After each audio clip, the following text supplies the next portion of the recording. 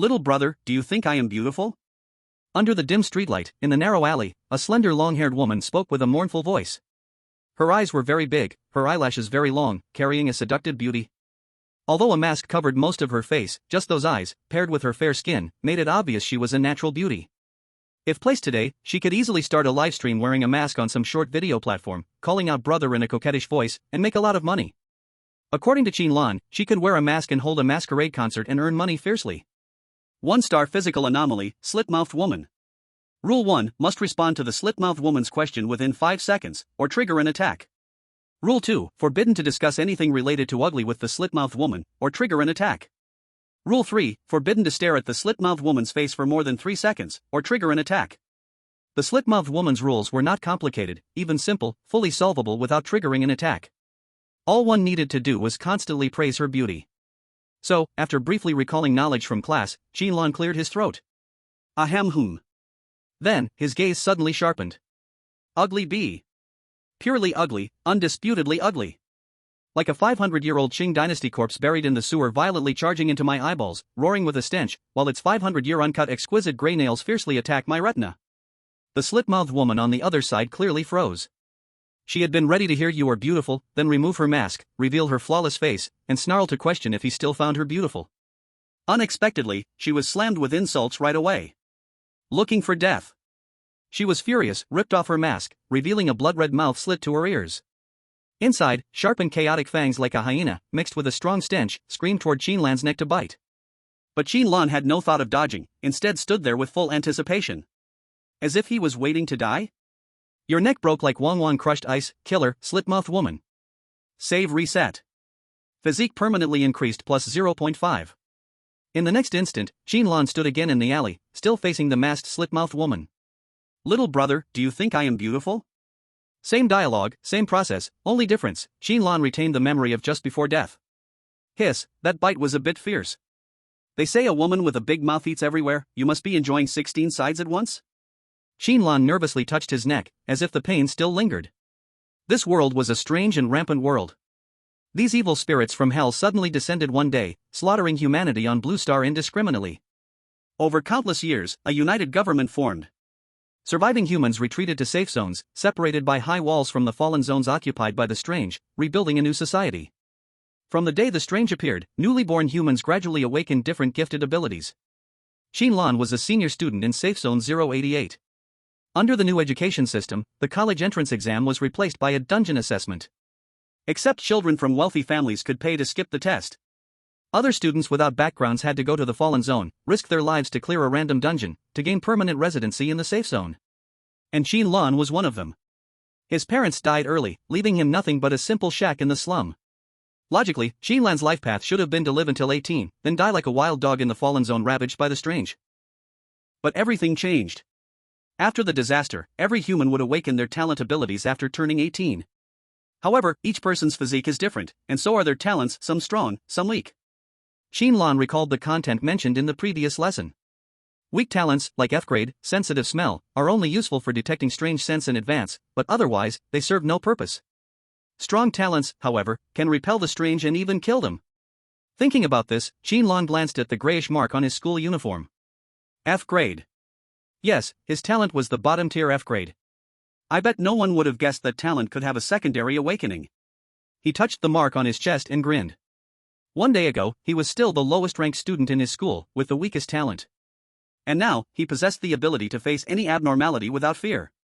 Unlimited save points, unlimited respawns. Talent, you're dead. But not completely. Effect 1, you have an annoying face, which permanently increases the chance of being attacked by abnormalities by 1000%. Effect 2, new every time you die in a dungeon due to abnormalities, you'll reset to the save point from 1 minute ago and permanently increase one random attribute. Attribute increases from the same type of death have a significant decay. When Qin Lan first awakened his talent, it only showed the first effect, which was called the once-in-a-century top-tier terrible talent in the 088 safe zone. No one knew what use a talent that increased the probability of being attacked by abnormalities could have. After discussions with many experienced teachers, they came to a convincing conclusion. This kid is useless. Almost everyone was sure that Qin Lan would die during the dungeon assessment at graduation. His greatest use might just be to draw fire from the abnormalities and increase the survival chances of the other students in the same dungeon. Barely useful waste. But even Qin Lan didn't expect that when he entered the fallen zone and was pulled into the dungeon by the abnormalities, the voice of his talent awakening would ring in his ears once again. Talent has been fully activated. Please carefully read the new effects. At first, Qin Lan thought it was just his imagination. But the information pouring into his mind didn't seem fake. After thinking for a while, Qin Lan still believed that practice would reveal the truth. So, the split-mouthed woman in front of him became the perfect test subject for his talent's effects. Now, someone might ask, Author, what if you try and actually die? Then you hold a grand ceremony, right? What else can you do? His talent was already a pile of garbage. What difference does it make whether he dies sooner or later? As the saying goes, treat a dead horse as a live one. Even if the test fails, it's just a quick rebirth. Who knows, maybe after respawning, he'll awaken a higher level talent. Of course, the result was quite a pleasant surprise. And the result was just as described. He not only returned to 1 minute before his death but also gained some attribute boosts. Name, Qin Lan. Race, human. Strength, 1.1. Physique, 1.2 greater than 1.7. Speed, 1.2. Spirit, 1.6. Curse resistance, 0. Curse amplification, 0. Special status, none. Skills, none.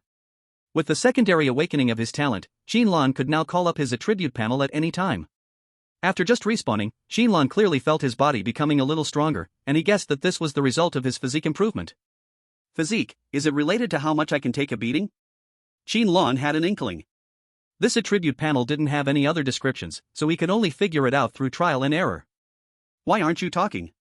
Am I pretty or not? The split-mouthed woman opposite him was getting angry, her voice becoming more shrill, and her huge mouth behind the mask twitched, as if she was about to attack at any moment. Qin Lan dug at his ear, rolled his eyes, and snapped. I said you're so ugly it makes me want to puke. Are you deaf? No woman in the world could accept being told she was ugly by a man. The mouthless woman is no exception. Your head exploded like a watermelon. The killer is, mouthless woman. Physical attribute permanently increased by 0.1. Once again revived, Qin Lan helplessly discovered that the increase in attributes was much smaller than he had imagined.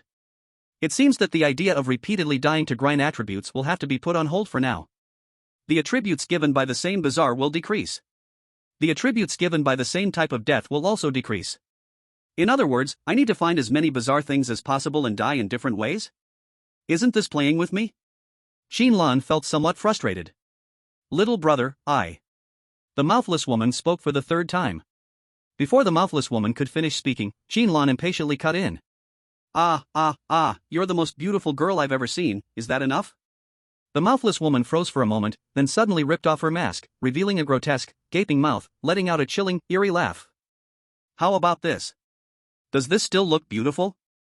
If it were someone unprepared, they would surely be startled by this terrifying sight. They might forget to respond or be mesmerized by her face for more than 3 seconds. This would trigger the attack rule, and they would die with regret. But Qin Lan had already seen her ugly face several times, so he was somewhat numb to it. You're the most beautiful. No one is more beautiful than you in the world. Is there anything else? If not, step aside, I'm very busy. Qin Lan waved his hand, as if swatting away a fly.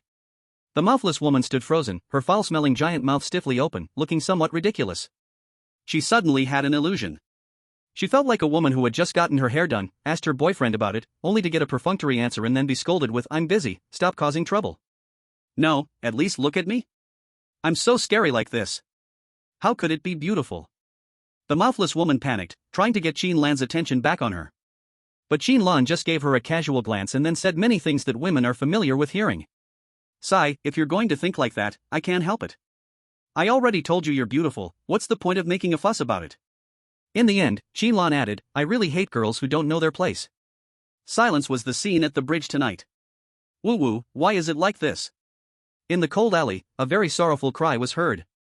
Qin Lan stepped out, completely ignoring the mouthless woman crouching in the corner, sobbing softly. He looked around, scanning the surroundings. There should be more bizarre things in this instance, right? Where are the others hiding? Chapter 2, Master, what do you do for a living? I want to go, to the road of Yellow Springs. You all come along with me. The woman in the front passenger seat of the taxi let out a sinister laugh. In the back seat, 2 girls in school uniforms looked pale, but still tried to sit calmly. The hitchhiking ghost. Two-star bazaar, commonly seen around midnight on dimly lit roadsides, disguised as a normal human to hitchhike. The hitchhiking ghost has one rule, very simple, yet also very complicated. That is, talk to her, but don't talk to her. Each hitchhiking ghost has its own forbidden words, and once the conversation touches on those forbidden words, the attack plot is triggered. But if you don't respond to the hitchhiking ghost's conversation for more than 10 seconds, it will also lead to her furious attack. As long as you're lucky, and the conversation doesn't touch on the forbidden words before the hitchhiking ghost gets off, you can safely avoid danger. But clearly, these two girls were not very lucky. Class monitor, what should we do? What should we do? Are we going to die here? I don't want to die, I don't want to die. The short-haired girl spoke in a choking voice, tightly gripping the arm of the girl beside her. In her nervousness, her nails were deeply embedded in the other girl's flesh, but she didn't even notice. The air in the car grew colder and colder. The driver in the front seat had already disappeared, and only the hitchhiking ghost sitting in the passenger seat kept sneering. Walk with me, come down with me. The headlights of the car grew dimmer and dimmer, as if they could go out at any moment. When the surroundings were completely engulfed in darkness, that would be the moment when the hitchhiking ghost would launch its attack. At that time, one of the two people in the back seat would inevitably be chosen as the prey. Compared to the panic of the short-haired girl, the other girl's reaction was much calmer. She was a delicate and gentle-looking girl. She had a neat and tidy high ponytail, a small but high-bridged nose, long and smooth eyelashes. And with those youthful, moist eyes, she had the face of a good student. If Qin Lan were here, he would instantly recognize her. Su Xiaoyue, the famous goddess from the 088 Safe Zone's 3rd middle school. She was not only the class monitor of his class but also an outstanding school-level student and the only A-level talent of this cohort. If Qin Lan represented the disgrace of the school, Su Xiaoyue symbolized the complete opposite, the honor of the school. From the moment she entered school, she had shown exceptional intelligence and learning ability, even awakening a highly promising A-level talent, making her the center of attention. Almost every boy, when chatting, couldn't avoid mentioning her name. Even though Qin Lan never participated in socializing, he couldn't help but learn many things about Su Xiaoyue from others. At this moment, Su Xiaoyue bit her lip, feeling the situation ahead was tricky, but her gaze remained calm, not giving up. Don't worry, even if the forbidden words are triggered, there are still ways to deal with the hitchhiking ghost. Su Xiaoyue tightly grasped the short-haired girl's hand, transferring warmth from her palm to help steady her emotions. I'll make the car stop for 3 seconds. During that time, you run out, and don't look back, understand? Su Xiaoyue comforted in a soft, gentle voice. The short-haired girl's face had already drained of color, and she could only keep nodding, unable to say even a complete sentence. She only had an E-level talent, and facing a hitchhiking ghost, a 2-star level anomaly, it was completely useless. All her hope was placed on Su Xiaoyue, the class monitor by her side. In the thick, cold air, Su Xiaoyue slowly closed her eyes. At almost the same moment, the vehicle speeding down the road suddenly came to an abrupt stop. Looking closely, the shadow under the wheels seemed to be like thick liquid, holding the car tightly in place. Now! Run! Su Xiaoyue suddenly opened her eyes, and her originally gentle gaze turned completely pitch black. Shadow transformation, an A-level talent, allowed the user to slip into an environment with shadows to avoid danger or briefly control the shadows for attack. As the most well-known and outstanding student in the school, Su Xiaoyue had already received multiple invitations from prestigious universities. In fact, she didn't even need to participate in this exam, as she could directly be admitted to a higher education institution through the recommendation channel. Even though the school leaders persuaded her many times, she still insisted on participating in the college entrance exam like everyone else, to prove her qualifications and strength in the fairest way possible. Creak! The wheels screeched against the ground, producing a sharp noise, but still, the car didn't move an inch. Su Xiaoyue gritted her teeth, looking as if it was a tremendous effort. Although she was not yet proficient in using her talent, she still had the strength to fight back against a 2-star anomaly. It was in these 3 seconds that the car door opened, and the short-haired girl didn't hesitate at all. She rushed out of the car. Bang! The car door slammed shut, and the taxi accelerated once more, disappearing into the dim road ahead. In the back seat, Su Xiaoyue let out a soft groan, weakly leaning back against the seat. During high school, the development of talent abilities was very limited. Only by graduating and heading to major universities can one learn the methods to cultivate their talents. With Su Xiaoyue's current abilities, forcing a 2-star hitchhiker to delay for 3 seconds is already her limit. Huff! Su Xiaoyue's chest rose and fell violently, her forehead already soaked with sweat. With each breath she took, the air from her nose and mouth formed a white mist, clearly showing how much the temperature inside the car had dropped. What a pity, I was planning to take her with me. Since you let her run away, then you come down with me. The hitchhiker's voice from the front was colder, clearly enraged by Su Xiaoyue's earlier actions. Not good. Hearing the hitchhiker's words, Su Xiaoyue's entire body tensed, ready to activate her talent skill again at any moment. She had dared to save the girl earlier precisely because she had the confidence to protect herself. Shadow transformation, which could control shadows and let her hide in them to avoid the eerie things. Being rated as an A-level talent naturally meant it had its own strength. However, just as Su Xiaoyue was about to act, two cold hands suddenly reached out from the back of the chair, tightly gripping her throat. Ugh! Su Xiaoyue never expected the hitchhiker to be so clever. Her talent ability had a brief activation delay, requiring her to focus before it could take effect. This tiny weakness was actually detected by an eerie creature. Now, she had to desperately fight against the two lifeless hands, unable to use her talent at all. Su Xiaoyue struggled violently, but having just used her talent to its limit, she had no energy left to break free. As the blood flow to her brain diminished, Su Xiaoyue slowly lost strength, and her vision gradually darkened. It was at this moment that she realized how arrogant she had been. Even though she had an A-level talent, the enemy she was facing was an eerie creature, a demonic spirit from hell. She had been so conceited to think she could save the person first and then retreat unscathed. The knowledge learned in class, no matter how detailed, could never compare to the realism of an actual dungeon. He. Come with me to the road to the Yellow Springs. Su Xiaoyue regretted it a little. The eerie laughter in her ears grew closer, and her control over her body became more numb. The cold feeling surrounded her like quicksand, trying to drag her into deep despair. Now, only she and the hitchhiker were left in the car. So, who would this eerie creature choose to be its prey? The answer was obvious, of course. Qin Lan. Damn it, driving so fast, are you in a hurry to reincarnate? A coarse curse rang in her ears, causing Su Xiaoyue to tremble all over. The hands that had been choking her throat suddenly withdrew, fresh air flooding into her lungs, making her senses clear again. At that moment, Su Xiaoyue belatedly realized that the taxi had just gone through a sharp break. Oh? Squad leader Su? What a coincidence! Qin Lan, who had been cursing just moments ago, now showed a surprised expression. After leaving the alley, he had been aimlessly searching for other eerie traces on the road, but had found nothing. He didn't expect that after hearing the roar of a car engine, a taxi would appear in his line of sight. And the person in the car turned out to be Su Xiaoyue. Su Xiaoyue coughed violently, too weak to respond to Qin Lan's words, only able to warn him with a look to leave quickly. In her mind, Qin Lan's appearance was nothing more than an additional victim. At this moment, Su Xiaoyue understood why she had been saved, the hidden rule of the hitchhiker. If another passenger boards the vehicle during the journey, the hunt will restart. It could be said that Qin Lan's appearance had saved her. Qin Lan, however, only glanced at her, noticing the two dark purple handprints on Su Xiaoyue's pale neck. Oh, so it's a hitchhiking ghost. Almost in an instant, Qin Lan made her judgment. Then, in the next second, Qin Lan opened the passenger side door. The woman, transformed into the hitchhiking ghost, looked at her with a confused expression. What do you want to do? Qin Lan confidently replied. I want to ride in the car. The hitchhiking ghost still looked puzzled. Then why did you open my car door? Qin Lan remained confident. I don't have a driver's license. Of course, you're the one who should drive. 1 minute later, Qin Lan was sitting in the passenger seat, humming a little tune, enjoying the breeze through the window, while the hitchhiking ghost sat in the driver's seat, holding the steering wheel with a frustrated look on her face. In the back seat was Su Xiaoyue, who had just recovered from the shock. The atmosphere in the car became very strange.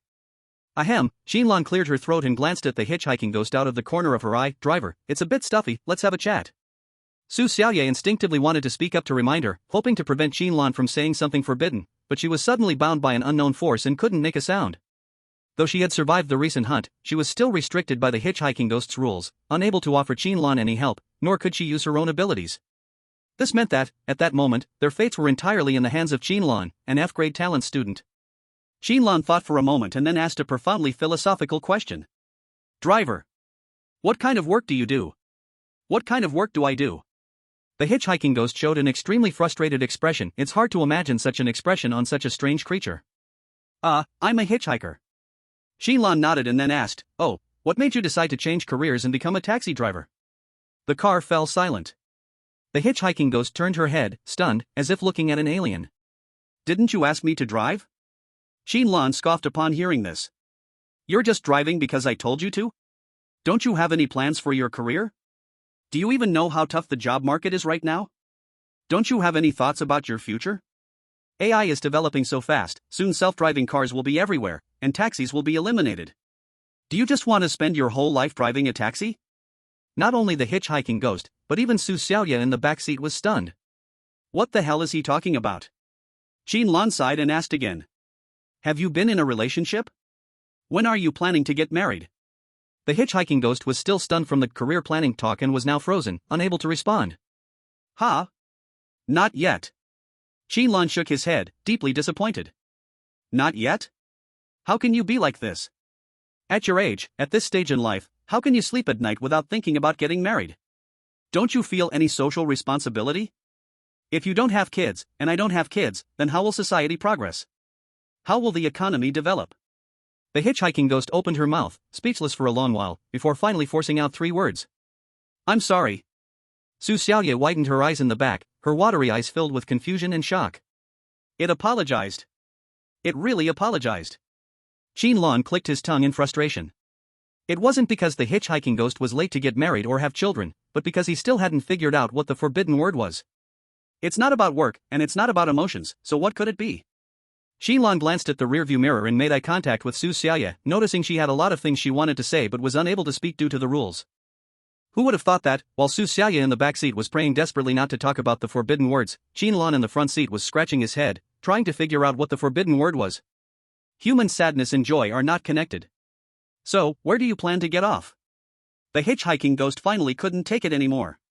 After talking about everything from career planning to marriage, from social development to philosophical topics, Qin Lan had forcefully dragged the hitchhiking ghost through many conversations. But still, he had not found the forbidden word. And at this moment, the hitchhiking ghost more than anyone else wanted Qin Lan to get off the car quickly. Su Xiaoyue's eyes trembled, immediately realizing the trap in these words. She tried desperately to speak, but the hitchhiking ghost in front suddenly turned, throwing a cold and sharp gaze at her. That gaze carried a trace of cunning as well. Su Xiaoyue couldn't help but feel a chill in her heart. Sure enough, this eerie intelligence far exceeded her imagination. If Qin Lan got trapped again, both of them would die together. And just as Su Xiaoyue expected, Qin Lan casually replied with a question. Not there yet, what about you? In an instant, the hitchhiking ghost showed a ferocious smile, a sense of frustration releasing within it. Ah! Ha! Finally, I found my chance. I am going to the road of Yellow Springs. Chapter 3, Strictly Forbidden Self-Strategy. This was the hitchhiking ghost's taboo word. As long as it involved asking her destination, even just a question, it would trigger a hunting situation. Su Xiaoyue felt a chill in her heart, yet she saw Qin Lan in the passenger seat getting excited as well. Ah! Ha! Finally, I found my chance. After all this effort, finally I made my buddy understand your taboo word. Why didn't you say it earlier? You had to drag out so much nonsense. The hitchhiking ghost didn't understand why Qin Lan would be so excited facing death, but the annoyance accumulated during the ride made her too lazy to think, treating him as a masochist. The previous chat had already worn down her patience completely. Now she just wanted to drag this damn chatterbox to the road of Yellow Springs, to let him taste true despair. Thus, the hunt began. With the ghost's sharp and chilling scream. Dense dark energy enveloped Qin Lan, and the scenery outside the car rapidly changed, as if moving toward a terrifying place. Qin Lan, curious, looked outside, wanting to see what the so-called road of Yellow Springs was like, a scenic spot. But as time passed, Qin Lan's pupils trembled. You just entered a world not belonging to the living, the driver is the hitchhiking ghost. Mental attribute permanently increased by 0.4. So, where do you plan to get off? Qin Lan suddenly snapped back, hearing the familiar question again. His chest rose and fell violently, and he didn't know when his back had become soaked with cold sweat. His heart pounded, the horror and despair just experienced still lingered in his mind, impossible to shake. Is this the road of Yellow Springs? Memories in his brain had already blurred, as if even remembering that place was a taboo. Qin Lan only knew he had left the world of the living, reaching an extremely terrifying place. No words could describe that sensation. If one must describe it, it was a complete mix of despair and fear, just a touch could trap one in endless torment. Hiss. Qin Lan took a deep breath, then quickly made a decision. I'm done playing. Even if he could increase his attributes again, he would never go through what just happened. The hitchhiking ghost's death experience was enough, just once. Where am I going? Qin Lan repeated, then looked at the expectant ghost, speaking each word clearly. I'm going to dig up your ancestor's grave, squat on it, and crazily eat your ancestors' offerings. Hitchhiking ghost? You don't understand? Qin Lan said calmly, then I'll put it in a way you can understand. I plan to go to your house, find your mother, and with her forcefully until she.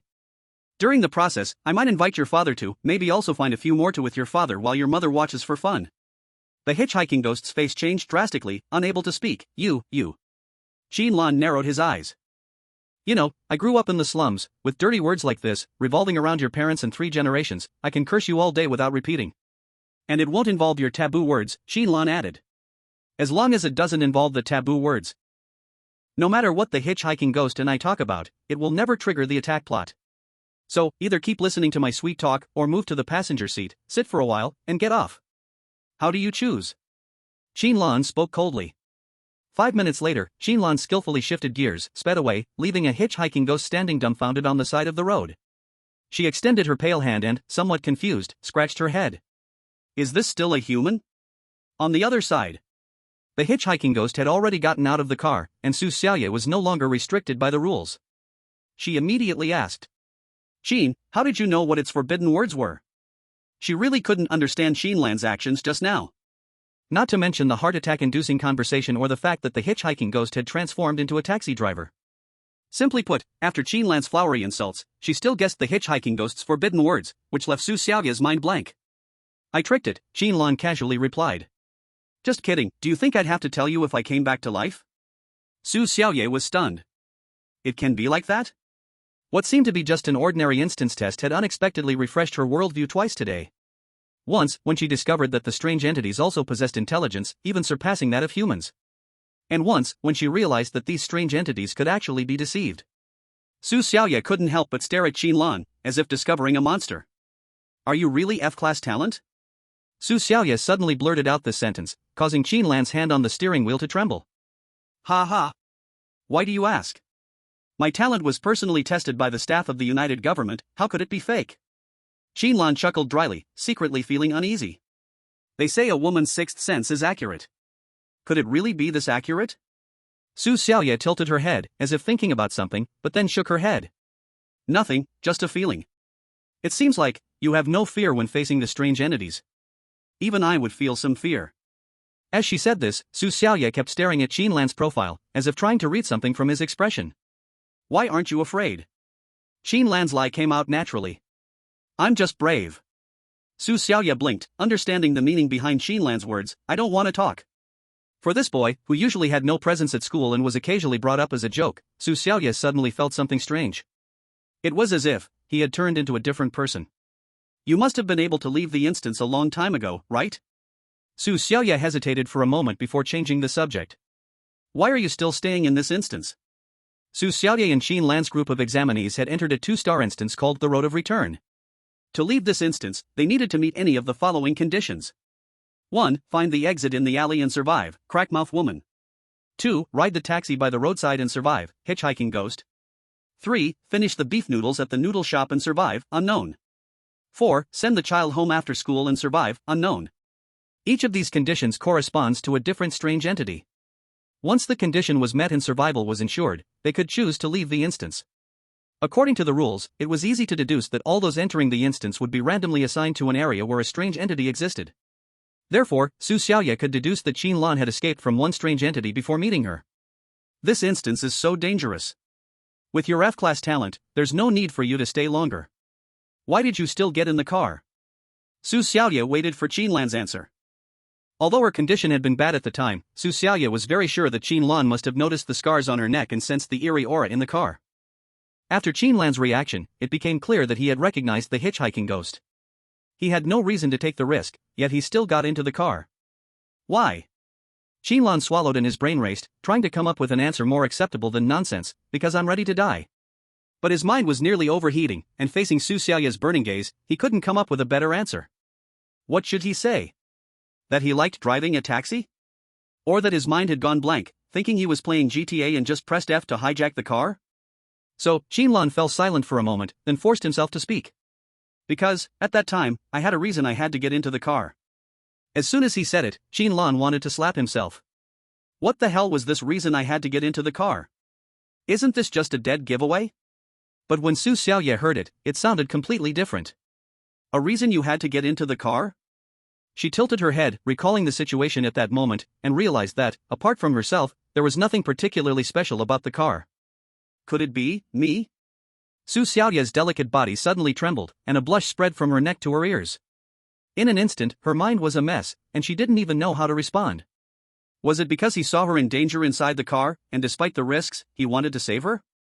This was the most subtle and touching love confession she had ever heard. Chapter 4, Result, Unqualified. What? You said Su Xiaoyue was trapped by the hitchhiking ghost? Damn it, why does it have to be the hitchhiking ghost? Outside the B3 exit of the 088 safe zone, many staff members were busy registering information, while a large area nearby was sealed off with warning tape.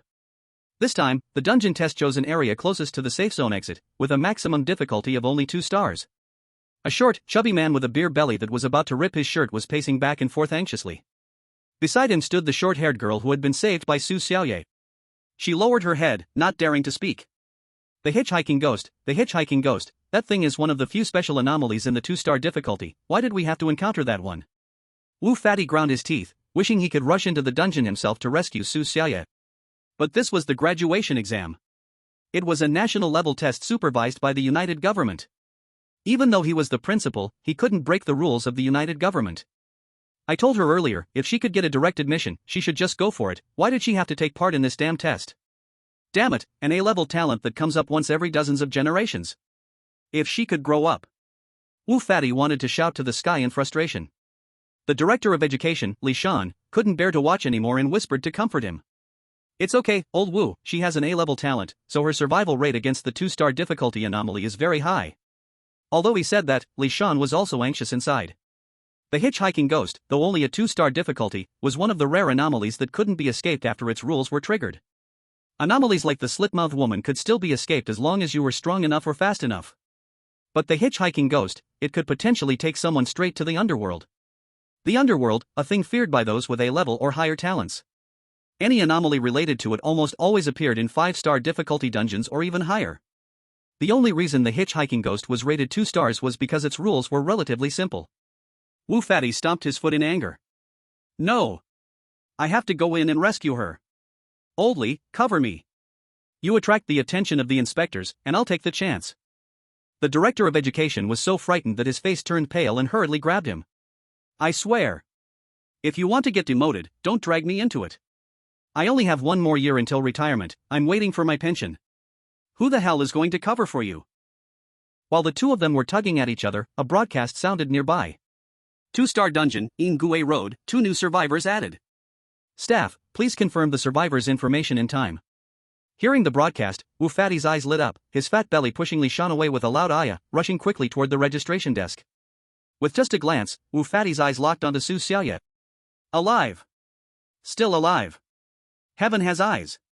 Seeing his precious, little student safe and sound, Wu Fatty almost cried. He had been the principal in this remote place for over 10 or 20 years, sending away so many classes of students, and had barely seen a few B-level ones. Finally getting an A-level golden phoenix from the grass nest, it was held in his hands as if afraid to drop, put in his mouth as if afraid it would melt. Hearing Su Xiaoyue trapped by the hitchhiking ghost, he even wanted to go die in a toilet. Now seeing her completely unharmed, Wu Fatty finally felt what it meant to cry from extreme joy. But before he could get close, he heard Su Xiaoyue's angry voice. Why? Why is his score failing? Your records are wrong. What's going on? Score problem? Wu Fatty's heart skipped a beat, thinking Su Xiaoyue had run into trouble. This could not happen.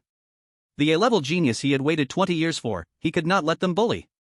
Wu Fatty rolled up his sleeves, shoved through the crowd fiercely, and walked over. Before he could speak, he saw the registration staff coldly say, "If you have objections to the scores, the school can apply for a review. Standing here won't change anything." Beside him, Qin Lan held his report card, staring at the bright red fail stamp in silence for a long time. Fail. It meant that even if he passed the dungeon, he could not get permanent residence in the safe zone. Forget about university or work, all dreams vanished.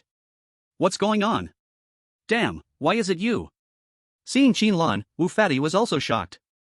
But he wasn't shocked by the failing score, he never expected this bottom-rank guy to survive the dungeon.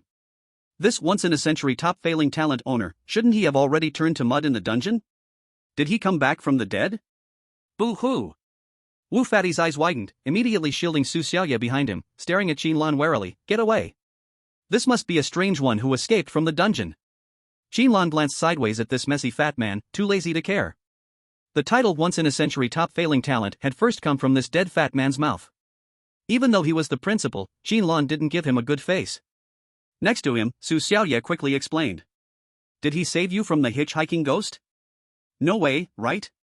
I remember taking my medicine this morning. Wu Fatty rubbed his temples, doubting his own brain. What does it mean for an F-level bottom talent to save an A-level genius from a strange being at the last second? Are you writing a fantasy story here? No, that's even more impossible. If you both escaped from the hitchhiking ghost together, his score could never be failing. Unless... Wu Fatty looked at the registration staff, about to question, but understood something from their complicated expression. Oh, you happened to pick him, right? Seeing the other hesitate, Wu Fatty immediately understood everything. Sighing, Wu Fatty waved to Qin Lan.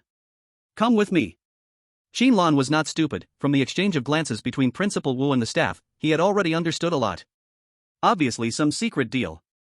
Qin Lan sighed quietly in his heart. Principal. You have to help him. Su Xiaoyue stomped her foot anxiously beside him.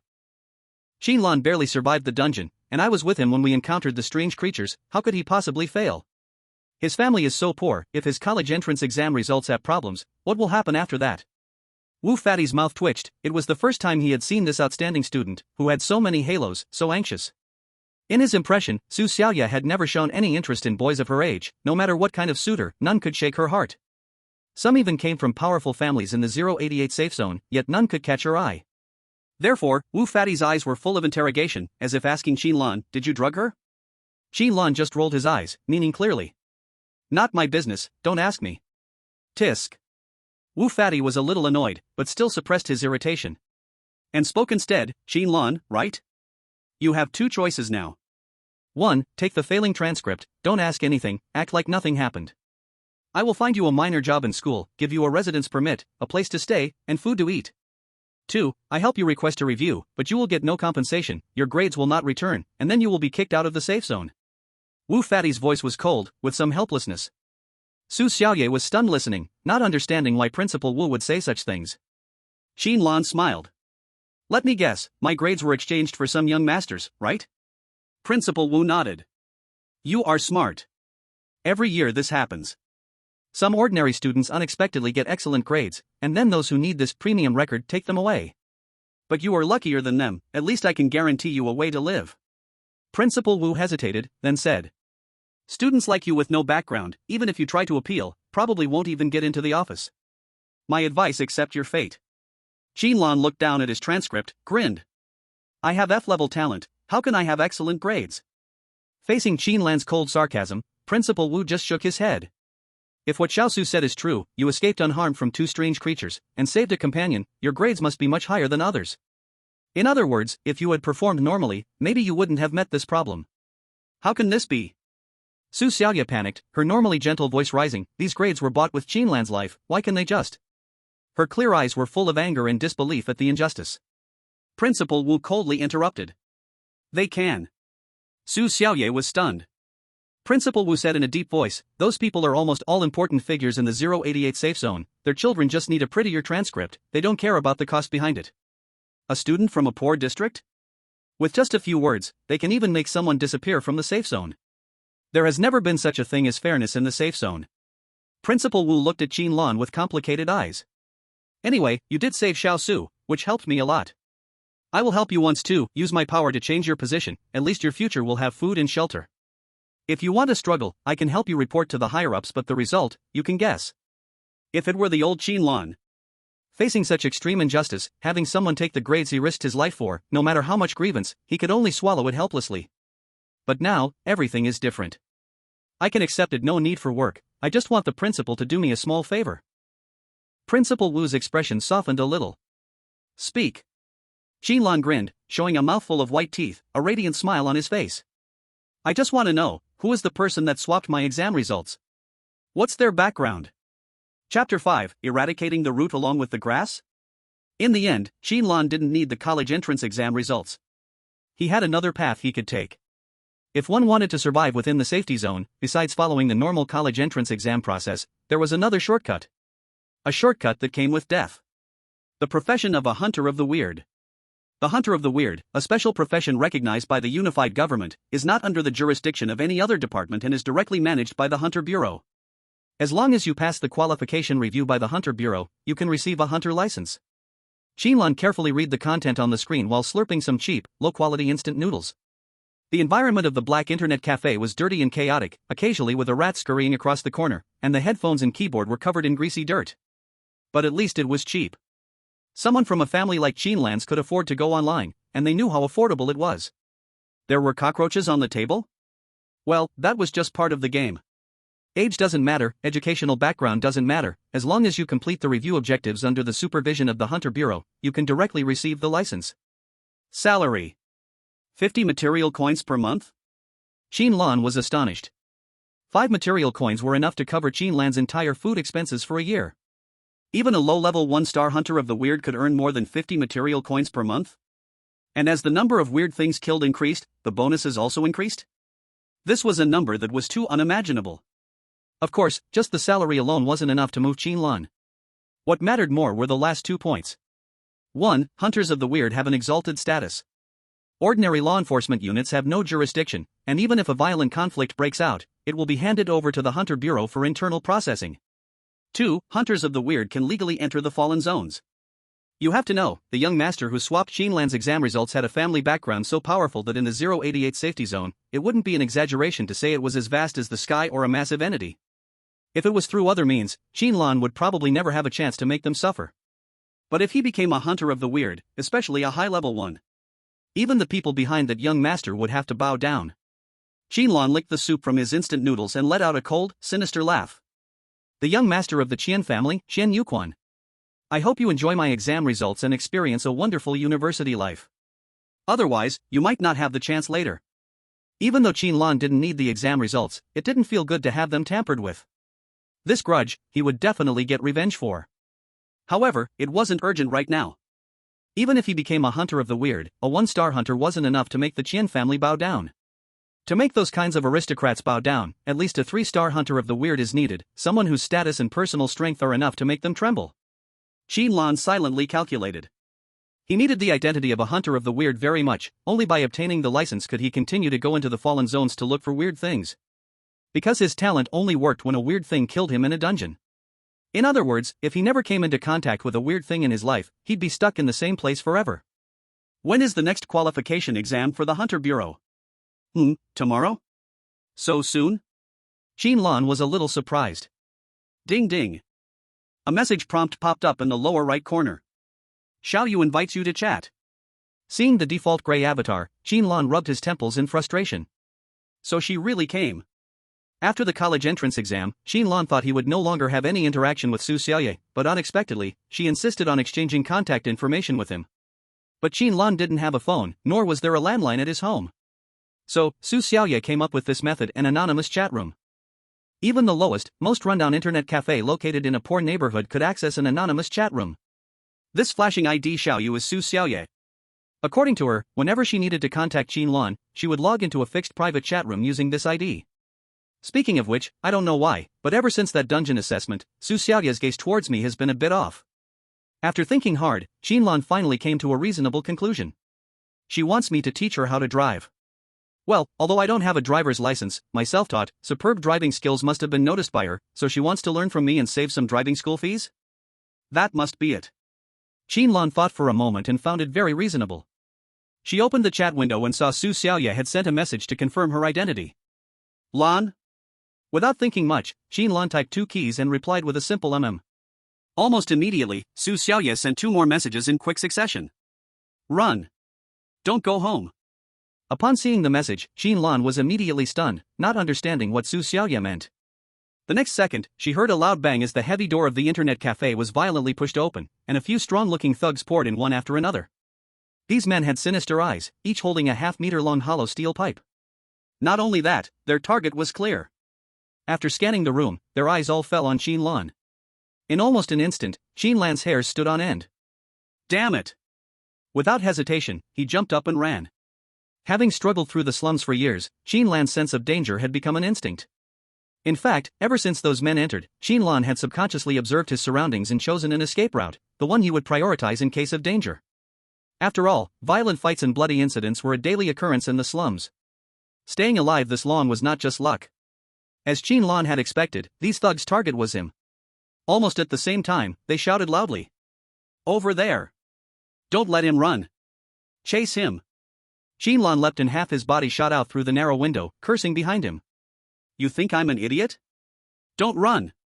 Of course, despite the cursing, he didn't stop moving. With a swift, graceful roll, Qin Lan landed smoothly. But just as he stood up, a heavy blow struck his back with a thud. Boom! The strike was merciless. The steel pipe slammed into Qin Lan's body, knocking the air out of him, and he fell to the ground. That was a mistake. I didn't realize there were people outside. Feeling the intense pain in his back, Qin Lan gritted his teeth silently. The thug waiting outside, cigarette in mouth, grinned and walked toward Qin Lan. Kid, don't blame me, I'm just doing this for money, what the hell? How are you still running? Qin Lan scrambled up, immediately sprinting away. What the hell?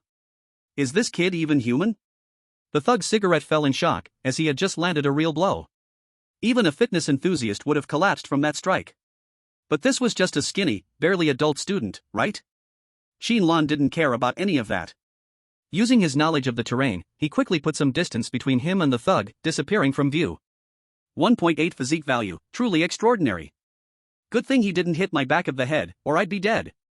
Despite the pain, Qin Lan didn't slow down. The 2 times he had been killed by the slit-mouthed woman gave him a total of 0.6 physique points, boosting his physical strength to nearly double that of an average person. If it hadn't been for this, he definitely wouldn't have been able to take that hit.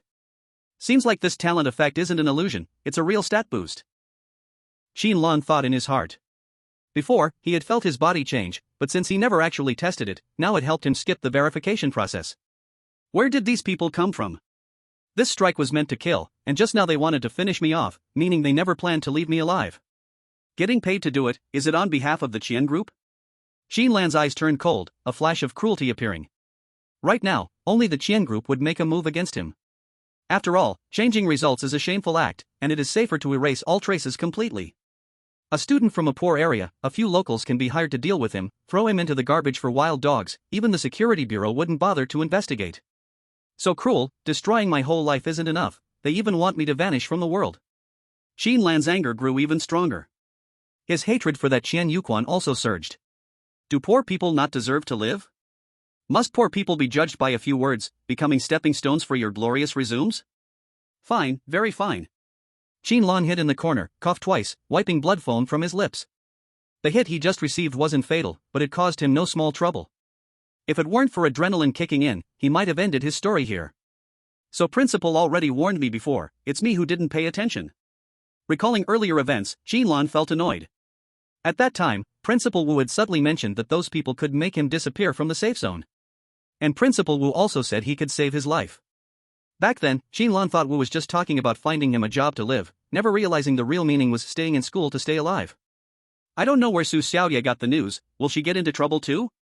Qin Lan frowned. But then he thought, she is already an A-level gifted student, with Principal Wu backing her, and she can be recommended to famous schools, probably the Chen group wouldn't dare touch her. Just as he thought this, Qin Lan suddenly heard commotion not far away. Looking up, he saw thick smoke rolling. That was in the direction of his home. Run! Don't go home. The 2 messages flashed in his mind. It was the last thought his parents left him in the world, the small house that had been with him for over 10 years. In the dark street corner, Qin Lan clenched his fists tightly, no words, but the cold in his eyes could freeze someone into ice. Chapter 6, Another Way Out, The Hunter of Oddities. Inside the spacious and warm bedroom, the decor was full of girlish atmosphere. Sunlight fell by the window, delicate and cute dolls placed nearby, giving a warm feeling.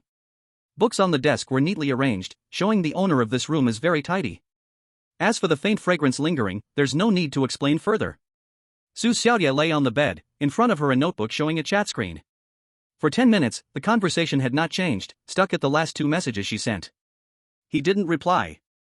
Su Xiaoyue bit her cherry-red lip, feeling a tightness in her heart.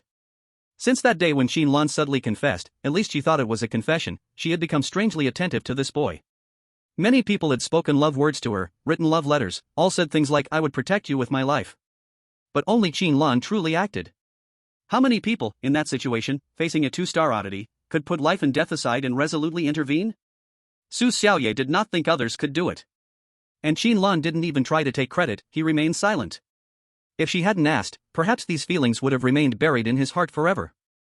It was almost like a silent, brave knight guarding behind her.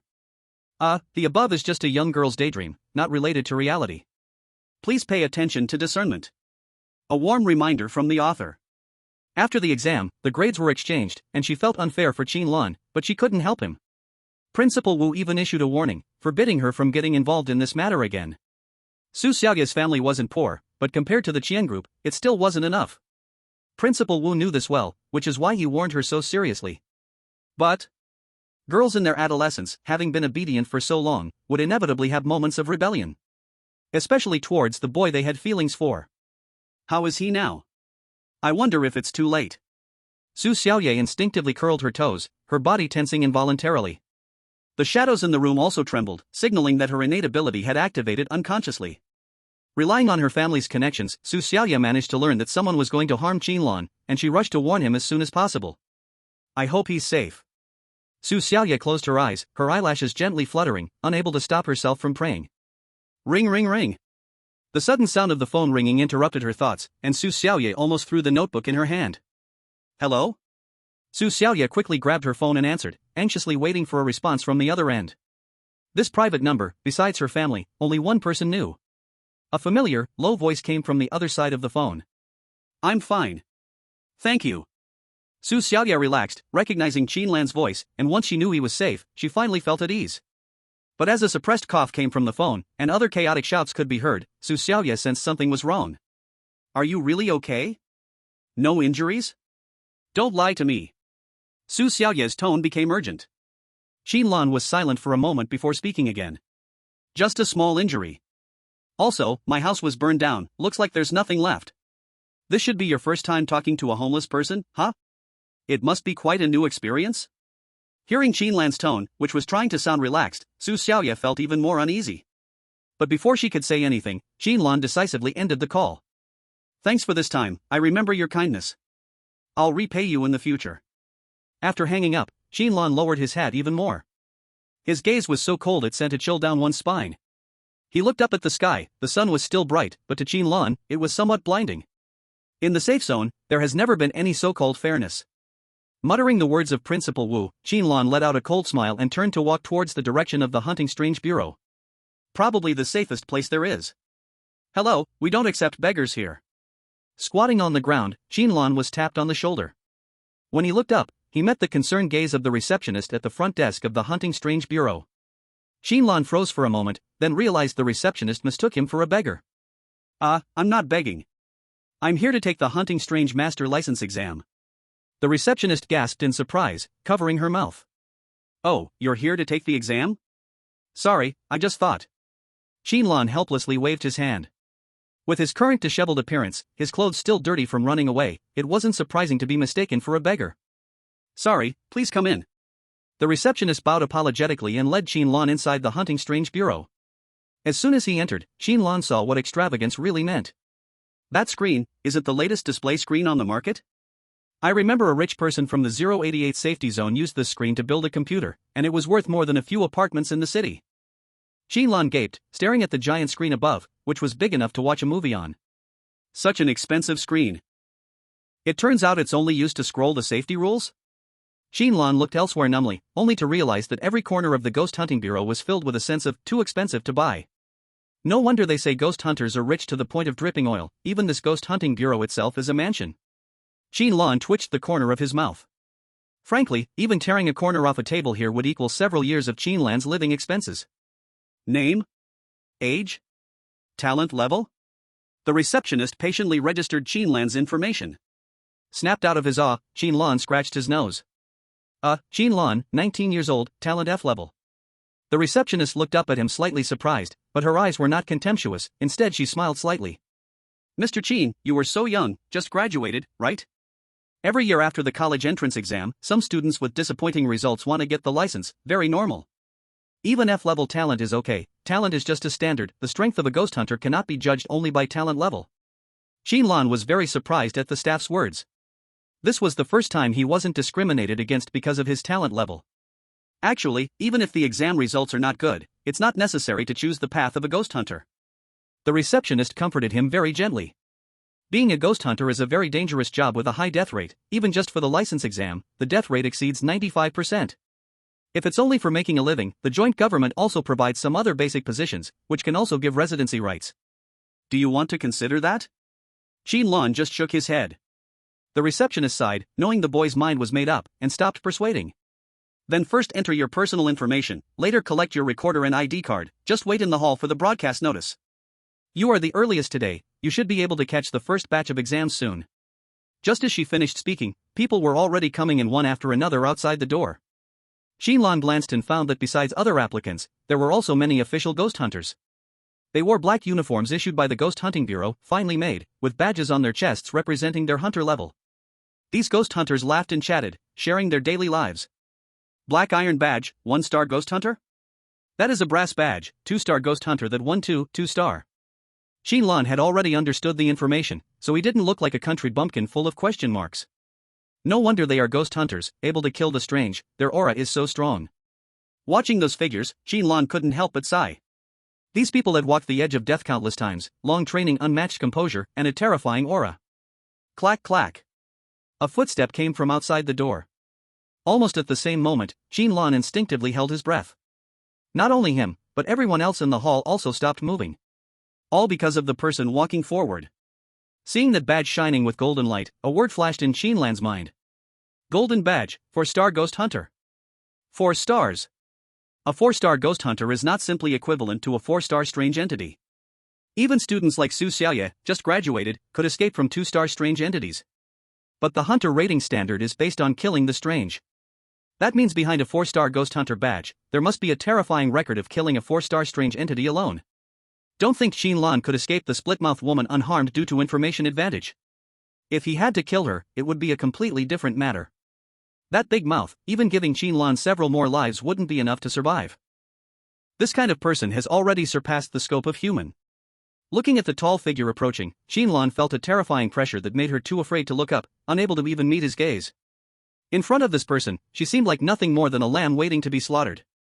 Is this a high-level monster hunter? Is it possible to reach this level just by developing one's talent? Qin Lan clenched her fists tightly, struggling against the overwhelming pressure, deeply shaken in her heart. Good morning, Supervisor Liu. The receptionist greeted Qin Lan with a sweet smile and slightly bowed toward the person. Good morning. Supervisor Liu's voice was calm, like an ordinary passerby.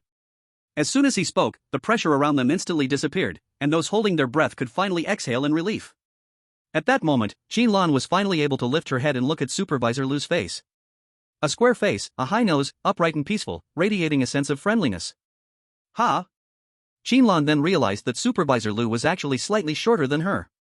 But why had she felt the need to look up at him just moments ago? Supervisor Liu walked to the front desk, his gaze landing on Qin Lan, a hint of surprise flashing in his eyes. Is this a newcomer? Her manners seemed quite good.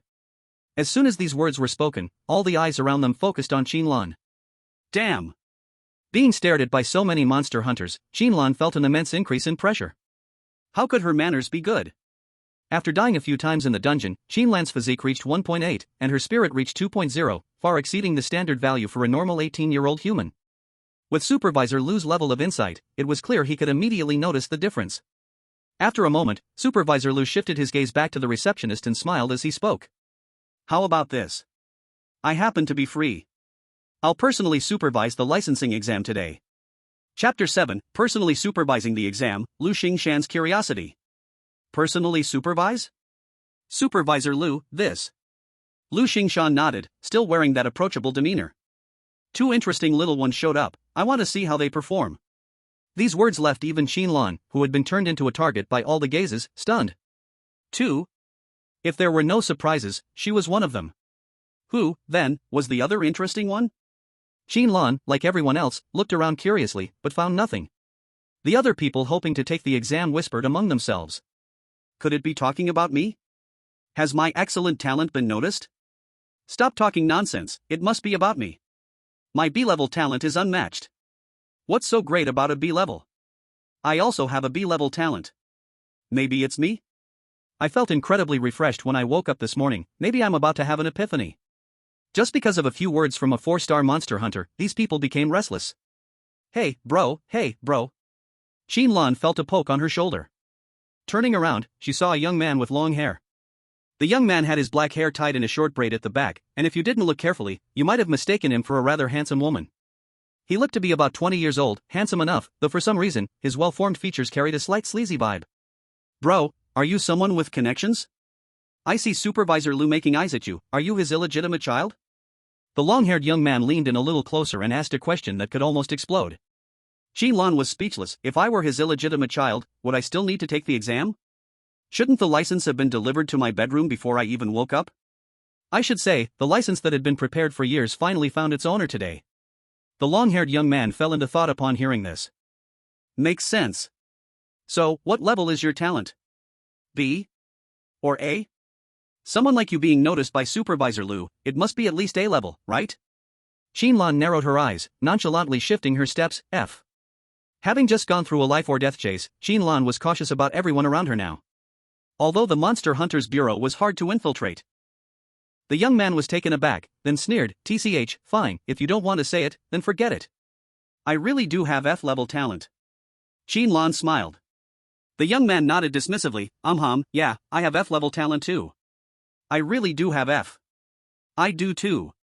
Qin Lan shook his head. In this day and age, if you say you're trash, no one believes you. The world has really gone downhill, people's hearts have become cold. Why can't there be a little more trust between people? At this moment, Lu Xingshan lightly coughed, and all discussions immediately stopped. I believe many of you have already learned about the inspection process for the hunter's license in advance. But I still need to go through the steps and talk to you for a bit. Lu Xingshan said gently. To obtain the license, you need to enter the dungeon under the recorder's detection and survive at least 10 one-star anomalies. Or, kill a one-star anomaly on your own. As soon as these words were said, no one spoke. They all knew the high value of these few words. Of course, the last person to pass by killing an anomaly was 7 years ago. All of you need to just survive. Lu Xingshan's voice was magnetic, with a calming power that could soothe one's emotions. Supervisor. I have a question. A young man who looked similarly young couldn't help but speak up. Who was the person who killed the one-star anomaly during the assessment last time? At these words, the young man with the short braids next to Qin Lan immediately let out a strange laugh. Heh, do you really need to ask? Hearing this, Qin Lan couldn't help but look at him for a moment longer. This guy seems to know a lot about things. Sure enough, when Lu Xingshan heard this, he just smiled and pointed to himself. Me. Damn. Qin Lan's mouth twitched. He just played himself. 7 years ago, I obtained my license for the first time. 7 years later, I am now the supervisor of the Hunters Bureau in the 088 safety zone, and a 4-star hunter. If any of you perform brilliantly, maybe your future won't be worse than mine. Lu Xingshan said with a smile. Soon, I will take you all to the Fallen Zone. Please keep your recorders on at all times to ensure your achievements count. You can choose to go alone or team up. As long as you survive from at least 10 one-star anomalies, you will get the official license. The method is not limited. Lu Xingshan looked at these eager young people, his eyes filled with encouragement. Any questions? At this point, Qin Lan raised her hand.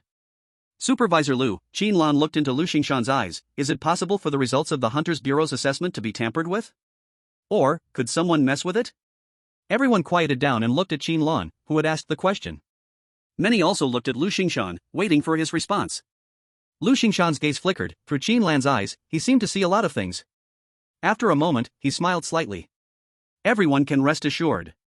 Whoever dares to play tricks on the Hunters Bureau's turf, even if it is the total head of the 088 safety zone, I would dare to twist his head off and hang it on the door as a wind chime. Hiss, what a terrifying statement. That's the head of an entire safety zone. He's practically the local emperor, and Lu Xingshan casually says such a thing, without any hint of hesitation. From his tone just now, Qin Lan didn't doubt that he could really do it. Then I'm fine. Qin Lan sighed in relief and lowered her hand. She turned her head and saw that the short-braided guy beside her was grinning, looking quite amusing. What's wrong with you? Did your hemorrhoids act up? Why does your face look so bad? Qin Lan casually asked. The young man with the short braids looked pained. Do you know why Supervisor Lu dared to use the head of the 088 safety zone as an example just now?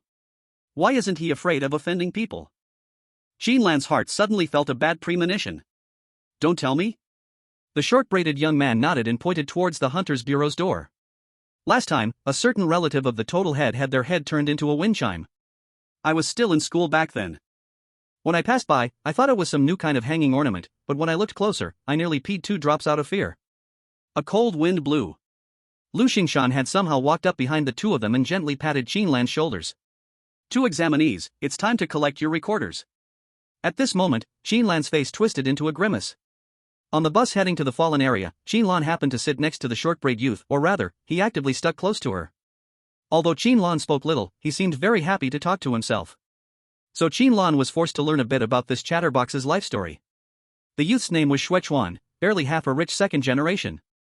According to him, becoming a ghost hunter had always been his dream, but his father never agreed, thinking it was too dangerous.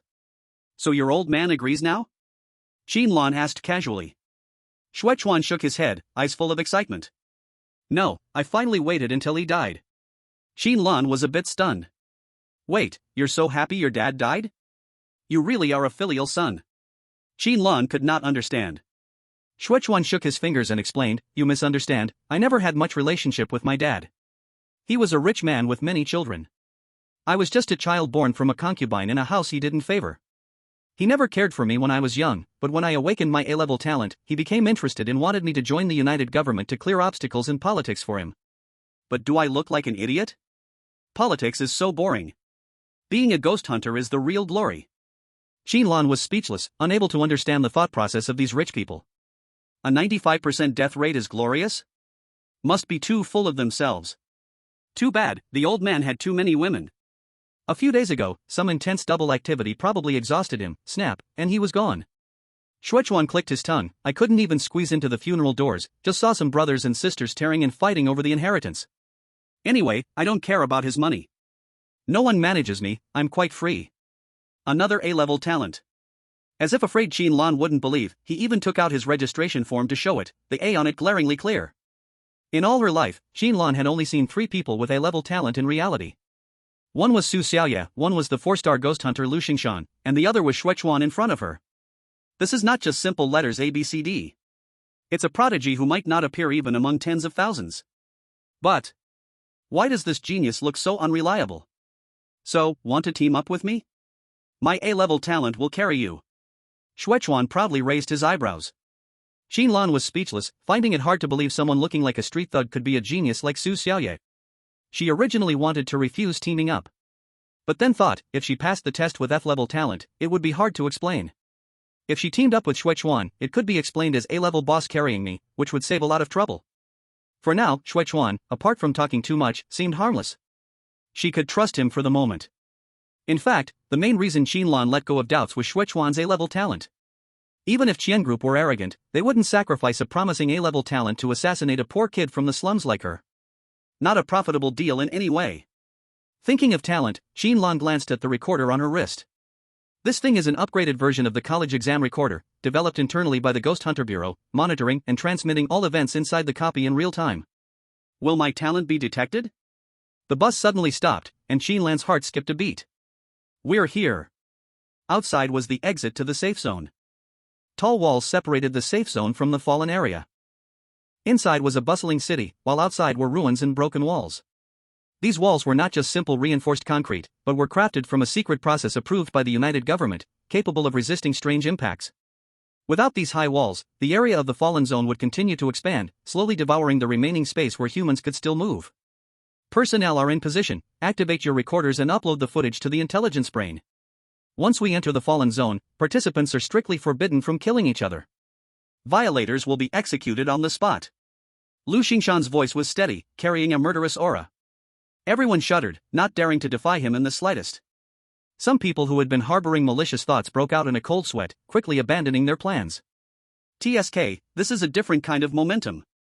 Just a few words, and a group of people are already scared out of their wits.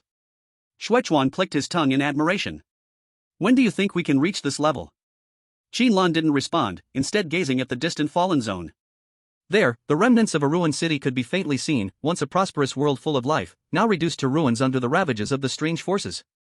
All right. Lu Xingshan's voice rang out loudly. All assessment participants, depart. Chapter 8, what kind of terrifying subway is this? The Exorcist license assessment is like the Super Pro Max version of the college entrance exam. All the participants looked solemn, but only Qin Lan and Shuechuan appeared relaxed. Qin Lan was confident because of her ultimate trump card, the infinite resurrection ability. As for Shuechuan, he was simply carefree. In his words, people are going to die anyway, so dying in the safety zone is no different from dying at the hands of the strange forces, at least the latter has a more romantic flair. However, considering his A-level talent, his survival rate would likely be much higher than the others. Let's go too. Seeing the others start moving, Shuechuan rubbed his hands together, eager to try. The participants were assigned different routes, both to prevent infighting and to avoid running out of dungeons. With 10 different strange assessment standards, one dungeon would never be enough. Even the 2-star dungeon Qin Lan encountered during the college entrance exam, the road to the Return of Souls, only had 4 strange forces present. Of course, it's not that the higher the difficulty, the more strange forces there are. Like the dungeon Qin Lan had heard about, where there was only one strange force from start to finish, and even its physical form never appeared, yet it was ranked above 5-star difficulty. In that dungeon, there was only one unknown entity called the Grim Reaper, which would go to great lengths to create various accidents to kill humans inside. It seemed that only a group of A-level exorcists had teamed up to overcome it, but they couldn't kill the strange entity, only managing to banish it to the Forbidden Zone. At this moment, Qin Lan wasn't sure if it was because of her hate-attracting talent effect kicking in, but the two of them had barely walked a few hundred meters into the Fallen Zone when the surroundings started to change. The environment twisted, a sign that they were being dragged into a dungeon. These strange forces were like antlions in the desert, hiding beneath the sand, setting traps, and waiting for unsuspecting ants to pass by. They would then drag them into their own domain and slowly torture them to death. Oh? That was quick? Shuechuan's eyes lit up, and anyone who didn't know better would think he had seen a beautiful woman on the street. Bro, sometimes I really doubt your sexual orientation, seriously. Qin Lan mocked. Who else would treat being dragged into a dungeon by strange forces like they're just out for a stroll in a brothel? Though mocking, Qin Lan quickly scanned the dungeon's information. This information would be instilled into their minds once they entered the dungeon, much like explaining the rules of the game to players. In the past, many researchers had speculated that these so-called strange forces in dungeons were actually a special form of game. How could this be a 3-star difficulty dungeon? Qin Lan was shocked. He never imagined that a 3-star difficulty dungeon would appear just a few hundred meters away from the safe zone's exit. By all logic, at such a close distance, it should mostly be a 1-star difficulty dungeon. The scene changed rapidly, and Qin Lan realized he had somehow already seated himself on a moving subway train. The train car shook. It wasn't too crowded, but there were still quite a few passengers. The mixed smell of sleepiness, coughing, murmurs, and the hum of the air conditioning system created a strangely oppressive atmosphere. Across from him, Shuechuan was seated. His body swayed, looking half asleep, half awake. Qin Lan tried to speak, but his body was no longer under his control. It seemed that the dungeon's rules had started to take effect, putting him into the role of Hugh, the one who was fast asleep. It felt just like watching a cutscene while playing a game. Terrifying subway. I wonder what kind of strange thing will appear. A physical entity? A supernatural entity? Although there were revival options, Qin Lan didn't dare to relax and immediately began to think. Based on the dungeon description, it seems more like a supernatural type. Probably a haunted subway with various ghostly phenomena occurring one after another? Qin Lan had already made his judgment. As control over his body returned, Qin Lan could finally act on his own. The first thing he wanted to do was wake up Shuechuan and exchange information. However, before Qin Lan could make a move, he heard a sharp, screeching roar. You perverted man! How dare you secretly take pictures of me? Qin Lan turned his head in confusion and saw 2 large, pig-like humanoid figures standing up. They were holding phones and snapping pictures of him, as if recording a video. The other passengers all stepped aside, whispering while they watched the bewildered Qin Lan.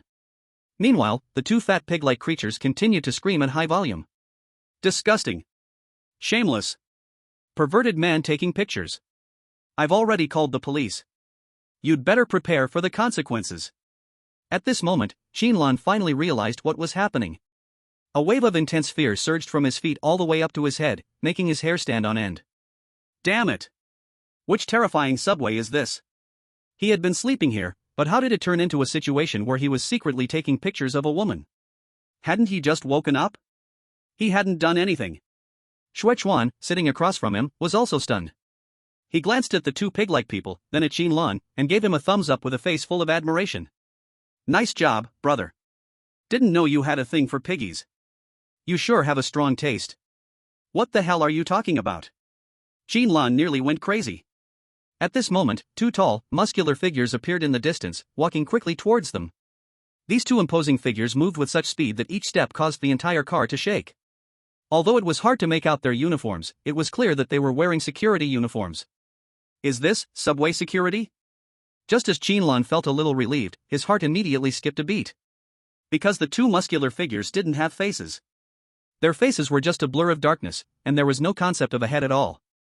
Brother, I don't think they're here to help you. Don't worry, I've got this. Shuechuan's expression grew serious. He reached into his pocket and quickly pulled out a hair-setting spray. Qin Lan stared at the scene in shock, his mind going blank. Shuechuan looked embarrassed. Sorry, bad luck, didn't get anything useful. Saying that, he quickly tossed the setting spray aside, smiling awkwardly as he kept digging in his pocket. No, dude. Your talent is lottery touch, huh? Only now did Qin Lan realize, the A-level talent he had high hopes for, Shuechuan, actually had an effect like drawing random items. At this moment, those two security guards had already come in front of Qin Lan. Suffocating. Qin Lan had only this feeling. These two faceless guards gave off a chilling, uneasy aura, just standing there felt like two mountains. Maybe there's a little misunderstanding? Qin Lan forced out two dry laughs.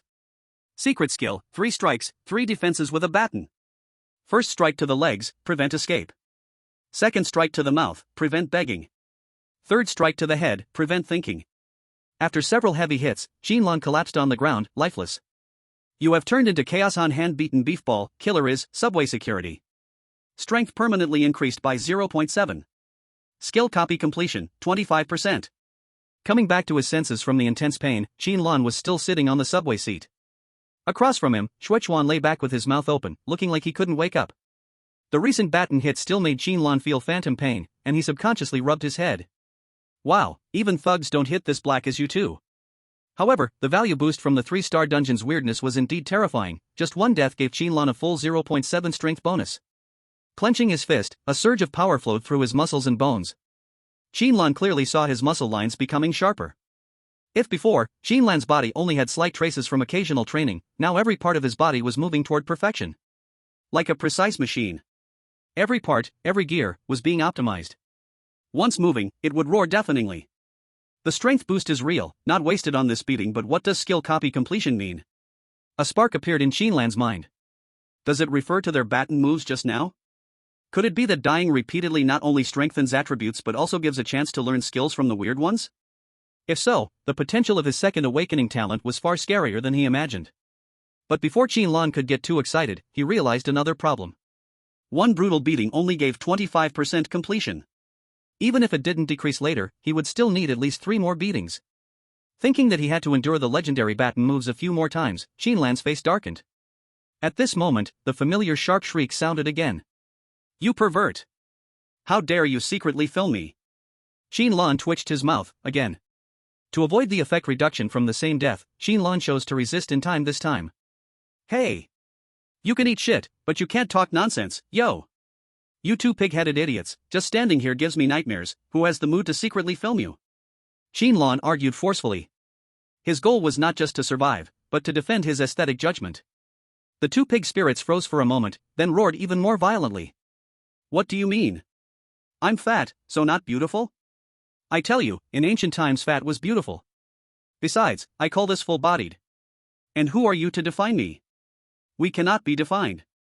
Beauty cannot be defined. Qin Lan's scalp tingled. What the are you, Cthulhu? Cannot be defined, cannot be stared at, unspeakable thing? At the back of the carriage, the two burly weirdos came again, footsteps like drumbeats, each step pressing on Qin Lan's heart. Security. He not only secretly filmed me, he arbitrarily defines us fairies. Baton's secret skill. 3 strikes, 3 defenses. Brother, don't worry. Watch my magic dam. Why is it a basketball? In the chaos, Qin Lan fell to the ground again. You were made into handmade QQ candy, the murderer is, subway security. Physical condition permanently increased by 0.2. Skill replication completion, 35%. Chapter 9, Something's Wrong. The Headphone Thief. To be honest, Qin Lan was feeling a bit depressed. It wasn't because he had been beaten like a meatball twice in a row, but simply because being falsely accused of secretly taking photos by these two pig-headed fools made him feel insulted. Couldn't you at least bring out 2 human beings? Taking a deep breath, Qin Lan regained control of his body and spoke first. Damn it! Shrimp-headed woman. You actually secretly took pictures of my handsome and charming face? 1 minute later. Your head was smashed like a paper walnut, the murderer is, subway security. Qin Lan rubbed his head, speechless. Damn, what does it mean that I can't use this move? Being secretly photographed, is that some kind of privilege? After being severely tortured, Qin Lan found himself in trouble. This seemed like an unsolvable situation.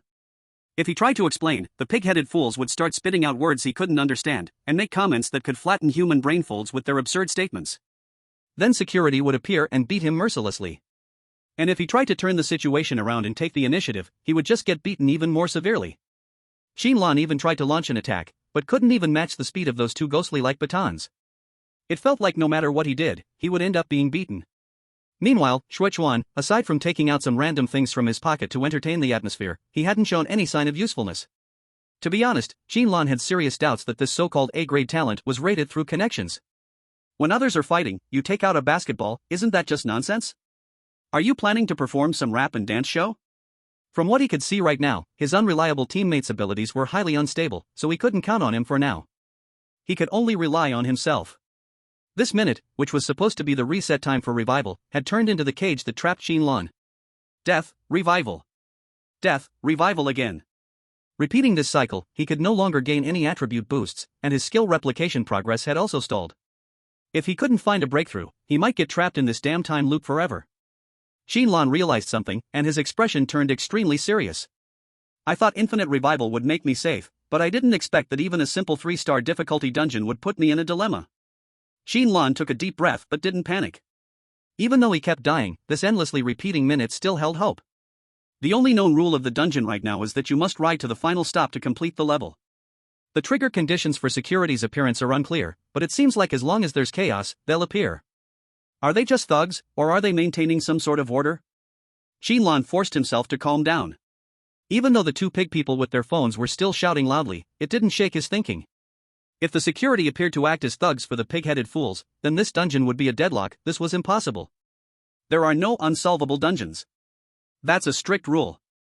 No matter how high the difficulty, the rules of the dungeon must provide a way out. The existence of the dungeon isn't just to create conditions for strange murders, but to maintain balance between the two sides, like a judge. Just like the mouthless woman from before, even though she had incredible combat power, as long as you didn't touch her attack rules, you could safely leave. Could it be? Qin Lan suddenly had an idea. The two fat pig people in front of him were still screaming, and just as Qin Lan was about to try a new method, Shuichuan suddenly popped out from behind. Damn it, they're bullying you, old Qin, just because you're a scholar. Why waste time talking to them? Qin Lan helplessly turned his head. Dude, it's a life and death moment. Could you not pull out that stupid basketball now? Holy shit, where the hell did you pull that thing out from? Looking at the large-caliber rocket launcher painted green in Shuichuan's hands, Qin Lan's mind went completely blank. Carbon-based lifeform Commer 2.0. Description: this is the upgraded version of carbon-based lifeform Commer 1.0. We successfully increased its destructive power, the only cost being a small, harmless increase in recoil. Trust me, it can make any living creature calm down and reason. The dark muzzle emitted a chilling killing aura, and even without firing, Qin Lan felt his legs weaken the moment he saw it. Being killed by something strange can be revived, but being killed by a teammate cannot be revived. Not buddy, this is the subway. How did you bring the rocket launcher in? And wasn't it just a basketball a moment ago? What basketball? Ah, never mind, I've put up with these two pig demons for too long, watch me blow them away.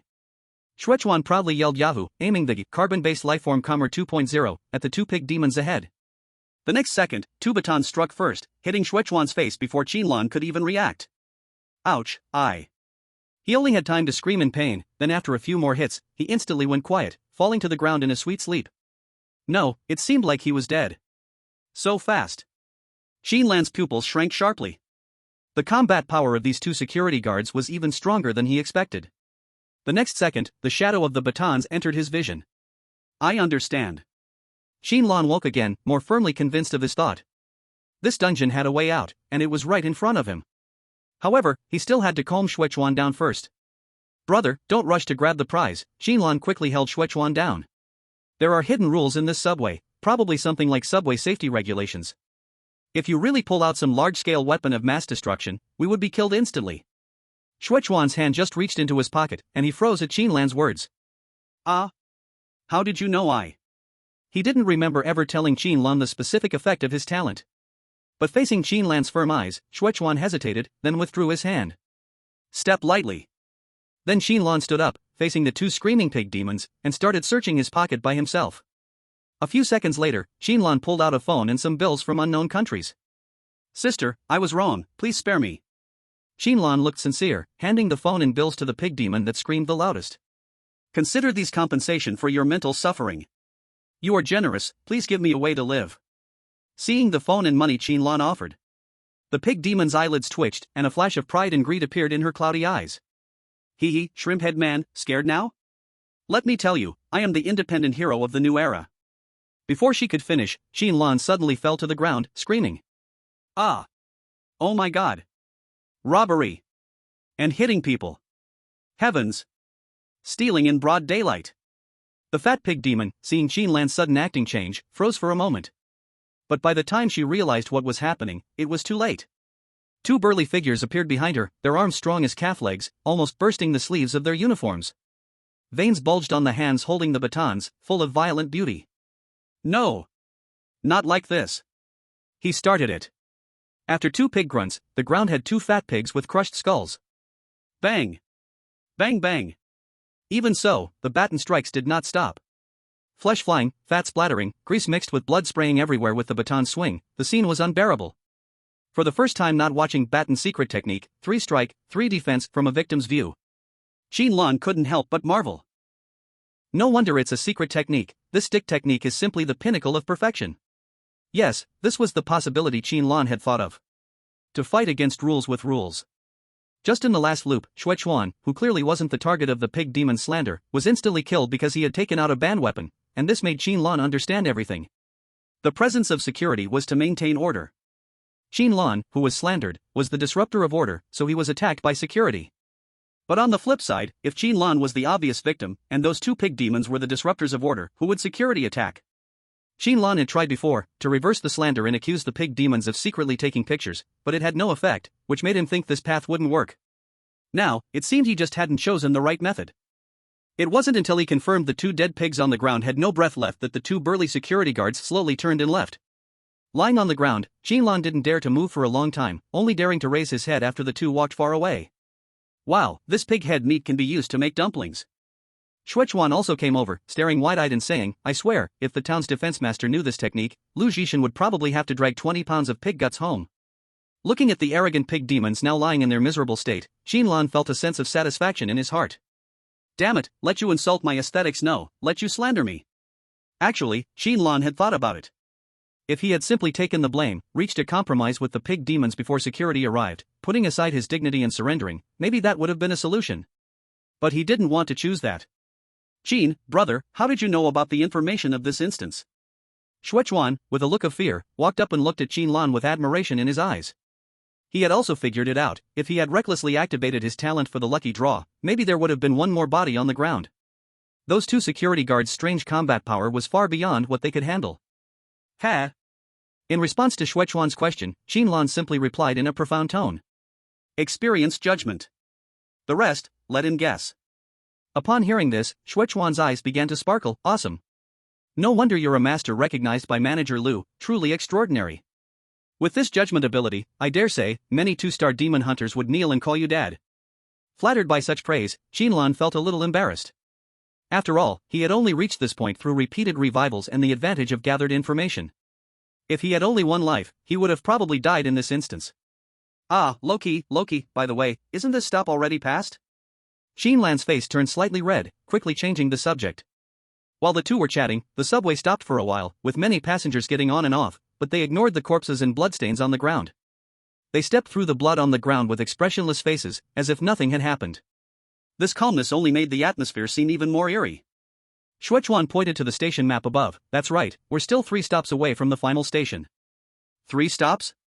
Qin Lan felt a bit of pressure. If every stop's strange occurrences were as difficult as this one, it would be quite troublesome. But it wasn't all bad news, at least they already knew one of the hidden rules in this instance. Glancing at the information in his mind, it had been updated. Rule 1, you must take the subway to the final station to exit the instance. Rule 2, you must follow the subway passenger regulations while riding. Rule 3, unknown. Hope it's not too hard. Qin Lan silently prayed. Attention passengers, please protect your personal belongings. Be cautious of others following you to prevent property loss. The subway announcement suddenly rang. Qin Lan didn't react much, but Xuechuan's face suddenly changed. He quickly searched through his coat pockets and pant pockets. No! I got a notification saying my headphones were stolen. Please find the stolen item before the next stop, or immediate death. Time remaining to the stop, 4:59. Chapter 10, Don't Let the Hero Bleed and Cry Again. Headphones? Qin Lan suddenly had a bad feeling. Hey, first it's subway hidden cameras, now stolen headphones. Why do I feel like this level keeps reflecting some not so good public incidents? Content like this in a novel would get a 404. Qin Lan wiped her sweat. Besides, didn't the headphone theft happen in the library? She looked around, the number of passengers was much higher than before, almost filling the entire carriage. With subway security present, using forced searches to find the stolen headphones was basically impossible. So, trying to find the thief in less than 5 minutes was like looking for a needle in the ocean. But that was only the theoretical difficulty. Qin Lan covered her face, with a hard-to-describe expression, and patted Shuechuan on the shoulder. Brother, do you trust me? Shuechuan was still feeling his pockets, stunned by her words. What do you mean? Qin Lan sighed. By my guess, the thief should be female, around 19 to 24 years old, and look very sharp-tongued, or humanoid creature. If nothing unexpected, probably a college student. Just look in this direction, there shouldn't be many who fit the criteria. Shuechuan gasped. A female college student? Wow, brother, that sentence has some gender bias. If posted online it could get you attacked, but never mind, I'm not a good guy anyway. Alright man, I trust your plan. Then Shuechuan's gaze suddenly sharpened, and he reached into his pocket to search again. What are you doing now? Qin Lan reacted, afraid he might accidentally pull out a carbon-based creature Comer 3.0, or ultimate killer weapon, your life 3000. From previous experiences, from basketballs to rocket launchers, Shuechuan could pull out all kinds of items, even large-scale weapons were possible. Theoretically, pulling out a nuclear bomb wouldn't even be a joke. Don't worry, I got this. Shuechuan smiled confidently, then took an item out of his pocket. This time, he seemed to have really pulled out something useful. Qin Lan looked carefully, it was a pair of oddly shaped red-framed sunglasses. If you dare pose with those glasses on, make a schwa sound, and turn into a giant light hero, I will report your copyright. Qin Lan had already lost the energy to complain. Actually, each item Shuechuan pulled out had a floating label, so Qin Lan knew the glasses were not a transformation device, just wanted to complain. Gentleman's sunglasses. Effect, the lenses can see through all clothing, to observe whatever you want as a gentleman, you know what it's for. Shuechuan took a deep breath, wearing the glasses with great seriousness, as they say. If I don't enter hell, who will enter hell? Problems like long needle eyes, I will face alone. Qin Lan hesitated. Before you say such righteous words, can you stop the lewd grin on your face? Shuechuan did not answer, instead scanning the whole carriage with his shining eyes. Then locked his gaze on a kappa-like creature. It should be a kappa. Human-shaped but extremely ugly, protruding mouth, buck teeth, fishy eyes, and poop-green skin. His Shuechuan's expression was like he had eaten a pile of answers. I think I found my headphones. But I wish I hadn't seen anything. 2 lines of sad tears flowed from Shuechuan's eyes behind the lenses. His face was extremely dark. Tell me, what is the meaning of living? Qin Lan showed sympathy. Just thinking about it, he could feel how deep Shuechuan's psychological shadow ran. However, it was unclear whether Shuechuan's endurance was too strong, or his low limit too low. Within just a few seconds he adjusted himself and quickly pushed toward that kappa. Qin Lan did not move, only quietly watched how things unfolded. From his understanding, even if one knew who the thief was, getting the headphones back would not be easy. After all, art comes from reality. And reality is even more magical. As expected, after a brief argument with that kappa, Shuechuan immediately caused a commotion. That hideously ugly kappa began to wail loudly in front of all the passengers. Is this necessary? It's just a pair of headphones. You're a grown man, making things hard for me over this? Aren't you ashamed? Whoa. Qin Lan sneered, I knew it. Such familiar words, feels like she studied this on some online platform. By this time, Qin Lan basically understood what this dungeon called Horror Subway was really like. In every sense, it really fits the word horror. A slight mistake and social death happens, just fighting for your rights, yet you get blamed and could die. The kappa continued crying loudly, her cries harsh and piercing, yet not a single tear fell.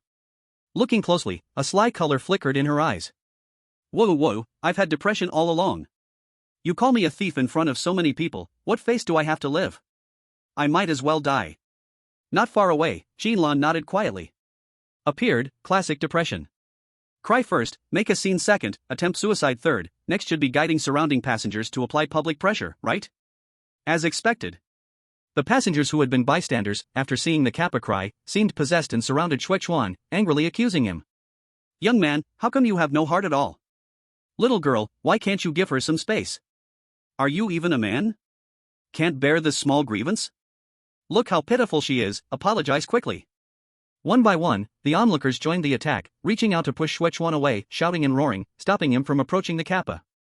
In this situation, to get the headphones back, he had to deal with all these passengers. But fighting is forbidden in the subway, or security would intervene. What do you plan to do? Qin Lan squinted, watching quietly. 2 minutes remained. The Kappa, protected by the passengers, showed a cruel smile and even pulled out the headphones she stole from her pocket, shaking them mockingly at Xuechuan. But unexpectedly, Xuechuan, surrounded by everyone, made no attempt to retort. He only stumbled and fell to the ground, letting his sunglasses drop with him. He actually rolled his eyes upward. No. He was freaking pretending to be blind. Qin Lan was shocked. Genius. Truly a genius. Not far away, Xuechuan's acting was movie star level. He blindly reached for the sunglasses nearby while timidly speaking. Sorry, I didn't mean to trouble you. These headphones are a keepsake my father left me. When I was very small, he went to fight floods and never came back. My mom always told me he was a great hero. As he spoke, Xuechuan wept uncontrollably. I have his voice messages on my phone. Whenever I miss him, I listen. Only this way does it feel like he's still here with me. I also want to be a hero like my dad, so not long ago I went to save a child trapped in a fire, and ended up blinded by smoke. Being born human, I am very sorry. This scene made all the passengers who were just shouting fall silent. I beg you, I just want my headphones back, to hear my dad's voice again. I don't want that Medal of Honor, I just want my dad to come home. Xuechuan covered his face, collapsed to the ground, small, helpless, and pitiful. In an instant, the situation changed. Everyone looked at that Kappa, their eyes burning with anger. How dare you bully a disabled person? Unforgivable. How can you make a hero's child bleed and cry? The Kappa, who had just been laughing proudly, now looked terrified, turned to escape, but was blocked by 2 large, tall figures. In front were 2 furious men holding batons. Behind were passengers cracking their knuckles, ready to act as justice. I'm wrong. I know I'm wrong. Don't hit my face. I have depression, really have depression. Chapter 11, This is a Trap. Don't tickle. As expected, quite interesting. Observing the scene transmitted by the recorder, Lu Xingshan nodded with interest. Supervisor Lu, here is the information of those 2, please review. The front desk girl who had registered Qin Lan before smiled sweetly and handed over a smart screen with detailed information. Facing this 4-star ghost hunter, she did not act timid like others, as if chatting with an elder at home. Lu Xingshan took the data and smiled. Xiao Luo, still not planning to change your position? Your dad told me to train you well, I can't let you stay as a front desk forever, you are from a good school after all. The familiar tone proved the closeness between them. Luo, you made a funny face. Nope, I don't want to change.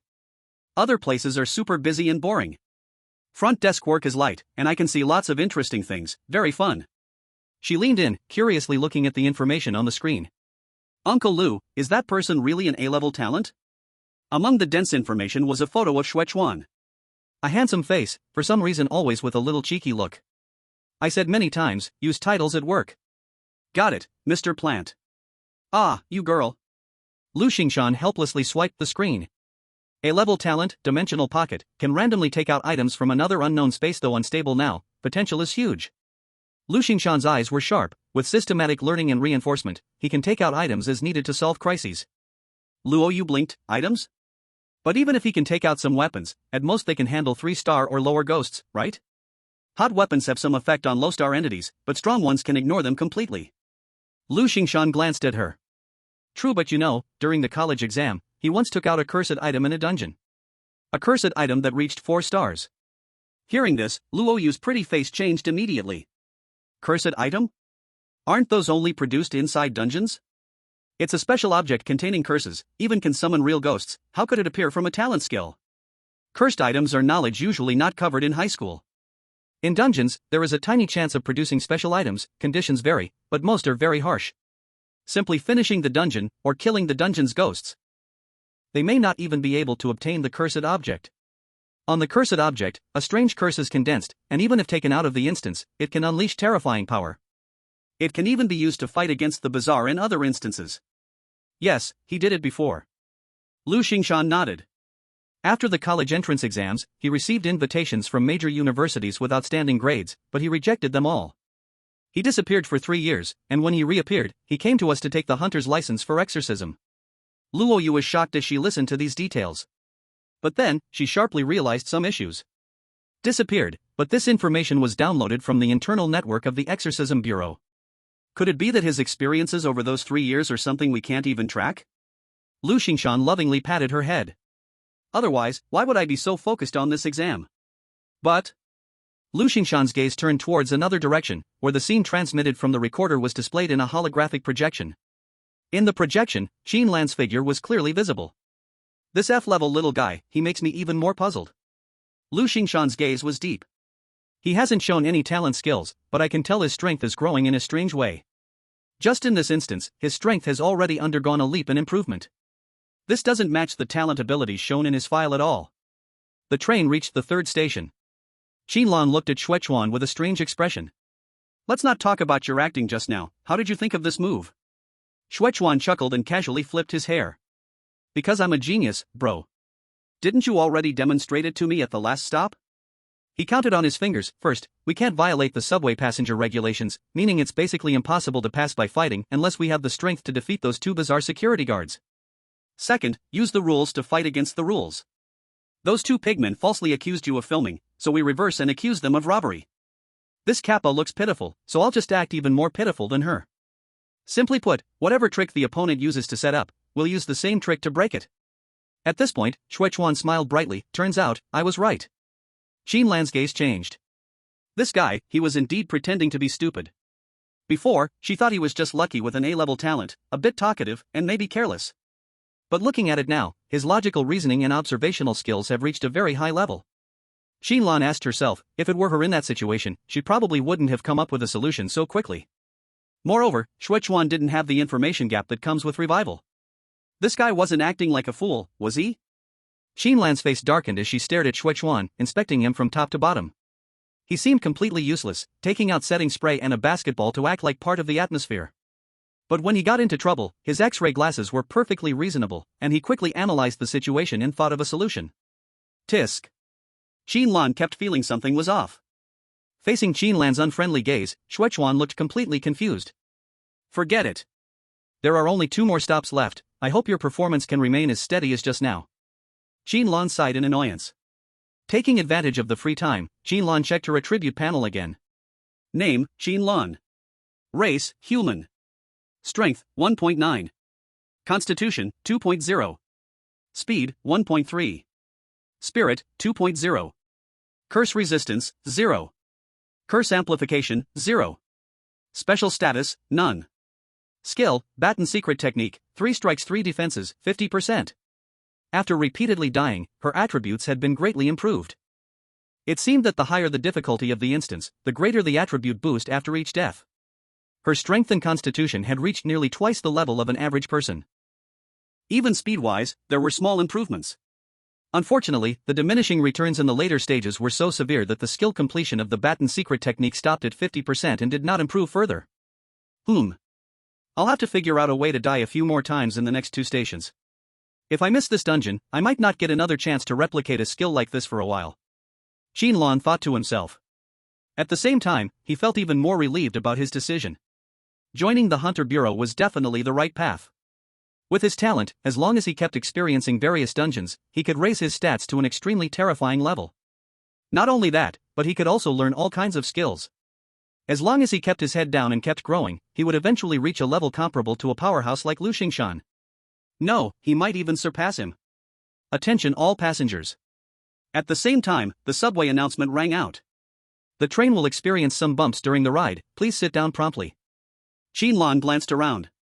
There were noticeably fewer passengers at this stop compared to the previous ones. A rough estimate showed that it would just about fill up the train. But since he still needed to grind some stats, Qin Lan remained standing, wanting to see what would happen if he kept standing without sitting down. The next second, a sudden emergency brake caused Qin Lan to fly out like a cannonball.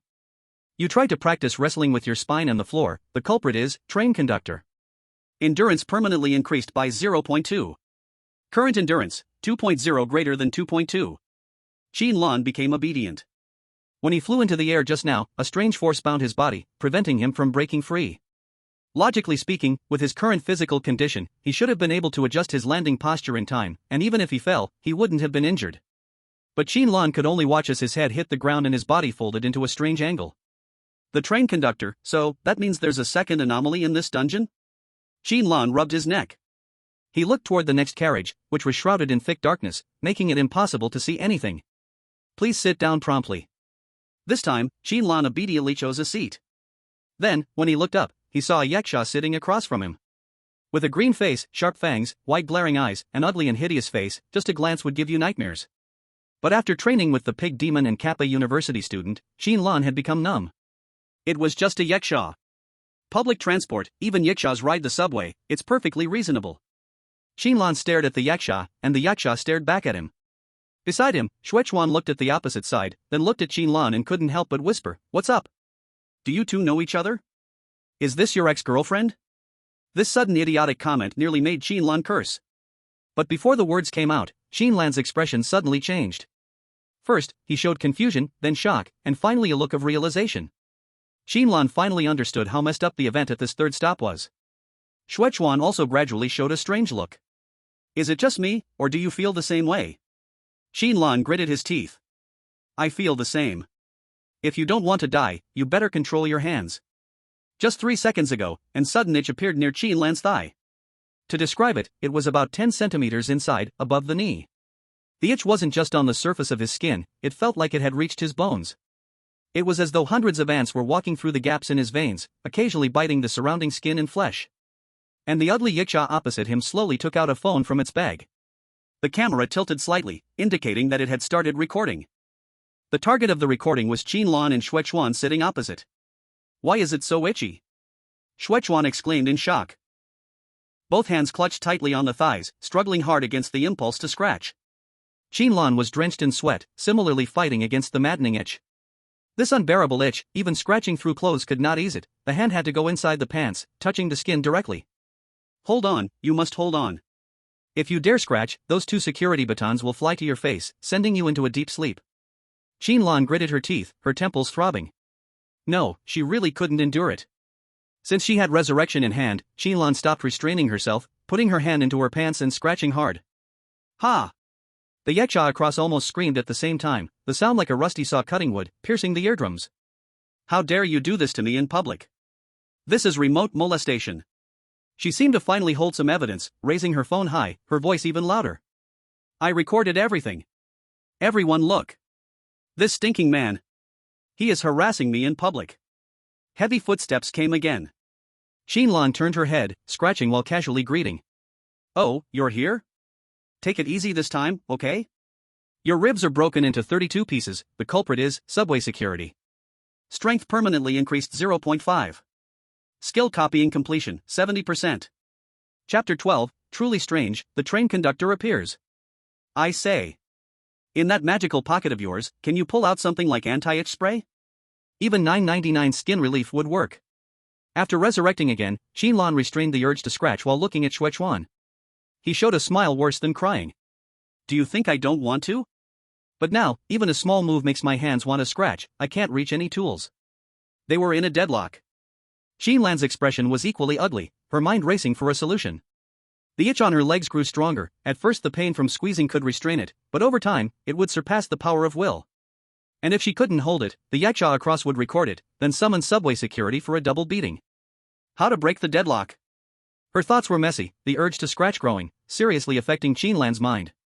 The yaksha watched greedily, phone aimed at them both, no chance to sneak a scratch. Use rules against rules, but there are no rules to use. Qin Lan gritted her teeth. At that moment, Xuechuan trembled and said, Brother, I have an idea, not sure if I should say it. Since we can't scratch ourselves, could we? His whole face tensed, hands shaking, clearly at the edge of endurance. Qin Lan twitched her mouth. I seriously warn you. If you dare act like a pervert and dig into my pants, outside the dungeon I'll fight you, no joke. Xuechuan froze. Oh, okay, hey, why did you say again? Qin Lan took a deep breath, her gaze suddenly firm.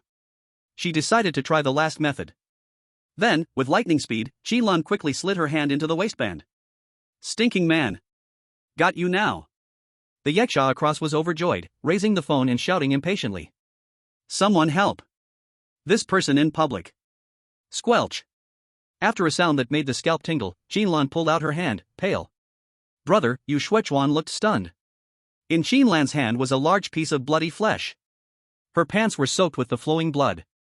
Big drops of sweat seeped from Qin Lan's forehead. Dripping down his face, the color of blood on his face was growing fainter and fainter.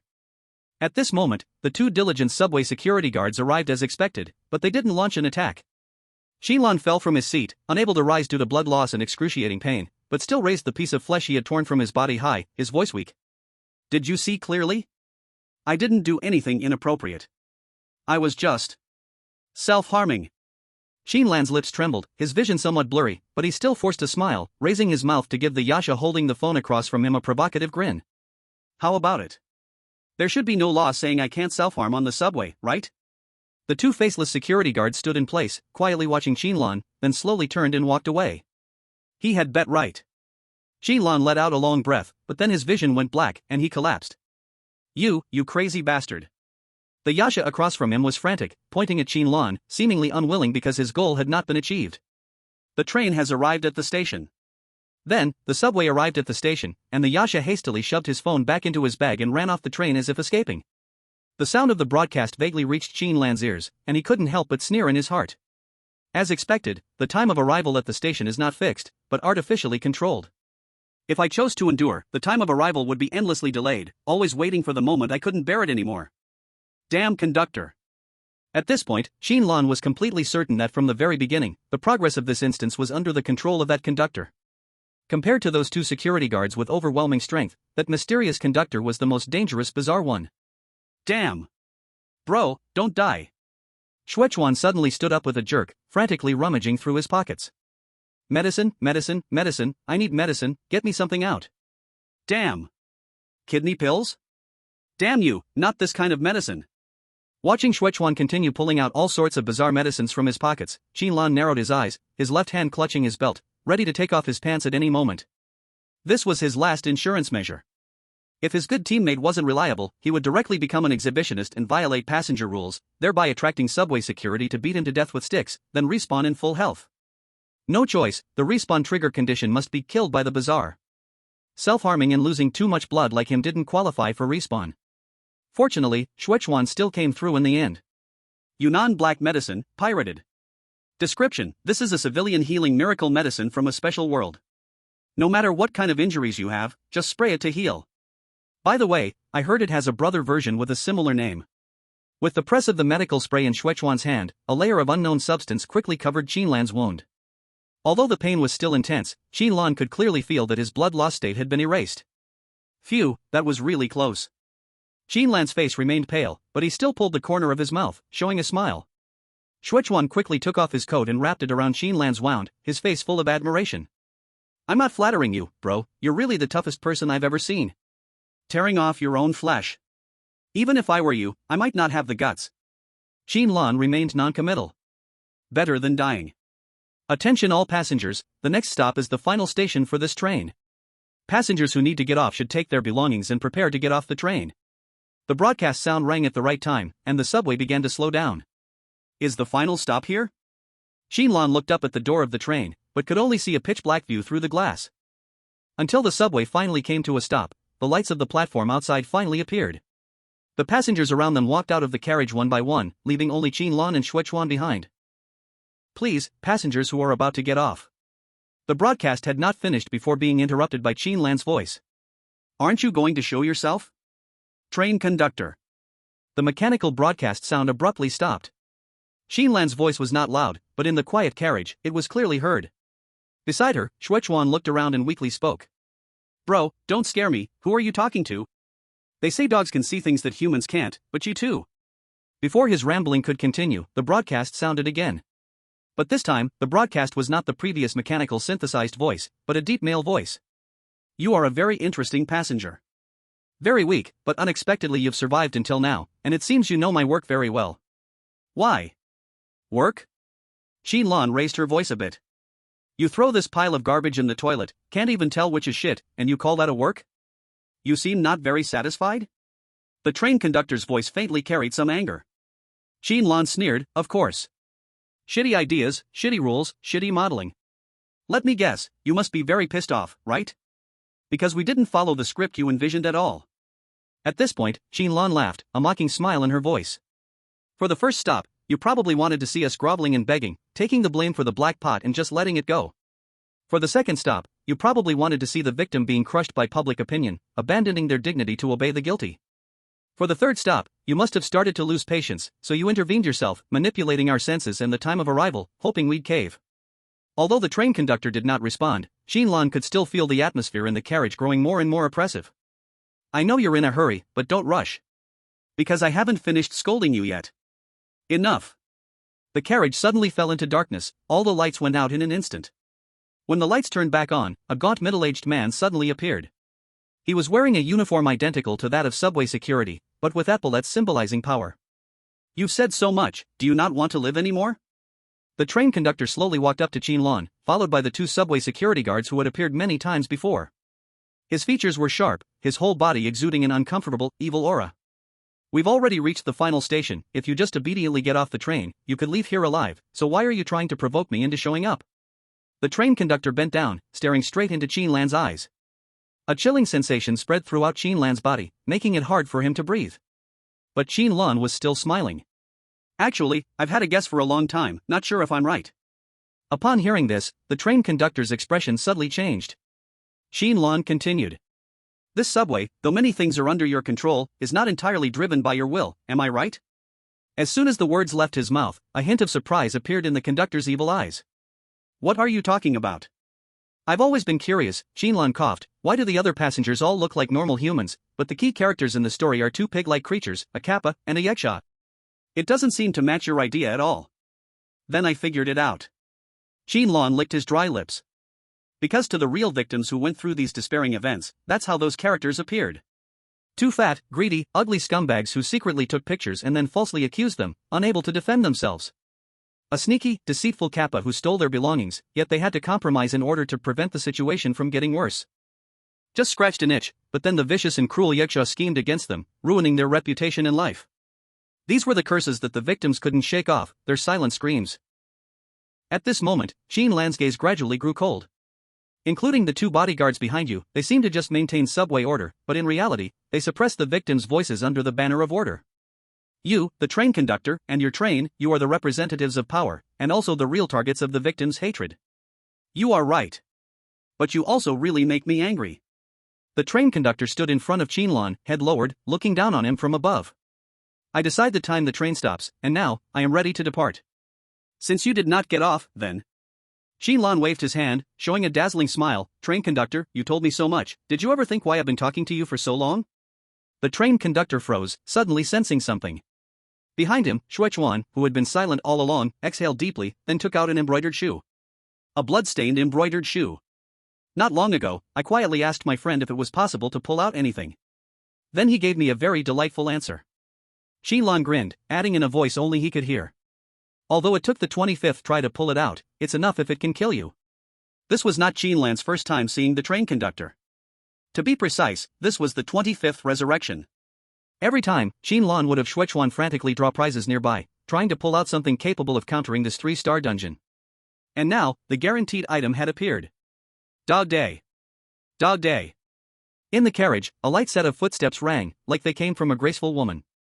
Just from the footsteps, one could imagine a slender figure. But following it came a thick, horrifying resentment. No, impossible. This subway is my territory, how did you get in? The train conductor's voice trembled with fear. Big guaranteed item.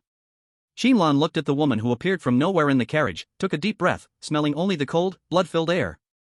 This level of resentment should count as a 4-star cursed object, right? Chapter 13, Settlement. Rewards after the dungeon ends. Sigh. You two little ones really know how to cause trouble. A gentle yet helpless voice sounded, instantly freezing the surroundings. In the carriage, Lu Xingshan appeared from nowhere, one hand pressing on the train conductor's shoulder, the other on the woman wearing the blood-stained embroidered shoe. Supervisor Lu? Qin Lan froze. During the previous 25 loops, he had never seen Lu Xingshan appear. In principle, as the main examiner, I should not interfere with the assessment, but now is a special situation. Lu Xingshan glanced at Qin Lan. Don't misunderstand, I didn't come here to save you too. According to the regulations, even if you both died in the dungeon, I could only regretfully remove 2 names from the list. But the cursed object he pulled out might seriously threaten other candidates in this assessment. Soft sobbing echoed inside the carriage. Even though Lu Xingshan pressed on the woman's shoulder, the surrounding chill only grew stronger. Cursed objects carry the risk of curse revival. Without the power to control it, the lurking strangeness could go out of control, even breaking the dungeon's bounds. Lu Xingshan shouted lowly, a brilliant cyan light bursting from his palm. A complex and mysterious talisman appeared in the air, imprinting itself on the woman. Is this Supervisor Lu's talent? Qin Lan watched the talisman quickly expand, unable to stop marveling in his heart. Universal Talisman Seal. Effect: according to the user's will, they can convert their own energy into a talisman with different effects. Qin Lan had previously heard Shuechuan explain Lu Xingshan's talent. He could not only condense talismans with defense or attack effects. Seal in the 3 basic types of sigils. It seems that more sigils with additional effects can also be derived from these 3 basic categories. There are not many records of Lu Xing Mountain's actions, but whenever he takes action, he has a 100% win rate. Blue, it seems like the effect is a seal? To think it can suppress even a 4-star anomaly, it's truly incredible. Such real combat scenes are rare. Qin Lan stared hard, afraid of missing any detail. The eerie body began to tremble. It tried to raise its hand, and a vague whimper came from its mouth, but it couldn't break free from the binding of the blue sigil. The pair of red, grim eyes hidden behind disheveled black hair were full of resentment. Just meeting its gaze, Qin Lan felt like he had lost the ability to move. If it's not dealt with in time, and it escapes from this instance, other examinees will have bad luck for no reason. You've passed this test. Hurry and get lost. Lu Xing Mountain was blunt, kicking Qin Lan and Shuechuan directly out of the train car with 1 foot each. Instance complete. You survived. Extra condition met, the anger of the wronged. Cursed item acquired, public opinion tongue, 3-star. The subway door in front of them slowly closed, taking Lu Xing Mountain and those eerie beings with it, heading into the dark tunnel, disappearing from sight. Then, the surrounding environment began to collapse, like the ashes after a fire. In just a few seconds, Qin Lan and Shuechuan were back in the outside world. Is it over? Shuechuan got up, looking dazed as he glanced around, then checked his wrist recorder and exclaimed. Holy crap, it really shows the test passed? Did we just take the back door? Qin Lan struggled to stand up, his thigh wound still aching, making him feel weak. He didn't check the recorder but instead studied the public opinion tongue, 3-star, in his hand. From its appearance, this cursed item looked like an ordinary smartphone. But as its owner, Qin Lan could directly know its effect and how to use it. As long as he turned on the phone and aimed the camera at a target, he could summon a group of evil spirits to attack. And among those evil spirits, there were 2 particularly formidable ones. No need to say, everyone can guess who they are: subway security. Those 2, they turned into summonable thugs at any time? Qin Lan's mind went blank. He deeply understood the strength of those 2 burly security guards, having died countless times under their random clubs, with no ability to resist. Although they didn't meet the 3-star anomaly standard, they were stronger than a typical 2-star anomaly. After all, the strongest anomaly in this instance was the train conductor, not those 2 security guards. This is my first cursed item, a 3-star cursed item. Qin Lan's heart raced as he gripped the phone tighter.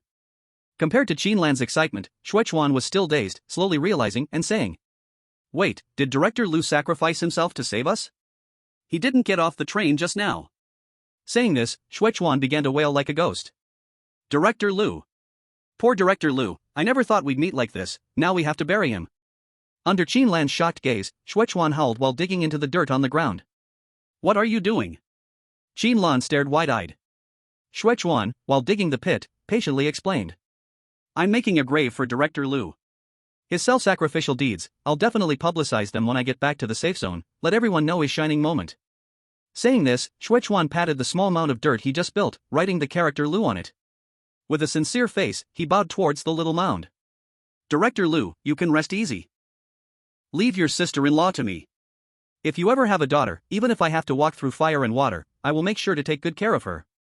I have no other virtues, only that I am filial and grateful. Is that so? Before the words even left his mouth, Lu Xingshan appeared behind Shuechuan with a fake smile. He leaned down, close to Shuechuan's ear, and patted his shoulder in a friendly way. Young man, with such filial heart, do you want me to take you to see your father? Don't worry, I am gentle, I promise you won't feel any pain on the way. Shuechuan's whole body stiffened, and he slowly turned his head. Supervisor Lu, you are not dead? Look at the mess this caused. Qin Lan's mouth twitched, she quietly took 2 steps back to avoid being accidentally hit. Supervisor Lu kicked Xuechuan in the butt, sending him rolling twice. Then snorted irritably. Do you think I die that easily and still can be the supervisor of the Paranormal Hunter Bureau? The tool you found can only last 15 minutes at most, I just need to seal it for a while, it will naturally dissipate. The rest is just a 3-star abnormality, can it really trap me? After saying this, he kicked Xuechuan in the butt again, causing a loud scream. This was purely a personal grudge. Both of you, come back to the safe zone with me. Lu Xingshan's eyes fell on the phone in Qin Lan's hand, and this thing, it has to be sent back to the bureau for identification first. A 3-star cursed item is not some street cabbage. Qin Lan obediently nodded. This, he had already anticipated. Cursed items like this are strictly monitored by the Paranormal Hunter Bureau, bringing it into the safe zone so easily was impossible. If it went out of control in the safe zone, the disaster would reach the sky. Just thinking about those 2 subway security guards rampaging through the crowd made Qin Lan's hair stand on end. What a pity. I originally wanted to take this chance to do a few more runs in the dungeons to increase attributes, looks like it will have to wait for next time. Qin Lan felt a bit regretful. But the most important thing has been obtained, it's not a wasted trip. Qin Lan grinned, opening the skills section of her attribute panel in her mind. Skill, stick technique secret, 3 hits 3 defenses. Type, attack skill. Level, 2-star. Usage, stick type, long-handled weapons. Effect, consumes stamina, performs 3 rapid stick strikes based on speed, deals basic physical damage based on strength, and applies special abnormal status. First hit causes rigidity, second hit causes silence, third hit causes dizziness. Tip, by consuming extra energy, can damage non-physical targets. The stronger the target, the weaker the abnormal effect. The skill Qin Lan had long desired was finally copied. Chapter 14, Paranormal Hunter License, a worthwhile deal. After the assessment, Xuechuan disappeared without a trace. If he hadn't sent messages through the Paranormal Hunter Bureau personal account, Qin Lan would have suspected Lu Xingshan had destroyed his body. After obtaining the official license, Qin Lan's information entered the Bureau's internal database. She not only got a dedicated communication device, but also a personal account to communicate with other paranormal hunters. Through this account, she could post or accept various tasks on the private network. And of course, conduct transactions. New today, a 3-star abnormal corpse, exchange price 300 points. Isn't this the train conductor? Seeing the beaten, unrecognizable corpse on the private network, Qin Lan's mouth twitched. Familiar body shape, familiar uniform, familiar shoulder marks. The only difference was the sunken face, even a mother might not recognize it. The last one beaten like this seemed to learn the Buddha palm when it woke up. This one probably won't have the chance, Qin Lan muttered. It seemed that in just a few minutes, Lu Xingshan not only sealed the movement ability of a 4-star abnormality. He even kicked the train conductor to death like a stray dog by the roadside. Even strange corpses can be bought and sold? And they look pretty valuable. Qin Lan was truly amazed. 300 points, or 3,000 supply coins? Isn't this almost equal to a 1-star spirit hunter's basic income for several years? After a quick calculation, Qin Lan felt even more shocked. A 1-star spirit hunter can receive 50 supply coins per month, which is about half a year's living expenses for an ordinary family. But a 3-star strange corpse could be exchanged for points equal to 3,000 supply coins. What a huge amount of money! No wonder people say spirit hunters are rich, this can make so much money. Qin Lan's eyes were even a little red. He was an orphan from a poor district, usually saving every bite. 5 supply coins could keep him alive for a year. He had never seen such a scene. Points can be exchanged for supply coins, but supply coins cannot be exchanged for points? That means points are a special benefit inside the Spirit Hunting Bureau. Through tasks, or hunting strange creatures, you can earn points to exchange for the things you need. Qin Lan read this new knowledge greedily, like a starving man. Half an hour later, he already understood many things. So, if a spirit hunter wants to quickly improve their power, they need something called Spirit Enhancement Potion, and most of the materials to make it come from strange creatures. Spirit Enhancement Potion can increase a spirit hunter's tolerance to curses, physical strength, and other abilities, and can even strengthen innate skills? No wonder a strange corpse can be sold at such a high price. Qin Lan finally understood. Why, with the same A-level talent, Su Xiaoyue felt weak against a 2-star hitchhiking ghost, while Lu Xingshan could casually kill a 3-star train conductor.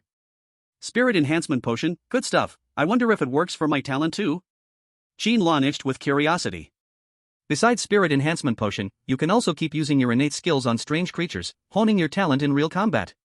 It's best combined with the right curse records? Qin Lan patiently read, realizing how limited his previous understanding of this world had been. I see, after the disaster, researchers summarized methods to use curses to strengthen themselves, gradually evolving into different curse records, each with its own features. Those top universities have advanced curse records classified as confidential, only for students, strictly forbidden to leak. Qin Lan clicked his tongue in awe. And inside the Spirit Hunting Bureau, the curse records need to be exchanged with points? Only now did Qin Lan fully understand the importance of points. Hunt strange creatures, earn points, then exchange them for higher quality curse records to gain more powerful strength. In this way, the higher a spirit hunter's talent level, the faster they pull ahead of others. Simply put, academics, meaning people who enter universities through exams, mainly strengthen talent through curse records and slowly improve their power.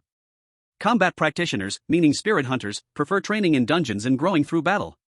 One is relatively safe but progresses slowly. One is extremely risky but grows rapidly. Every year, spirit hunters have the highest death rate. No one knows how many die in fallen zones, yet people keep rushing forward. This makes the Spirit Hunting Bureau strong enough to look down on the entire safe zone, becoming a real gathering place for the strong. Luckily my exam results weren't good, otherwise I might have really gone to university. Qin Lan secretly felt relieved. If he had gone to some university, relying only on curse records, his growth would have been extremely slow. In a way, I should thank that young master from the Qian group. A drop of kindness deserves a fountain in return when I get the chance. Send him a live 4-star level anomaly to try, so he can't say I don't understand gratitude. Qin Lan nodded, secretly making up her mind. Then, Qin Lan opened her personal account and began browsing. I am currently a 1-star anomaly hunter, with a kill record of 0. Every 6 months, I must complete at least 3 1-star difficulty dungeons or kill a 1-star anomaly and bring back its body, otherwise, I need to retake the license exam. Well, that's fine, I was going to the corrupted zones to grind for attributes anyway. No wonder the requirements for the assessment are so strict. If you can't survive a 1-star anomaly, even with a license, you won't last for long. Qin Lan glanced at her points. Current points, 10? Does that mean I can't even exchange for the cheapest curse tome? Earlier, Qin Lan had casually searched the exchangeable items at the Anomaly Hunting Bureau, and even the lowest tier curse tome required 35 points to be exchanged. 45 points, 450 material coins, robbery, damn. Qin Lan counted on her fingers, unable to stop cursing silently. You have a new message. Before Qin Lan could open it, the dialog box forcibly popped up. Lu Xingshan, 4-star Anomaly Hunter, requests to initiate a call with you. Accept. Yes, okay, can accept. Hey, Qin Lan was greatly shocked. Is there any option in these 4 that means reject? Just because you're the supervisor of the Anomaly Hunting Bureau, you can do this? I'll report you to the Central. If you don't accept, are you waiting for me to find you offline? Never mind. Qin Lan quickly clicked to accept the call. On the communicator, Lu Xingshan's friendly voice came through. Little Qin, I have a very profitable deal here, do you want to hear about it? Qin Lan forced a smile. Supervisor Lu, if you have something to say, just say it. Even if you steal that cursed object directly, I wouldn't dare say a word of no. It was obvious that the only cursed object on Qin Lan worth Lu Xingshan's attention was a 3-star cursed object. It wasn't like her handsome face had attracted the supervisor's favor, right? If that's the case, then Xue Chuan should be the primary target. No, wait. That guy suddenly went missing, could it be that he was really abducted? Oh. Then send it to my office, but remember to sweep the floor when you leave and take the trash out. Lu Xingshan said, with a hint of mockery in his voice. Qin Lan weakly responded. Please don't really take it, supervisor, give me some benefits, please. Lu Xingshan smiled. I'm not teasing you, kid, I don't have a habit of bullying juniors. When I say it's a profitable deal, it's profitable for you, that's for sure. After a pause, Lu Xingshan continued. I noticed you've already browsed the Bureau's exchange list, you must want to get a cursed tome, right? But a 1-star anomaly hunter doesn't have enough authority, even if you have points, you might not be able to buy anything good. And, your wallet is as empty as your face. Hearing this, Qin Lan subconsciously nodded. She had indeed noticed that many items weren't even accessible to her, and the exchange list was missing many things. It wasn't until Lu Xingshan pointed it out that she realized her authority level was insufficient. Lu Xingshan's voice was full of tempting allure. What if you happen to have the same authority as a 4-star anomaly hunter, and you also happen to have enough points? Qin Lan's previously sorrowful face suddenly became serious, her eyes gleaming. Supervisor Lu, where is your office? I feel like this cursed object in my hands is nothing but a pearl covered in dust, a waste. It's better to leave it to someone who truly needs it. As they say, treasures of the world belong to those with virtue. I think you, supervisor, are truly virtuous and talented, both civil and military. My admiration for you is like the endless rivers, just like the floods of the Yellow River, unstoppable. Can you tell me the details of the deal? Chapter 15, the deal is done, the curse tome is in hand. Leaving Lu Xingshan's office, Qin Lan had a look of refreshment on her face. Of course, not the kind of refreshment you might think. Just now, I had a brief meeting with Lu Xingshan, and we finalized the specifics of the deal. The public opinion weapon that Qin Lan just got will be taken over by Lu Xingshan at 80% of the acquisition price from the Lai Gui Bureau. But he won't give Qin Lan points. Instead, he will let Qin Lan choose an item within this points range, which can be exchanged using Lu Xingshan's privileges. A 4-star Lai Gui master, and also the supervisor of the Lai Gui Bureau in Zone 088, his privileges are so much higher than Qin Lan's. Just casually opening a section almost blinded Qin Lan's eyes. So many. Qin Lan almost choked on his saliva. What I can browse is probably less than 1/10 of this. Lu Xingshan leisurely leaned on the sofa, took a comfortable sip of tea, and said, "Of course. The level of a Lai Gui master is earned with life, and it's a symbol of strength. If you could exchange for the same things as me, wouldn't my level be meaningless?" Upon hearing this, Qin Lan really wanted to complain a bit, but he held it back. Exchanging is important, exchanging is important. An item of a 3-star curse, its price is almost more than twice that of a similarly leveled Bazaar Corpse, which is more than 600 points. Such a large amount, after an 80% discount, would be just over 500. That's a difference of more than 100 points. Qin Lan felt a sharp pain in his heart at this moment. Lu Xingshan heard his mumbling but only smiled faintly, with deep meaning. Reluctant? I didn't even check whether your F-level talent is real, and just this point, charging some interest isn't too much, right? You know, your performance in the assessment made me have enough reason to suspect your previous talent record is false. It could legally be retested. As soon as these words were spoken, Qin Lan's body stiffened. Lu Xingshan gently blew on the boiling tea in his cup. However, everyone has secrets. I'm older, too lazy to deal with everything. As long as you don't do anything that harms the interests of Zone 088, who cares about the rest? Hearing these words, Qin Lan relaxed slightly. Indeed, the attribute increase caused by his repeated revivals was noticed. However, the method of reading archives and reviving didn't seem to be monitored, otherwise, Lu Xingshan wouldn't be chatting with him so calmly. The talent record error could be a big deal or a small one, but your file is managed by the Lai Gui Bureau, and the Lai Gui Bureau of Zone 088 is under my control. As long as I say there's no problem, then there's no problem. Lu Xingshan's tone was calm, but full of confidence. At this point, Qin Lan had no temper left. Just the secret of his talent's second awakening, Lu Xingshan could completely threaten him to hand over the public opinion weapon, but instead, he only took a little more than 100 points as interest. If you also count using his 4-star privileges to browse the exchange list. In fact, Qin Lan came out ahead in this deal. Thank you for your support, Supervisor. Qin Lan was also very tactful, knowing this was a sign of goodwill from Lu Xingshan. Lu Xingshan waved his hand. Enough, no need for polite talk, hurry up and pick something. You look like you're dying to get something, don't be so silly. Qin Lan chuckled and thanked him again, then focused on selecting from the exchange list. Not long after, Qin Lan deleted all the marked items and left only one. Supervisor, I've made my choice. Lu Xingshan closed his eyes and rested, then opened them after hearing this. His expression slightly changed. Are you sure you want to choose this one? Qin Lan nodded firmly. Yes, I'm sure. Curse record, talent deepening. Exchange price, 505 points. The curse record essentially uses the power of curses to strengthen oneself. Different records have different development directions and focuses. Some focus on strengthening the body, some on strengthening the mind, and others lean more toward enhancing talent abilities themselves. In addition, depending on the type of talent, there are many more branches. The one Qin Lan chose, talent deepening. Then the power of the curse is completely used to stimulate the potential of talent skills. And, this record is not limited, it applies generally to all talent types. Qin Lan thought clearly. Whether it is physical strength or mental strength, the attributes I increase through death can be enhanced without limit. And the attack methods can be copied from the weird ones, it just takes more time and a little luck. In the last dungeon, he had accidentally gotten a rather good, flail secret technique. Since that is the case, it is better to choose a record that specifically improves talent effects, maybe there will be a pleasant surprise. Thinking this, Qin Lan nodded again. This one. Lu Xingshan stopped wasting words, directly reached out and tapped on the screen, then looked at Qin Lan.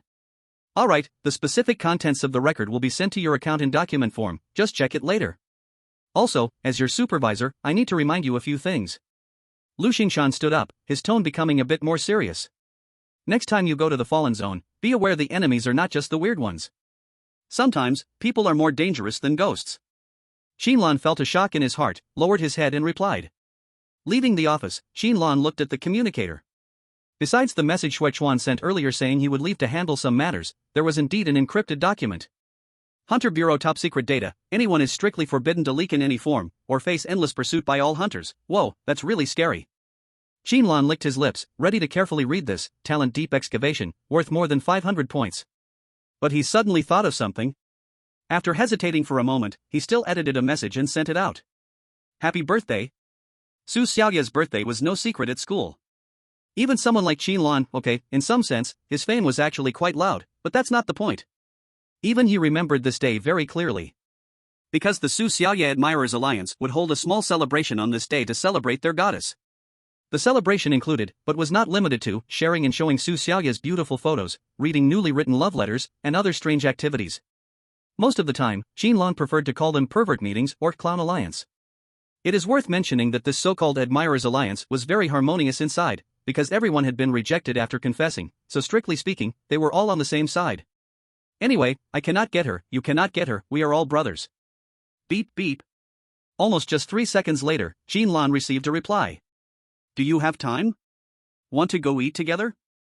Staring at the screen in some shock, Qin Lan was stunned for a while before realizing what kind of message he got. If the Clown Alliance knew, I would probably be torn to pieces, right? The next day, I could even appear as human fragments outside my house in the sewer, not impossible. About half an hour later. In a cafe with a fairly good environment, Su Xiaoyue sat nervously by the window, her eyes unable to stop darting around. Every 30 seconds on average, she would look at her phone, then lift her head to look at the cafe door. It must be said, today Su Xiaoyue was especially heart-stirring. A clean white shirt, with a simple black and white sweater jacket over it, made her look like a well-behaved, fluffy little cat. On the bottom, she wore a gray short skirt ironed without a single wrinkle, even the small leather shoes on her feet were bright and polished. Although without makeup, it was clear she had dressed carefully. She leaned against the chair, the warm sunlight outside through the window scattered softly on her side face, making her already delicate features even more refined. It is simply like a medieval oil painting. Su Xiaoyue curled her fingers, twirling the hair at her ear, the straw in front of her coffee already bitten deep by her repeatedly. She was very nervous. Sorry, I am late. I haven't been to the city before, so I don't know the roads well. A slightly embarrassed apology came, making Su Xiaoyue straighten her back instinctively. Your hair? Qin Lan pulled out a chair and sat down, then realized Su Xiaoyue had changed her hairstyle. The previously neat high ponytail was gone, replaced by curls spilling over her shoulders. Su Xiaoyue softly made an ah sound, not daring to meet Qin Lan's gaze. Yes, I changed it, thinking after graduation I try a new style. Is it strange? Qin Lan cleared his throat.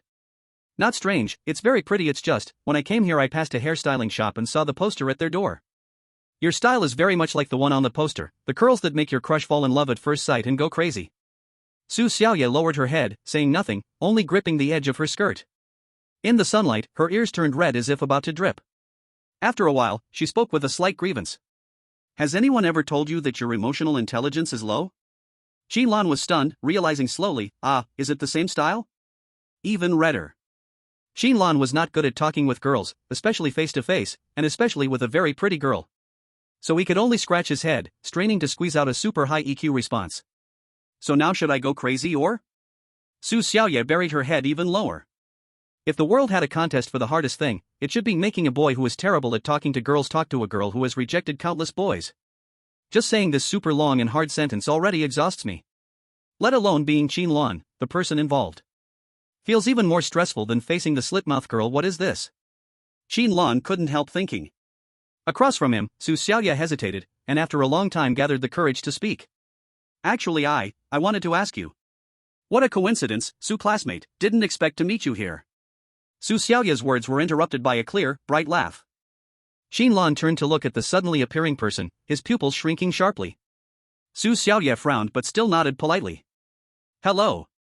This well-dressed boy confidently came to the table, pulled a chair, sat down as if he didn't see Qin Lan at all, smiling and chatting with Su Xiaoyue. After the holiday ends, we will enter the same university, truly fate. I've heard about Su classmates' deeds for a long time, never thought I'd have the chance to become your schoolmate, what great fate. His words were gentle and polite, but carried an unpleasant frivolousness and superiority. Patience gradually left Su Xiaoyue's eyes, her tone somewhat distant. Sorry, I think the word fate may not be appropriate. Also, I am talking with my friend, is it a bit rude to interrupt our conversation this way? Hearing this, the boy seemed to just notice Qin Lan, speaking with slight surprise. I see, really sorry this friend, let me introduce myself, I am. Qin Lan showed a harmless smile. The eldest young master of the Qian group, Qian Yuquan, right? Long have I admired your name. I also have long heard of young Master Qian's deeds, never thought today I would see you in person. Qin Lan's smile became even brighter. Truly fate. Chapter 16, Sorry, I cannot do things that make women angry. Oh? You know me? Qian Yuquan was slightly surprised, but quickly relaxed. Of course. Being the future heir of the Grand Qian group, where was he not surrounded by attention, stars, and crowds of people? Even looking at the entire 088 Safe Zone's powerful class.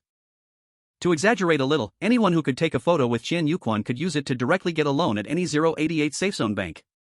And for Qin Lan, Chen Youquan's face was far too familiar. In the information he found about the Qian group, that flashy and annoying face of Qian Yuquan appeared no less than 100 times. Young Master Qian, you don't know, I used to think of you day and night, dreaming of meeting you. Qin Lan held Qian Youquan's hand eagerly, his expression sincere, every word from his heart. Not exactly a lie, indeed he had always been looking forward, just that he was looking forward to his death.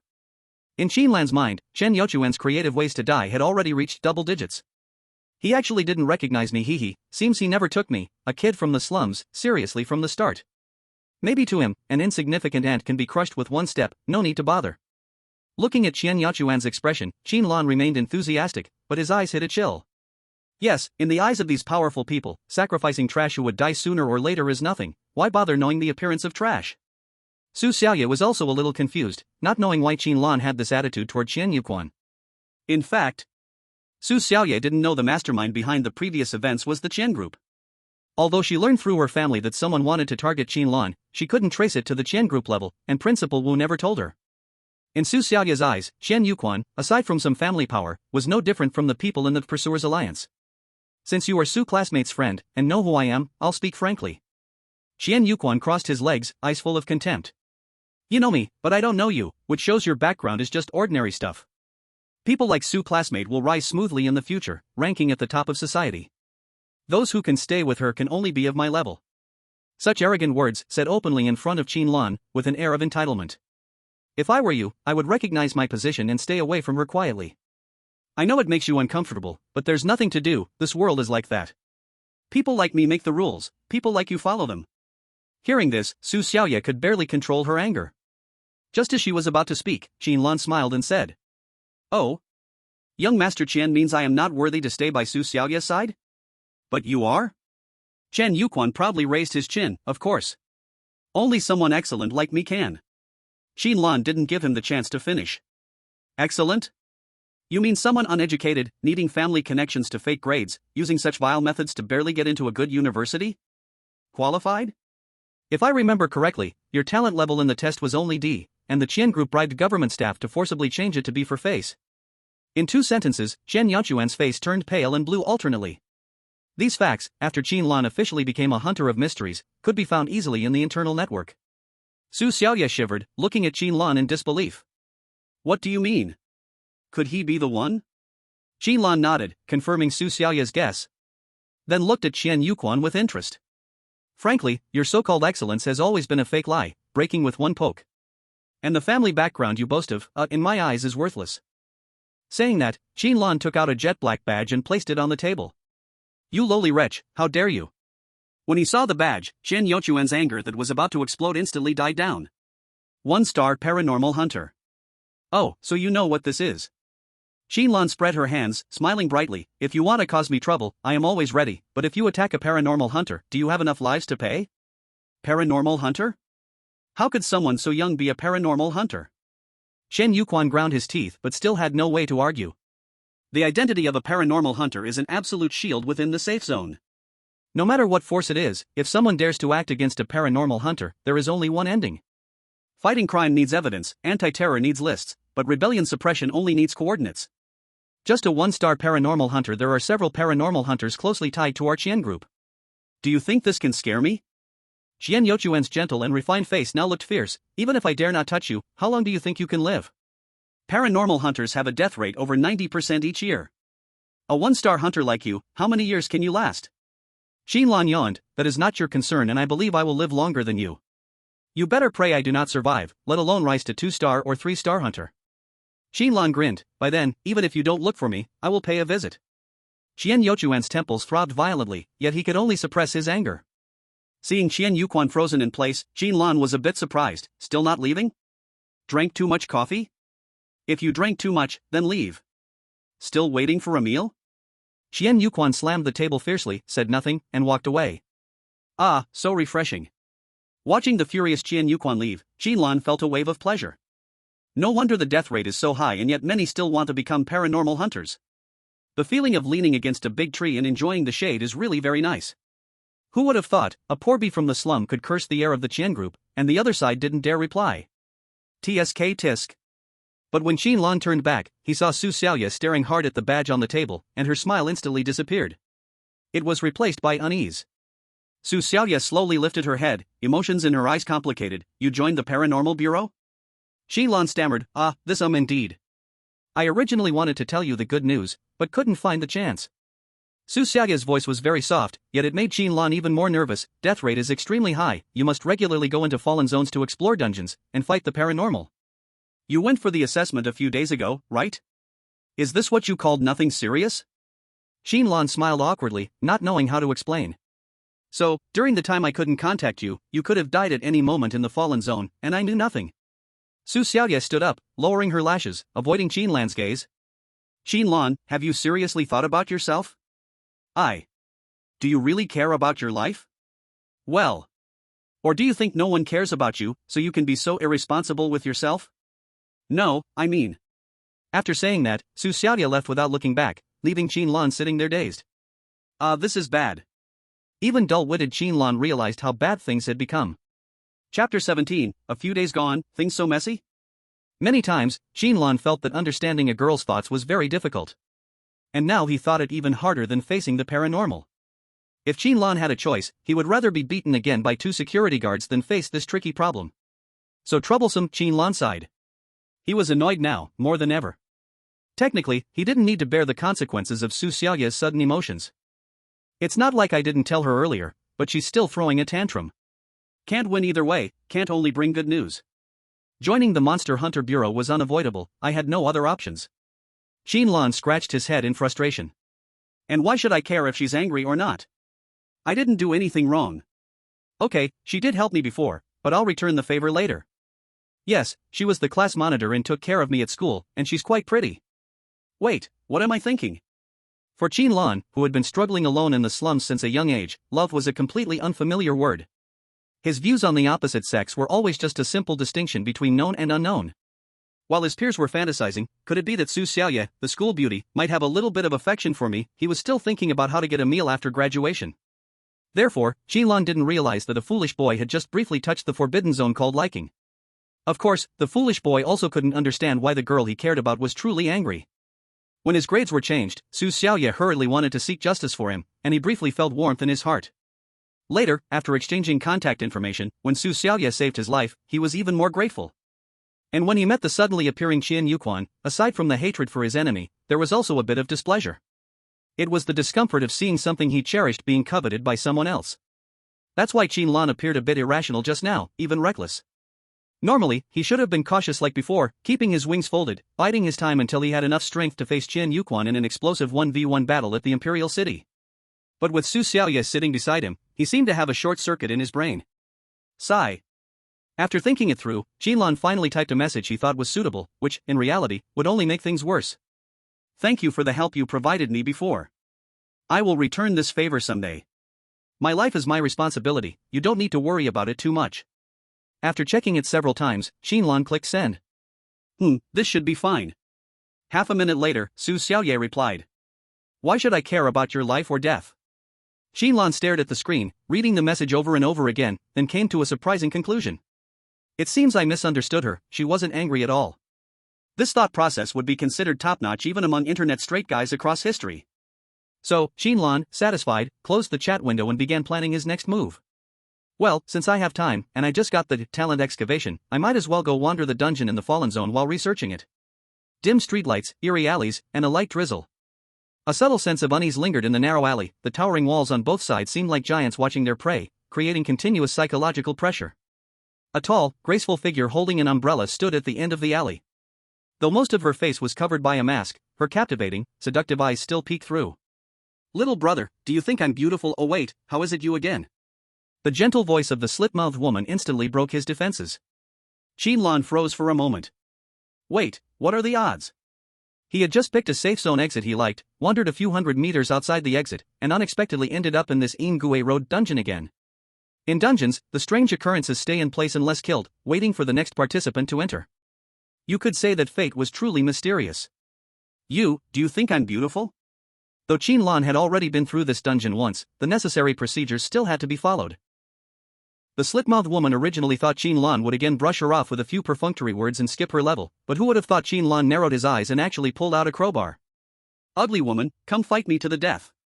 Yes, this time Qin Lan was not seeking death, but fighting. He had already died many times in the hands of the slit-mouthed woman. Even if he re-entered the dungeon, the diminishing effect would not reset. It was better to see what level his current strength had reached. Qin Lan. Race, human. Strength, 3.2. Constitution, 2.6. Speed, 2.5. Spirit, 2.2. This was Qin Lan's latest panel data after clearing Horror Subway. Some data that had not changed for now and would not change in the short term were mercifully omitted by the author, in name to make it look comfortable, in fact to be lazy. Also, taking the chance to explain, a few more lines of word count were added. Ha. Alright, we return to the main topic. It could be seen that after being ravaged by the conductor more than 20 times, Qin Lan's panel data had increased by a huge margin. After all, it was the final boss of a 3-star dungeon, very strong, and the growth it could bring was also higher. The current Qin Lan, speaking only of physical quality, could already be called a martial arts master. A strength attribute 3 times that of ordinary people, combined with swing stick secret skill, 3 strikes 3 defenses, gave Qin Lan the confidence to fight the slit-mouthed woman. According to Qin Lan's estimation, the slit-mouthed woman's data level should also be between 2.5 to 3. You ask how he estimated it? Because Qin Lan's neck and head had once had many ambiguous ultra-close contacts with the slit-mouthed woman. At that time, Qin Lan's attributes were only a little above 1 unit, just an extremely ordinary normal person. Placed in the Dragon Ball world, it would be the level of the combat power only 5. Oh, he did not have a gun, then he could not even reach trash of battle 5. But times had changed, now Qin Lan could already clearly see the slit-mouthed woman's attack movements, and could even dodge in time. You dare say I am ugly? You are dead for sure. The slit-mouthed woman took off her mask, her ferocious foul-smelling huge mouth with sharp messy fangs lunged fiercely toward Qin Lan. But it lunged into empty air. Ha, indeed very fast, but still can hold. Qin Lan stood up, feeling joy at the change of his strength. Although a bit forced and still got his skin scratched, compared to being instantly killed it was already full progress. How did you do it? The slit-mouthed woman missed 1 strike and turned her head back in some shock. She did not understand why the boy who not long ago could only rely on rules to escape, who could be bitten to death as long as she opened her mouth, had such a huge change. The world of handsome guys like us, ugly people like you will not understand. Qin Lan let out a long breath and moved his wrist. Since I can keep up, then next is my turn. Let's see whether your mouth is hard, or my big stick is hard. Qin Lan casually said a very bad line, then his expression changed, full of killing intent as he rushed toward the slit-mouthed woman. Swing stick secret skill, 3 strikes 3 defenses. Qin Lan gave a low shout and activated the skill he copied from the subway security. The crowbar in his hand suddenly accelerated and smashed toward the slit-mouthed woman's face. At first, the slit-mouthed woman did not think this would cause her any harm, so she did not plan to dodge at all. As a 1-star strange being, her physical quality far exceeded ordinary people, which was also her confidence in hunting many unlucky people. Ordinary attacks could not cause effective damage to her. But this 1 second was enough for Qin Lan to strike again with the crowbar. Qin Lan's gaze was calm, and his strikes were precise and brutal. 2 strikes to the mouth, to prevent begging for mercy. The crowbar fell again, this time targeting the iconic large mouth of the slit-mouthed woman. Abnormal status, silence. The slit-mouthed woman's piercing wail abruptly stopped. 3 strikes to the head. Qin Lan took a deep breath, gathering all his strength, stopped thinking. Bang. Chapter 18, Talent Enhancement. The Power of the Curse Codex. In the alley, Qin Lan swung the crowbar with all his might, striking the slit-mouthed woman's head again and again. Stiffness, silence, dizziness. The 3 control effects gathered together, letting the slit-mouthed woman deeply experience what it meant to face the sword of physics. Although the damage wasn't high, the mechanism was incredibly powerful. The only downside was that the crowbar technique consumed a lot of stamina, and with Qin Lan's current state, after using it 2 or 3 times, he would completely lose the ability to move. But that was enough. Until the slit-mouthed woman's body stopped twitching, Qin Lan finally stopped his attack. At this moment, he was covered in the slit-mouthed woman's blood, making him look extremely terrifying, making it hard to tell who was the real monster. Ha. Qin Lan smiled proudly, your head exploded like a watermelon, and the killer is me. This time, Qin Lan was the victor. Who would have thought that the young man who could have been killed by a single bite back then, now could kill an abnormal creature on his own? Although it was only a one-star entity, the weakest among anomalies, it was still an astonishing growth. Looking at the dungeon's completion requirements, the conditions survived from the slit-mouthed woman had been checked off, meaning Qin Lan could leave this dark road anytime. But he wasn't planning to leave yet. The corpse of a one-star anomaly. Can I directly draw cursed power from it? Squatting next to the slit-mouthed woman's body, Qin Lan compared the contents of the talent deep digging and showed a skeptical look. Generally speaking, cultivating the curse codex required the use of cursed crystals extracted from abnormal corpses. But it was also possible to use the body directly. However, without professional equipment, a lot of the cursed power would be wasted during the absorption process. Perceive the curse, contact the curse, guide the curse, absorb the curse. This is the common process for all curse codices. However, after absorbing the curse, different codices would have different ways of operating, transforming the cursed power into various fields. First is perception. Qin Lan closed his eyes and, following the method described in Talent Deep Digging, imagined a peculiar pattern in his mind. Thoughts intertwined into ideas, and ideas condensed into lines, forming a simple seed. A seed with tender sprouts. In this stage, the higher the spiritual talent, the faster the comprehension. And I almost didn't put in any effort before succeeding. Qin Lan was quite satisfied. With a 2.2 spiritual attribute, he gained a significant advantage. Seizing the opportunity, Qin Lan continued to visualize, making the seed in his mind clearer and clearer. This was the manifestation of the curse. After the catastrophe, scholars of each generation had researched it, believing that curses were actually a special kind of energy, one that was born from thought and will. The so-called abnormal creatures were merely derivatives of this special energy. And the curse codex helped people condense their own curse, and then use external cursed power to strengthen themselves. This is the seed of my curse. Qin Lan opened his eyes, but the seed in his mind did not disappear. Different codices would condense different forms of curses, some being seeds, some being incantations, and some even animals. And in Qin Lan's vision, faint and barely noticeable translucent energy was continually leaking from the slit-mouthed woman's corpse. First perceive, then touch. Qin Lan extended his hand and touched the cursed power emanating from the slit-mouthed woman's body. An indescribable feeling traveled from his fingertips. The seed of the curse in Qin Lan's mind trembled constantly, as if craving nourishment. Then comes the guiding. Qin Lan calmed her breath, the seed of the curse inside her quivering slightly. And the curse power she touched with her fingertips seemed to find a vent, flowing in immediately. A strange feeling spread all over her body. At this moment, I must remain calm and guide the curse into the seed. Qin Lan did not dare to be careless, acting strictly according to the record in the manual, deliberately controlling the absorption of the curse to prevent losing control from absorbing too fast. Strands of curse flowed like trickling streams, constantly entering Qin Lan's body, finally converging into the curse seed. This seed was hungry and greedy, devouring the nutrients to nourish itself. I can feel it is sprouting. With Qin Lan's guidance, the once slightly withered seed reached a critical point. A tiny crack opened, and then a tender sprout pushed through. Absorb then build. Qin Lan could clearly feel that as the seed inside her sprouted, some unseen part of herself was also growing. Not that kind of unseen part. I mean talent.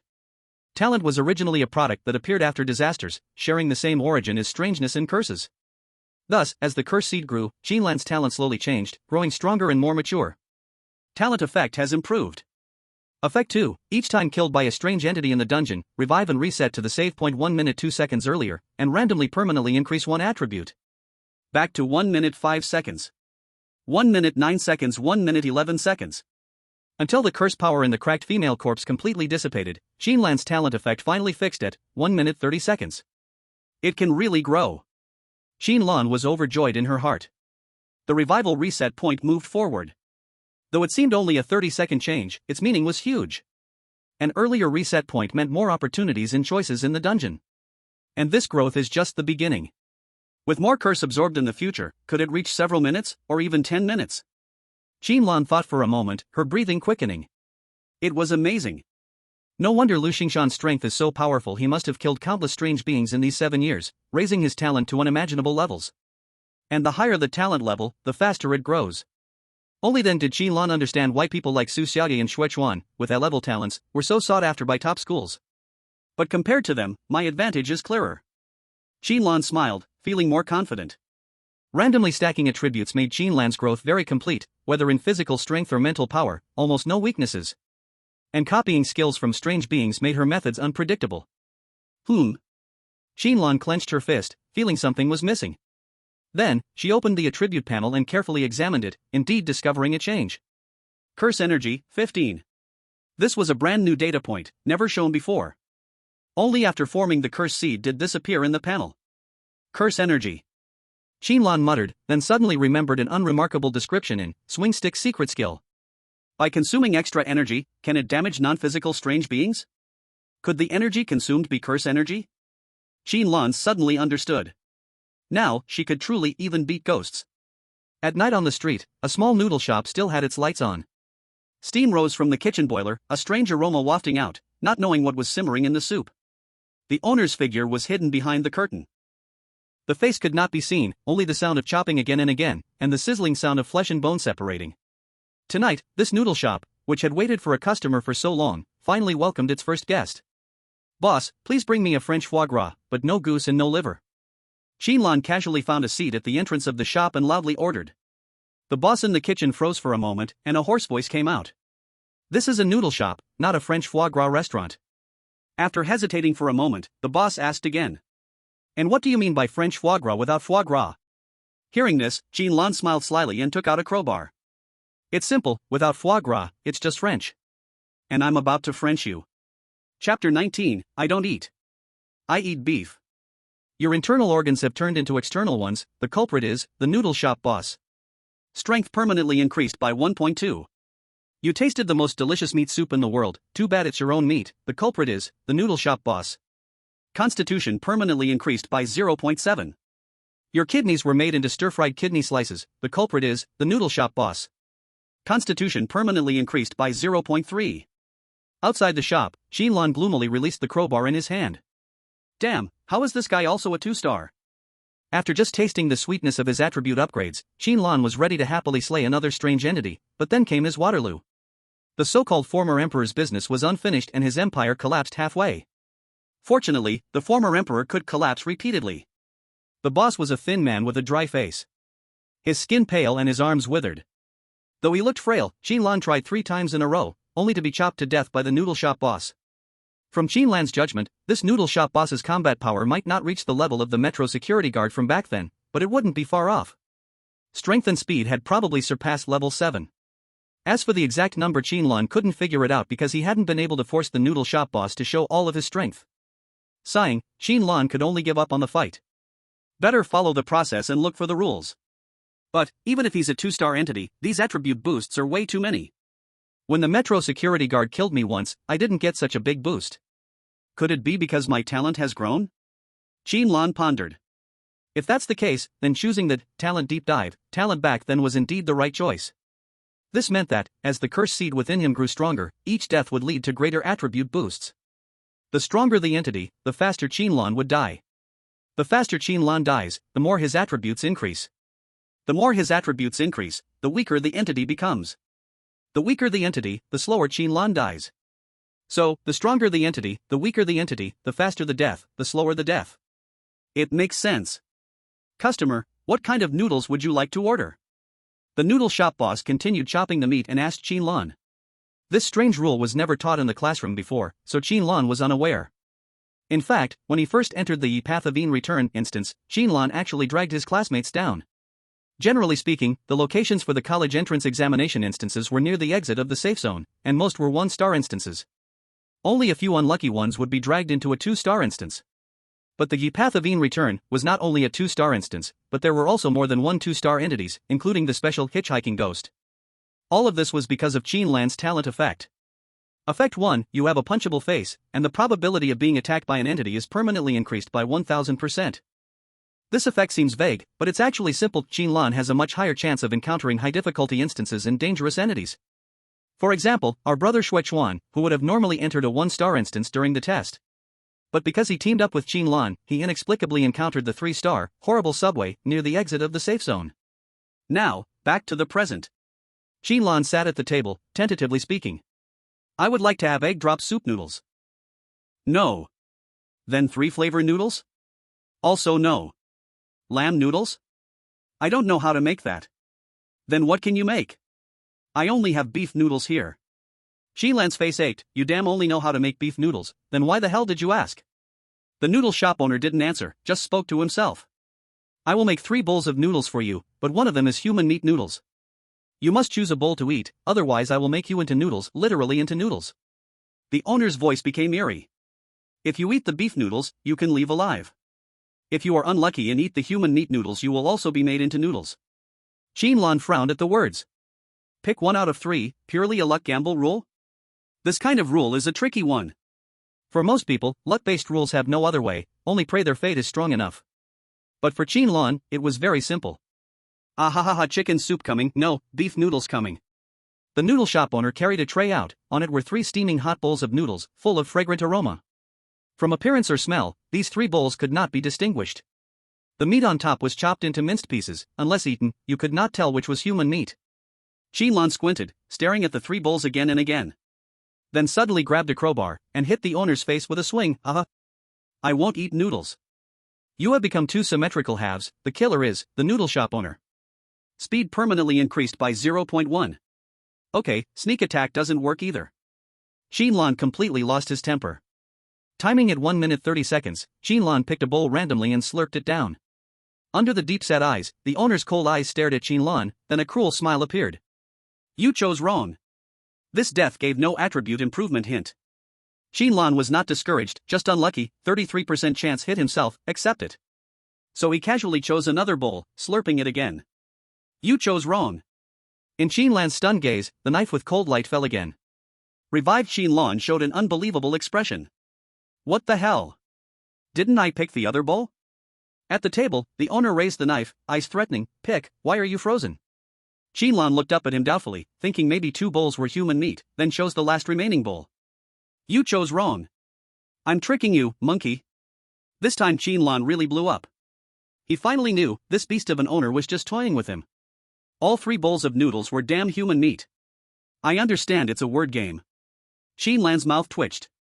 The owner said he would make 3 bowls, 1 is human meat but never said the other 2 aren't human meat. I must pick a bowl to eat. This is actually a second independent piece of information, not choosing from the 3 served. Thinking this, Qin Lan got very annoyed, stood up, and walked straight to the kitchen. What are you doing, planning not to eat noodles? If you don't eat, I will kill you.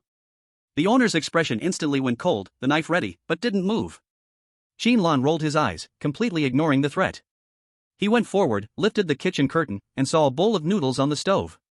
As expected, it's a trick. These days, even creepy noodle shops can't guarantee food safety, really fucked up. Qin Lan didn't hesitate, grabbed chopsticks, and ate the bowl cleanly. Hick. Gotta say, this beef noodle tasted pretty good. Except for no green onions, everything was perfect. In his mind, finish eating the noodle shop's beef noodles and survive, task goal was completed, proving Qin Lan's thinking was not wrong. Behind Qin Lan, the noodle shop owner walked over with a reluctant expression. I'll admit, you're smart, let's go. Humph, next time I will come up with an even better plan to make you stay and turn you into noodles. The owner tightly gripped the kitchen knife, but had no choice but to let Qin Lan leave under the constraints of the rules. His gaze was filled with hatred and venom, staring at Qin Lan without blinking. Qin Lan put down his chopsticks and fiercely locked eyes with the owner. Next time? Wait until I come back, sooner or later, I'll smash your noodle shop and turn it into a public restroom. Chapter 20, Killing Intent. 2-star cryptid hunter. In the luxurious living room, Xian Youchuan's furious voice echoed. Failed? How could it fail? He's just a damn waste with an F-level talent, how did so many people fail? I paid you all to eat shit? Xian Youquan kicked over the table, his eyes bloodshot. Now look. He's become a cryptid hunter. How am I supposed to kill a cryptid hunter? Ha? Speak. After being humiliated and leaving, Chen Youquan immediately started investigating Qin Lan's background. After seeing the photo, he finally understood that Qin Lan was the unlucky bastard whose college entrance exam results had been swapped by him. It was at this moment that he received the news that the gangster's assassination attempt had failed, or rather, the assassination was a failure in broad daylight. Chen Youquan lost his temper and regretted it deeply. He regretted not hiring more people back then to solve this problem in one go. Now the trouble was massive. Killing an ordinary boy from a slum was one thing, but killing a 1-star cryptid hunter was a completely different concept. The former would only cost a trivial amount of money to deal with, but the latter could bring a devastating blow to the Qian group. You have to know that the newly appointed supervisor of the cryptid bureau in the 088 safety zone is infamous for his temper, and it said that he never even gives face to the safety zone's leader. If he found out that someone tried to assassinate a cryptid hunter right under his nose. Don't say it's Qian Yuquan, even if his parents had more heads, they wouldn't survive. Watching Qian Yuquan vent his anger, the staff of the group didn't dare to take a single breath. Until Qian Youquan's anger eased a little, someone finally spoke in a low voice. Young master, although the Cryptid Bureau strictly forbids any force or individuals from harming cryptid hunters, it doesn't prohibit infighting between cryptid hunters. Hearing this, Qian Yuquan froze, slowly turning to look at the person. Go on. The employee swallowed nervously and cautiously explained. There are a few cryptid hunters under our group's name, young master. If you insist, we can ask them to take action in the Fallen Zone. It's quite common for a new cryptid hunter to die in the Fallen Zone. But, the price might be very high. Hearing this, the others changed their expressions. A few of them wanted to speak up to advise against it, but when they were met with Qian Youquan's glare, they immediately fell silent like they had been frozen. Good, do it that way. Contact them immediately, any of them will do, as long as they can kill that guy, everything is negotiable. Qian Yuquan smiled coldly. The road to return, instance complete. Settlement reward. Special objective incomplete, no additional reward. As the light twisted, Qin Lan's figure gradually appeared. Pity, just a regular one-star anomaly, even if I kill it, there's not much curse energy to absorb. Qin Lan sighed with regret. The last remaining anomaly was a wandering soul lost on the way home after school, who randomly picked a passerby to send him home. During the process of sending him, no matter what sounds were heard, the person couldn't look back, or else they would be attacked by the boy's vengeful ghost. Qin Lan first took a little attribute value as usual, then spent some energy and knocked the ghost away with a few sticks to send it to its parents. Qin Lan.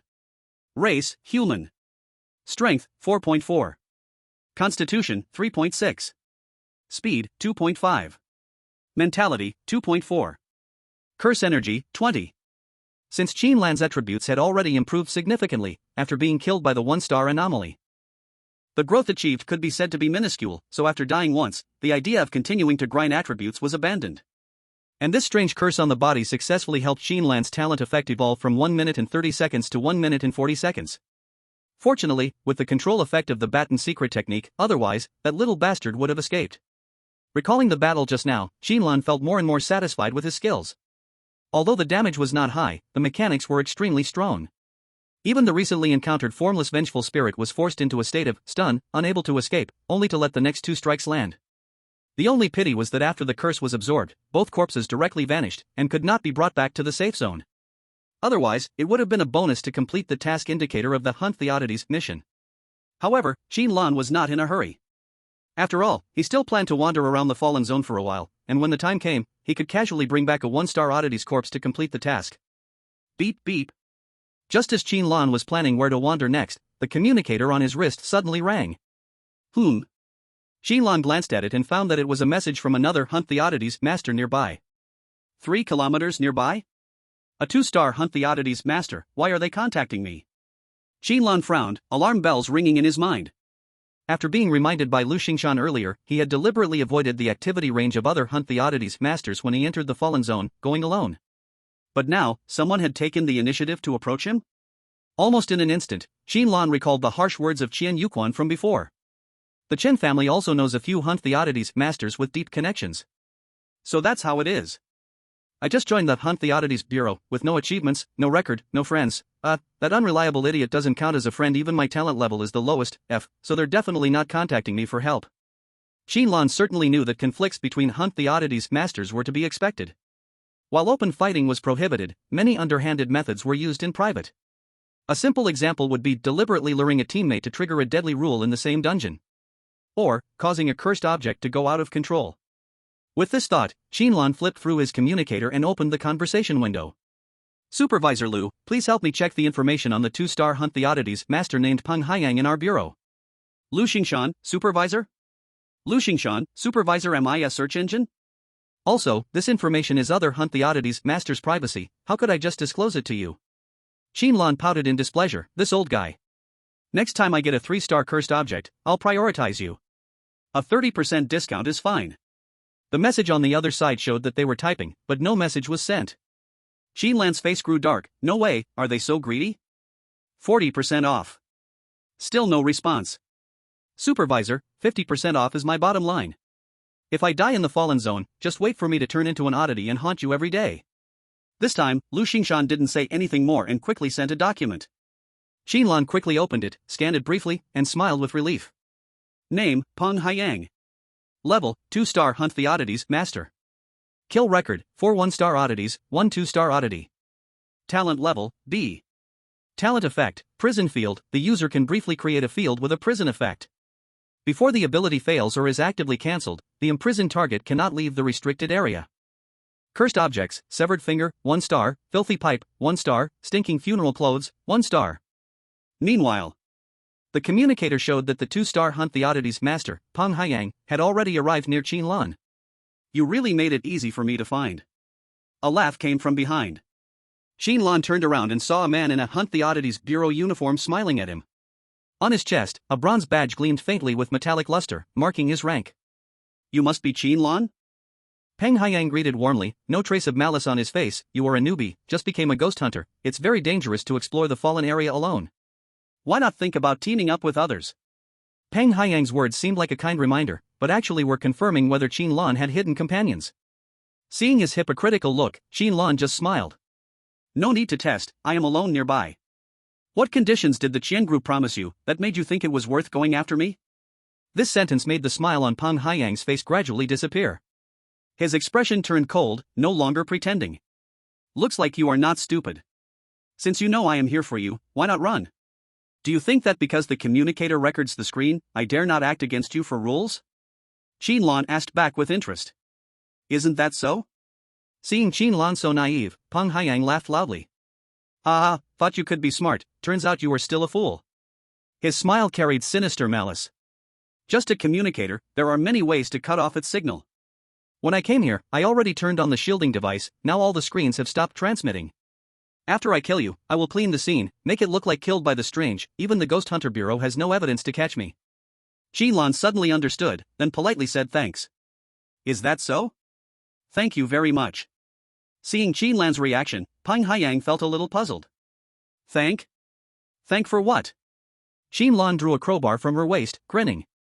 Of course, thank you for teaching me how to kill a ghost hunter in the fallen area without being held accountable. By the way, thank you for sending the 3 cursed items. Chapter 21, First Sharpness. Complete victory. Through the detailed information just sent by Lu Xingshan, Qin Lan already understood Peng Haiyang's background. Although he is a 2-star ghost hunter, his main attack relies on the 3 cursed items he possesses. His talent skill has no offensive power, only confinement function. So the combat method usually is to first use confinement force field to restrict opponent's action, then continuously use the 3 cursed items, releasing their strangeness to attack the target. Interesting, from your words, seems you want to turn around and kill me? Do you not quite understand your situation? At this time, Peng Haiyang sneered. I am a 2-star ghost hunter, and you are just a new ghost hunter. I have seen your file, F-level talent, barely passed the test by teaming up with an A-level talent newbie. Hee, probably you would struggle alone against a 1-star strange, right? See, this is the benefit of teaming up with Xuechuan. Except for Lu Xingshan and Luoyu who saw the proctor screen, and the person in the instance itself, everyone else thought Qin Lan passed the test because of Xuechuan's help. Although back then Xuechuan drew a 4-star cursed item which played a big role, actually Qin Lan herself could fully pass the instance. Now, Peng Haiyang suffered from the information gap. Confinement force field. A semi-transparent barrier appeared out of thin air, enclosing Qin Lan inside. The barrier was semicircular, crystal clear, like a large bubble, covering a 20-meter radius area. Outside the barrier, Peng Haiyang showed cruel expression. The points I accumulated for years, all used to exchange these cursed items on me. Let you taste the flavor of despair. Saying this, Peng Haiyang quickly took from his pocket a dried broken finger, a smoking pipe, and a tattered shroud. Strong curse surged, the 3 strangeness gradually condensed into form. Qin Lan calmly stood in place, showing no fear, instead curiously watching the activation process of the 3 cursed items. 2 corporeal strange creatures, 1 incorporeal strange creature. At a glance, Qin Lan immediately identified the types of these 3 strange creatures. Under Qin Lan's gaze, a burly and emaciated zombie crawled up from the ground, letting out an unpleasant screech. On the left and right of the zombie, there were black clouds floating, and an old man in a burial robe stood there. The strength doesn't seem as strong as the lacerated woman, though. Qin Lan observed for a while and came to this conclusion. The power of a strange creature is reflected in the intensity of its curse. Even the body of the lacerated woman exudes a curse stronger than any of these 3 strange creatures. Peng Haiyang laughed loudly, as if he had already seen Qin Lan's tragic end. Are you already scared out of your wits? Ha ha ha ha. These three strange creatures only need a moment to tear you to pieces. I can't wait to see you on the brink of death. Boom! It was the sound of the zombie's head being knocked off with a crowbar. Qin Lan stared in surprise at the crowbar in his hand, then looked at the zombie's headless body, his expression filled with suspicion. Wait, is it this fragile? Then he realized, oh, my strength has increased again, right? After the enthusiastic hospitality from the noodle shop owner, Qin Lan's stats had risen again, making him much stronger than when he killed the lacerated woman. This was why the previous strike had been so deadly. This is impossible. Peng Haiyang, outside the barrier, was stunned, even doubting whether he was still in bed, not fully awake. What do you mean, an F-class talent novice strange hunter crushed a one-star strange creature's skull with a single blow? The last person with such terrifying combat achievements is now sitting in the Strange Hunter Bureau's office, drinking tea. But Qin Lan didn't care what was going on in his mind. He raised the crowbar and walked towards the old man in the burial robe. Old man, at your age, still coming out to show off, walking around in such a sexy outfit, it's just shameless. But it's okay, I'm known for respecting the elderly and caring for children. Whipstick secret skill, 3 strikes, 3 defenses. Another muffled sound. Qin Lan dodged the burial robe ghost's flying pounce while striking its knee with a crowbar. I was once a mighty strange creature, until my knee was struck by a crowbar. The old ghost in the burial robe screamed as it fell to the ground, clutching its knee and rolling back and forth, then received another strike to the face. Qin Lan swung the crowbar, his gaze sharp. Second strike to the mouth, to prevent begging. Third strike to the head, stop thinking. A quick, decisive triple strike killed the one-star strange creature on the spot. Now, it's your turn. Qin Lan turned his gaze to the trembling black mist. At the same time, Peng Haiyang outside had already turned numb. He reached down to touch his pants, only to find it was soaking wet. Is it sweat? No, now I get it. How could I sweat facing such a weak opponent? I just pissed myself. Peng Haiyang's face had gone from overconfident to pale, and it was hard to imagine the turmoil in his mind. Watching Qin Lan defeat the 3 one-star strange creatures one by one as if they were nothing, he could already imagine how terribly he would end up. He's practically a Superman. Is this guy really only F-class talent? If you told me he was A-class, I'd believe it. Peng Haiyang wanted to cry but had no tears. He regretted taking this job. But he still didn't dare to run away. As soon as he turned around, the prison field would collapse. And with Qin Lan's speed just now, he could catch up with him in 5 seconds, then beat the crap out of him with 2 more strikes. The curse manual Peng Haiyang studied also leaned toward talent-based abilities, and with most of his points spent on exchanging cursed objects, his combat ability was extremely low. How long can your barrier last? Qin Lan struck one by one, smashing all 3 strange creatures, forcing them to return to their cursed objects, unable to be used again for a short time. Then, he walked to the edge of the confinement force field, tapping it with a stick, finding the barrier unusually strong. Qin Lan tried to expend curse energy to attack, but his energy had been almost exhausted in the recent battle, the little left not enough to break the barrier. Really a turtle shell, Qin Lan complained unhappily.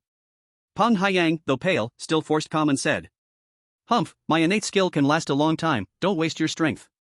Even for a 2-star strange, breaking it in a short time is difficult. But Qin Lan spoke calmly.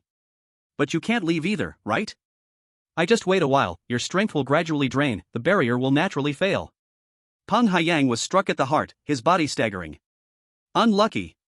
Truly unlucky. How does this guy even know his own weakness?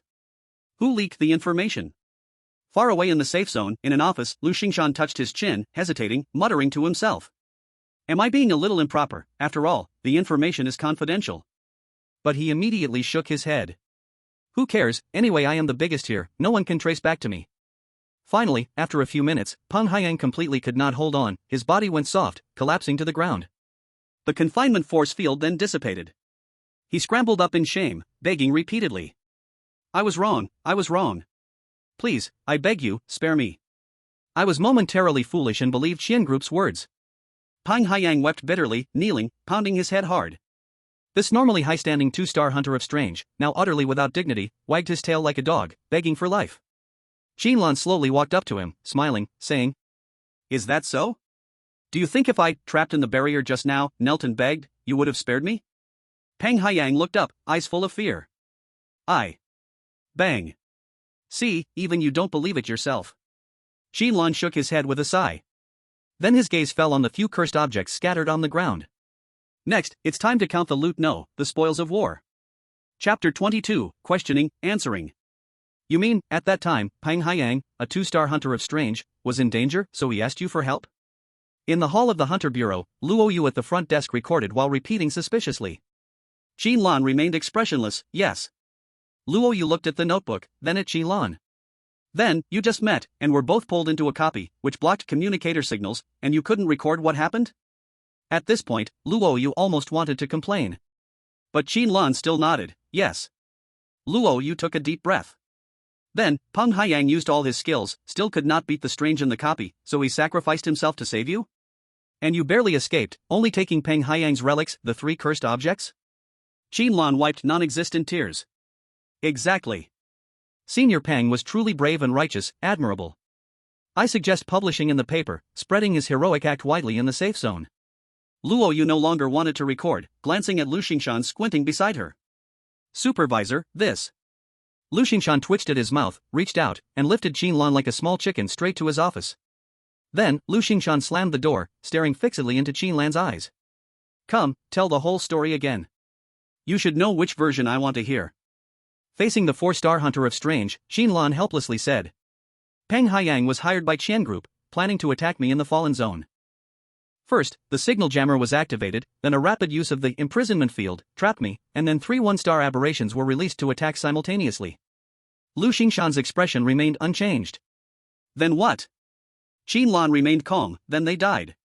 I killed the 3 aberrations, then waited until his shield couldn't hold up, and I killed him too. This should count as self-defense, right?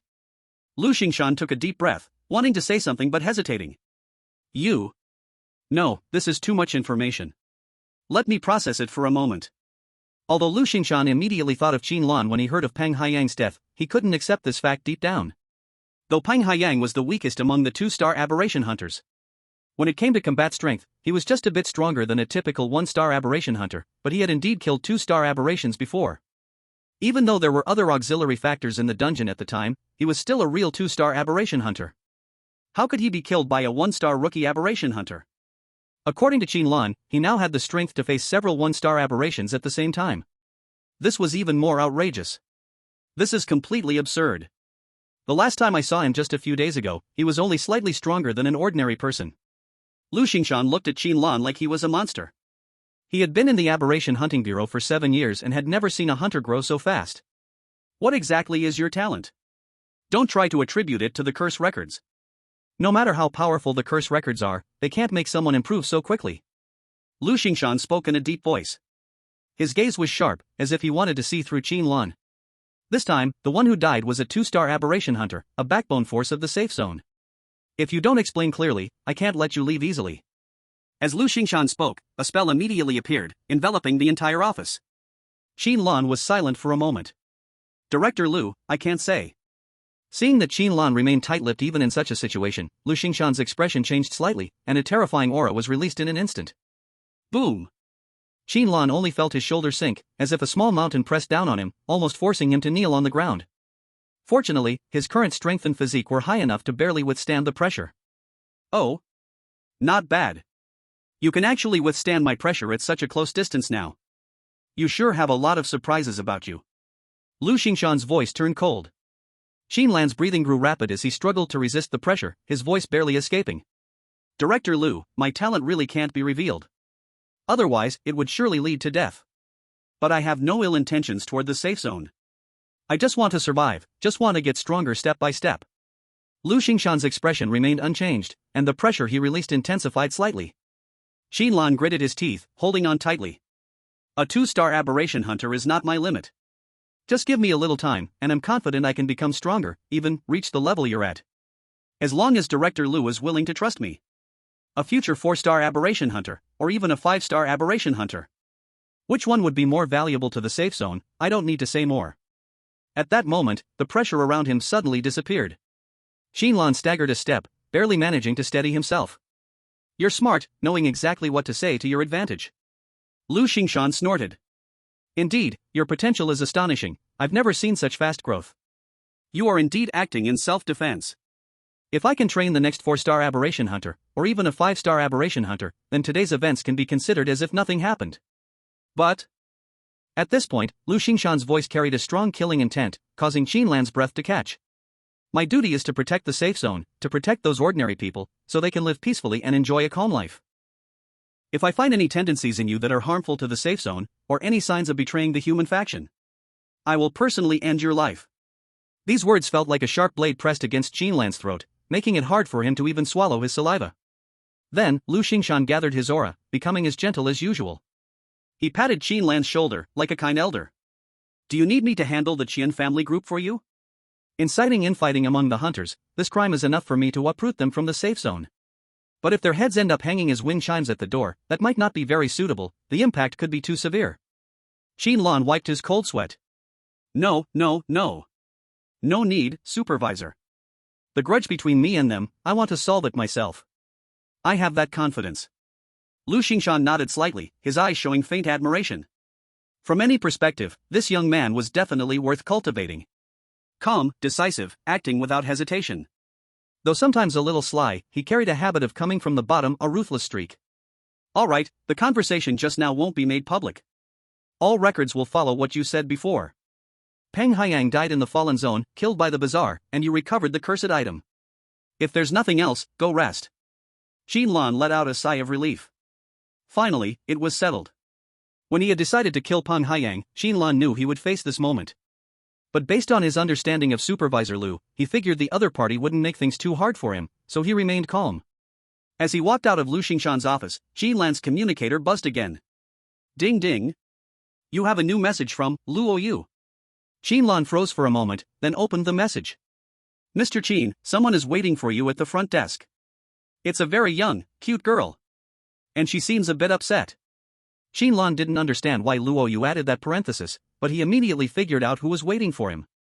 A nervous feeling suddenly surged in him. If, just moments ago, facing Lu Xingshan, he only felt pressure. Now, he felt a bit anxious. Chapter 23, What are you doing? Gala is not like this for Muley. Luoyu leaned against the front desk, curiously observing the girl in front of her. From her eyebrows and eyes to her overall aura, the girl exuded a freshness, obedience, and quiet elegance. Long, smooth eyelashes, fair skin, a small and delicate nose, and eyes that seemed warm and tender, all these features were the type men would easily be drawn to. Many of the hunters and staff passing by couldn't help but glance at her. But if you looked closely, you could also sense some hidden sharpness in her. It felt like a kitten that had tucked away its claws. Normally, it would yawn and purr softly, looking fluffy and cute, but if provoked, it would show its claws and swipe at you. Qin Lan is being questioned by our supervisor, just wait a moment. Luoyu smiled and explained, handing Su Xiaoyue a cup of hot water. Su Xiaoyue took the water, whispered a thank you, and couldn't help but glance around. This was her first time entering the Hunter Bureau. People who've been wandering the Fallen Zone really have a different aura. Like Qin Lan, Su Xiaoyue also felt the same way. These hunters, all of them carried a cold, decisive air, a presence forged by countless encounters with the brink of death. Is he like these people too? Does he also explore one instance after another in the Fallen Zone, fighting those terrifying abnormalities? Does he also frequently face the threat of death? Su Xiaoyue held the cup, unable to stop herself from thinking this way. Suddenly, a familiar figure appeared before her eyes. Qin Lan smiled awkwardly as he walked over. The calm and composed look in front of Lu Xingshan vanished, and as soon as he spoke, he stuttered a little. Why did you come to see me? Is there something wrong? Upon hearing this, Su Xiaoyue asked lightly in return. Can't I come if there's nothing wrong? Beside them, Luoyu seemed to be watching a live-action teen drama, her eyes shining, quickly searching in the drawer at the front desk. Where did I put the sunflower seeds I bought? I can't miss such an exciting story. Qin Lan didn't know what to say, so she forced herself to speak. It's not like that, it's just aren't you getting ready to start school? Shouldn't you be busy with a lot of things? Su Xiaoyue snorted lightly and did not answer. Instead throwing out a question that made Qin Lan extremely stressed. I heard, you went to the Fallen Zone again not long ago? And this time you didn't tell me either. Pressure. Qin Lan sweated like rain, not knowing why he felt like he was being judged. Mainly afraid it would affect your mood. And last time, didn't you say you were too lazy to care about me? After searching his mind over and over, Qin Lan's poor vocabulary finally formed a human sentence. Su Xiaoyue was a little annoyed, but seeing Qin Lan's awkward look, she couldn't lose her temper. So she could only bite her lip angrily. Can't you understand sarcasm? Are you an idiot? Qin Lan scratched his head in frustration. Sarcasm? You. Beside him, Luoyu quietly enjoyed the drama while eating seeds, unable to help but whisper, "Use your brain. Use your brain." Qin Lan slapped his head, suddenly remembering something, and started searching in his pocket. "Right, let's not talk about this first. I didn't have time to give you a gift on your birthday, so this time I specially made up for it." Qin Lan frowned, taking out 3 small boxes from his pocket, mumbling as he went. "I never had a birthday before, so I didn't know what you would like. So I thought I'd give you something you might use." Seeing the boxes Qin Lan took out, Su Xiaoyue looked confused, while Luoyu's eyes widened, dropping the seeds in her hand. "Oh my god. You even give this away?" The items Qin Lan gave were exactly the 3 cursed objects he got from Peng Haiyang. With Qin Lan's current strength, ordinary 1-star anomalies were no match for him, so these 3 cursed objects were basically useless.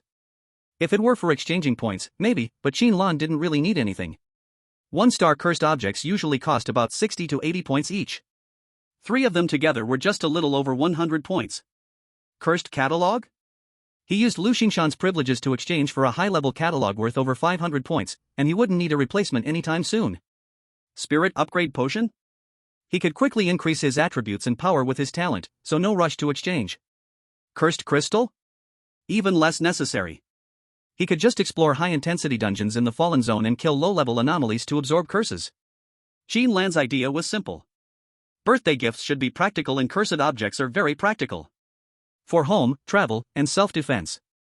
Besides, he couldn't attack the Chen group soon, and Qian Yuquan clearly had bad intentions towards Su Xiaoyue, so giving her something for self-defense was perfect. The reason he just refused Lu Xingshan's help was mainly his pride. He had to rely on his own strength to make the Qian group regret it and completely crush Chen Yuquan's pride. Some things only mattered if done by himself. Cursed objects? After Luoyu explained, Su Xiaoyue realized how valuable the items Qin Lan gave were and was shocked. Even a 1-star cursed object, given her family situation, might not be something she could buy. And Qin Lan gave her 3 at once. Saying it's a luxurious heavy gift wouldn't be an exaggeration. It should be okay, right? Qin Lan was stunned for a moment. I checked the relevant rules. After reporting 1-star cursed objects, they can be transferred or traded for free. And these 3 are all very stable cursed objects, basically no risk of going out of control. Luoyu shook her head repeatedly. That's not the point. These 3 cursed objects, how long do other people have to do tasks to get them? You simply don't understand. Most monster hunters take on exploration tasks with lower danger. These tasks don't give many points. To save enough to exchange for a 1-star cursed object, it would take at least half a year. Even if taking exploration tasks frequently, there's a chance to die on the way. You just gave them away like that? Qin Lan scratched his head. What else? He really didn't think much of it. Points, well, just kill a few monsters and bring back some corpses and you have them. He didn't have to worry about being killed by monsters. Anyway, there's revival as a safety net. Worst case, try again and again. If you can kill it, if not, just run. But in Su Xiaoyue's eyes, it was different. That sister just said, these cursed objects require monster hunters to risk their lives to complete tasks to get them. And Qin Lan just came back from the Fallen Zone. Could it be he risked going into the Fallen Zone just for me? Su Xiaoyue held the 3 boxes and started her self-reflection again. Her heart raced, her head felt dizzy. Su Xiaoyue didn't know about Peng Haiyang sending supplies from thousands of miles away. She only thought this was Qin Lan's hard-earned reward. All because I was upset with him the past 2 days, didn't explain clearly and just left. What if he met danger in the Fallen Zone? There are monsters, a small mistake and he could die. And I said such harsh words, saying I didn't care if he lived or died. Su Xiaoyue felt both sour and guilty, her eyes unavoidably reddened. She really wasn't human. If Qin Lan really died in the Fallen Zone, and the last words he heard were her angry words, how cruel would that be? I'm sorry, Su Xiaoyue whispered, a few tears hanging on her eyelashes. I should have spoken to you properly before. No. What's going on, bro? Crying for what? Qin Lan was also confused. Didn't I just give you a birthday gift? Isn't that enough sincerity? Women are really hard to please. Su Xiaoyue reached to wipe her eyes, her voice extremely gentle.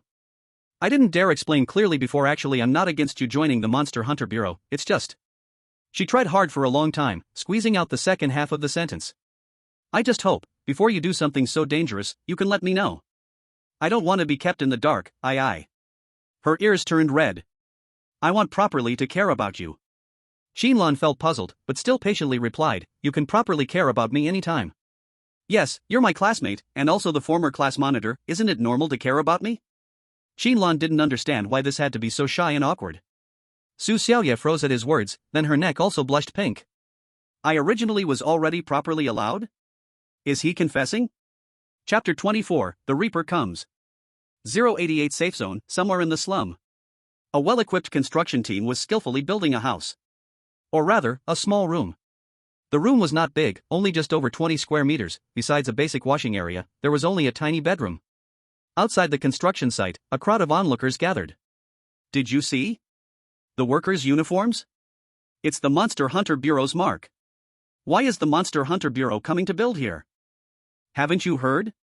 That little guy who used to live here is now a monster hunter. Monster Hunter? Damn. Although not good at socializing. For over a decade, Qin Lan had lived in this area, and most of the neighbors had some impression of him. When they heard that Qin Lan had become a hunter of the strange, their faces were filled with shock.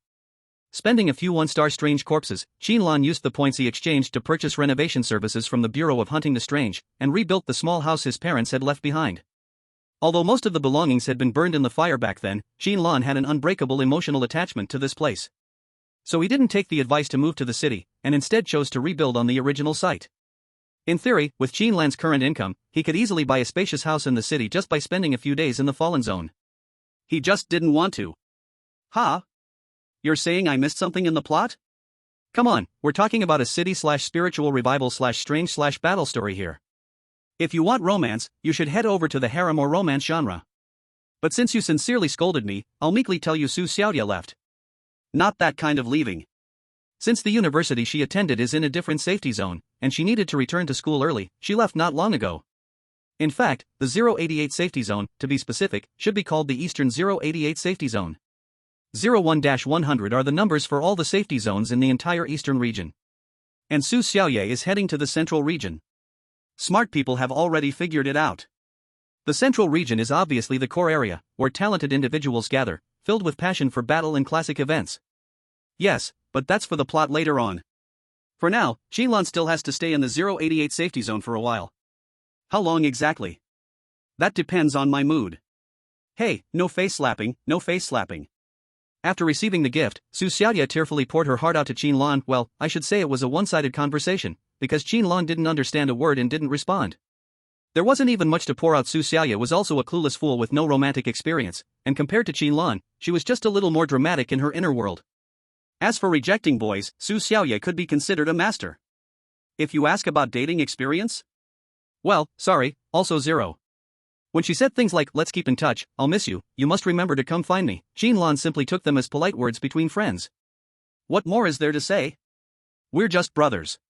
So for the past few days, Qin Lan has been busy in the Fallen Zone, saving money for the renovations while also leveling up his attributes. After a few pointless 1-star difficulty dungeons and a boring 2-star dungeon, Qin Lan's attributes made huge improvements. Seeing this sentence, some sharp readers may have realized, that's right.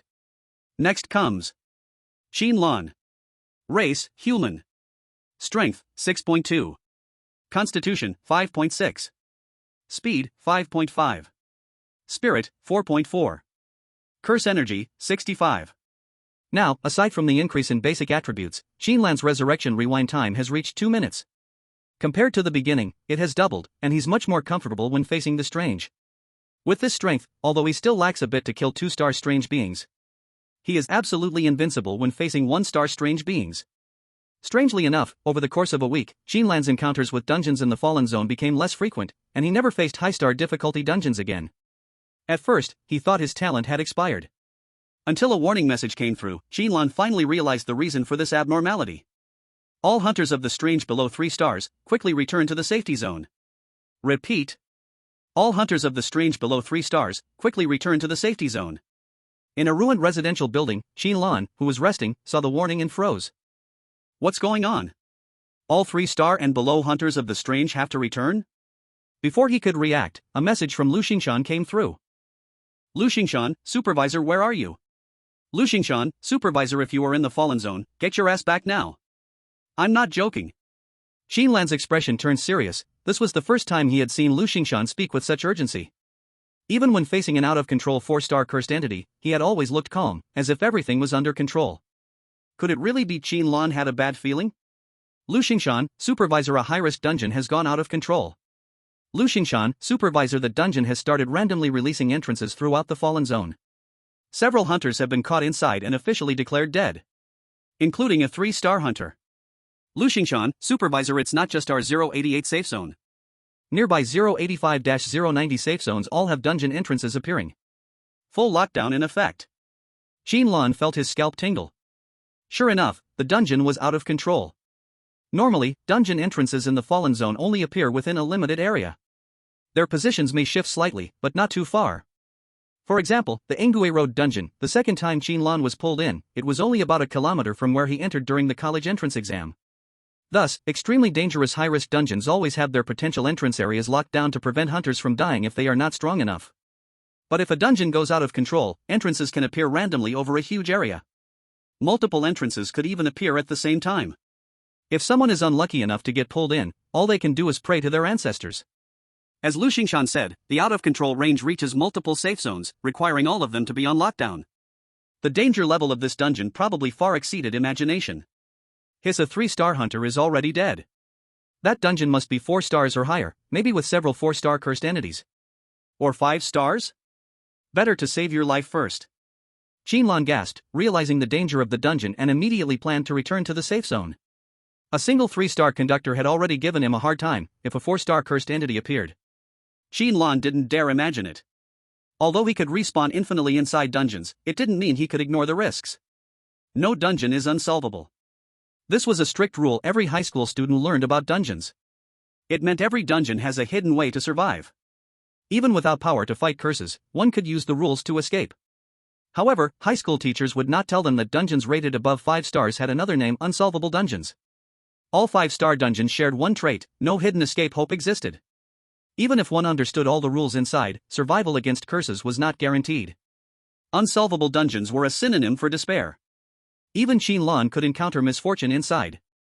For example, being trapped repeatedly in a fatal point, stuck in an eternal 2-minute loop. Just thinking about it sent chills down one's spine. No wonder low-star dungeons are fewer now. So this is what happened. Qin Lan cursed silently while comparing the map for directions. Cursed entities were like animals, defending territories. When a strong curse started hunting, weaker ones would hide or retreat. Like small beasts in the forest avoiding tigers. Unsolvable dungeons, even someone as strong as Lu Xingshan would probably sweat bullets, right? I wonder how high the survival rate is for 4-star hunters inside. Qin Lan couldn't help thinking. Next moment. Suddenly, Qin Lan found himself sitting on a bus. Huh? It took him 3 full seconds to realize he had accidentally stepped into a cursed entity's trap just now. He was pulled into the instance. Damn, of all times, trouble comes at this moment. Isn't this going to mess up my escape? Qin Lan cursed as he read the instance information in his mind, planning how to quickly kill the strange creatures in the instance and clear the level. This is a summer vacation trip after graduating high school. You and your friends had planned to leave today, but unfortunately, you hit the traffic peak. It started raining heavily outside, and the air conditioning inside the car was turned up high. The stuffy heat made you feel a bit drowsy, and you couldn't help but start to doze off. The background description seemed ordinary, nothing special. But the following lines made Qin Lan's body stiffen instantly. The Grim Reaper is here. Difficulty, 5 stars. Is there a cursed object? Yes. Are there special professions? Yes. Rule 1, this is a script written by the Grim Reaper, and you are just an insignificant character in it. Rule 2, you're doomed. You can't escape. Chapter 25, Special Profession, The Grim Reaper's Gaze. The Grim Reaper is here? Qin Lan suddenly remembered an unpleasant memory. For details, refer to the first half of Chapter 8. If he wasn't mistaken, this instance was the one that required several A-class gifted senior hunters to conquer, yet they never even encountered the weirdness inside. An unsolvable instance. That Grim Reaper, who never showed itself, toyed with those hunters like it was its own little game. As long as it wanted, it could take anyone's life in an instant. This out-of-control instance, is the Grim Reaper here? Qin Lan felt a cold chill even between his teeth. What kind of top-tier luck does he have? Just after receiving the notification about the instance being out of control, he was caught on his way back to the safe zone? At this moment, although Qin Lan was deeply shaken, he could only sit in his seat, losing control over his body. Through the rain-blurred car window, he could vaguely see the traffic jam outside. The suffocating feeling made Qin Lan feel dizzy. The noisy car radio reached his ears, and because of the rainy weather, he could only hear intermittent words from the broken signal. Today, the bridge is congested. Everyone can't leave. Stay here. Qin Lan's eyes widened. Damn. It's happening. This is definitely a super bad flag for death. Other passengers really aren't reacting? This broadcast sounds so ominous. Let me off the car. Special profession task has been triggered. A sudden prompt interrupted Qin Lan's complaint. Huh? Qin Lan froze for a moment, then noticed an unfamiliar piece of content in the previous instance information. Are there special professions? Special profession? Qin Lan racked his brain and finally remembered what this was. The abilities of hunters come partly from their talent, and partly from the curse roster they choose. But there is another way that can make hunters stronger. That is special professions. In some special instances, there are occasional hidden tasks with a very low probability. As long as the conditions are met, you can obtain various professions in the instance. In the records of the Hunter Bureau, there are many such professions. For example, mediums, spellcasters, and even hunters who have obtained the necromancer profession. Besides that, professions like ancient warrior or berserker that focus on physical body training also exist. Different professions have different focuses, different strengths, and different rarity. Like the saying, there's no useless martial soul, only useless soul masters. That's something to deceive children with. Those who know. A strong aura of death surrounds you, and the Grim Reaper's gaze is focused on you. Avoid the inevitable fate of death and gain the Grim Reaper's favor. Special profession task objective: escape from the Grim Reaper 5 times. Escaping from the hands of death? Qin Lan felt her heart sink, a sudden dark cloud covering her body, as if being stared at by a gaze from the abyss. She clearly could not see where the gaze came from, yet it followed her like a shadow, making her heart feel as if it was being gripped by a cold hand every moment. That withered hand, even a slight tremble, would make Qin Lan's breath catch. But it only did it for fun, wanting to suck a tiny bit of joy from the fear of its prey. Death's attention on you has increased. From any angle, this did not seem like good news. This means my chance of being killed by death has gone up too, right? Qin Lan gritted her teeth. This was a 5-star difficulty dungeon. Even with the ability to revive, could she really survive this 5-star strange hand? Beep. The car horn sounded, making Qin Lan shiver all over. Then she regained control over her body. But as soon as she moved, Qin Lan noticed something was wrong. Her body had become weak. Very weak. If she had to say it, the Qin Lan now was no different from the first time she met the split-mouthed woman, just a pure ordinary person. How can this be? Qin Lan's expression changed drastically. This was the first time she faced such a situation. At that moment, a cold voice spoke beside her. In the dungeon where death comes, everyone's strength is severely weakened. Only talent abilities can be barely used. You didn't know? Qin Lan was surprised, turning her head to see the speaker sitting in the next seat. A girl so beautiful it stunned. Qin Lan had seen many so-called beautiful stars on the various billboards in the safe zone, but none gave him the sensory shock like this moment. It was as if seeing an angel on earth. Like a work of art carved by an ancient sculptor with a lifetime of effort, there was not a single flaw on this exquisitely perfect face. A pair of pure golden eyes carried an indescribable sacred feeling, though full of beauty, it did not make one dare to touch. Only reverence. And her hair, like flames, added a sharp killing edge to that sacred aura. Very strong. Ridiculously strong. This was Qin Lan's first impression of the girl before him. Her gaze stayed on Qin Lan for less than a second, yet she made a precise judgment. You are an accidental hunter of strange beings, right? Just received notice from the local hunter bureau. Judging by you, you know something about this dungeon, but clearly not enough. Probably 1 star or 2 star? She withdrew her gaze, as if losing interest. In that case, you won't survive. I don't waste words with the dead. Qin Lan was dumbfounded. You. Does this girl ever speak like a normal person? Yet, the girl's insight and judgment were astonishing. Just a moment's observation basically revealed everything. Qin Lan looked at her a little annoyed, then noticed the golden badge she wore. Qin Lan thought he was seeing things. 4-star hunter of strange beings? Such a young 4-star hunter? Seriously? The girl looked about the same age as him. Qin Lan's eyes opened wide. In his impression, 4-star hunters should all be old, like Lu Xingshan. How could someone so young exist? College students should just play games or date. Or at worst stay in internet cafes. Why bother joining the Hunter Bureau? Luan Zimo? You're here too? Just as Qin Lan was in a mess, a soft sound came from behind. The red-haired girl called Luan Zimo also paused, turning her head. Her golden eyes reflected some surprise. Qin Lan turned around and saw that the one speaking was a plain-looking young man with black hair. If he had something to say, he would look exactly like any random passerby. The kind of person who, if caught in a foot massage parlor, could just walk away without anyone noticing. But the golden badge on his chest made Qin Lan's face twitch. What the hell? Are you 4-star ghost hunters here for a team building trip in the Fallen Zone? Are we even allowed to live? Of course, this was also expected. After the dungeon went out of control, the ones coming in would either be unlucky people like Qin Lan, or the very strong who were confident in their own power. Seeing a few 4-star ghost hunters here made sense. The black-haired young man smiled and greeted the red-haired girl, Luan Zimo, as if they were very familiar. But then, he looked at Qin Lan and also smiled, extending his hand.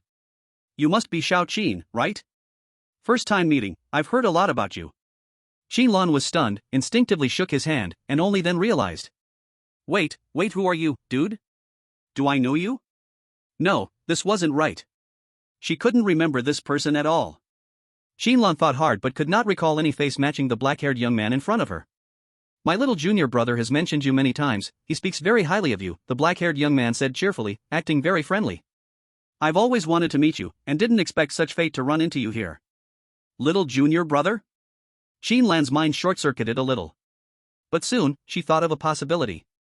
A slightly handsome but a little sleazy face appeared in her mind. Your junior brother's name is Qin Lan squinted. The black-haired young man smiled gently. His name is Shui Chuan. Chapter 26, Crisis Arrives, Script of Death. Luan Zimo did not speak. Only her expression changed slightly as she re-evaluated Qin Lan beside her.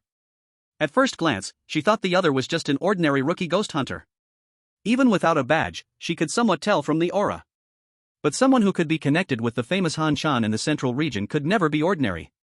Had she been mistaken? Luan Zimo couldn't help but wonder. Han Chan's reputation was almost universally known among the top genius circle of the central region. Beyond A-level talent, holding a rare special profession, surviving unsolvable dungeons multiple times, youngest 4-star ghost hunter in the joint government records. One halo after another, enough to make anyone who considered themselves a genius feel hopeless.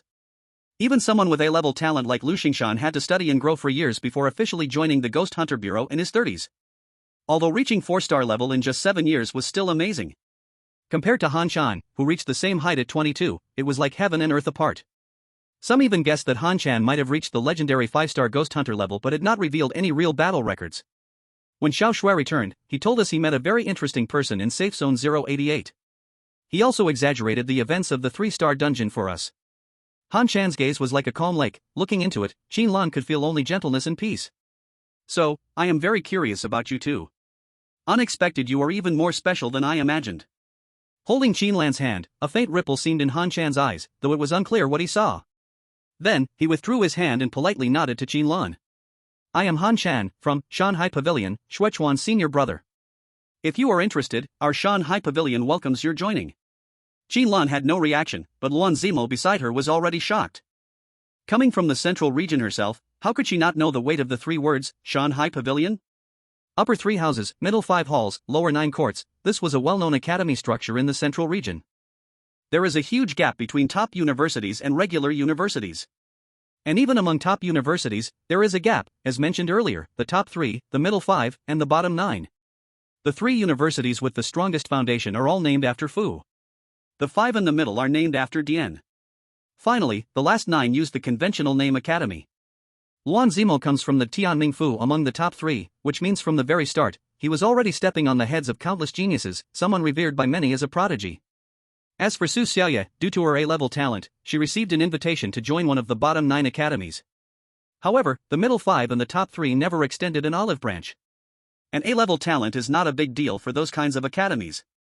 Only the exceptional among A-level talents, those prodigies who stand above 10,000, would catch their attention. So, what about the Shanghai Pavilion? Strictly speaking, although Shanghai Pavilion is a university, it does not have the qualifications to run a school. Because its president and teachers are all unqualified individuals whose licenses and certificates have been revoked, they could be arrested anytime for illegal education and operating without certification, should the joint government choose to act. Of course, for certain reasons, the joint government chooses to turn a blind eye.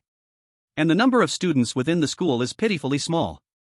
They don't participate in the rankings of the top 3, middle 5, or bottom 9, independent of these academies' disputes, simply focusing on finding their preferred, special talents in various safe zones.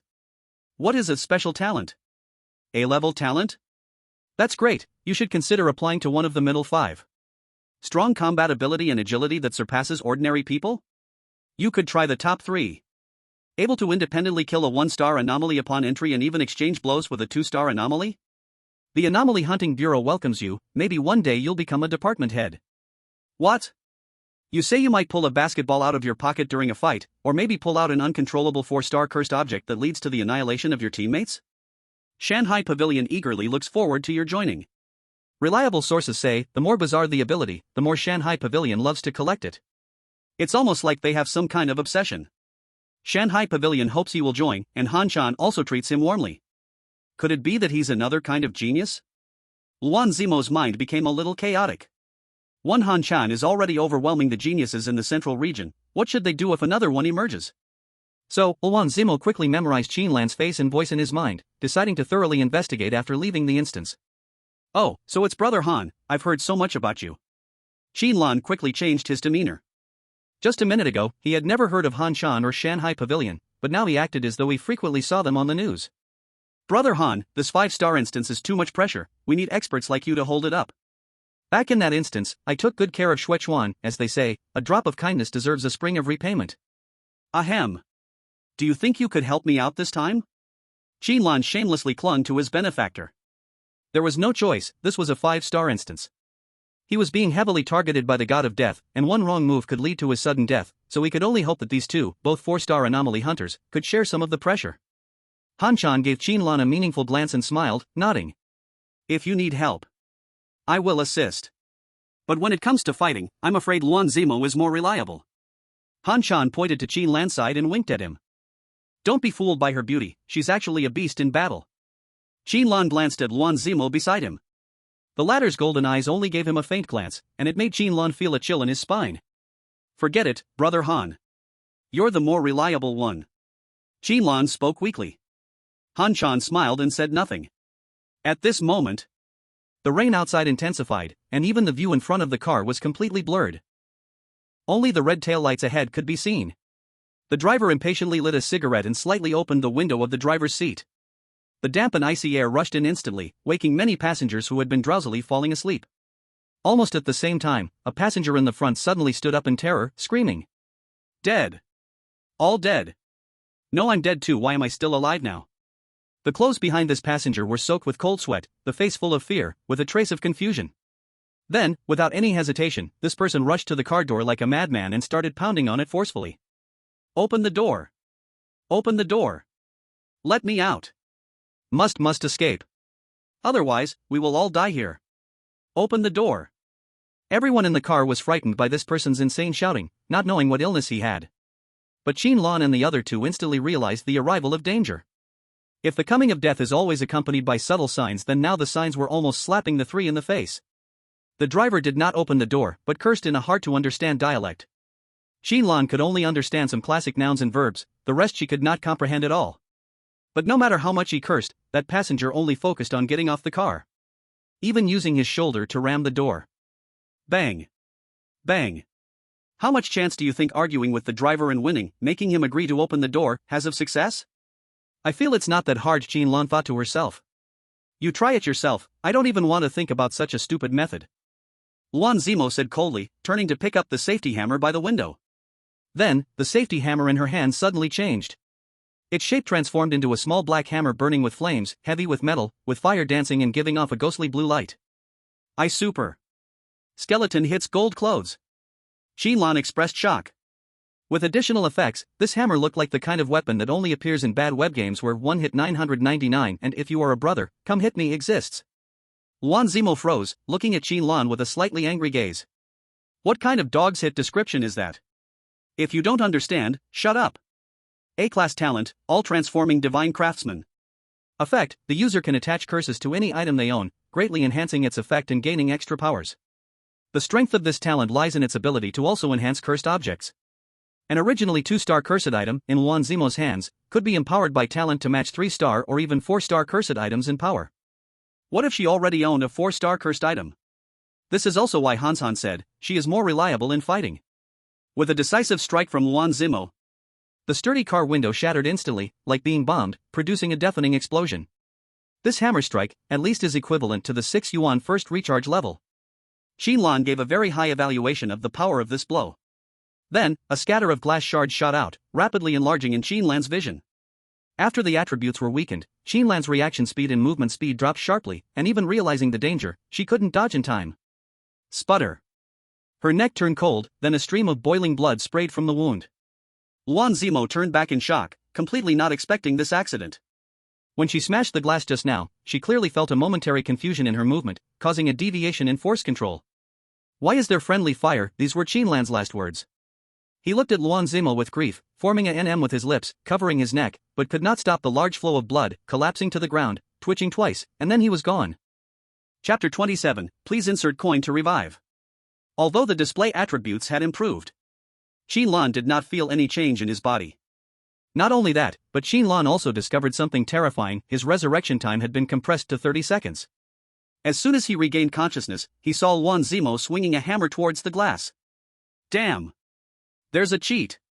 Qin Lan had no time to think and could only dodge based on his memory from just now. Whoosh!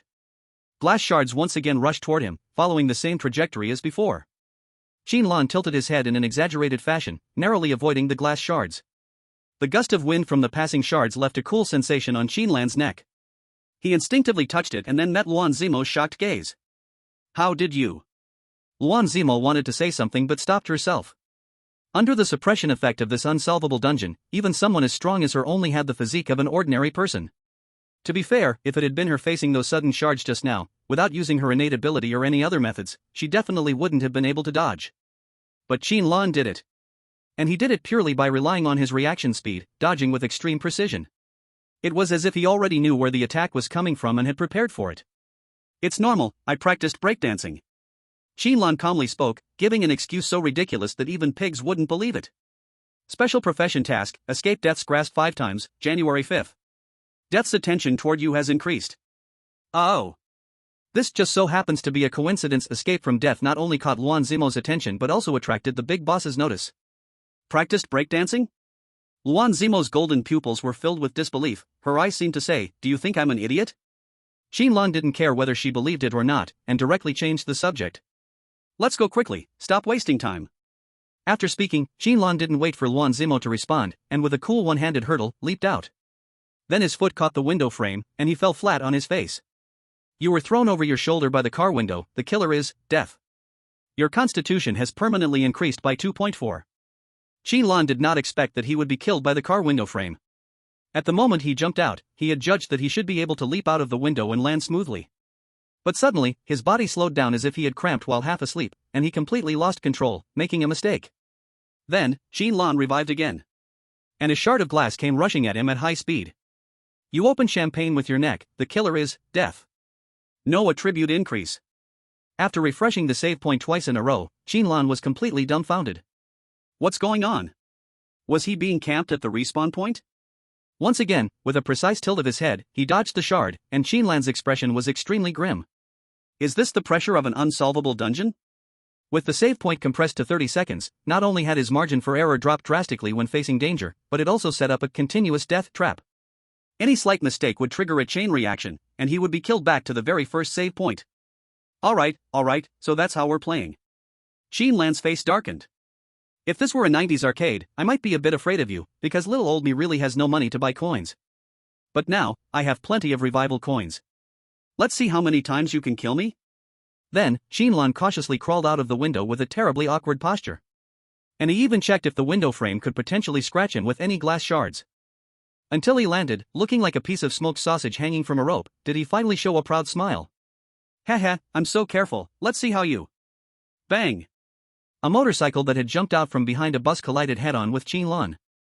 Qin Lan's body was thrown out and crashed into the trunk of a car in front. Damn! You want to be an astronaut, and your grandparents would be so happy. The killer is death itself. No attribute enhancement. Now, Qin Lan finally understood the method of this death. The world in this copy is a script woven by death, and he is just a character in this script. Everything in the script is controlled by the screenwriter, and any condition or factor can be used by death to create a deadly trap. A shard of flying glass, an accidental slip, a speeding motorcyclist slipping through a gap. As long as death wants, it can attack again and again. Qin Lan jumped out of the window. Qin Lan landed on the ground. Qin Lan didn't say anything. Qin Lan was furious. Even when he was wrongly accused of secretly filming by those two fat pigs, he wasn't as angry as he was now. Qin Lan could clearly feel that Death's gaze stayed fixed on him, mocking him as he struggled time and again, then like playing with a toy, giving him a new way to die. This feeling is terrible. The motorcyclist appeared again, but Qin Lan just lazily rolled and successfully dodged. Special job task objective: escape Death's grip 5 times. February 5th. Death's attention on you has increased. How did you dodge this time? Street dancing again? Luan Zimo, who had been watching everything, couldn't help but ask again. She had just wondered why Qin Lan was so cautious when jumping out of the window until the motorcycle suddenly flew by and startled her. But Qin Lan dodged again. This time, Luan Zimo was 100% sure that this guy named Qin Lan was hiding something. And it was a big problem. Qin Lan didn't answer, just spoke with a serious expression. You guys should be careful too. Death's show has started, and now every second could bring something that wants our lives. Hearing Qin Lan's words, Luan Zimo, though full of doubts, had no choice but to swallow them for the time being. As for Han Chan, the one next to them, he had remained calm the whole time. Whether it was Qin Lan being attacked several times or showing excellent dodging skills, he had no surprised reaction at all. His calmness made Qin Lan feel a little uneasy. As if it was all expected by him. Looking around, the rain was getting heavier, and the visibility was poor, but Qin Lan could still tell that the traffic jam was on a big bridge. Under this bridge was a wide and raging river, the water rushing furiously like a roaring tiger. In the distance, a team of workers in orange clothing was doing maintenance on the bridge. Qin Lan saw that construction team, and his intuition told him that something bad was going to happen there. But he didn't know what was going to happen. Han Chan walked up from behind and patted Qin Lan's shoulder with concern. Xiao Qin, where are we going next? Qin Lan looked confused. I don't know. I'm not a local, what good is asking me? Han Chan gave a knowing smile and nodded. I see. Seems I asked too early. As soon as those words came out, Qin Lan froze. Asked, too early? No, Han bro. Qin Lan slowly turned his head towards Han Chan, looking puzzled and uncertain. Why do I feel like you said something that you shouldn't have said so calmly? What exactly do you know? Chapter 28, You're heading the wrong way. Translation, run. Facing Qin Lan's suspicious gaze, Han Chan ignored it and turned his head to look at the bus behind them. Oh. He got off too. Should we ask him? The he Han Chan was referring to was the passenger who had just been screaming we're all dead. That person crawled out of the broken car window, fell to the ground in a mess, but didn't dare to stay for a second, scrambling to get up and running crazily backward. Occasionally, when passing other vehicles, he would slap the car windows, screaming at others to leave quickly. Run fast. If we delay any longer, it will be too late. I saw it. I saw everything. As he fled, he unintentionally turned his head, his gaze sweeping across the faces of Qin Lan and the others. Then, his expression turned to one of horror. Qin Lan clearly saw the man open his mouth as if to shout something. At the same time, not far away, the construction team was fixing a small dent in the bridge surface. A school bus, full of students, was parked nearby. The driver was playing cartoons, and the children were happily singing and dancing. The heavy rain mixed with cold winds, and the steel cables of the bridge emitted a fragile groan. A family of 3, traveling, had their daughter in the back seat, playing with a little cat in her arms. A suited office worker was on the phone with his wife, explaining the traffic jam, while impatiently honking the horn.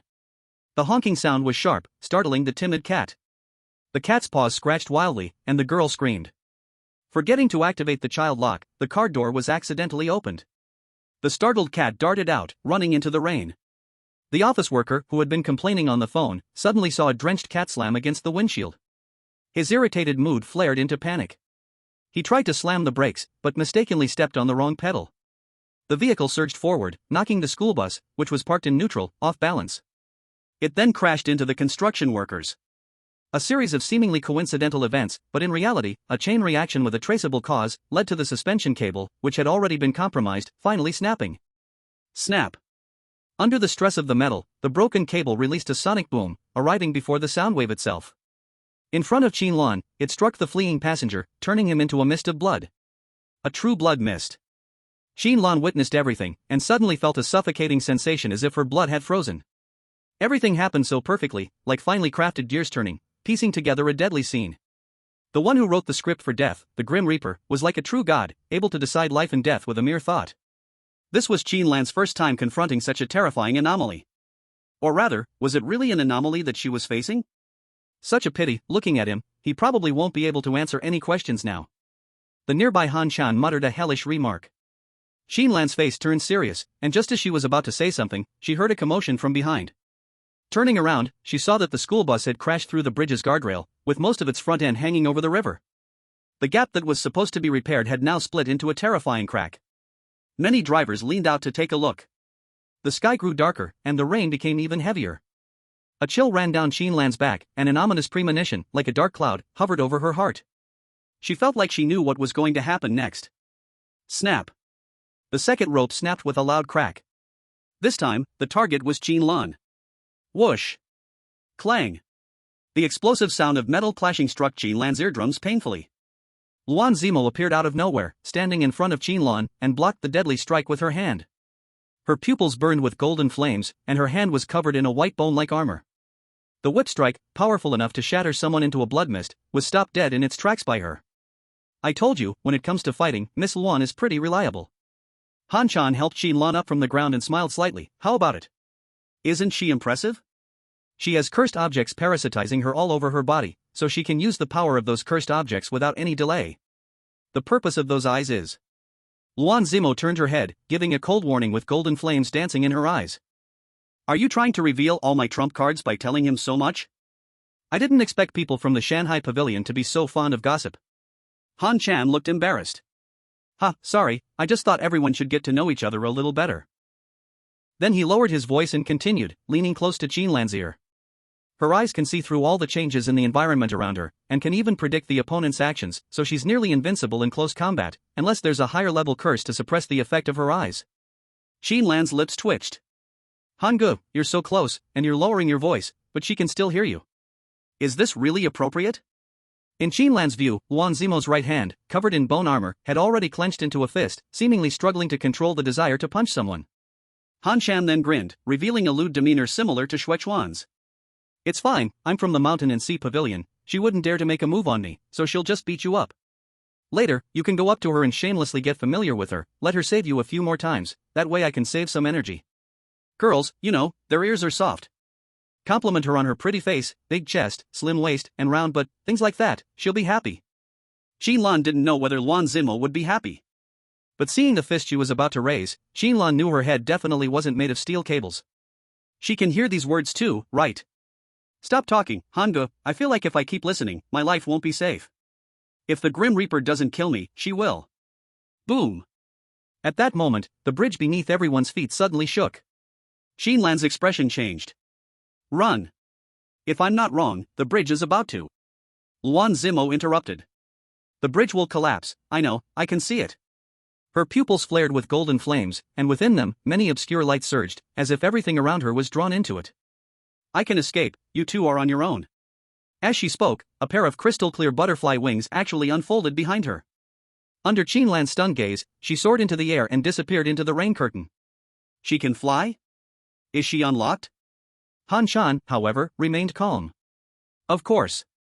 Otherwise, do you think I was just boasting when I said there are curses all over her body? The old guys from the Heavenly Fate House treat her like a precious gem, and gave her all sorts of powerful curses, plus the enhancement of her innate abilities. If you were to fight her, you'd know what it's like to face an overwhelming force.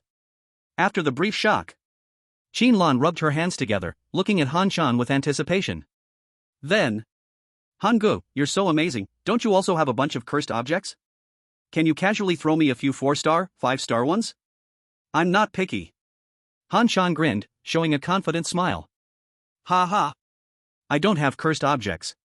Because of my talent limitations, I can't use those things. Qin Lan froze.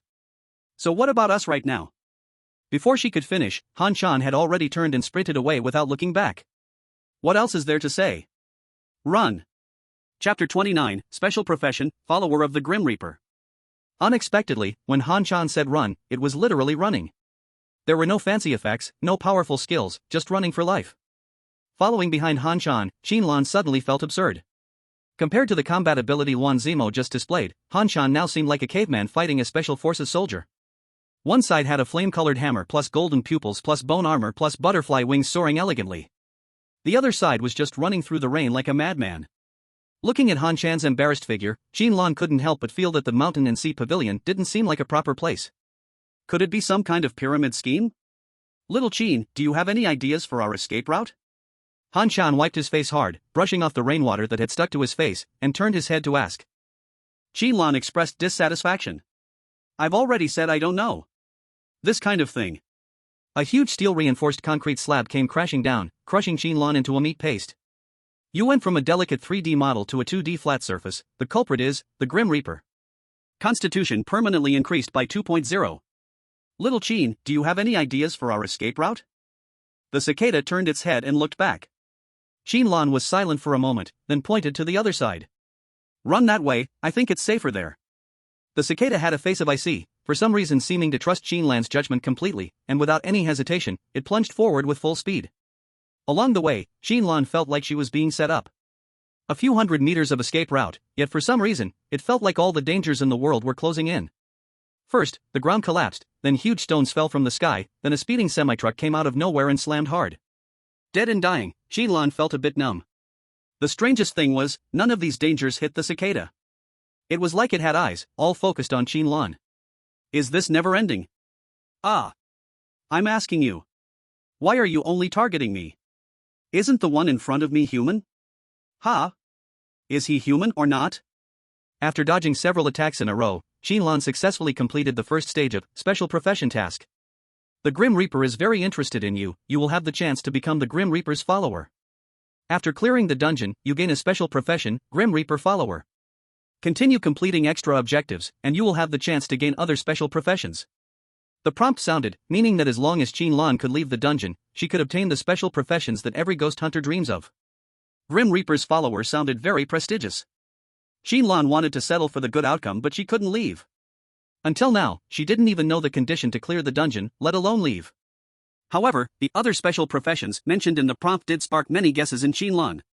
Escaping the Grim Reaper's designed deaths 5 times would make her a follower. Then 10 escapes, wouldn't that be even harder, and the special profession gain should be stronger? Following this logic. What if she kept escaping and was never caught by the Grim Reaper? But this was not something Qin Lan should think about now. Just leaving this collapsing bridge had already exhausted her mind and body. At the end of the bridge, Luan Zimo waited leisurely. She had somehow brought an umbrella, even bought a steaming hot milk tea, and her clothes were clean and dry. From her appearance, she had been waiting here for a long time. She looked at the 2 drenched people, and mercilessly mocked them. Your Shanghai Pavilion style really is unique. I thought you would have something more shocking, but it's just running? The cicada brushed the bangs stuck on its forehead back, not angry, but cheekily said. No problem, proper exercise is good for health.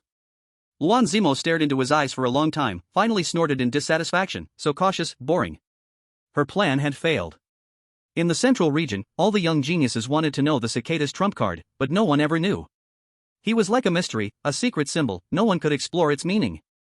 People only knew the cicada was strong, with brilliant records, but how strong, and in what way, were unknown.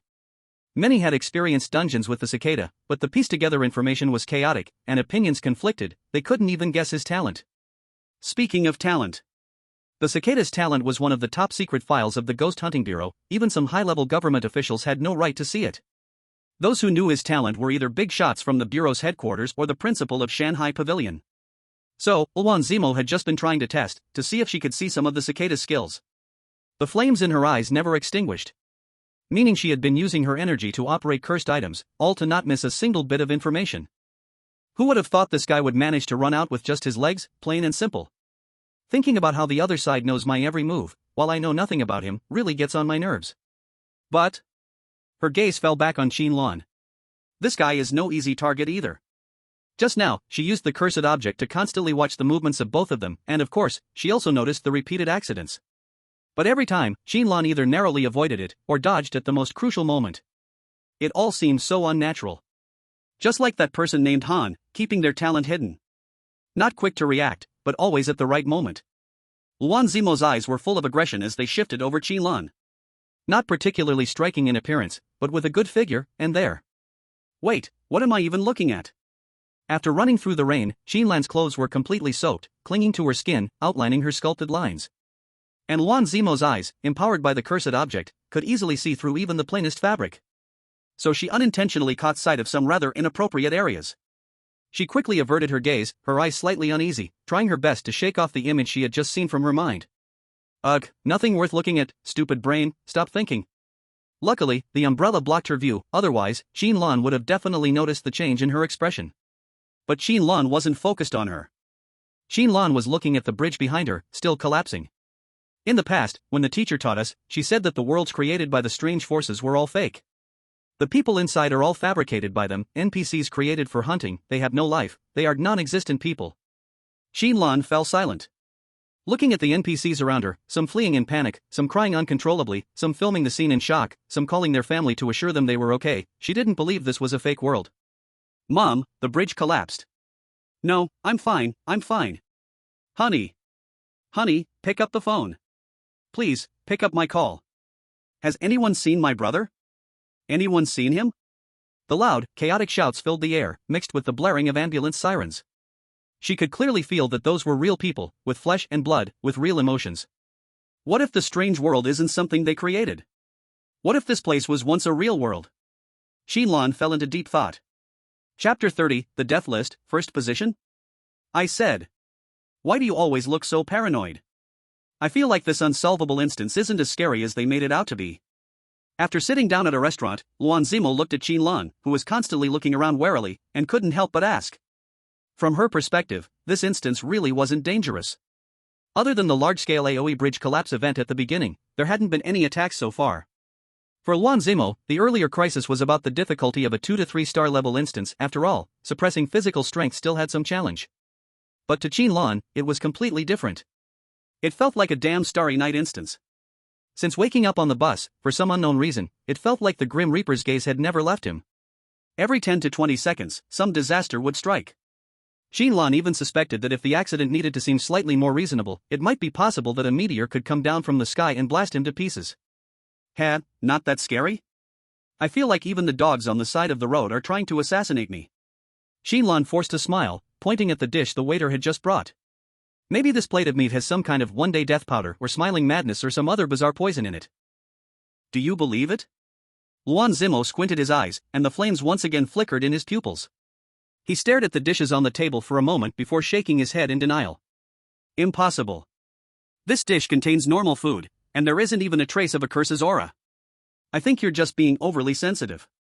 Although the unsolvable dungeon is terrifying, the gaps between the strange attacks are relatively long. It's impossible to have an ambush with a deadly intent at all times. Qin Lan didn't speak. He simply reached out and picked up his chopsticks, starting to eat heartily. About 5 seconds later, Qin Lan's breath suddenly became hurried, and his face turned blue and purple. His throat visibly swelled, struggling to breathe, but he couldn't do so, only able to collapse to the ground in agony. Your immune system starts attacking itself. The killer is Grim Reaper. Physical condition permanently improved by 1.8. No words were needed. I think you're just being overly sensitive. Luan Zimo expressed his opinion. Qin Lan weakly waved his hand. Yes, I'm a Scorpio, naturally more sensitive and suspicious. This dish doesn't suit my taste. You guys eat it. Clearly, the Grim Reaper's target from the start had always been him. Even using a sinister method like acute allergy, he had never considered targeting anyone else. Is it because I have a thick aura of death around me that caused this situation? Qin Lan felt quite frustrated. Among the three of them in this dungeon, he was the weakest, and yet the other two, both 4-star hunter of oddities, were perfectly safe. Why was that? Qin Lan's heart was full of fire. Luan Zimo saw Qin Lan's attitude and knew that he was hiding something and didn't want to explain. He decided not to ask further. So far, do you guys have any clues on how to clear this dungeon? Han Chan leisurely ate his food, speaking in a muffled voice. Aren't everyone's intel the same? Once the participants in the dungeon have experienced a death designed by the Grim Reaper, the survivors within the dungeon can leave. The deaths designed by the Grim Reaper are unavoidable. Even if you manage to escape by luck a few times, you will eventually die. He chewed, paused, and then continued. Only by truly dying once can the dungeon's escape rule be fulfilled. Luan Zimo curled his lip. To enter the dungeon once means losing a revival method. I really don't know why someone with a special profession like you would come into this mess. There are clearly no benefits. It can't be that you're here to interfere with my profession, right? That would be too lacking in manners from the Mountain and Sea Pavilion. When he said this, Luan Zimo appeared to be joking, but he was actually closely observing Han Chan's changes in expression. Han Chan still wore his cheerful look. Not at all, not at all. I just came to wander around because I was bored. Although revival methods are rare, I still have a bit of stock. Coming here to broaden my horizons is also a kind of fun. Qin Lan, who was nearby, was stunned. Wait. What are you two talking about? What revival method? Revival? Such a bold word was casually thrown around between these two, just like discussing which restaurant had the best rice noodles. Han Chan glanced at Qin Lan and kindly explained. Oh, it's like this. In many high-star dungeons, there is a probability of obtaining cursed items with revival functions. Some special professions also have similar abilities, of course, they usually come with very strict conditions. Han Chan smiled and pointed at Luan Zimo. Miss Luan and I both have revival methods, so we dare to enter this unsolvable dungeon. According to the Grim Reaper's rules, he will set a death order for dungeon participants. As long as everyone dies in order once, the dungeon will be cleared. At the moment, it looks like you should be the first to die. Qin Lan was dumbfounded. There's such a thing? Luan Zimo laughed maliciously. Do you think I saved you just now for no reason? It's just that I haven't found the special job mission in this dungeon yet. You die too fast, which will reduce the time I have to keep exploring. Qin Lan thought for a moment and asked a question that seemed completely meaningless. What if I never die? Han Chan smiled. Then the dungeon will never end, and the god of death will always target you. Luan Zimo sneered. You think too highly of yourself. Even if your luck is very good, escaping 3 or 4, even 7 or 8 times, you can never keep escaping forever. As long as you are alive, on the god of death's list, the shadow of death will always follow you. Until you are exhausted, until you give up struggling. She took a sip of water and teased. You seem capable, managing to dodge so many attacks, but this is where it ends. Qin Lan's expression was extremely vivid. The death list order? Must one experience death to clear the dungeon? But she can't die at all. From Luan Zimo and Han Chan's explanation, Qin Lan roughly understood that the resurrection method they mentioned probably meant reborn after death. But her talent ability not only resurrects, it also causes time to rewind. True death in the real sense is impossible. That means, the death list will be stuck with me from the start. I can never die, the dungeon can never be cleared, and they can never leave. Qin Lan suddenly felt that the situation was getting a bit serious. Looking at Luan Zimo's proud face, she seemed to have no idea how awkward the situation really was. Let's assume. Qin Lan braced herself and said. Assume I can always escape the deaths designed by the god of death. Do you still have a way to clear the dungeon? Luan Zimo raised his eyes, golden pupils full of contempt. You really like to fantasize. If you could always escape, why be a hunter of the strange? You might as well just be the god of death. Qin Lan sighed, full of helplessness. No one would believe the truth anyway. Chapter 31, Han Chan's Talent. After a brief conversation, Qin Lan finally completely understood the flow of the dungeon. The god of death comes. And she understood Luan Zimo's purpose for risking himself in this dungeon. It is said, the special jobs from unsolvable dungeons, in both strength and rarity, far surpass those from ordinary dungeons. And Luan Zimo, being a top genius from the central region, naturally wants to be one step ahead everywhere. That's why he came here specifically. When the death list reaches her, she only needs to die simply once, then consume a rare cursed item to resurrect, and she can leave safely with the special job. The god of death comes is actually one of the very safe unsolvable dungeons. The existence of the death list means everyone only dies once. And before the previous person on the list dies, no one else is in danger. In a way, it's even safer than some 4-star or 3-star dungeons as long as you have resurrection methods. But for those who cannot die, it becomes a high-difficulty battle royale game. The god of death will always watch you, crushing you with every method of death until you die. Han Ge, can you lend me a cursed item that can resurrect? Qin Lan made a bitter face. Before Han Chan could speak, Luan Zimo began to mock. Lend? These cursed items are single-use consumables. After resurrection, they are completely gone. How could they be lent? Besides, the vast majority of resurrection cursed items are bound. Only the person who brought it out from the dungeon can use it. Those resurrection cursed items that can be traded freely and have no use conditions placed in all safe zones, they are treasures of the highest quality. Do you think it's your turn to borrow? Hearing these words, Qin Lan also felt a little discouraged. Seeing Qin Lan like this, Luan Zimo raised the corner of his mouth. Han Chan, weren't you the one who invited him to join the mountain and sea pavilion before? Why do I feel like he won't have a chance to go out anymore? Han Chan smiled, non-committal. Who knows? Nothing is absolute. TCH, you're so stubborn, Luan Zimo sneered, your mountain and sea pavilion loves to make things mysterious. Tap tap. Just as they were bickering, someone suddenly knocked on the window next to them. It was a scruffy-looking homeless man. This homeless man had messy, tangled hair, soaked with rain, wearing a thick, torn leather coat. He was holding a piece of cardboard that had become soft from the rain, on which were some crooked words. Originally, there should have been some half-true, half-fake tragic backstory written on it, like father died, mother ran away, sister is gone, brother is paralyzed, and then a reason to beg for money. But, because it was cheap cardboard, and the rain had soaked it, many of the words written with ink had blurred, leaving only a few that were still recognizable. The recognizable words formed a broken sentence. After, me. You, anyone, cannot, escape. The next moment, above the homeless man's head, a screw from an LED billboard became loose. The entire screen, along with its heavy metal frame, suddenly fell off without warning and crashed onto the homeless man's body. For a moment, sparks flew, and fresh blood mixed with the rain on the ground, twisting and wriggling like a snake. Luan Zimo and Han Shan watched the scene, their expressions changing slightly. They both knew this was a warning from death. What was Qin Lan's reaction, you ask? He was trying to avoid a pit bull that a customer had brought into the shop, trying to prevent himself from being torn apart by the suddenly agitated dog in a few seconds. For some reason, Death seemed to have gone mad, using every possible method to kill Qin Lan. Good dog, suck suck suck. Damn it, you still dare to bite me? You think you can mess with me? Eat my pepper powder attack. Aha! Didn't expect that, I added mustard inside too. A commotion erupted inside and outside the shop. Luan Zimo stared at the homeless man's corpse outside, suddenly standing up. I don't have time to waste with you guys anymore. Before that guy dies, I have to quickly find a clue for the special task. As she said this, she glanced at Qin Lan, who was riding the pit bull and choking it out, and rubbed her forehead. If you want to keep following him, that's your business.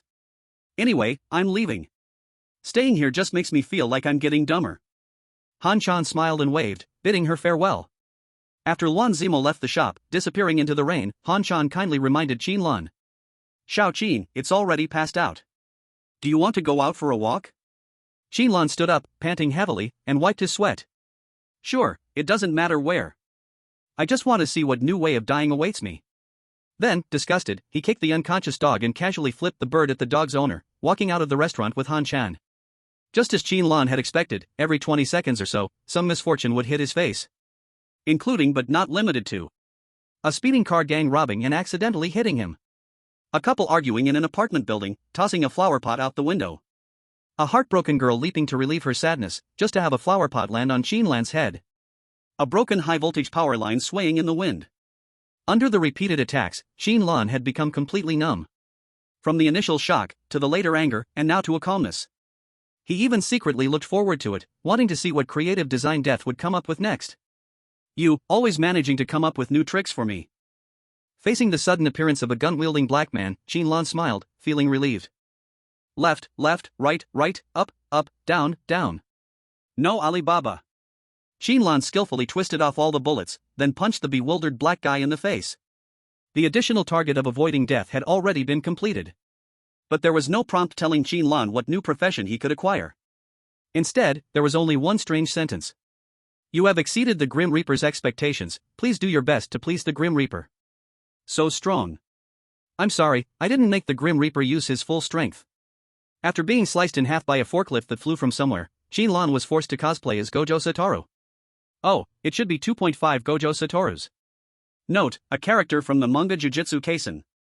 After being revived once again and successfully avoiding that forklift, Qin Lan finally realized that he had unknowingly arrived at the entrance of a casino. It was a large casino located in the city center, decorated extravagantly, but a sign at the entrance read temporarily closed. From the location and the decoration, it was clear that the casino's owner must have a notable background. Seeing the casino's entrance, the person next to him, Han Shan, breathed a sigh of relief and said, Finally here. It should be almost over, right? Upon hearing this, Qin Lan immediately turned his head, his eyes filled with more suspicion. What do you mean? Since entering this dungeon, Han Shan's behavior had been quite strange. No matter how you looked at it, Qin Lan's official identity was just a newbie monster hunter. And like Luan Zimo, the normal attitude would be that he would die sooner or later. This was an unsolvable dungeon, and even Luan Zimo would never dare to say he could survive under the Grim Reaper's design. But Han Shan not only wasn't worried about Qin Lan's safety, but instead trusted his judgment a lot. He even acted like a guide, leading him all the way to this casino. It was as if he knew exactly where to go. That previous sentence, "It's too early to ask," made Qin Lan feel even stranger. Han Shan noticed the confusion in Qin Lan's heart and smiled. Do you remember I told you that my talent is limited, and I can't use cursed objects? Would you like to know what my talent ability is? Qin Lan narrowed his eyes and took 2 steps back. Hey, is it really okay for you to tell me such confidential information? Feels like you're about to do something to silence me. Han Chan tilted his head and laughed. Oh, are you still afraid of being silenced? So, your resurrection ability only works on the weird things? In an instant, Qin Lan's mind went blank, as if struck by an electric shock. Chapter 32, Successor. Qin Lan forced a stiff smile and took steps back. What resurrection? Han bro, what are you saying? I can't understand. Han Chan showed a kind smile. No need to pretend with me. I can see you're deaf. Seeing Qin Lan frozen in place, Han Chan patiently explained. My talent has 2 effects. The first one is that I can see the target's upcoming death scenes through physical contact. Usually, in the Grim Reaper's dungeon, I should only see one scene. As he spoke, Han Chan showed a wry smile. But when I shook your hand, my head almost exploded from a flood of images. Various ways of dying, different points in time, but all involving the same protagonist, which is you. This kind of situation could only mean 2 things. Han Chan pointed to his head and grinned. Either I'm crazy and my talent ability has gone out of control. Or, you have indeed experienced many deaths. At this moment, Qin Lan was really sweating. He never expected that his long-hidden talent ability would be directly seen through by Han Chan in front of him. Is it too late to deny it now? Qin Lan carefully spoke. He had no idea whether Han Chan was an enemy or a friend, and now that the other party knew his secret, he naturally felt extremely worried. It's fine, you don't need to be nervous. Han Chan scratched his head. I came to this dungeon, it's because of you. He said your ability will be of great use in the future, so he asked me to help you. Qin Lan was even more confused. Han Chan did not explain, just passed over it briefly. You'll understand when you meet him later anyway. I appear in this copy because I knew you would come. And only if I came, could you leave. Han Chan said meaningfully, the hypothesis you mentioned at the restaurant before is actually true, isn't it? You know you cannot really die in this copy, so there's no way to clear it. But I can help you. All this information almost fried Qin Lan's CPU. Han Chan came to tackle the unsolvable copy to help me? And he was guided by someone? He could even help me truly die? Only then did Qin Lan suddenly recall the scene when the 3 first met on the bus. At that time, Han Chan's first words to Luan Zimo were "You're here too?" And when seeing Qin Lan, it was "You are Xiao Qin, right?" At that time, Qin Lan did not feel anything wrong, but thinking back, Han Chan's purpose had been very clear. He really was coming for me. Luan Zimo was just an unexpected factor. What I just said is my first talent effect. Han Chan suddenly changed the topic. The second ability is I can see the weirdness. Although the death god of this copy does not appear in person, he has many avatars, one of which is in this casino, and has been waiting for you a long time. Han Chan stepped aside, signaling Qin Lan to follow him into the casino. You can choose not to believe me, and turn around and run now. But I guess sooner or later you will come back. Han Chan smiled slightly, as if everything was under control. Qin Lan stayed silent for a long while. Han Ji, Qin Lan said bitterly, are all 4-star bazaar hunters this fierce? Hearing this, Han Chan reached out, took off the badge on his chest, and casually tossed it aside. This thing proves nothing. According to the file, you are only a 1-star bazaar hunter, right? Qin Lan was stunned. Seems like it. Hearing Han Chan say that, he felt a little relieved. If every 4-star bazaar hunter was as crazy as Han Chan, how terrifying would that be? Even Lu Xingshan only brought a sense of pressure through strength. But Han Chan truly brought fright. That feeling of everything being seen through was really unpleasant. Let's go, I also want to see what the death god looks like. Han Chan grinned, you can see the strong curse from afar, like a lighthouse. Pushing open the casino doors, inside was empty. Of course, when paused, who would be here? But saying no one was not completely accurate. At one table, a dealer in a white suit was sitting. Qin Lan stopped, speaking weakly. Han Ji is such a big casino, only his head is lit. Obviously he is the death god. What are the chances if we rush at him now with all our methods and kill him? Han Chan glanced at Qin Lan. Why don't you try? When there's a result, remember to tell me after resurrection. Qin Lan gave an awkward smile, of course not planning to act recklessly. Joking, the final boss of a 5-star copy could toy with the top bazaar of a 4-star hunter. Even if it's only an avatar, it's not something Qin Lan could touch. At this moment, the white-suited dealer slowly turned around, revealing a standard kind old man face. How standard? Let's imagine a scene.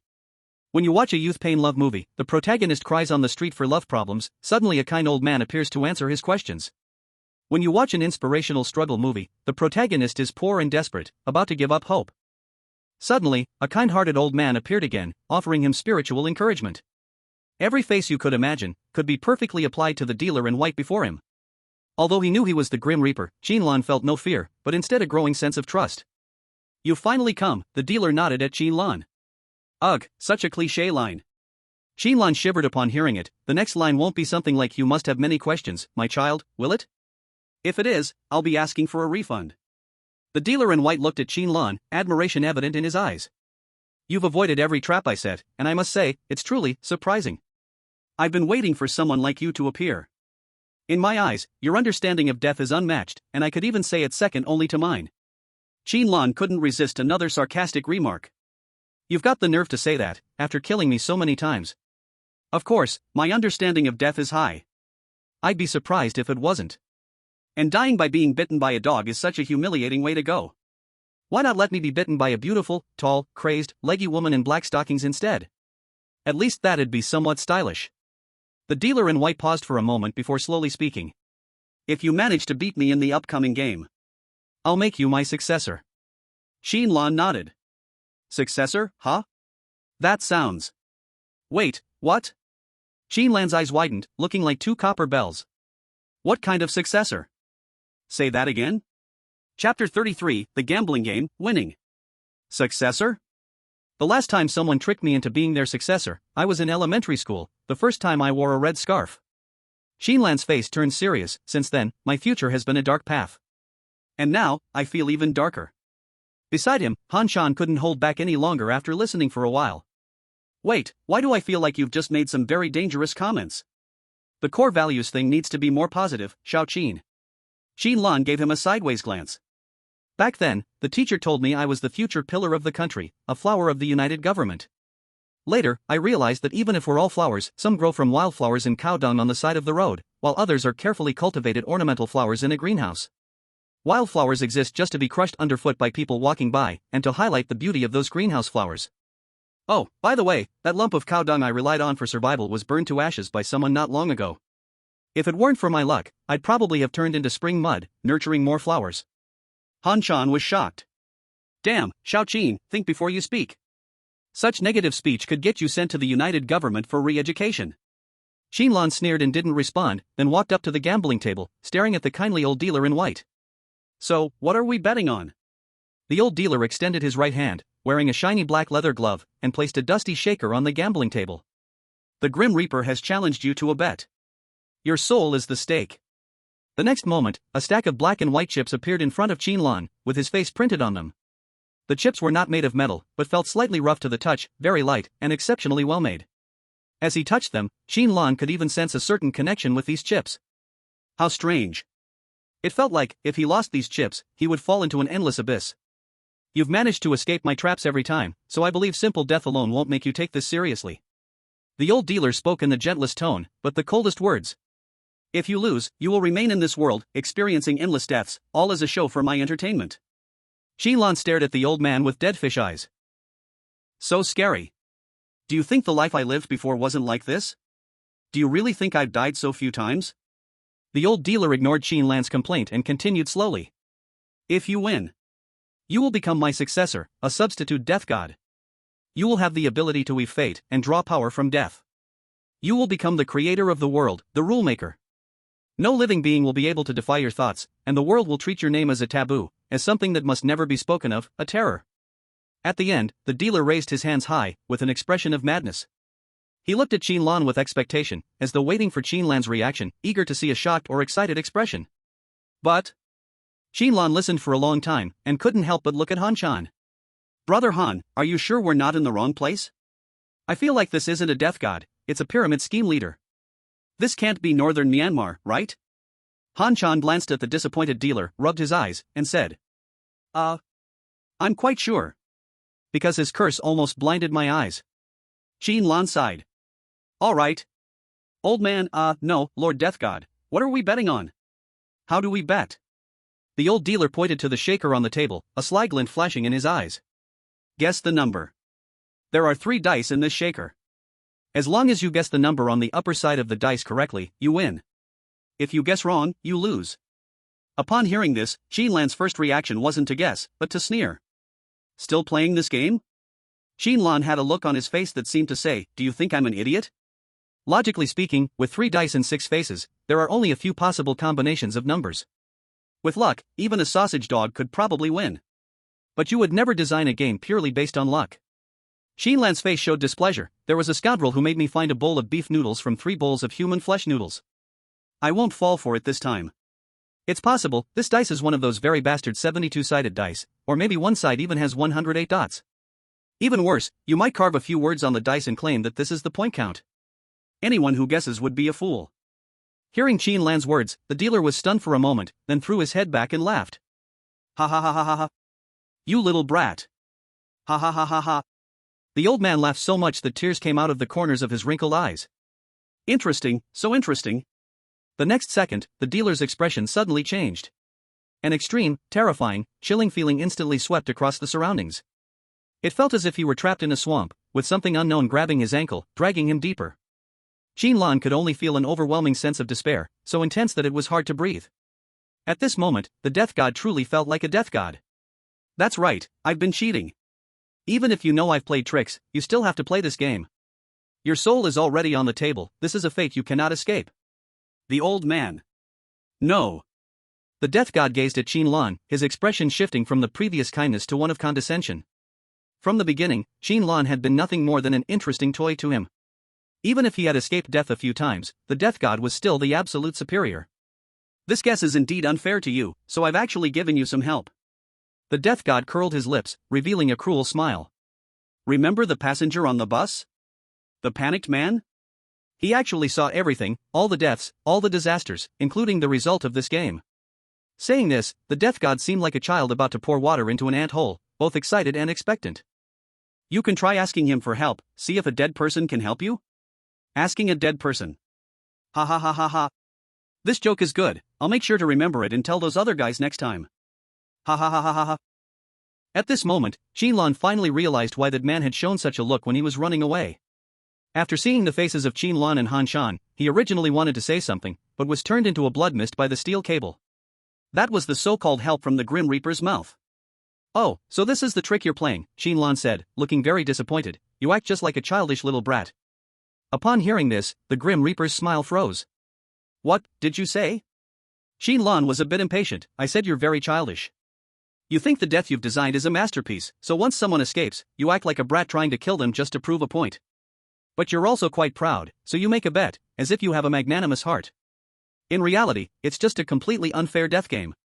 As she spoke, Qin Lan dug at her ear. You just wanted to watch me despair, right? That's why after I exposed your little trick, you told me you had a chance to win, wanting me to feel powerless? The Grim Reaper's expression turned grim. But then it returned to calm. So even if you're right, what does it matter? The only chance you had to win is already gone, along with that person's life. At this table, you have no chance of winning. Even if Lady Luck is behind you, you'll never guess the dice's result because only I know the number. The Grim Reaper spoke each word slowly, trying to crush Qin Lan's psychological defense. But Qin Lan only wearily rubbed her temples and mumbled. What a hassle, such a long timeline, how tiring it must be to start over again. In the next second, Qin Lan suddenly surged forward and punched the Grim Reaper's nose. You challenge death, you lose, the murderer is Grim Reaper. Physical strength permanently increased? If you win, you will become my successor. Qin Lan threw another punch. I succeed, my ass. You struck death, death struck you back, the murderer is Grim Reaper. Strength permanently increased. You finally arrived. Han Shan watched the Grim Reaper at the gambling table, just about to remind Qin Lan, when Qin Lan had already charged forward. And used a leg move that was very famous across the entire universe. Damn! What a perfect Leo flying kick. Han Shan was shocked. You attempted to shake the Grim Reaper's authority, you failed, the murderer is Grim Reaper. Agility permanently increased. With the help of bullets, your mind has opened up, the murderer is Grim Reaper. No attribute increase. Who threw the flower pot? The murderer is Grim Reaper. No attribute increase. This dog really likes you, maybe it's because you look like a big chew toy, the murderer is Grim Reaper. No attribute increase. The broken steel cable emitted a sharp sonic boom and shot towards Qin Lan. Luan Zimo reacted quickly, immediately dodging forward, golden flames leaping in her eyes, and bone armor appeared on her hands in an instant. The curse power inside her surged, reaching its optimal battle state almost instantly. But Qin Lan, who she was protecting, shoved her aside and charged straight at the steel cable. Are you crazy? Wan Zimo was greatly shocked. You're all over the place now, the murderer is Grim Reaper. Under the bridge, a wide and rushing river flowed, its force swift, like a roaring tiger. In the distance, a construction team in orange clothes was maintaining the bridge. Han Chan walked over from behind and patted Qin Lan's shoulder with concern. Xiao Qin, where are we going next? Qin Lan shuddered, looked at Han Chan, whose gaze was still as calm as a lake. Without a second's hesitation, Qin Lan immediately spoke. The passenger in the car just now. We have to save him. Upon hearing this, Han Chan paused for a brief moment before showing a look of realization. Oh. Looks like it's this time, right? No problem, leave it to me. Before Qin Lan could react, Han Chan's figure had already disappeared. This speed. It definitely wasn't something that could be achieved after physical strength was limited by the instance. Qin Lan took in everything with her eyes, gaining a completely new understanding of Han Chan's strength. This guy, who earlier ran wildly on the bridge, was indeed acting right. He deliberately pretended to be weak so that Wan Zimo wouldn't notice? His mind is really deep. Qin Lan couldn't help the twitch at the corner of her mouth. Beside her, Wan Zimo was still out of the loop. Seeing Han Chan disappear, thinking she was going to attack him, he immediately activated all his cursed items, with all kinds of flashy effects, alertly looking around. What are you doing? Want to fight? I will go all the way with you. Then Han Chan appeared, but her right hand was still holding another person. It was the man who had just frantically tried to escape by banging on the bus doors. The man was very scared, but when he saw Qin Lan's face, he immediately looked shocked. You are not. Qin Lan stared into his eyes, without waiting for him to finish speaking. Tell me. The result of that bet. On the other side, Wan Zimo in battle mode looked completely confused, not knowing why Han Chan had brought this man. Seeing Qin Lan's question made no sense, he felt his brain almost burning. What are you talking about? What bet? What result? Qin Lan heard the answer she wanted, waved her hand, too lazy to bother with him. None of your business, go play somewhere else, go find your special job mission. I have other things to do. Once again at the gambling table, the old dealer showed a kind smile. There are 3 dice in this cup. If you can guess the numbers on the top, you win. If you guess wrong, you lose. Qin Lan stared at the cup for a long time. Then she looked up at the old dealer for a long time. Finally she spoke softly. How old are you, still using such little tricks? The numbers on the dice are. You will die. Qin Lan said those 3 words clearly and slowly. In the old dealer's shocked and stunned expression, a prompt appeared in Qin Lan's mind. You won the bet initiated by the Grim Reaper. Gain special job, substitute Grim Reaper. Special job related content updated, please read carefully. Chapter 34, Return. Back? In the Hunter Bureau Hall, Lu Xingshan, who received Qin Lan's message, slightly relaxed. Not long ago, he had just told Qin Lan to return, and her signal disappeared in the Fallen Zone, making him sweat heavily. But now, it seemed she had just run into a low-star dungeon by chance. Also, the place where the signal disappeared is close to the safe zone, not that unlucky even for uncontrollable unsolvable dungeons, few appear in such locations. Lu Xingshan nodded, thinking no more. Then, his communicator rang again, it was a notification from another branch of the Hunter Bureau. Seeing the content, Lu Xingshan was a bit surprised. Alarm cancelled? Dungeon stabilized again? This kid's luck is good, entering a low-star dungeon to avoid danger, just coming out as the dungeon stabilizes. Even knowing Qin Lan's potential, Lu Xingshan had never considered the possibility of Qin Lan clearing an unsolvable dungeon. Are you kidding? That place was one where even 4-star hunters might not survive, only those with extreme power and resurrection means would dare to risk it. A rookie hunter? What's the difference from giving oneself as a headshot? And in the ruins 2.7 kilometers from the 088 safe zone exit. Qin Lan glanced at the black mark on her wrist and showed a satisfied smile. Substitute Grim Reaper really sounds impressive. Job, Substitute Grim Reaper. Quality, Unique Hidden Job. Description, you are the Grim Reaper's only appointed successor, with a position second only to the Grim Reaper, of course, before the leader dies, you are always a substitute. Job ability 1, you have a unique understanding of death, every enemy you kill will become a source of your power. Job ability 2, you can see the path of death, every time you escape from the edge of death, you gain insight into how death moves and can use it to strengthen yourself. You will become stronger. Professional ability 3, you can control the life and death of mortals, using the powers of the Grim Reaper to curse your enemies, weaken their strength, and even write their death. Special professions, something that all the demon hunters eagerly seek. In terms of rarity, special professions can be roughly divided into 4 levels: ordinary, premium, hidden, and unique hidden. And Qin Lan's substitute Grim Reaper is exactly at the highest level. Unique means that before Qin Lan dies, no one else will obtain the position of substitute Grim Reaper. Hidden means that its acquisition method is extremely difficult, and its triggering conditions are incredibly obscure. Thinking carefully, obtaining the position of substitute Grim Reaper is truly an almost impossible feat. First, you need to continuously escape the fate of death under the consecutive designs of the Grim Reaper. Second, you need to find the Grim Reaper's incarnation in the vast world. Lastly, you must win a nearly impossible gamble that cannot be won by luck alone. Just the first condition, in a suppressed state of power, even someone like the 4-star demon hunter, Luan Zimo, might not always escape the Grim Reaper's grasp. Her stamina is ultimately limited, and even with numerous cursed objects on her, there will be times when her strength runs out. Finding the Grim Reaper's incarnation seems simple, but in reality, it's incredibly difficult. If it weren't for the presence of the Hanshan, who could see curses and see death, guiding Qin Lan, finding the Grim Reaper's hidden incarnation among humans would be like searching for a needle in a haystack. And then? By cleverly dodging many death traps at adjacent time points, constantly rewinding and resetting the timeline, Qin Lan uncovered the secret of the gamble.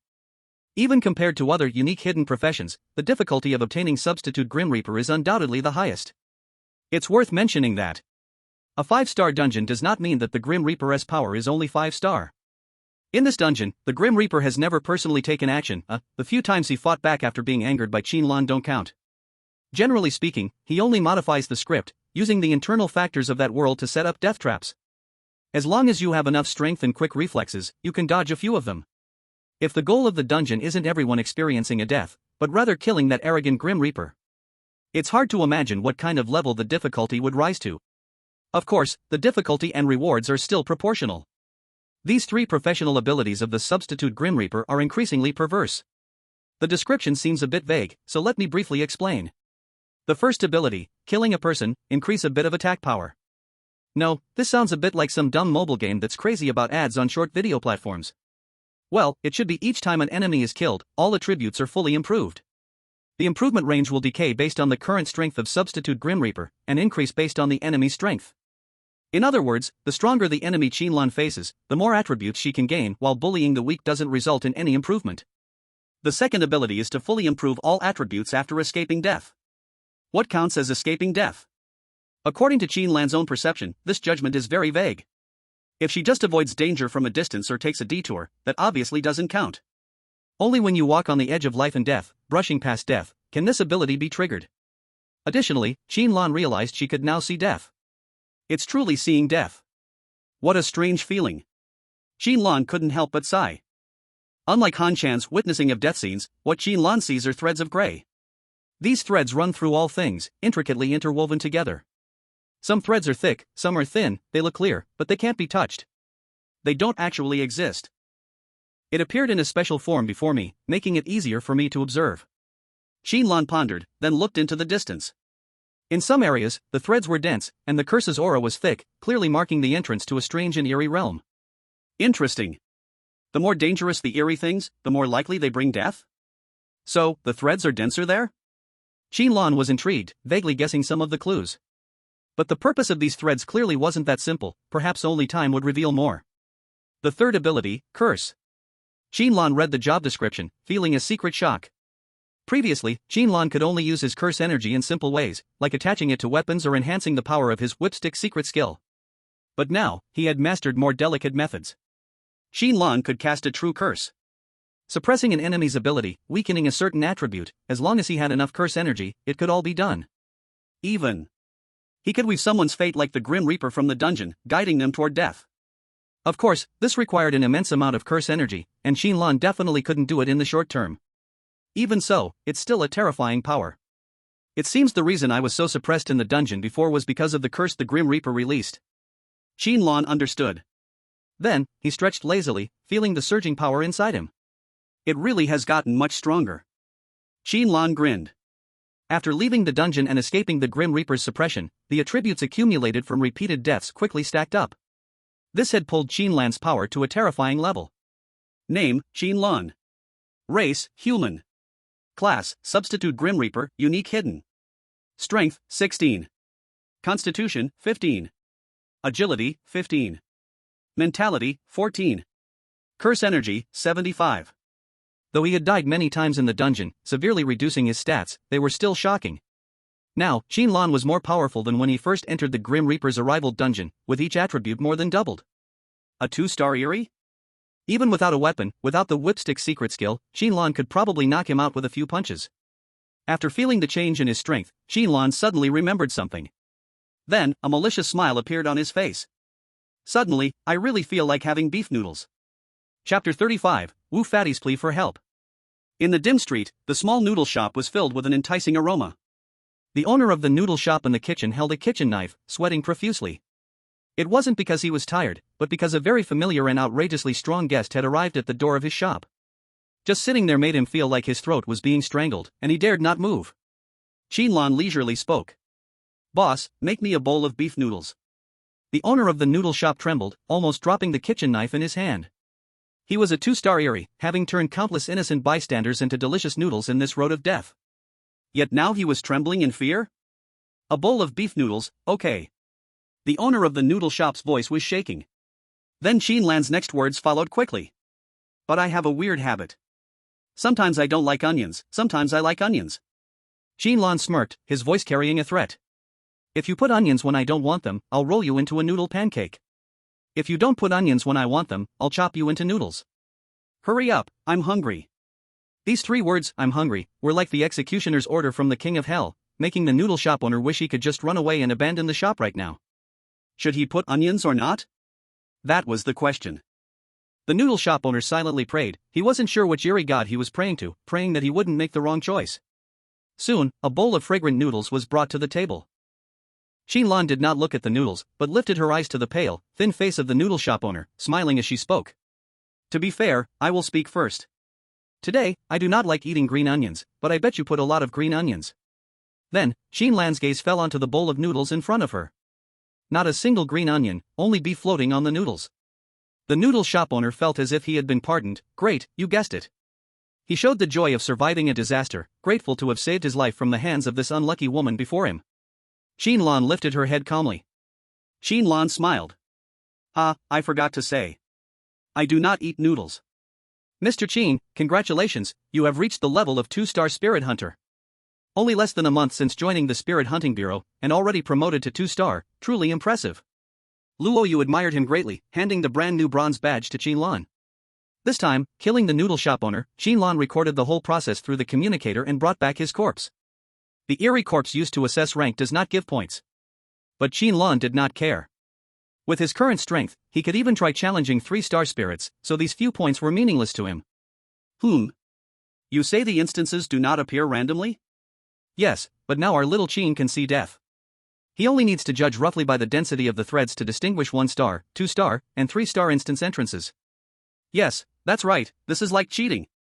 Little 2 does not count as seeing through. Do you not understand that rules exist for a reason? 2-star Spirit Hunter. Qin Lan touched the badge in his hand, feeling a bit emotional. When he first came to the Spirit Hunting Bureau, looking at those official hunters in uniform, his heart was full of longing. Back then, he still had to worry about retaliation from the Qian group, needing the Bureau's name to save his life. Now, he had reached the rank of 2-star Spirit Hunter, gaining an identity that even the Qian group had to respect. Of course, if Qin Lan fully revealed his strength, he could get a 3-star rank, but it would bring many unnecessary troubles. 1 month, an F-class gifted hunter going from 1-star to 3-star? At that time, even the headquarters of the Spirit Hunting Bureau might come to check him. Smiling, Qin Lan put away the badge. Just as he was about to leave, he was called by Luoyu from behind. "By the way, Mr. Qin," Luoyu tapped her head, showing a frustrated expression, "someone came looking for you earlier, I almost forgot." Qin Lan was surprised. "Looking for me? In the 088 safe zone, who else would look for him?" Su Xiaoyue had gone to the central area, busy with enrollment matters, only managing to send Qin Lan a few messages. Could it be the Qian group? Hiring someone to kill him, failing miserably, now regretting and wanting peace? Qin Lan was thinking when he heard Luoyu's description. "A chubby man, seems to be a school leader, said when you have time, go to his place to talk, he has some things to discuss with you." Luoyu frowned, recalling, that chubby man looks a bit old, not much hair left. Wu Fatty. No Principal Wu? Qin Lan was stunned. Why is he looking for me? After his Gaokao score was changed, Qin Lan and Principal Wu had no contact, now suddenly he came looking? Could it be asking to borrow money? Qin Lan just thought of it, then immediately dismissed it. This guy, in power for years, would he really lack Qin Lan's small amount of money? Thanks, I understand. After saying goodbye to Luoyu, Qin Lan headed straight to the school. There are 4 high schools in the 088 safe zone, and Qin Lan's alma mater ranks 3rd, also called number 3 high school. However, except for the genius Su Xiaoyue, the future rankings might move forward a little. Stop, what are you doing? Qin Lan arrived at the school gate just as students were leaving. The guard at the school gate was a newly hired old man. It seemed he did not know Qin Lan, this once-in-a-century useless talent. Seeing a stranger staring at the school gate, he immediately walked over to question him. I have business with Principal Wu, Qin Lan said lightly. The security guard looked him up and down suspiciously, showing disdain in his eyes, and sneered. Business with Principal Wu? Here to give gifts, right? He waved his hand, driving Qin Lan away like shooing a fly. Look at your poor look, came on foot? Not even a car, nothing good to give as a gift. People wanting to see our Principal Wu line up from east to west of the safe zone, you better stay where you are. Still standing there? Go, go, go. The guard got a bit angry when Qin Lan stayed put, coming up to shove him. He usually relied on his connections to bully at the school gate, and could not tolerate someone challenging his authority. But Qin Lan just stood there, like an iron tower, and the guard himself stepped back 2 paces. This feeling something is wrong. Martial artist? Oh ho, little brat, got some skill on you, old Wu laughed angrily, looking Qin Lan up and down, then drew the short stick from his waist. If you don't leave, let's see whose bones are harder, yours or my stick. A crowd of students had already gathered nearby, curious about the quarrel between Qin Lan and the guard. Many guessed at Qin Lan's identity. Wow, this guy is bold, doesn't he know this new guard is related to the school leader? What are you saying, which guard isn't related to the school leader? True. Old Wu is usually fierce, even girls asking for leave get harassed, really asking for a beating, hope he provokes some big shot someday. Think you're reading a fun story? Dragon King returns? Watch less short drama. The students whispered, thinking Qin Lan would take a loss silently. A cold light flashed in Qin Lan's eyes. He had not said a single offensive word, yet the guard wanted to act against him? Being too polite made him think I'm a soft target. Qin Lan smiled, the smile full of icy coldness. But he did not strike directly. He also heard the students gossip, knowing this guard had backing from school leadership. After all, Fat Wu had helped him before. If this guard happened to be his relative, Qin Lan always repaid kindness. Thinking for a moment, he took off his jacket, revealing the Hunter Bureau uniform. Taking off clothes? Want to spar with me? Come, let me show you my stick. Old Wu still wanted to shout, but when he saw the uniform, his eyes went wide. Especially when he saw the bronze badge, he nearly choked on his own spit. Cough Hunter? Two-star Hunter? At the same time, the students around gasped. Holy crap! He's a hunter. Impossible? This guy doesn't look that old. Such a young hunter? No way.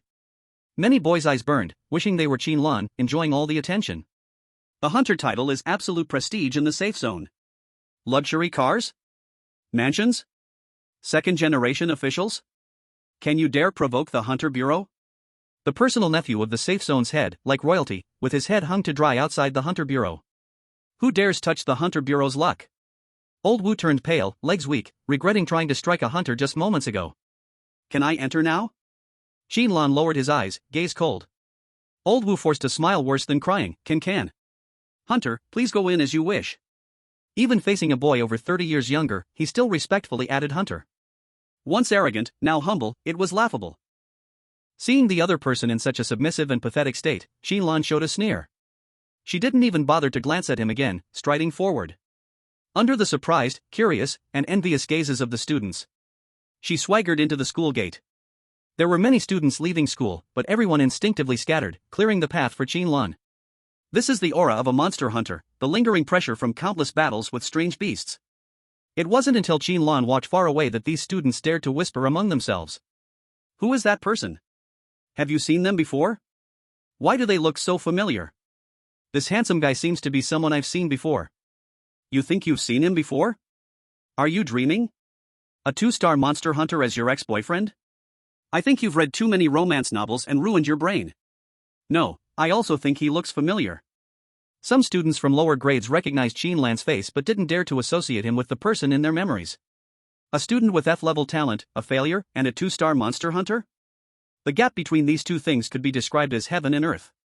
Along the way, Qin Lan walked smoothly, all the way to the principal's office door. He couldn't be bothered to knock, simply pushing the door open with a swift motion. Ah, Kimoji, Eku. Sigwa e. Fat Wu was completely absorbed in watching Japanese learning materials on the computer. When someone suddenly barged in, he jumped, nearly throwing his computer screen across the room. Damn, who has the guts to come in without knocking? When he saw Qin Lan's face, Fat Wu immediately stopped cursing. Oh, Xiaoqin is here? He immediately changed his expression, standing up eagerly, wanting to shake Qin Lan's hand. But Qin Lan was quick to react, stepping back and distancing himself, showing a look of disdain. You haven't washed your hands, have you? Principal Wu's eyes widened, his voice full of righteous indignation. What do you think I am? That's study material. I'm just learning a foreign language. As the principal, I not only have to supervise the students' learning, but I also have to constantly improve myself, so learning a little Japanese is perfectly reasonable, right? Qin Lan glanced at the computer screen. Study material. Principal, why do the two teachers in your materials look like they are naked, hugging each other and fighting? Also, I've been listening for a while, and it seems like those two lines are repeating over and over. Fat Wu's smile froze, and he immediately changed the topic. It's hot, so it's easier to sweat when you wear less clothes. Alright, let's put aside these unimportant things for now. Xiaoqin, the reason I contacted you today is because there's an urgent matter. Qin Lan really wanted to focus on that urgent matter. But the audio playing in the nearby speakers was so enchanting that his gaze kept drifting back to the screen. Whoa, even some high-difficulty gymnastics moves. Clearing his throat, Fat Wu's expression became serious. Xiaoqin, have you ever heard of the four-school joint exam? The four-school joint exam was an old tradition in the 088 area, held every few years to reassess the teaching quality of each school.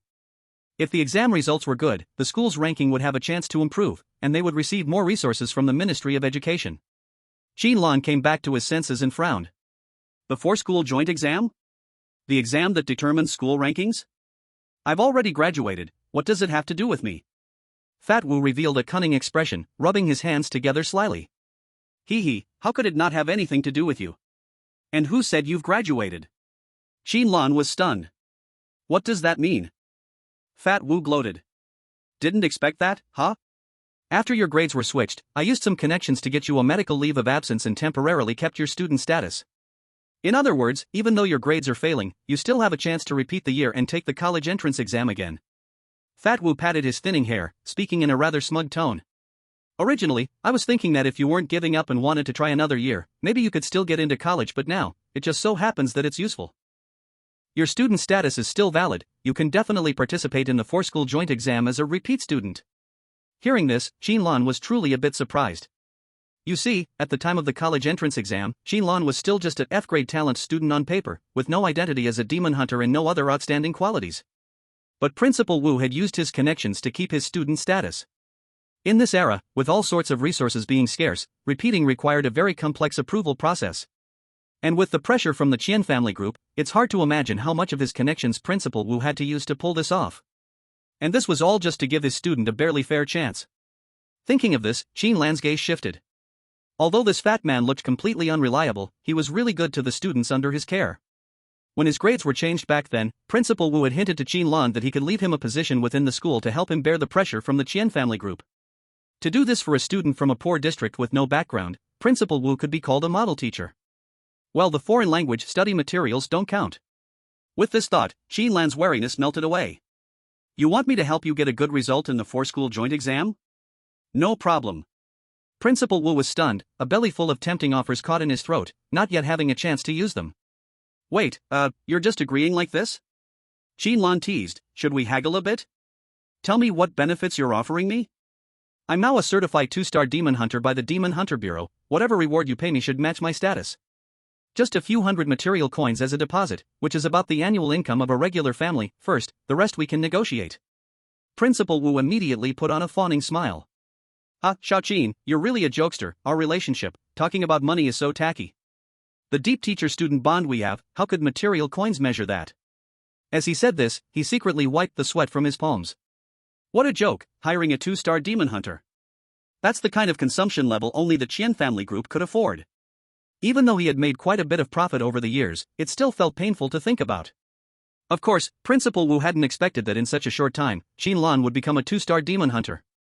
When he first heard from Su Xiaoyue that Qin Lan had passed the Demon Hunter Bureau's certification exam, Principal Wu thought it was just a stroke of luck that Qin Lan had somehow managed to escape with his life, and didn't think much of it. But now that he had become a 2-star demon hunter, it said a lot. Could it be that what Su Xiaoyue said back then was true? Xiao Qin really saved her in the instance? The more Principal Wu thought about it, the more unsettled he became. Could it be that I've trained a god? No, wrong show, this isn't Soul Land. I've trained a 2-star demon hunter? That shouldn't be possible. With his talent, how could he have such achievements? Principal Wu couldn't make sense of it. But soon he let go of the confusion. Whatever, Xiao Qin is my student. If there's a problem, it's the Demon Hunter Bureau and the joint government's problem. What does it have to do with me? Besides, the higher his achievements, the more it shows my teaching skills, doesn't it? Thus, Principal Wu shamelessly took the credit for himself. Looking at the lewd grin on Principal Wu's face, Qin Lan couldn't tell what he was thinking, but he knew it wasn't anything good. So, Qin Lan shook his head. Is that all? Then I'll leave now. Just send me the details of the joint exam later. To his surprise, Principal Wu suddenly grabbed Qin Lan, his chubby face squeezing out a fawning smile. The joint exam details are no problem. With your current abilities, going there would be like overwhelming them with a lower dimension. You've come all the way, stay at the school for a while. We just happen to be holding an orientation seminar. You can be a special guest. A 2-star demon hunter alumni. I also have some shine on my face, little Qin. Qin Lan was speechless. She never expected that Fatty Wu would even try to take advantage of her like this. But thinking about what he had done for her before, Qin Lan sighed and reluctantly nodded. Alright, but don't expect me to speak too well. I'm not good at public speaking. Fatty Wu's smile grew even brighter. This little thing doesn't need you to worry about, does it? I'll write the script, and you just need to read it. So, 2 hours later, Qin Lan appeared in the assembly hall of the 3rd high school. At Fatty Wu's special request, or rather, his pleading, Qin Lan, gritting her teeth, wore the hunter's uniform and stepped on stage. The huge hall was filled with the new batch of students, each staring at Qin Lan with curious eyes. Qin Lan felt a little nervous. She had always been an outsider, never used to such attention. She glanced at the backstage corner, where Fatty Wu gave her a thumbs up and silently encouraged her to continue. Qin Lan lowered her head and glanced at her speech. She couldn't hold it in when she saw the first line. Before I begin, I first want to thank someone. He is my second set of parents, the guiding light on my path, the ladder that dragged me toward success. No need to check, this part was definitely added by Fatty Wu himself just now. The ink of his handwriting hadn't even dried yet. Crushing the speech into a ball, Qin Lan looked at the crowd and let out a long sigh. Dear students, my name is Qin Lan. The speech ended without any accidents. Qin Lan didn't say much, just simplified and beautified her own experience, offering some positive and encouraging words. She didn't think her experience was anything special. Before her second awakening of powers, she was a complete failure, mocked and ignored by everyone in school. No one would ever spare her a second glance. After the second awakening, she started gaining powers, and this experience was nearly impossible for anyone else to replicate. There wasn't much to talk about. But seeing Fatty Wu's hopeful eyes, Qin Lan still gritted her teeth and said some classic lines. Like, the future you will thank your current hardworking self. How to put it? It made her a little nauseous. Qin Lan sighed tiredly. I become the person I used to hate. I used to hate these kinds of lectures, talking about empty things and then starting to sell books. But it seems they really love this stuff. Hiding backstage, Qin Lan glanced outside. The freshmen were full of energy, their eyes shining with something called hope. She didn't know how long these sparks would last before they faded. But soon, Qin Lan suddenly noticed something and furrowed her brows. It was the mark of death. After becoming the substitute death god, Qin Lan could already see the threads of death. But in the safe zone, she rarely saw them. But among these students, there was one person whose death threads were dense. To describe it, only 4 words were most fitting. A person about to die. Why are so many death marks concentrated on one person? That student, is she going to die soon? Qin Lan squinted her eyes and stared. It was a very small girl. Her skin was very pale, lacking color, and her already tight school uniform looked even looser on her. From the arms exposed at the sleeves, it seemed like she had been malnourished for a long time. The girl wasn't particularly stunning, but she was delicate enough, with traditional bangs, sitting quietly in the corner of the crowd. Qin Lan noticed something and murmured. Slum. Yes, in her eyes, there was a color unique to people from the slums. Indifference, numbness, vigilance, and a hint of fierceness. These things mixed together formed the most familiar thing to Qin Lan. Old dang, Qin Lan looked at Fatty Wu who was grinning next to her. Can I have the information about that girl? Wu Fatty's face changed, and he was immediately enraged. You little brat. Just back and you're after the young grass? These are all minors. Are you even human? I don't even watch movies below 18, yet you. Qin Lan rolled his eyes. If you want to be beaten to a pulp by a 2-star anomaly hunter in front of a group of students who respect you, then go ahead and keep talking, I'm listening. Wu Fatty quickly changed his expression and smiled kindly. Haha, young people are full of energy. Right, at your age, you should be experiencing a little school romance. The information, right? No problem, no problem. Chapter 37, Tang Qingqing's Secret, Dual Birth Talents. Looking at the student file in his hand, Qin Lan raised an eyebrow. Tang Qingqing? Another F-grade talent? Wu Fatty leaned over, saw the photo on the file, and suddenly understood. It's her. Just like you, she came with the joint government's educational subsidy, though she started school late, so her talent has already awakened. Her parents abandoned her and ran off. She has a grandmother at home, but she's half paralyzed and relies on her for care. Even the subsidized meals she gets in the cafeteria, she has to save half to send back home for her grandmother. Hearing this, Qin Lan nodded slightly, now understanding why the girl was so thin. But looking at the description in the file, Qin Lan couldn't help but be moved. This talent is really unique. Life shared, F-grade, choose a target, share your life with them, and when your life force is depleted, both will die simultaneously. There's no extra description. This talent has only one simple function, life sharing. To put it simply, it's a moving blood bag. As long as Tang Qingqing chooses someone as a target, even someone who's barely breathing, they can be revived. Wu Fatty's expression also became a bit complex. This Tang Qingqing. I've offended quite a few people in order to keep her safe. Even now, the safe zone has people keeping an eye on her. Once she leaves the school, she might just disappear without a trace. Qin Lan naturally understood Wu Fatty's point. Life sharing, many rich and powerful people covet it. Those people are nearing death and would do anything to extend their lives. Although it's possible to extract some longevity substances from the bizarre corpses, these are scarce, and often there's little market for them. They are immediately snapped up as soon as they're available. But Tang Qingqing is a cheap alternative. As long as she's kept in captivity, people can force her to extend their lives. In the slums, it's common to see people who were alive and kicking yesterday, but today their insides are taken out, and they're just left as a shell to rot in the garbage dumps. Let alone a better, more direct blood bag. Qin Lan looked at Wu Fatty in surprise. Why did you keep her? This should bring you no benefit, right? Wu Fatty snorted. Of course. She's my student, and I'm a teacher. One must admit, at this moment, Wu Fatty actually seemed to have a touch of sacred radiance. Whether towards Qin Lan or the current Tang Qingqing, Wu Fatty treated them both with real equality, without any discrimination or abandonment because of their backgrounds. As long as they were his students, he would unconditionally shelter them under his wings. It's hard to imagine such a responsible person would be hiding in the principal's office watching Japanese and Korean films. Qin Lan couldn't help but tease. Wu Fatty turned dark. I've told you. I'm learning foreign languages. Learning foreign languages. Besides, everyone knocks before entering. I'm not breaking the law by watching secretly. The orientation lecture ended, and Tang Qingqing left with the crowd. As usual, she first went to the cafeteria to pick up a cheap subsidized meal, then carried her somewhat rusty lunchbox to the dorm. After the enrollment, the school leadership held a brief discussion and cleared out a room right next to the student dormitory. The room now had tables, chairs, and a bed, where Tang Qingqing's grandmother lived. This was also for her safety. Grandma, I'm back from school. Tang Qingqing pushed open the door, ready to share the details of the lecture, but her expression suddenly changed. Because sitting in the room was someone who shouldn't be there. You, our senior Qin Lan? I saw you at the lecture just now. Tang Qingqing recognized the visitor's face, her hands and feet stiffened, and her tone became cold. She instinctively wanted to run, but didn't dare to move. Not only because of the uncontrollable aura Qin Lan emitted, but also because her most important family member was still in the room. Just as I thought. Qin Lan did not answer her, but spoke to herself. Your talent, life, what joy, has already bound you to a target.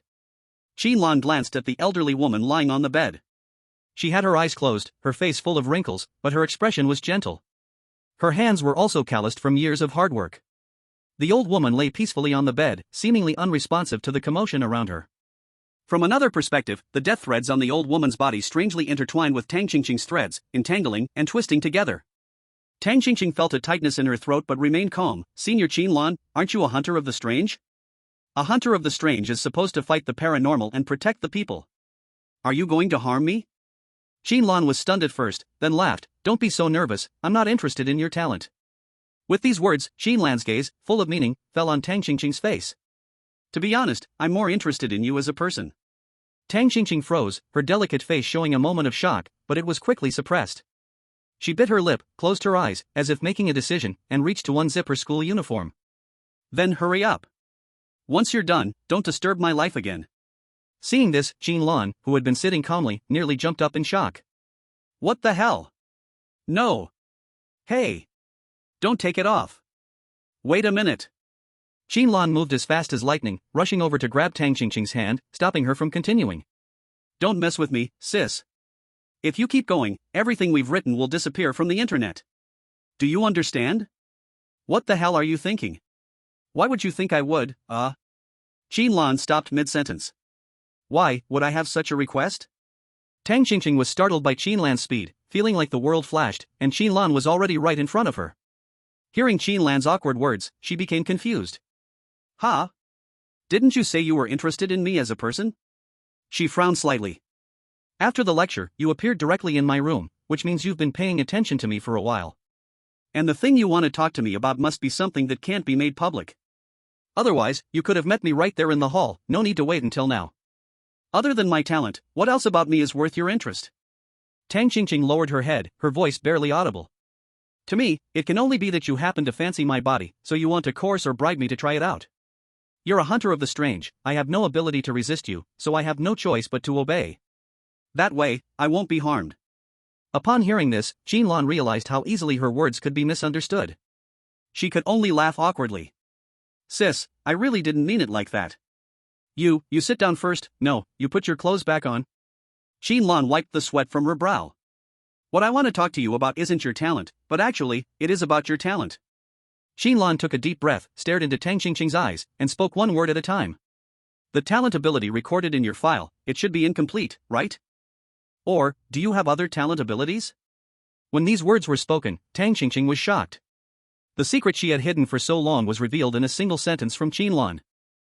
In an instant, Tang Qingqing's heart was in complete turmoil. She thought of a way to respond, wanting to deny it, but not a single word came out after a long moment. Seeing her reaction, Qin Lan knew she had guessed correctly. Originally, Qin Lan only wanted to check if Tang Qingqing had used her gifted ability to bind her family. Otherwise, it was impossible to explain why, at such a young age, she carried such heavy traces of death on her body. But when Tang Qingqing entered the room, Qin Lan realized that things were far from that simple. If it were merely life-sharing, then the death threads on Tang Qingqing's grandmother would simply connect with the threads on her own body. But from Qin Lan's perspective, the threads of the two were not only tangled together. They were also transmitting something. From her grandmother's body to hers. According to Qin Lan's understanding, this was transmitting death. So, Qin Lan immediately judged that Tang Qingqing's gift must hold some unknown secret. "Don't be nervous." Qin Lan spoke, her voice calm. "Remember? I mentioned in the lecture that I was also an F-level gift at first.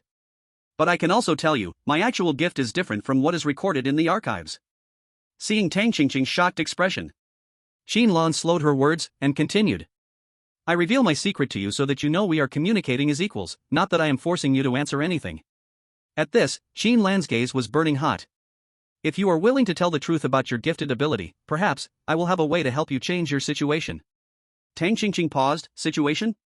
Qin Lan nodded, looking at the elderly woman on the bed beside them. "Your grandmother probably does not have much time left, right? That is why you shared your life with her, to extend hers. But even so, her illness will not disappear because of it." After a pause, Qin Lan pointed to the badge on her chest and smiled. "As a hunter of the strange, I have seen many rare treasures that ordinary people never touch in a lifetime. And just so happens, I know of a medicine that can cure your grandmother's disease." Instantly, Tang Qingqing's eyes reddened, her breathing became rapid. Cure. She had thought of many ways, but all the information she found told her helpless. Tang Qingqing even tried contacting the nobles who wanted to use her as a blood source, offering that as long as they could cure her grandmother, she would share her life. But each one refused. Now hearing Qin Lan say it could be cured, her first reaction was a scam. But a 2-star hunter of the strange, that title carried enough weight.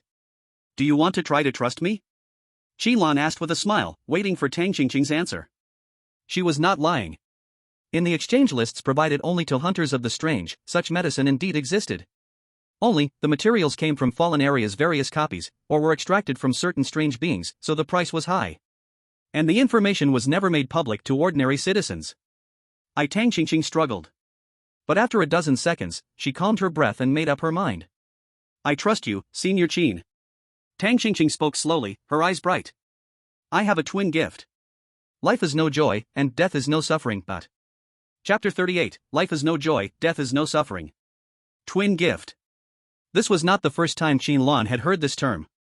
Back then, to find the cause of her own gift's abnormal change, Qin Lan searched the internal network of the Hunter Bureau for a long time, and indeed found a lot of information. A second awakening of a gift is an extremely low probability event. Besides Qin Lan, there were indeed other people who experienced a second awakening of their gifts. The trigger conditions were unclear, and the results varied. However, most people with a second awakening only received minor enhancements to their original gift. A qualitative change like Qin Lan's was unprecedented. Another special probability event, similar to second awakening, is the dual talent. People with dual talents usually possess two complementary and independent abilities, and they can simultaneously learn two different types of curse scriptures. If we explain it from the perspective of curses, it can be understood that every dual talent holder has double the basic curse power of an average person within their body. Therefore, almost every dual talent holder, even if they only have a B or C level talent, can still achieve some success. Qin Lan quickly searched and found several 3-star anomaly hunters who were famous for their dual talents. For example, there was a hunter known as Thunderburn, whose talent was elemental-based, with one in electricity and one in fire. The overlap of these elements could cause extremely terrifying destructive power, and more than 23-star anomalies had died at his hands. This kind of strength places him at the peak level among the 3-star anomaly hunters. If his talent level were a bit higher, he might have entered the 4-star category, becoming a powerful figure like Lu Xingshan, who guards a safe zone. And now, a living, breathing dual talent holder stands right in front of Qin Lan. What about death? What is the pain? Qin Lan asked, her expression serious. What is its effect? Tang Qingqing hesitated for a moment, but finally spoke the truth. Life, what is the joy, means sharing my life with the target. Death, what is the pain, means drawing something from the target's death. At the end, Tang Qingqing seemed hesitant to continue. Drawing something? Qin Lan looked at the old man beside her. Indeed, the death threads on him were constantly transmitting something. Tang Qingqing's voice trembled slightly. Yes. The target bound by me, after death, will transform into a guardian spirit. This statement truly shocked Qin Lan. A guardian spirit? Like a summoned creature? Qin Lan was surprised. Only then did she realize why Tang Qingqing seemed to have difficulty saying it. She must have had difficulty accepting the death of her loved ones, using life, what is the joy, to extend her grandmother's life, while also using death, what is the pain, to keep her around. If her grandmother encountered an accident, she could still remain by her side in the form of a guardian spirit. Yes, I know this goes against human morality, but I really can't accept it. Since meeting Qin Lan, Tang Qingqing had always appeared calm. But now she couldn't control her emotions, and her voice trembled uncontrollably. When I was little, my parents abandoned me here like trash. I can't even remember their faces. If my grandmother hadn't raised me, I would have already died in some corner of the slums. All the good memories I have are because of my grandmother. I can't imagine a world without her. Qin Lan said nothing but could understand Tang Qingqing's mindset. People often have some irrational obsessions. If her illness can be cured, I still suggest not using death. What is the pain, to bind her? Qin Lan sighed and gently reminded her. The essence of talent is the use of curse power, and the so-called guardian spirit is just a special type of curse. Upon hearing this, Tang Qingqing was a little stunned. She had never heard of this theory, and for a moment, she couldn't judge whether it was true or not. I know, there are probably some aspects of your actual talent effects that you haven't told me. Qin Lan spoke calmly, and Tang Qingqing's eyes flickered slightly. But it's okay, trust must be built slowly.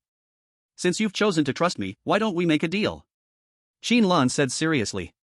I can find a way to cure your family, but you also need to pay some price, don't think randomly. Not a physical price. Seeing that Tang Qingqing seemed to misunderstand, Qin Lan quickly clarified. Wiping the cold sweat from her forehead, Qin Lan continued. I need you to become an anomaly hunter, become my personal anomaly hunter. You didn't do anything to her, right? After leaving the room, Wu the fatty, who had been waiting outside the whole time, hurried over, looking at Qin Lan with suspicion. I'm warning you, don't take advantage of her. Even if she's grown up, she's still just a high school student. Don't do something so cruel. Qin Lan rolled her eyes at him in disbelief. Am I that kind of person? Besides, You're the one hiding in a room watching adult movies, do you really have the right to talk to me? Wu the fatty straightened his neck, lifting his chin. So what? I watch only European, American, and Japanese stuff. I'm a different kind of patriot, get it? Qin Lan was stunned. Oh my god, can someone be this shameless? Considering Wu the fatty's bottom line was unfathomable, Qin Lan didn't want to argue too much with him. Too lazy to bother with you. I have to go back to the Ghost Hunt Bureau first, I'll come back during the joint exam in a few days. Remember to send me the materials. Waving her hand, Qin Lan turned to leave, then suddenly remembered something and turned back to Wu the fatty. By the way, is that new security guard at the school gate your relative? Wu the fatty paused, no. Seems like he might be someone from the political education office's father-in-law. Qin Lan nodded, showing a kind smile, okay, got it. Watching Qin Lan leave, Wu the fatty was still thinking about who the security guard at the gate could be related to, when he saw a familiar figure running over, panting. Old Wu.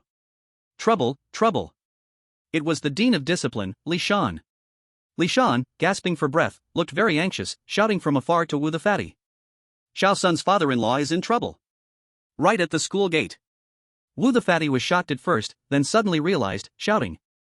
Oh my, no wonder the kid asked. What happened, anyone hurt?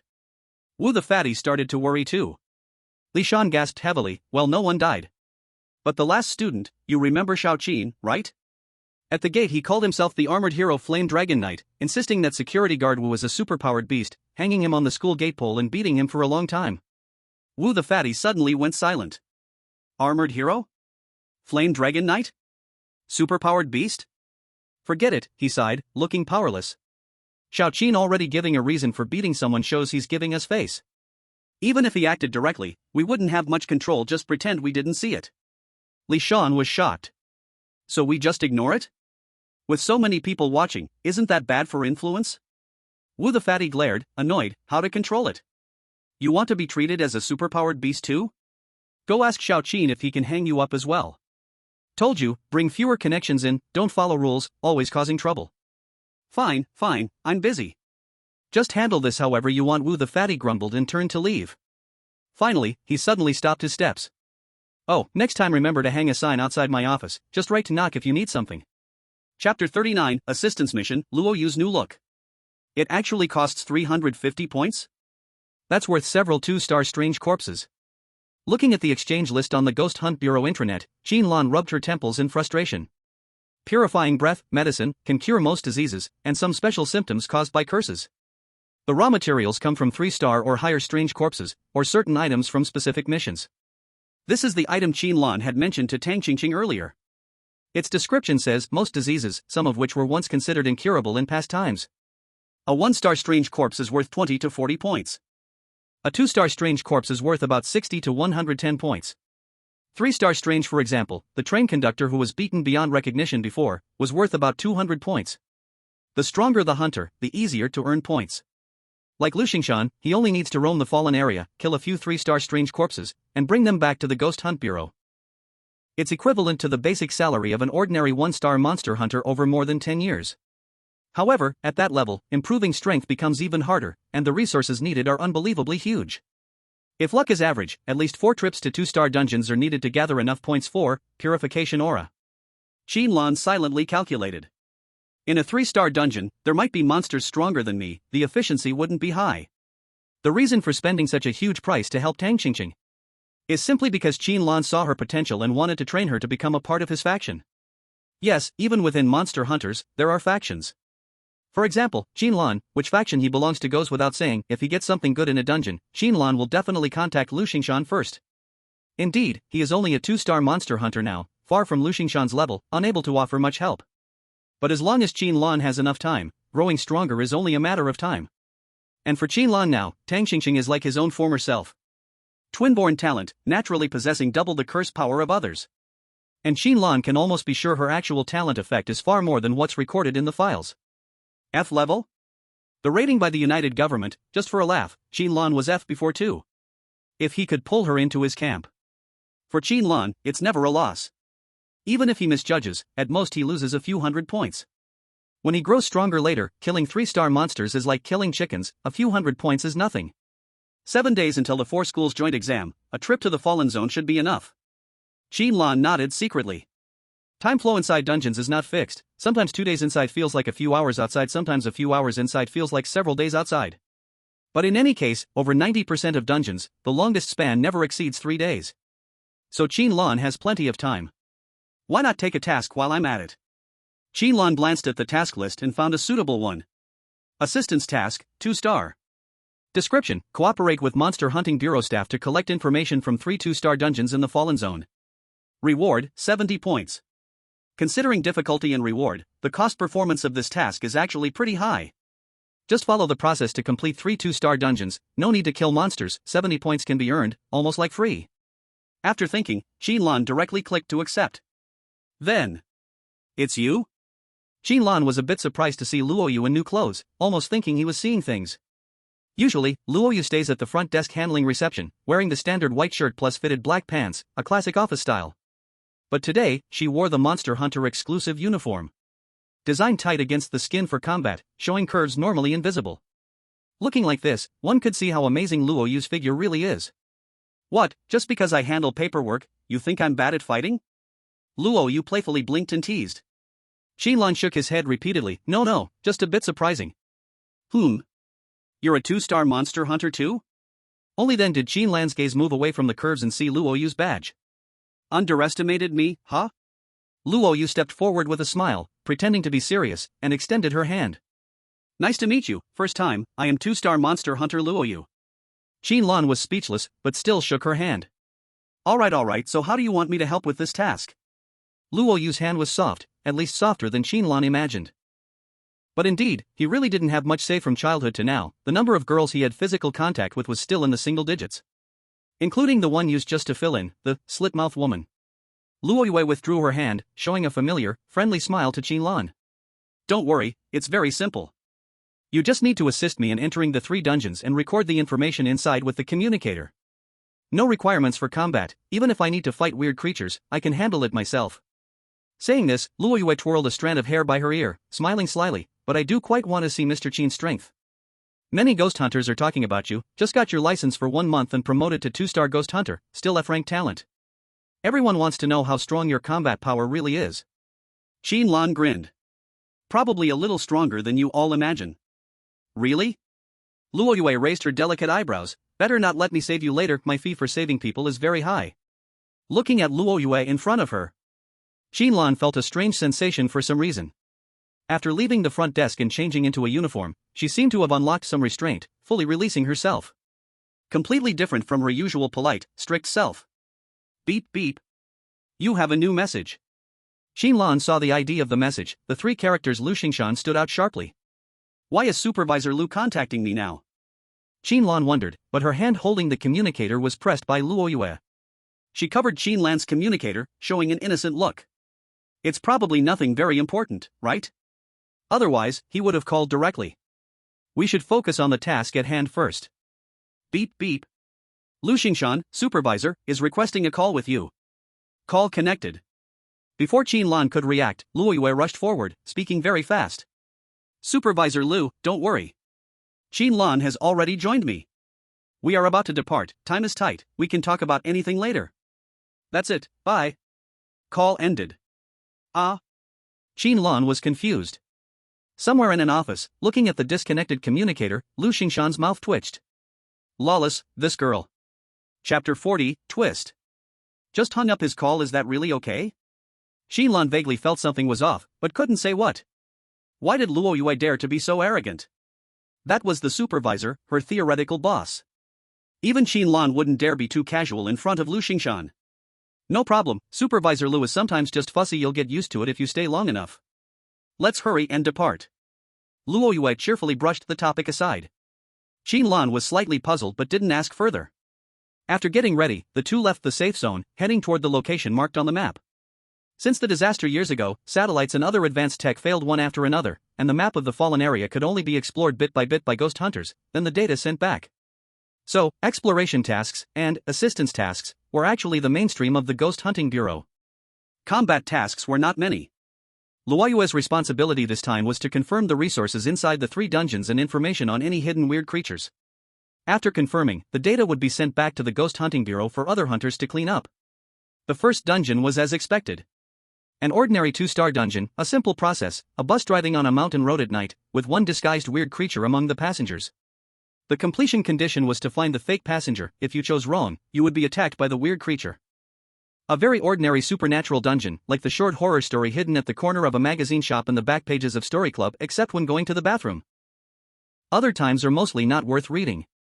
The rating is no better than the half-smut, low-class jokes printed on the cover.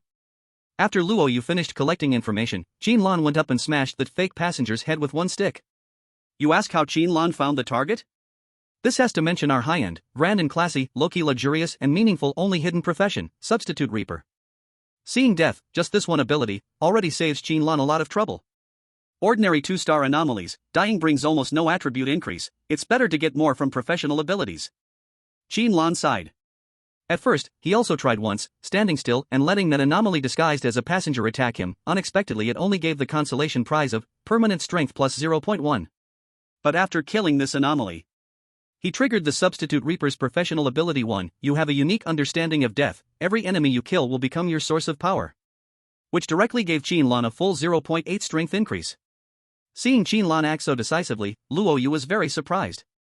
She had seen so many anomaly hunters, naturally she could see the trick at a glance. An ordinary 2-star anomaly hunter, without using talent abilities, to kill a 2-star anomaly, at least causes minor or even medium injury. His strength must have already reached the limit of a 2-star anomaly hunter. Luoyu was shocked. To strike like Qin Lan just now, hitting in one blow and instantly killing a 2-star anomaly, only a 3-star anomaly hunter could calmly do that. But Luoyu did not dare to think that way. 1 month, from 1-star anomaly hunter to 3-star anomaly hunter? If this news spread, probably no one would believe it. I won't take this corpse back, I'm currently lacking curse energy, whatever I can absorb is something. Qin Lan called out, then began to absorb the curse from this anomaly on his own. Luoyu froze, waving her hands repeatedly. I only handle information collection, if you can solve it directly that's even better. It is your trophy, how to handle it is your right. Curse energy, 75 greater than 85. Getting slower and slower. Qin Lan felt a bit regretful. According to his feeling, he should be close to the second stage bottleneck described in the curse record. By converting from panel data, that is the threshold of 100 curse energy. All curse records share the same level system, dividing curse levels into 5 stages. First stage corresponds to 1-star anomalies. When Qin Lan first practiced the curse record, absorbing the curse energy from the split-mouthed woman, it was roughly first stage entry level. After passing several dungeons, absorbing a few 1-star anomalies, he successfully broke the first stage bottleneck, entering the second stage level. At this moment, he was already close to the limit of second stage. It must be known. The strength of curse energy not only affects Qin Lan's talent effect, but can also be used to activate professional abilities, or simply add attack damage. Anyway, the higher the better. Let's go, time for the next dungeon. Seeing the corpse on the ground dissipate, Qin Lan also stood up. After an anomaly dies, the dungeon will collapse after some time, during which it is still in an explorable state, suitable for collecting some special resources. But that is no longer Qin Lan's concern. The dungeon's information has been recorded, later it is just waiting for the Anomaly Bureau's Special Extraction Department to explore. Don't you want to rest? Luoyu asked instinctively, but immediately shook her head, forget it, never mind. Usually, anomaly hunters are mentally exhausted after finishing a dungeon, so they need time to recover their state. But where is Qin Lan tired? How much effort does it take to smash someone dead with one stick? The second dungeon was still boring. So boring that the author did not even spend 1 minute to make a dungeon summary under 50 words. They say that nothing happens more than 3 times. That's right, this third instance of the dungeon gave Qin Lan a huge surprise. Qin Lan stared at the deadly threat of death not far away, clicking his tongue. I must speak frankly, this 2-star dungeon. I'm afraid there's some mistake in the information. Why don't we report it to the Bureau and have them recheck it? Qin Lan tried to express his opinion in a polite way, but it was already quite obvious. This dungeon was definitely a 3-star level. The death thread, a symbol of danger, was much more intense than before. Do you think something's wrong with this dungeon? Luoyu asked curiously, wanting to know Qin Lan's reasoning. The dungeon's level could only be roughly determined based on the curse wave data detected by the equipment, which always had some margin for error. Sometimes, high-star dungeons would have very little curse overflow, and they were misjudged as low-level dungeons, which had happened before. Qin Lan hesitated. How should I say it? I have a very strong feeling, like something bad will happen as soon as we step in. My instincts are usually spot on, like the arthritis pain before a rainy day. So you'd better trust it.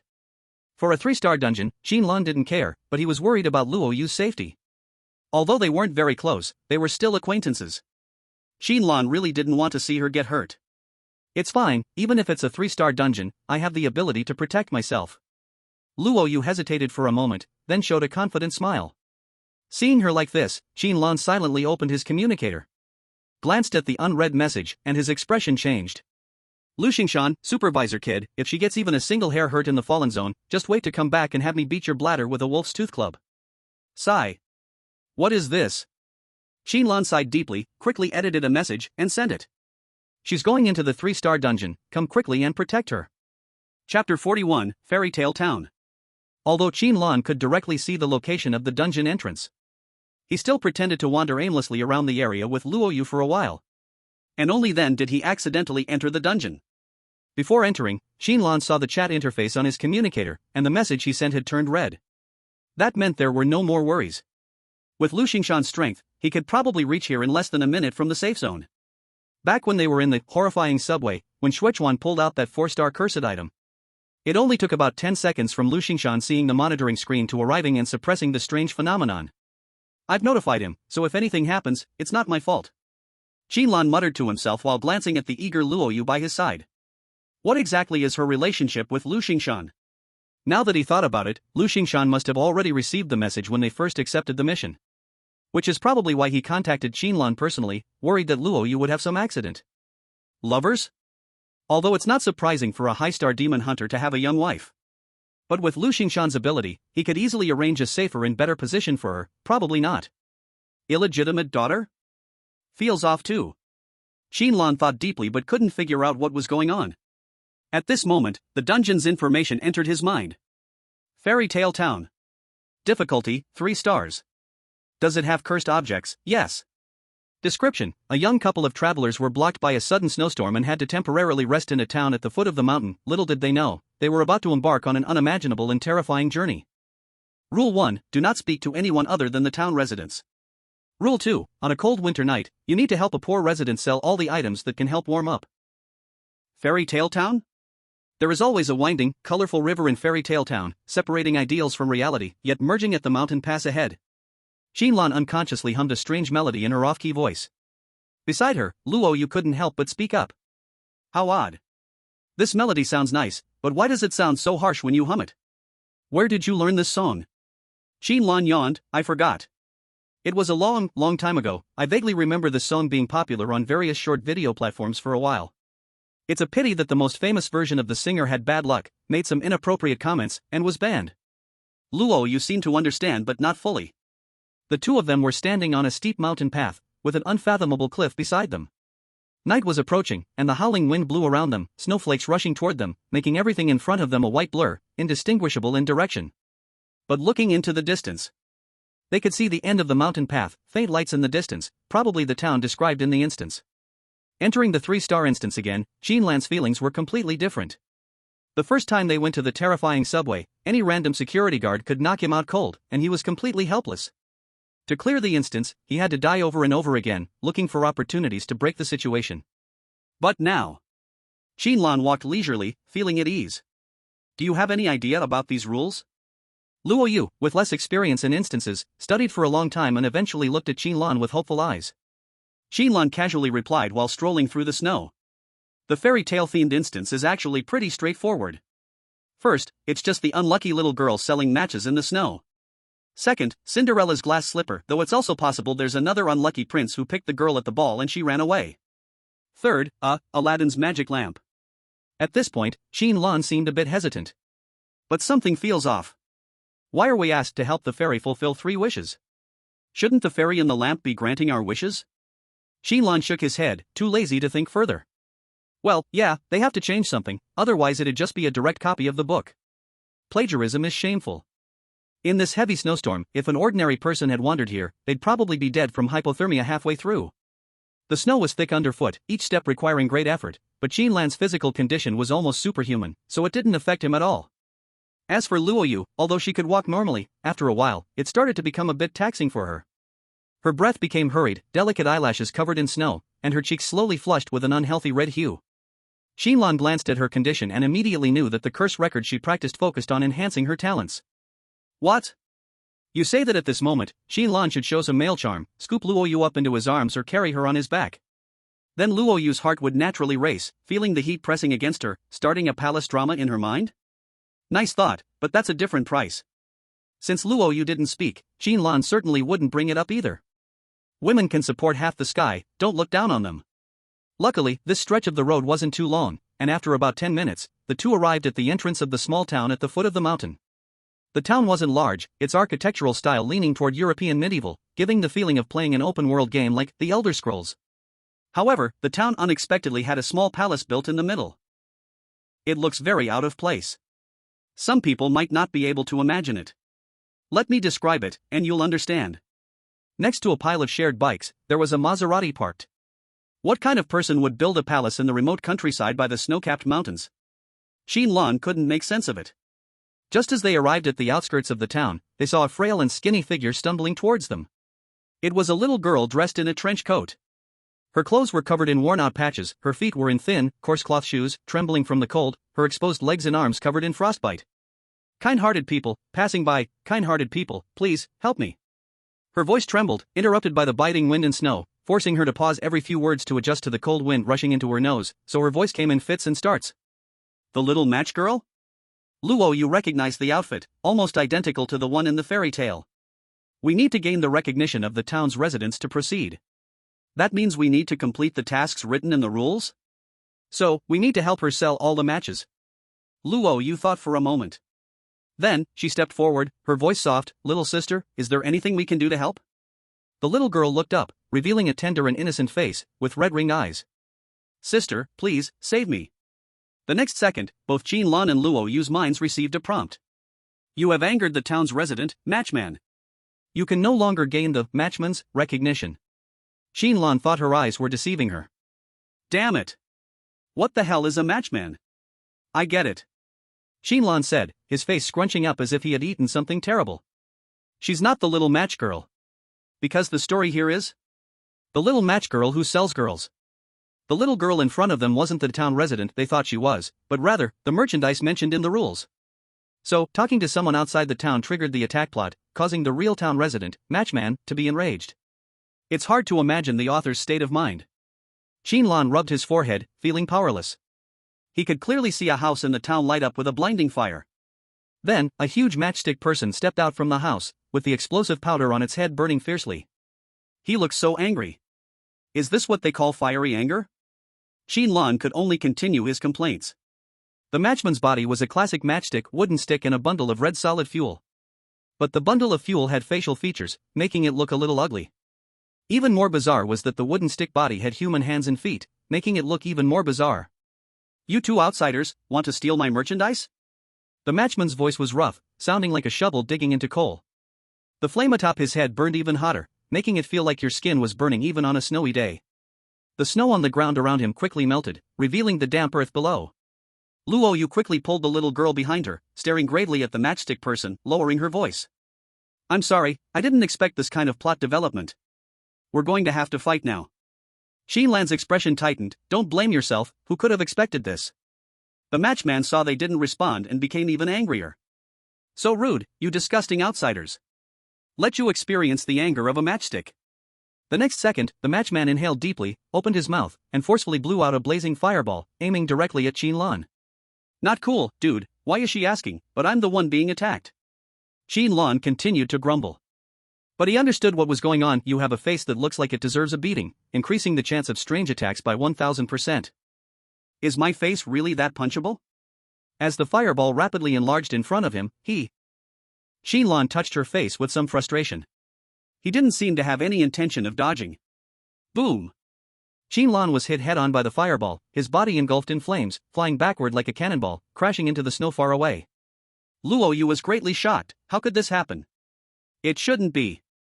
With Qin Lan's speed, he should have been able to dodge. Tisk, wrong move. Qin Lan, sizzling from being burned, struggled to stand, gritting his teeth in pain. A 3-star weird attack can't even kill me, looks like I'll need to take 2 more hits. Chapter 42, Weapon Materials, The Furious Stick. Under Luoyu's astonished gaze. Qin Lan staggered his body, gave the matchstick brother a cool middle finger, then took 2 more fireball blasts head-on before peacefully dying. You became crispy on the outside, tender on the inside, emitting a charming aroma.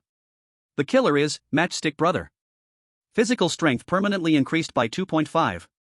Hey, as expected, 3-star dungeons really give so many attributes just from the first weird attack? Qin Lan was quite delighted. Next. You turned yourself into a snowfield teppanyaki. The killer is Matchstick Brother. Physical strength permanently increased by 1.5. Man, you're playing with fire. Speed permanently increased by 0.6. After the third revival, the death rewards had already decayed to the lowest point. And being used as barbecue felt truly unpleasant, so Qin Lan decided not to let Matchstick Brother continue his arrogance. From the battle data, Matchstick Brother's combat strength was actually not that high. The fireball's power and range were indeed decent, but its speed was lacking. Moreover, its main attack method was elemental skills, not strong in close combat. It could be understood as a fragile mage. Although Qin Lan's agility wasn't very high, it was more than enough just to dodge the fireballs. How's it going? Need help? Amidst the chaos, Luo Yu timely interjected. She looked eager, seemingly wanting to join the battle. Qin Lan dodged another fireball, awkwardly spinning in the air, and landed, grumbling in response, "What do you think I'm doing right now? Breakdancing? If you can help, then get to it. Do I need to beg you on my knees?" The fireballs weren't fast, but Matchstick Brother could keep firing them. Even Qin Lan was struggling to keep up. Alright. Luo Yu laughed, as if afraid Qin Lan would change his mind, and directly took out a phone. A glance back. Qin Lan almost had a brain crash when he saw the phone in her hand. Oh my god. Public opinion mouths? The first cursed item Qin Lan ever obtained in his life, from the 3-star dungeon, Horror Subway, was just gotten and hadn't even warmed up yet, when it was honorably swapped for the cursed record, Talent Deep Dive. How could it be in her hands? Qin Lan's thoughts flashed like lightning, immediately understanding. That old dang bought my cursed item, then immediately gave it to her? Damn. People really make you die of envy. Back then, Qin Lan had to die countless times, using Shuechuan's abstract talent to find the chance to kill the train conductor, though it was interrupted halfway, just to obtain this cursed item. But Luo Yu got it for free? I hate rich people. Qin Lan almost shed a tear. Crack. As Luo Yu pressed the capture button, suddenly a group of half-transparent souls appeared from nowhere, rushing in from all sides, howling as they pounced on Matchstick Brother. You actually want to use these lowly creatures to kill me? This is too much. Matchstick Brother roared in fury, his entire body igniting in flames, including the wooden stick. It's too much to bully the sticks, bro. Qin Lan added a comment. These ordinary souls were immediately blown apart by a simple fireball, not enough to pose a threat to Matchstick Brother. Ha ha, a bunch of scraps. Matchstick Brother laughed loudly, quite pleased with himself. But Qin Lan wasn't in a hurry. Because he knew 2 old friends were coming soon. Sure enough, a few seconds later, out of nowhere, 2 burly and strong figures suddenly jumped out. Matchstick Bro's smile stopped abruptly. From those 2 faceless enemies opposite, it felt a threat. The subway security, though not a 3-star, was still a relatively high-level 2-star anomaly, could be counted as 2.5 stars. 2 attacking together, indeed enough to be tough to deal with. Moreover, next to them was a watchful Qin Lan. Now, Qin Lan, wanting to rely on physical strength to forcibly kill a 3-star anomaly, was still a bit forced. Even using flail secret technique was very difficult. But if using professional abilities to release a curse on Matchstick Bro to weaken its strength, it could be solved faster, only the curse energy consumption would be high. Furthermore, Qin Lan did not want to reveal too many cards in front of Luo Yu. No. Using numbers to bully the few. Matchstick Bro shouted angrily, under the 3-sided attack of the 2 subway security and Qin Lan, pressure multiplied, and in just half a minute already showed decline, hit several times by Qin Lan's staff. What words? We call this righteous gang fight, understand? Qin Lan shamelessly responded, while smashing his staff onto Matchstick Bro's, head? Or rather, powder. Flail secret technique, 3 strike 3 defense, facing enemies slightly stronger than oneself, control effect was very weak. But occasionally it could still make Matchstick Bro stiff, or temporarily silent, unable to release fireball, still some effect. You must be faster. Luo Yu's voice suddenly sounded, seemingly anxious. Qin Lan also felt it, the aura of the 2 subway security beside her was increasingly off. Curse Awakening. Although cursed objects are excellent tools against anomalies, long-term use could cause loss of control, the so-called Curse Awakening. Yes, back when Shuechuan took out the 4-star cursed object, embroidered shoes, I mentioned this concept once. Why mention now again? Absolutely not to fill words, just purely thoughtful in case some readers forgot. Anyway, back to the point. Realizing the two old acquaintances beside her might soon turn to show the original 3-strike 3 defense, Qin Lan shivered and quickly sped up her actions. Fortunately, as a 2-star anomaly hunter, Luo Yu's curse energy was enough to suppress for a while. Take my strike. Seizing the final moment, Qin Lan smashed down with a staff, completely shattering Matchstick Bro's head, scattering into black charcoal-like pieces. And the newly exchanged weapon in his hand also reached its end, breaking instantly. You have absorbed power from the enemy's death. Strength plus 2.5, curse resistance plus 5. Broken again. Qin Lan looked at the broken staff with regret, unwilling to part. The previous crowbar was already damaged in battle, so Qin Lan spent points to buy a specially made alloy short staff, usually hitting low-star anomalies without fail. Unexpectedly, hitting Matchstick Bro's flames caused serious damage, and the final strike completely burned it out. To fight anomalies smoothly, one must have a good device, no, a good weapon. Someone might ask. Qin good, bought new, what about the old staff? Old one? Old one, of course, goes to the trash, where else? This is a novel, can't take ads. Also, something worth tens of points, able to hit a few 2-star anomalies already very good, can't ask too much. Qin Lan sighed, deciding to custom a more expensive weapon after returning. Qin Lan suddenly noticed something, looked down, picked up Matchstick Bro's corpse. An irritable wooden staff, corpse. Description: this wooden staff was very explosive in life, and has good high-temperature resistance. No. Why would a stick have a life before death? Function: after bringing out the dungeon, it can be turned into crafting material. There's even such a good thing? Qin Lan showed a look of surprise. Strange corpses, most of the time, are used to extract materials to make spirit boost potion, enhance talent effect, curse crystal, practice curse records, increase curse energy, and these items. Occasionally, some special ones can be used to make medicine or weapons. The one in Qin Lan's hand is the corpse material suitable for making weapons. Before, when Matchstick Brother fought for so long, this stick was not burned at all. And it resisted multiple combined attacks from Qin Lan and the subway security, showing how hard it was. If this thing could be made into a staff. Just thinking about it, Qin Lan already started to feel excited inside. At this time, Luo Yu also walked over. This corpse, Qin Lan turned her head, just about to say something, then saw Luo Yu smile lightly. No need. I didn't put in much effort just now, it was mainly you. Just treat it as your loot. Luo Yu's generosity made Qin Lan feel a little embarrassed. A corpse, in terms of value, could have 200 or 300 points, which would be several thousand supply coins in money. Such a huge sum is enough to buy a spacious and luxurious mansion in the city center of the safe zone. Ah, I said don't be polite with me. Luo Yu saw Qin Lan looking hesitant, and found it funny. She reached out her finger, tapped Qin Lan's head, and giggled, "Sister, I don't lack these points." Seems true. With a branch chief of the Strange Hunt Bureau behind her, a 4-star hunter, Luo Yu really didn't need to fight Qin Lan for this 3-star strange. Then, Qin Lan awkwardly touched her nose. Mainly I really need this. How about, the next strange belongs to you. Hearing this, Luo Yu deliberately acted surprised. Ah? You want to split so clearly with me? I thought we were friends. Qin Lan immediately felt stuck, waving hands nervously, his tone uneasy. No, I didn't mean that. I just simply don't like taking advantage of others. Luo Yu covered her mouth, smiling, and asked back, then if I am willing to be taken advantage of by you? If I do it voluntarily, then it doesn't count as taking advantage, right? Qin Lan's brain short-circuited a little. He spoke hesitantly, that should not count, right? But why does this sentence feel so strange? It shouldn't appear in this kind of fight fun story. Luo Yu lifted her mouth corner, turned her head. Nothing strange, you are overthinking. Qin Lan tilted his head, confused, but his emotional intelligence was not enough to understand all this, so he gave up thinking and turned to consider the following plot. From here, you can roughly see the nature of this dungeon. Qin Lan stood up, looked toward the distant palace, showing a pained expression, the little matchstick girl, the spirit granting reversed wishes. According to this, Cinderella's glass slipper might turn into. Luo Yu continued. The glass slipper Cinderella? Qin Lan's face darkened. This is already fine. I am worried about another possibility. In the original story, she holds the shoe to find the matching foot in the city. Here it might be holding the foot to find the matching shoe. Chapter 43, this is way too over the top.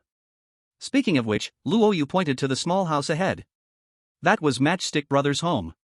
The previous rule said, we must help the town residents sell all the goods that can keep warm, but if that little girl counts as a good. Luo Yu frowned, puzzled. How can she be used to keep warm? Qin Lan was stunned, then showed a look of horror. Oh my, your words are very dangerous. Feels like one careless move could push the story to a path where the book could be banned anytime. But Luo Yu did have some point.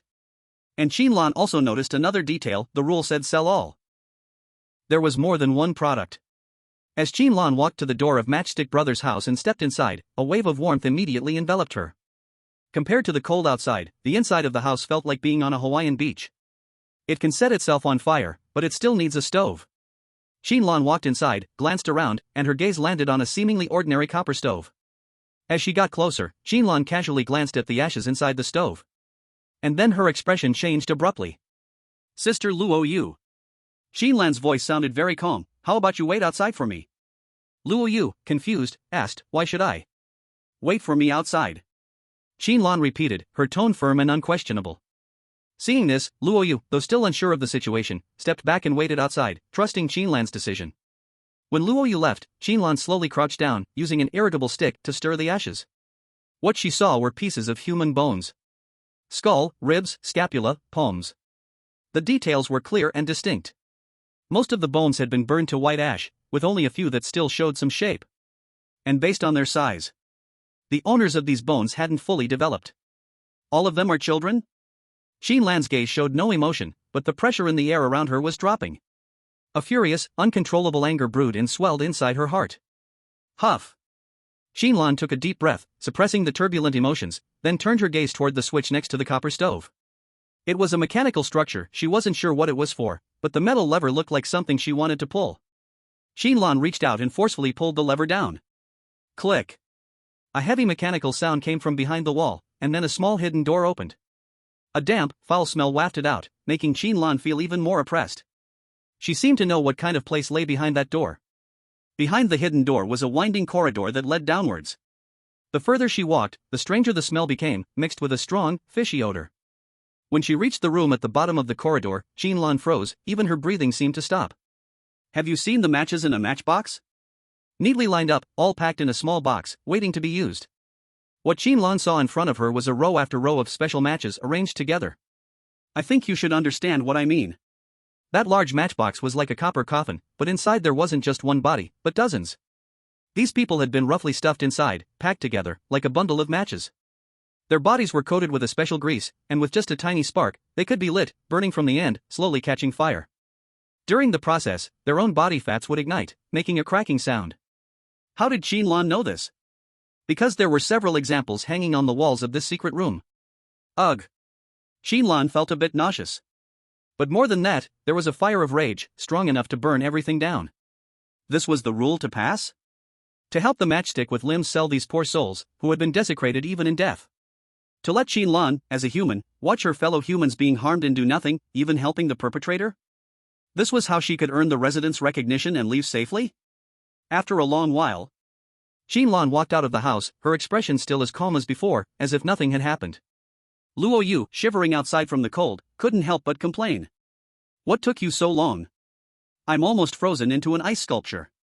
Qin Lan didn't respond, but looked in the direction they had come from.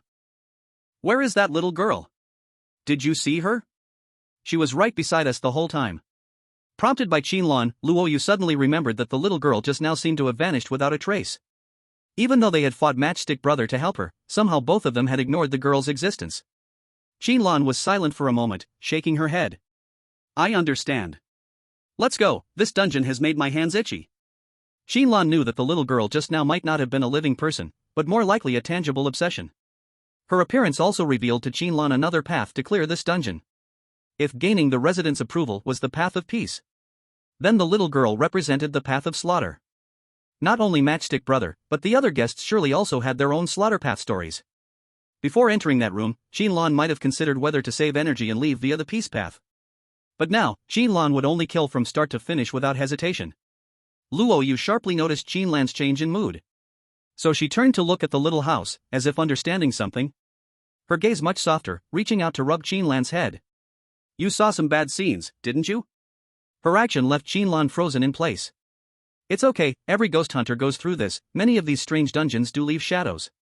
Luo Yu's touch was gentle, like calming a restless beast.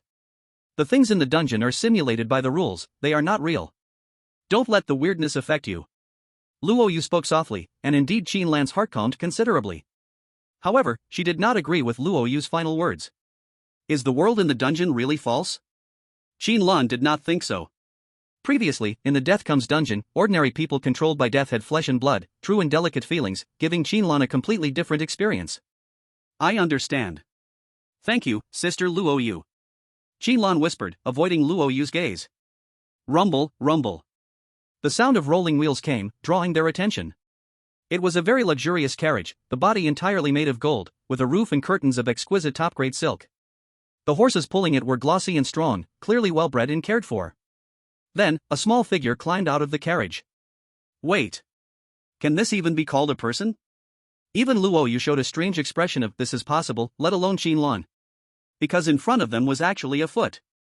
A big foot with 5 toes, thick joints, covered in hair. Or, a foot person. Chapter 44, Dance Partner, Crystal Shoes. Last night, my Prince Northeast Rainbow's beloved dance partner mysteriously disappeared, leaving the prince heartbroken and torn. A crack opened on the sole of this big foot, faintly showing teeth. That seemed to be its mouth? The prince orders, whoever finds the missing beauty will be granted a title and rewarded richly. After saying this, the big foot jumped back into the carriage, leaving Qin Lan and Luo Yu staring at each other. That just now was a foot, right? I didn't see it wrong, did I? Luo Yu was questioning life. She tried to understand the scene, but her mind only had the suddenly appeared big foot. The talking foot seemed to step right into her brain, smoothing all the wrinkles there. Such a small place, and there is a palace, and even a prince. Qin Lan felt annoyed. What is Northeast Rainbow? When you think of feet, is the only thing that comes to your mind pies? Clearly, you could make something like jade feet, so why must it be brother you? The thought of what kind of battle scene awaited at the palace in the town made Qin Lan's vision go dark. What would brother you from the Northeast's battle animation look like?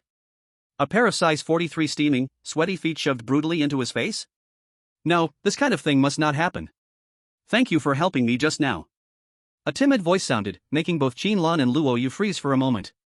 So familiar a voice. Wasn't this the little girl from the snowfield before? Turning her head, sure enough, it was her.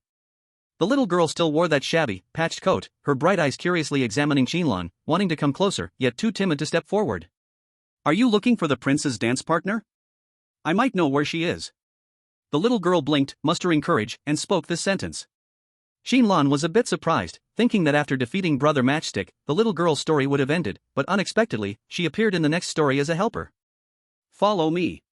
The little girl did not explain much, she just turned and walked away. The wind and snow were still heavy, the streets covered with thick snow almost knee-deep with each step, yet the little girl's pace seemed completely unaffected. Even stranger, if Qin Lan quickened her steps, the girl's speed increased as well. If Qin Lan slowed down, she also slowed. No matter how she adjusted, she always stayed a short distance ahead of them. Like a ghost. Qin Lan realized in his heart that his previous guess was indeed correct, this little girl was no longer human, but a purely spiritual existence. In short, a ghost. After traveling for a long time in the snow, the town's lights were far behind, almost invisible. And finally, Qin Lan saw the prince's dance partner. The prince is a talking foot, so the dance partner is a talking crystal shoe. Makes sense. Qin Lan could only say helplessly. In the snow-covered forest, a giant crystal shoe, taller than a person, continuously let out sharp roars, hopping through the snow. Where? Where exactly are you? My shoes?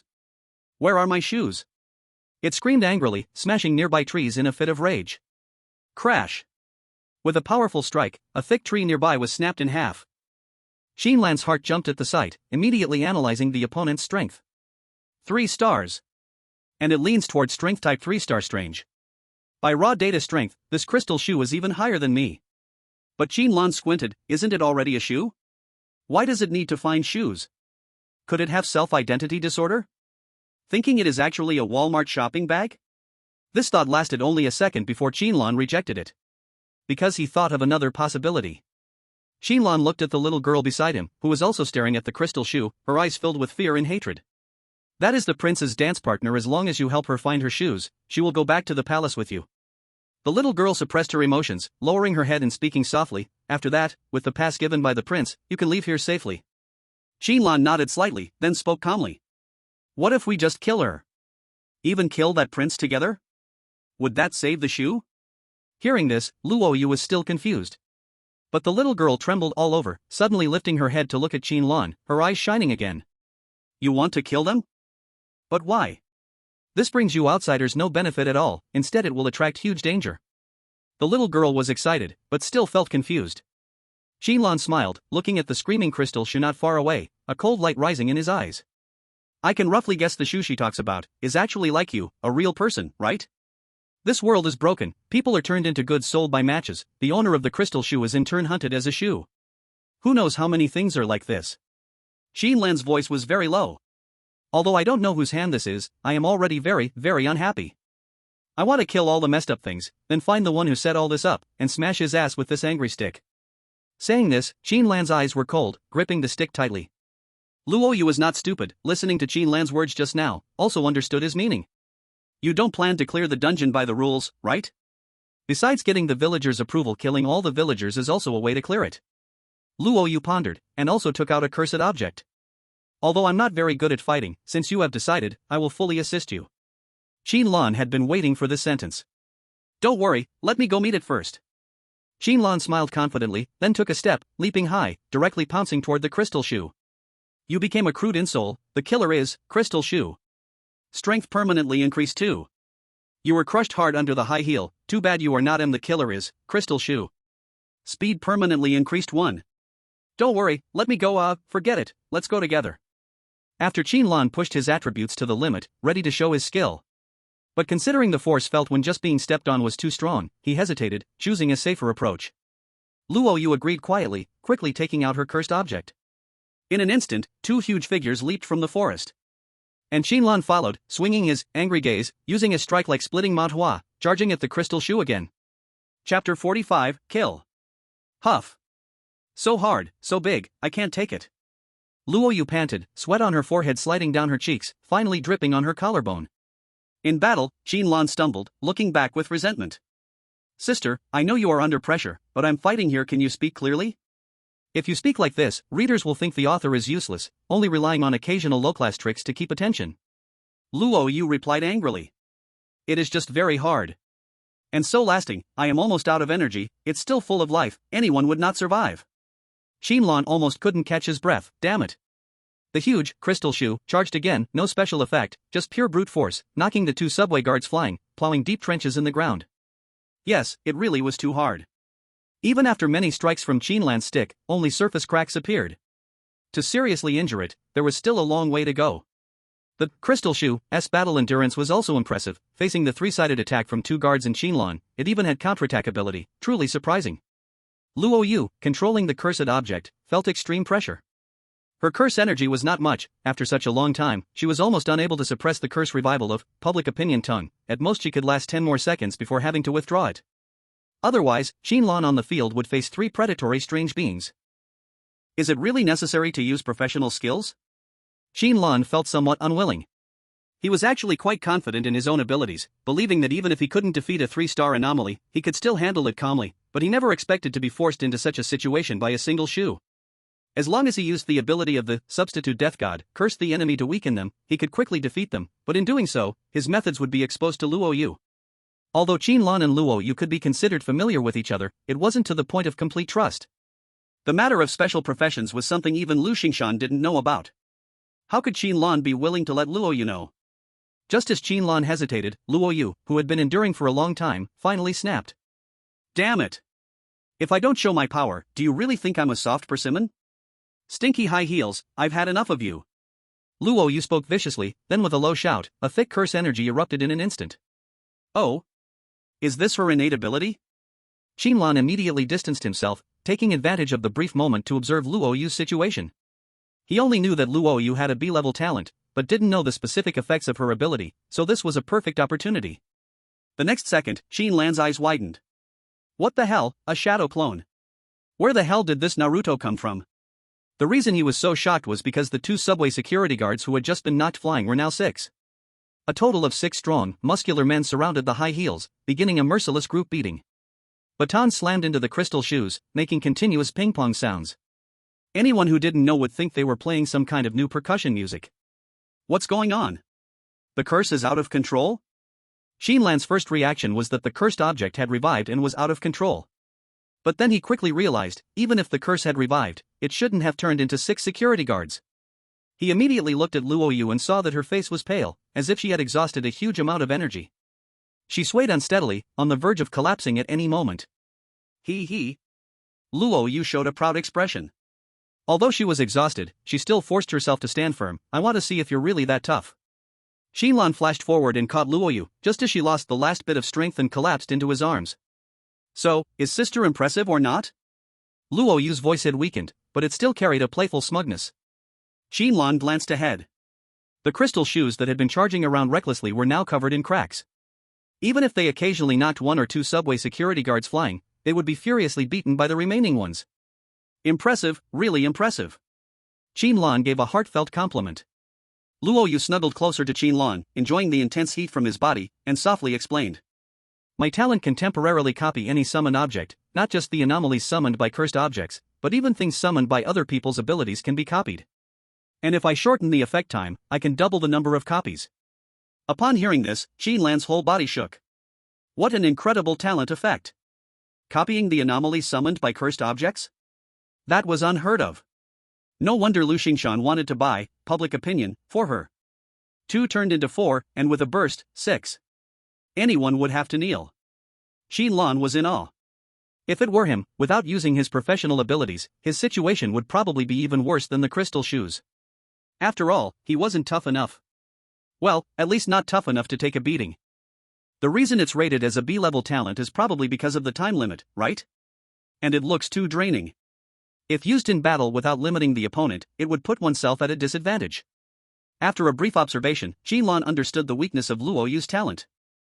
Compared to the Luan Zimo she met back in Final Destination, Luo Yu's innate ability was clearly much more limited. Luan Zimo's talent, 10,000 Transformations Divine Artisan, could not only strengthen cursed objects but even enhance any item she held, and using it didn't seem to take much physical energy at all. From a pure combat perspective, Luan Zimo's talent was undoubtedly superior by several levels. No wonder she was a key genius cultivated by the Destiny Mansion even across the entire central region. She's probably among the very top group, right? Qin Lan thought to herself, quietly impressed. After leaving the dungeon, Qin Lan had searched for a lot of information about Shanghai Pavilion and Destiny Mansion, and also studied the academy structure in the central region, gaining some understanding of those top geniuses. The more she learned, the more cautious she became. Luckily, at that time, Luan Zimo only focused on finding clues for special profession missions inside the dungeon, deliberately letting Qin Lan draw the Grim Reaper's attention to buy herself time. Otherwise, if she had acted against Qin Lan out of displeasure, even suppressing her physical strength, the cursed objects on her alone could probably have killed Qin Lan hundreds of times. One must know, being killed inside the dungeon meant there was no chance of revival. But Brother Han should help block her, right? He looks really fierce too. As Qin Lan's thoughts wandered, she suddenly sensed something wrong. Damn! My head! The crystal shoe was on the verge of breaking, emitting a scream full of hatred. Just as it was about to be brutally smashed to death by those strong men, Qin Lan suddenly appeared in midair, facing a heavy stick.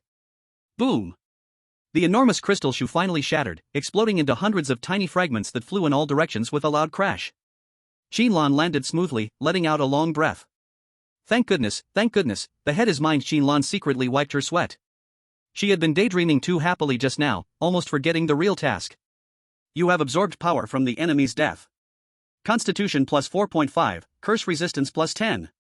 Chapter 46, Reiteration, Strictly No Self Strategy. Qingchuan Academy. Strong, vigorous handwriting was engraved on an old, simple stone tablet, standing tall in front of the school gate. Outside the school gate, many passers-by came and went, and some young people came specifically to admire it. All of them carried eyes full of longing and envy, praying that one day they could be admitted to this academy. The Central Region, also called the Central Safe Zone. Here, unlike the East or West, there weren't numbered safe zones from 01 to 100, but a huge complex of buildings. Just how huge was it? If the East 088 safe zone, where Qin Lan lived, was like a bowl of water, then the Central Safe Zone was a huge lake. Many people mistakenly thought that the Central Region meant the core land surrounded by the East, West, North, and South districts, so it should be smaller. But in fact, it was more accurate to say that these 4 districts were like children protected by the Central Region. Resources flowed from the Central Region to all places, nurturing the growth of many small safe zones. And to make a great name in the Central Region and be listed among the 9 academies, Qingchuan Academy had long been the top school many dreamed of. Though called a school, Qingchuan Academy was enormous, almost like a small city, with all the necessary infrastructure covering every aspect of daily life.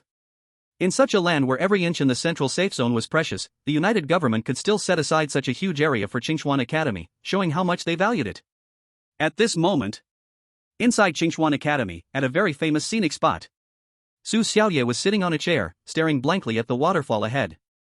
You heard me right, a waterfall, and not just any trickling stream, but a grand and magnificent waterfall. The mighty rush of water cascades down, crashing onto the rocks below, scattering into a fine mist, making the surrounding air refreshingly cool.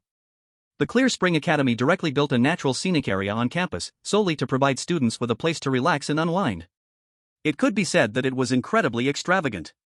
Xiao Su, you've been selected. An excited female voice came, and soon a petite girl jogged over, her face flushed, with a look of excitement. I just checked several times. Your name is really on the elite program list this year. You're going to be a big celebrity. Oh my god, my roommate made it into the Academy's elite program. I'll be able to sell your signed photos later. She chattered on, unable to stop herself from jumping up and down, but Su Xiaoyue, on the other hand, appeared much calmer. Did you hear what I just said? Yu Chanxian couldn't help but pat Su Xiaoyue's shoulder, a little annoyed. How come I seem more excited than you, the one who's actually selected? Don't you understand the significance of the elite program? Let me tell you, this is. Su Xiaoyue smiled and shook her head. She of course knew just how significant the so-called elite program was. Every year when the freshmen enroll, Clear Spring Academy drafts a list based on their performance in the entrance exams. If they meet the required standards in various areas, they are selected for the official elite program. Exclusive top mentors, abundant resources, detailed plans, and guidance. Things that ordinary students could only envy their entire lives are just commonplace for the elite students. Su Xiaoyue's talent had always had a very high starting point, with both survival and combat dimensions of her A-grade talent being rare. Thinking back, not long after awakening, she was already able to briefly hold off a 2-star monster in a dungeon. After the entrance exams, Su Xiaoyue began to showcase her talents. With the help of the Clear Spring Academy's curse music score, Su Xiaoyue's understanding and use of her talent abilities skyrocketed like a rocket. Being selected for the elite program was a matter of course. You're not still thinking about that boyfriend from your hometown, are you? Yu Chanxian was a bit exasperated. My good sister, you need to think further ahead. This is the central safe zone. It's a place of hidden talents, where heroes gather, and countless young and handsome men. Why do you have to hang on to a dead branch from an old tree? Here, you can throw a brick up in the air, and it would hit a guy better than him. As Su Xiaoyue's roommate, Yu Chanxian had also heard her talk about Qin Lan. But the information she could gather was limited, such as F-grade talent, a bleak future, born in a poor area, financially troubled, both parents deceased, maybe with a twisted personality, and a monster hunter, short-lived, could collapse at any moment. Piecing these details together, Yu Chanxian already imagined the miserable life that awaited her good roommate. It would just be getting dragged down by a poor boy, sacrificing her future for him, graduating and returning to that remote small safe zone, wasting her best years, and then one day suddenly finding her lover dead in the fallen zone, living in widowhood. No, this must not happen. Although they hadn't known each other for long, Yu Chanxian genuinely thought Su Xiaoyue was a good person.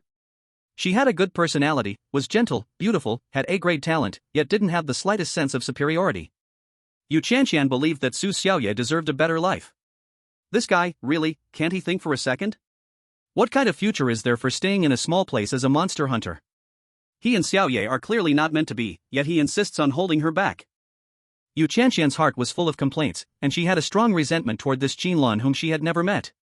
Don't talk about him like that. Su Xiaoyue glanced at Yu Chanxian with some displeasure. The latter wanted to speak but stopped, still sticking out her tongue. Fine, I won't say it then. After a pause, Su Xiaoyue softly said, I don't think anyone else can compare to him. Qin Lan is braver than anyone I've ever met, and works harder than anyone. Even though he's from the slums, he doesn't have that cunning slyness, only a fierce spirit that refuses to lose to anyone. And he never speaks empty words, always proving everything with actions. Su Xiaoyue stroked the small box in her pocket, her eyes growing softer. If it were you, would you risk your life to give someone something that could save their life as a gift? He is clumsy with words. At that time he just kept saying, this is a supply for my birthday gift, but I understood, the words he hid in his heart, too shy to say. Although he always ignores my messages, I checked, guys of his star sign just don't like replying quickly. When he didn't contact me, he must have, like me, constantly thinking about each other, right? Yes, that's right, he must also be working hard to come find me. Yu Chanxian hesitated, mouth open. Xiaoyue, I feel like you're a bit into self-strategy. How long has this been going on? Maybe we should see a doctor? Feels like your problem is a little serious.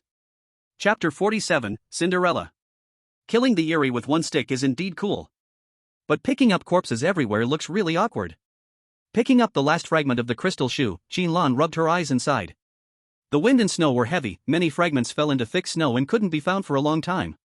Luckily the cursed energy in the corpses would dissipate naturally, otherwise it would be really hard for Qin Lan to find anything in this messy battlefield. Here, as promised, this eerie corpse belongs to you. Qin Lan put the fragments into the storage bracelet and handed it to Luo Yu. Oh. The sharp-eyed may have noticed, so let's introduce this great technology. From a scientific view. The storage bracelet was made by top scholars of the United Government together with gifted creators, using some special eerie corpse parts to make a folding space item. A bit complicated, huh? Simply put, this is a magical gadget the author made up for the plot, just a storage ring with a new name to trick you all. Why? Qin can't be carrying corpses around forever, that would be too cruel. Alright, back to now. After handing the bracelet to Luo Yu, Qin Lan looked reluctant. Though restrained, Luo Yu still noticed it. What, want it? Should I give you one? Luo Yu teased, reading Qin Lan's thoughts. Qin Lan nodded instinctively, then immediately realized. Better not. I checked online, even the cheapest is 800 points. Too expensive as a gift. Qin Lan pouted, and who knows, later you might use this to threaten me, make me do something that could get me chased by someone named Lu, or try to learn some secrets from me? Luo Yu gasped, how did you know? No, how can you think like that? Aren't we good friends? This made Luo Yu feel guilty. She did have such a little thought, never expected Qin Lan would call it out directly. Qin Lan smiled, too obvious. You must be very curious about my talent, right? Old Lu is more direct, almost putting a knife to my neck to ask about it. Luo Yu blinked, then will you tell me? Qin Lan chuckled, what do you think? Luo Yu's face immediately fell. Her eyes held a trace of resentment, you're a bit too smart, not fun at all. She really wanted to know how Qin Lan, with an F-level talent, could possess such immense strength. But even Lu Xingshan couldn't pry the truth out of Qin Lan, so she naturally had no way of doing so either. It's not our fault we're curious. Anyone in our position would want to study you, Luo Yu sighed. An F-level talent with no special effects, yet in just a month, you gained the strength to face a 3-star anomaly head-on. Either the Union government's assessment is wrong, or something unexpected has happened to you. As she spoke, Luo Yu took 2 steps closer, her eyes flickering. Twin talents? Or a second awakening? What kind of new ability did you awaken to make such rapid growth possible? Luo Yu paused for a moment, thinking. Let's assume it's a second awakening, the effect should be related. Your first talent effect attracts anomalous attacks. It can't be that every time you're attacked, you just get stronger, right? Damn.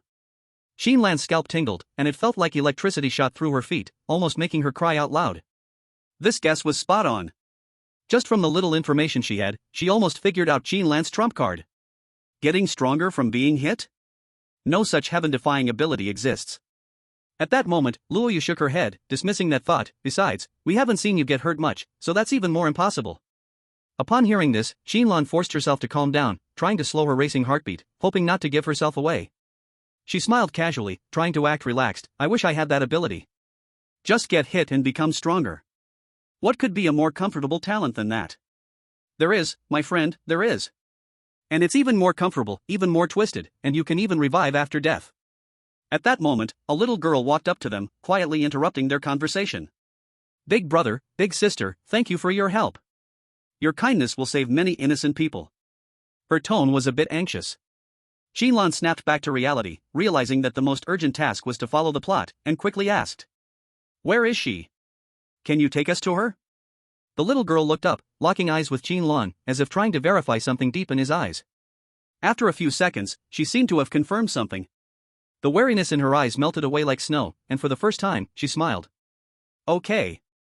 A few minutes later, at a hidden cliff cave at the foot of the mountain, Qin Lan and Luo Yu found the shoe that had escaped. Just as they had guessed earlier, it wasn't a shoe, it was actually a person. And it was a young girl. Is she the original Cinderella? Qin Lan moved closer, noticing that the girl had lost consciousness from the prolonged cold and had collapsed into a faint. Cinderella? Luo Yu leaned in too, curiously eyeing the fairy tale character. Why does she have an East Asian face? Wasn't she supposed to be white? Qin Lan was speechless. Do you really have to nitpick these details now? Why don't you ask why everyone around is speaking Chinese, and even the anomalies speak Chinese? Could it be that there's a special Chinese language training program in another world? Besides, if she's a normal human, just be happy. They didn't bring out a black-skinned, big-lipped primitive to play a mermaid, that's already pretty considerate. Remember back then? Luo Yu froze. The way you put it, seems right. By the way, how are we going to save her? She looks like she's dead. Qin Lan poked her face. She's not just a little dead, she's about to die. The only difference between her and a corpse right now is that she's not stiff yet. For an ordinary person, being out in this snowy night is clearly an act of desperate survival, a forced choice between life and death. Fortunately, Qin Lan has a way to warm her up quickly. To be specific, it's using something thick, hard, and long, rubbing it repeatedly to. Let go of that girl, let me do it.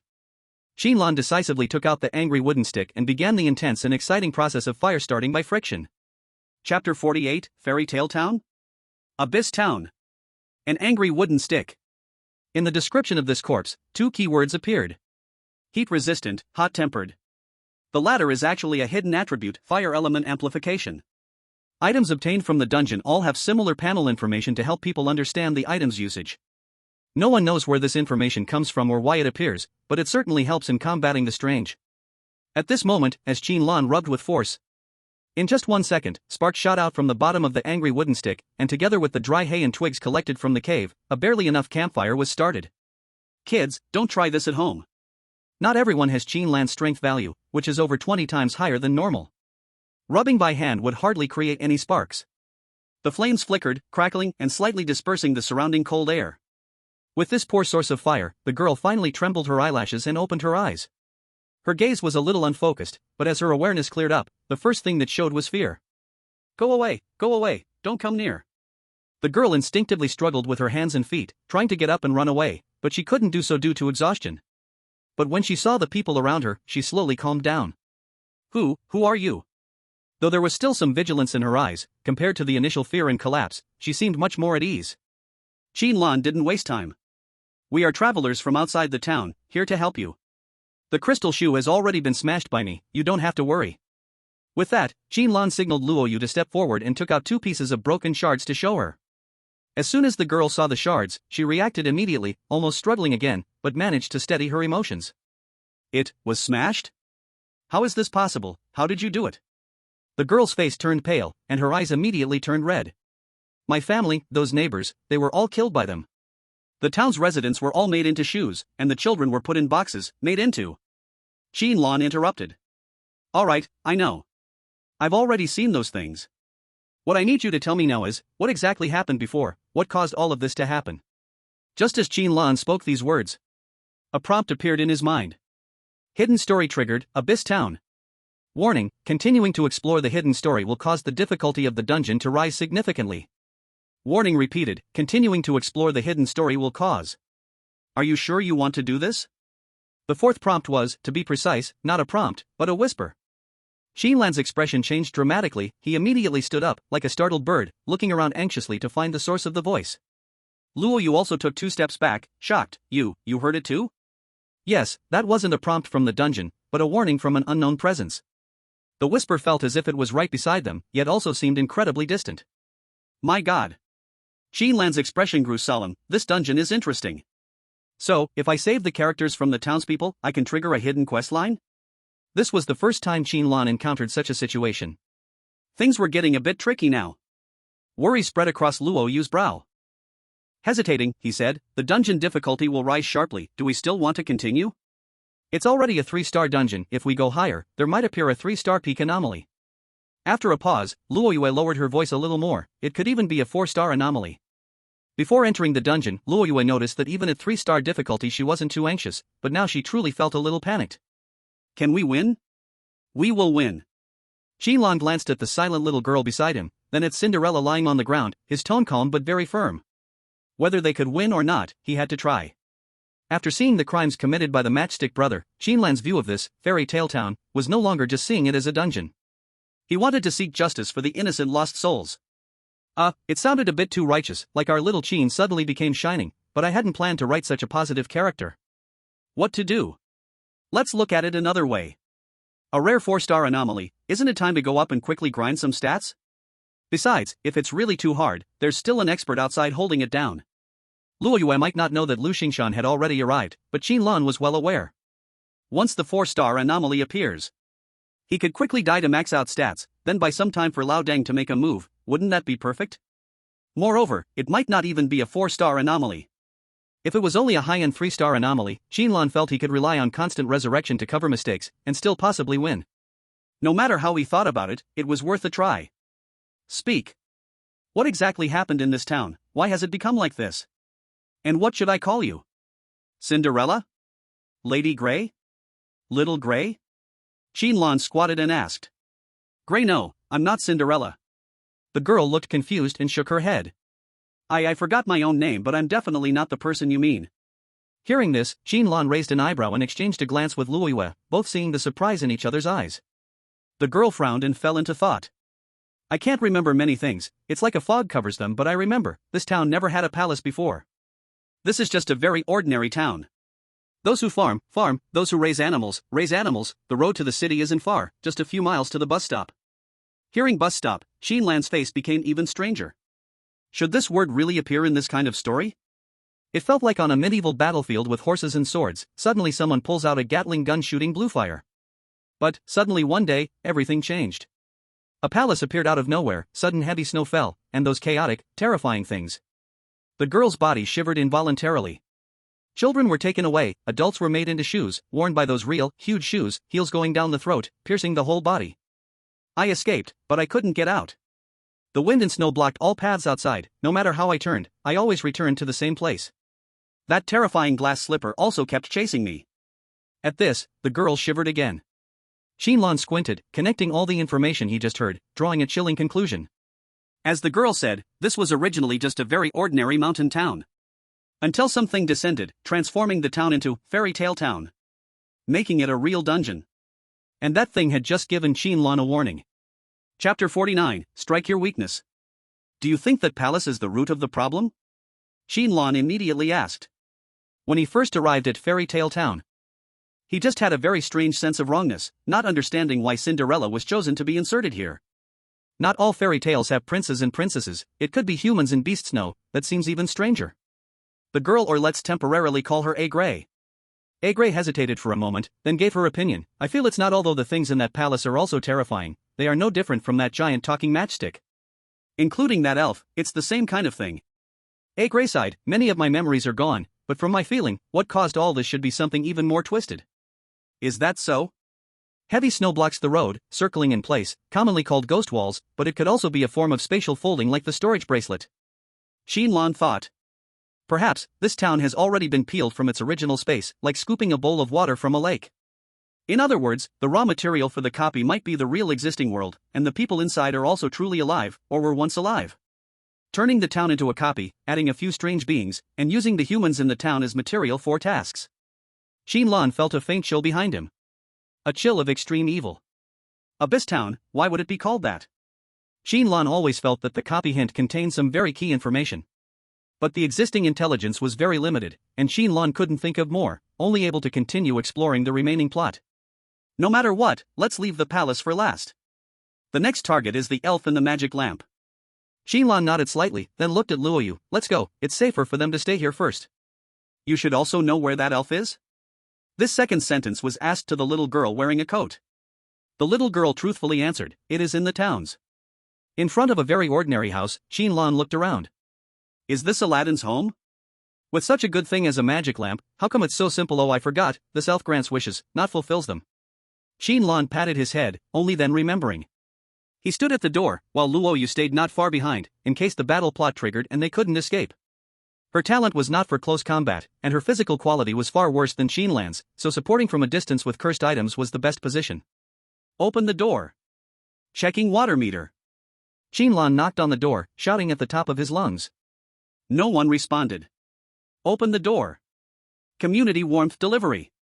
Qin Lan continued knocking. Still nothing, complete calm. Yo-ho, not falling for it? Qin Lan raised his eyebrow, deciding to use his trump card. He cleared his throat and shouted loudly. Open the door. Food delivery. Leave it at the door. A sharp, thin voice came from inside the house.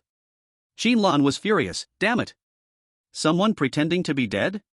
So, Qin Lan flew a kick, directly smashing the main door, making a shocking sound. Bang. When splinters flew, the broken door panels hit the ground, raising thick dust. It looked like this house had not been cleaned for a long time. And Qin Lan immediately saw in the center of the house, shining golden, obviously a special task item. What the hell is this thing? Qin Lan's face twisted, showing an expression of, "Are you kidding me?" speechless for a long time. Luoyu behind didn't know what happened, cautiously came closer to look, and 3 seconds later, 2 patches of peach red shame instantly appeared on her face. Ah! How could there be such a thing here? She ran away quickly, shaking her head, trying to delete the image in her mind.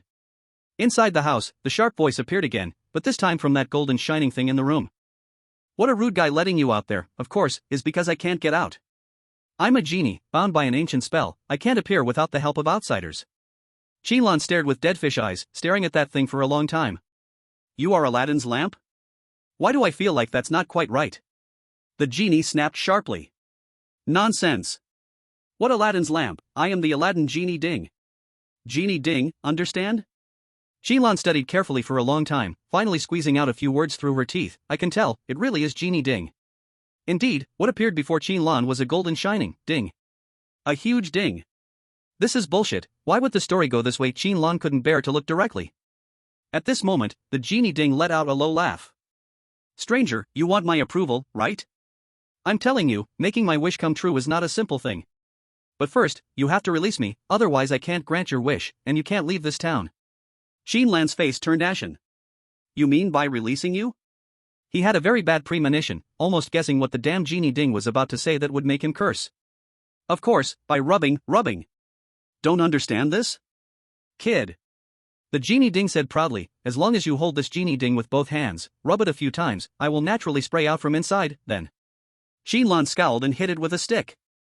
"Then just go die quickly." Qin Lan had no interest in any nonsense. Even if the genie could help him fulfill a wish, Qin Lan would never accept a plot where he had to rub to make the genie spray out, such a humiliating thing. "Ignorant mortal! What are you doing?" The Genie Ding screamed, then the whole ding began to tremble and emit dazzling light. The golden light shone on Qin Lan, causing severe burning and sharp pain. "Damn, so bright, why can your thing shine but mine can't?" Qin Lan cursed, then used his signature move, though not yet famous. Stick swing secret technique, 3 hits 3 defense. 1 hit to the leg. Damn, where is its leg? Qin Lan hesitated a moment, finally chose to attack the part he thought would also make the other stiffen. Indeed, it was the Genie Ding's magic orb. Bang! The stick strike made Qin Lan's palm tingle, and the Genie Ding screamed in agony. "Ah! Where are you hitting? Coward! Sneaky! Shameless! Dirty! Disgusting! Face me directly if you have guts." Qin Lan's face darkened further. "Who the hell is facing you directly? And you still have the face to say I'm shameless and dirty? Do you know your shape, even your name, if directly in cultural movies or shows, won't be allowed without censoring? Luoyu! Help!" Behind, Luoyu didn't speak, silently summoning 2 burly men. Another familiar group attack for justice, but this time, the enemy's weakness was very clear. Chapter 50, Deadly Chicken Strike. "Kid, you really pissed me off." The Genie Ding screamed angrily. Thanks to Qin Lan's precise and elegant deadly strike, he hit the 2 weak points of the Genie Ding, making it shake violently. You forced me. I'm going to use my ultimate move." The Genie Ding roared, controlling the golden shining ding to float into the air. Then, under Qin Lan's shocked gaze, it quickly grew bigger. Grow bigger, faster. Grow bigger, faster. With each shout, the ding became more exaggerated in size, and the golden shine on its surface became even brighter, moving Qin Lan deeply. Well, anyone seeing this abstract thing would be moved. Come feel the power of ding. Ding ding crash. The gigantic Genie Ding smashed through the small house's ceiling, emitting a terrifying aura. Like a small mountain crashing down with thunder, carrying a shocking wind pressure, heading straight at Qin Lan. Although I really want to copy this, quickly grow bigger, skill. Qin Lan's mouth twitched. But a wave of cursed energy exploded from Qin Lan as the center, targeting the charging divine ding. I will never allow myself to be defeated by a talking ding.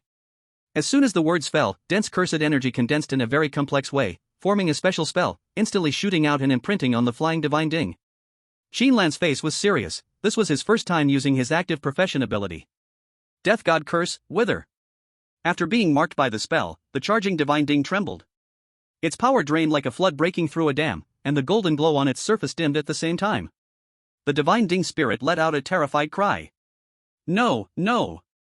What is happening, my power? Not good. Withered, I actually withered. The spirit didn't understand why the divine ding it controlled suddenly became so weak and feeble, as if it had just fought 300 rounds. This was the curse from the substitute death god.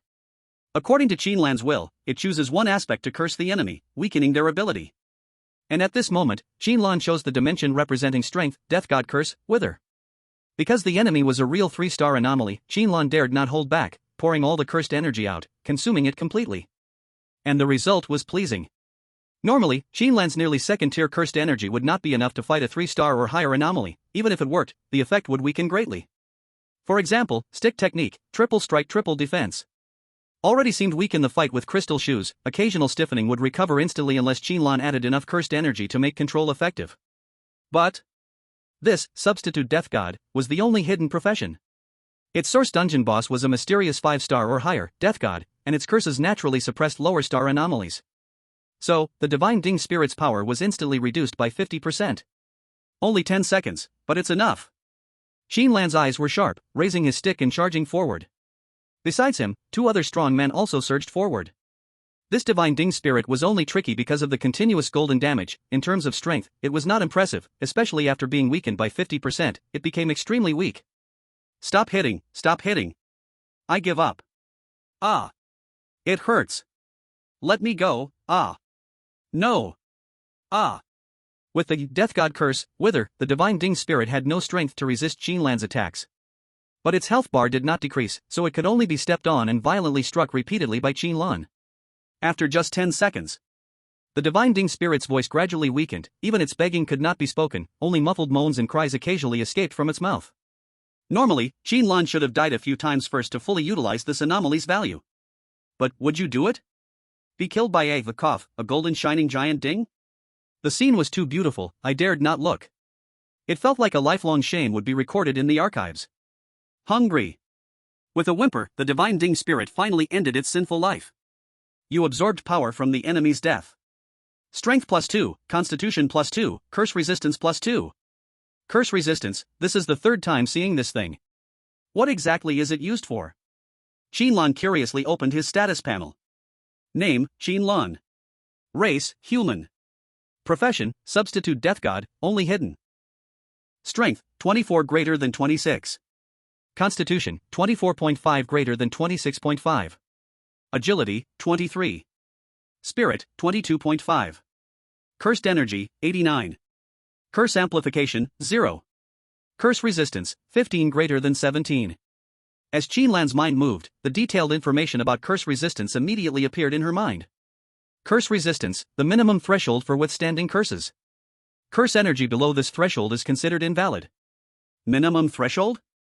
Now Qin Lan understood how extreme curse resistance really was. For a simple example, if the one who cast Death God Curse, Wither, was not Qin Lan, but that Shendang elf, then as long as the energy the elf applied in the curse was below or equal to 17 points, the curse would be completely ineffective to Qin Lan, like it was air. That means, if other ghost hunters attacked Qin Lan, their innate abilities would need to inject at least more than 18 points of curse energy to have any effect on Qin Lan. If this threshold were even higher, wouldn't I be able to directly tank the skills of a 3-star oddity? Qin Lan was deeply shocked. Oddities or ghost hunters, the curse energy in their body is limited. Not every attack or skill can carry much curse energy. Like Matchstick Brother, though the fireballs he spat were very powerful, each actually only carried 2 to 3 points of curse energy. This both strengthened the fireball's power and avoided draining all curse energy in a short time. If Qin Lan fought Matchstick Brother again, even standing to take a few fireballs directly, she would at most get slight burns on her skin, never like the first time when half was scorched. No wonder the golden light just now felt like normal damage, nothing more than the pain point. Qin Lan thought a bit, it seems the special effects applied by the curse energy were nullified by my resistance. Curse resistance. This attribute gave Qin Lan absolute advantage when facing enemies of the same level. If the applied energy is too low, you can't hurt me. If the applied energy is high, you still can't wear me down. Simply roguelike. There's still some curse energy not absorbed. Thinking this, Qin Lan looked at the Shendang elf's corpse with disgust, her eyes flashing struggle. The thought of taking energy from it just felt gross. Forget it, leave it to the Ghost Hunter Bureau to deal with the trouble. In the end, Qin Lan chose to give up. This oddity corpse would be used to exchange points, absorbing it would just feel annoying. Anyway, with Qin Lan's current stats, facing ordinary 3-star oddities wasn't just easy, it was absolutely effortless. Pressure? She didn't feel any at all. 2-star corporeal oddities have strength values, where the average of 4 attributes, strength, constitution, agility, spirit, floats between 6 to 15. Some especially strong 2-star oddities can crush the lowest 2-star oddities. Because the gap between 2-star and 2-star is really big. Just entering Fairy Tale Town, now Abyss Town. When entering the dungeon, Qin Lan's 4 attributes were basically already at the top level of 2-star corporeal oddities, and after consecutive trials with 3 3-star oddities, she had now completely entered the 3-star rank. As long as curse energy exceeded 100, she was a humanoid 3-star oddity close to mid-level. Among 3-star oddities, the stronger ones have an average of 4 attributes over 30, but even so, I can use Death God Curse to narrow the gap. Not necessarily without a chance to win. After 2 more 3-star dungeon runs, I can completely dominate the 3-star level. Qin Lan took a deep breath, eyes bright, full of delight. 3-star Ghost Hunter? Although Luo Yu helped just now, with Qin Lan's strength, she could have soloed this Shindang elf. That meant Qin Lan truly had the qualification to rise to a 3-star Ghost Hunter. Thinking back to the beginning. The young master of the Qian group only needed to give one order, and it could ruin his grades, leaving him hanging by a thread, forcing him to seek refuge at the Hunter Bureau. Even after becoming a hunter, he was still watched by the Qian group, who even hired a 2-star hunter to assassinate him. Until now, he finally had the confidence to walk freely inside the safe zone. Oh, and there was a 4-star old veteran sitting there, making walking freely seem unrealistic. Qin Lan felt helpless. Lu Xingshan's strength, even now, Qin Lan dared not underestimate. A 4-star hunter, that was someone with proven records of soloing 4-star anomalies. And Lu Xingshan had been a 4-star hunter for a long time, no one knew how much stronger he had become. Back on the horror subway, he could freeze an out-of-control 4-star anomaly with just a casual seal. Which showed that Lu Xingshan's strength was definitely top tier among 4 stars. But it's enough. At least making the Chen group regret it deeply is more than enough. Qin Lan couldn't help but grin. The young master's college life in the central region was about to end. He wondered what expression the young master would make when he learned he had offended a 3-star hunter. Just thinking about it was fun. At that moment, Luo Yu came up. Seeing Qin Lan's silly smile, she rolled her eyes. What are you laughing at? So happy. Do you want to leave the corpse to the Hunter Bureau?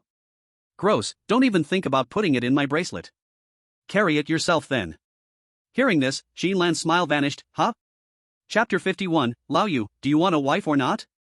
After the Shinding spirit died, one by one illusory spirits crawled out from it. Their faces were full of pain and exhaustion, as if they had suffered greatly. One spirit was particularly solid, looking like a scruffy middle-aged man. His gaze was first confused, then slowly cleared. Thank you for saving my soul. We can finally rest in peace.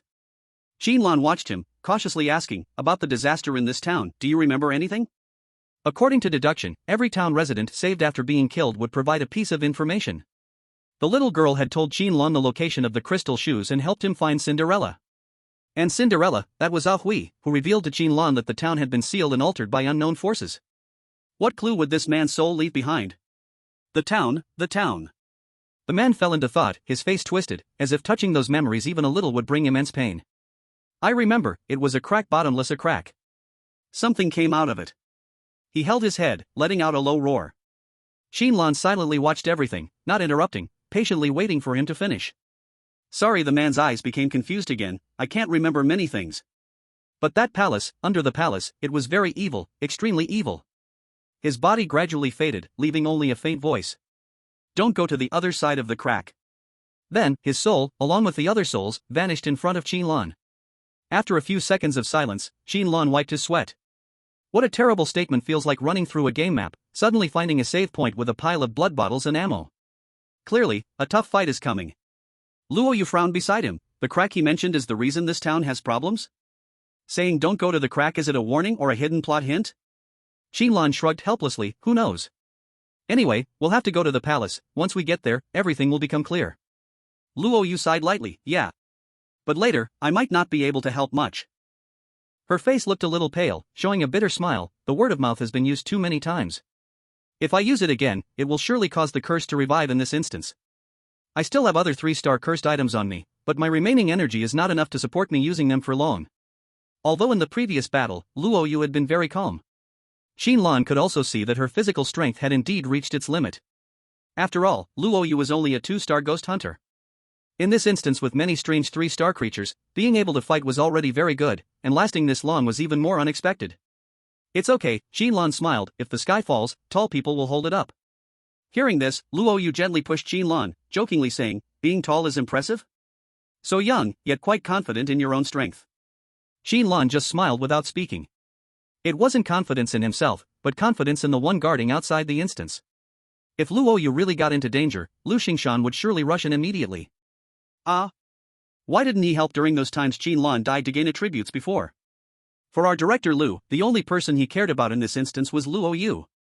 Qin Lan? At most, just a junior with some potential.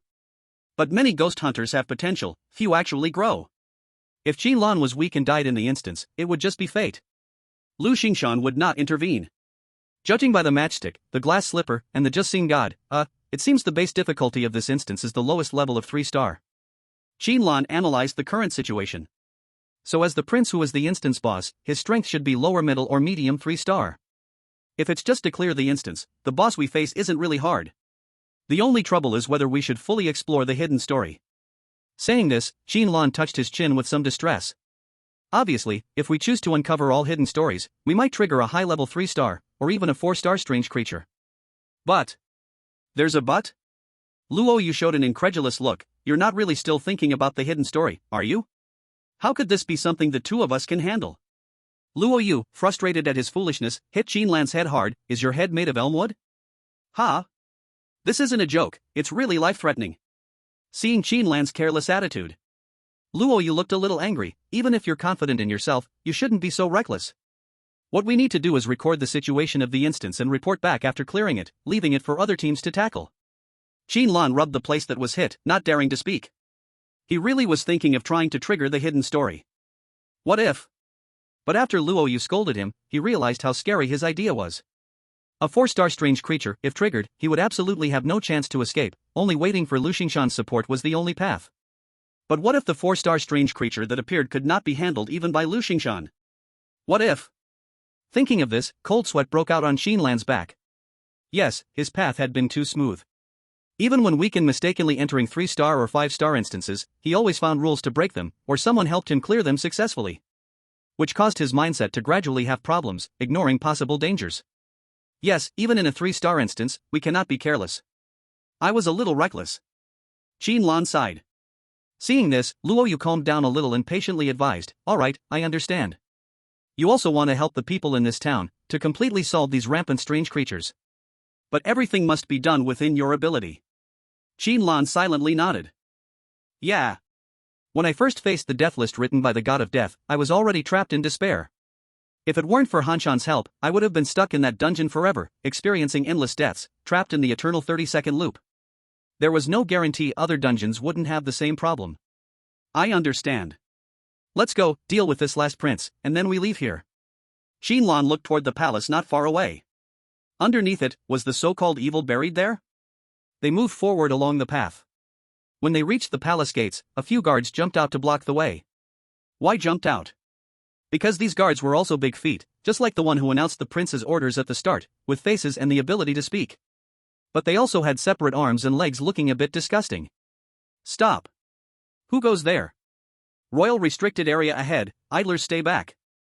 Qin Lan was speechless. What kind of ancient super stylish tone is this? Do you think you're cosplaying the brocade guards?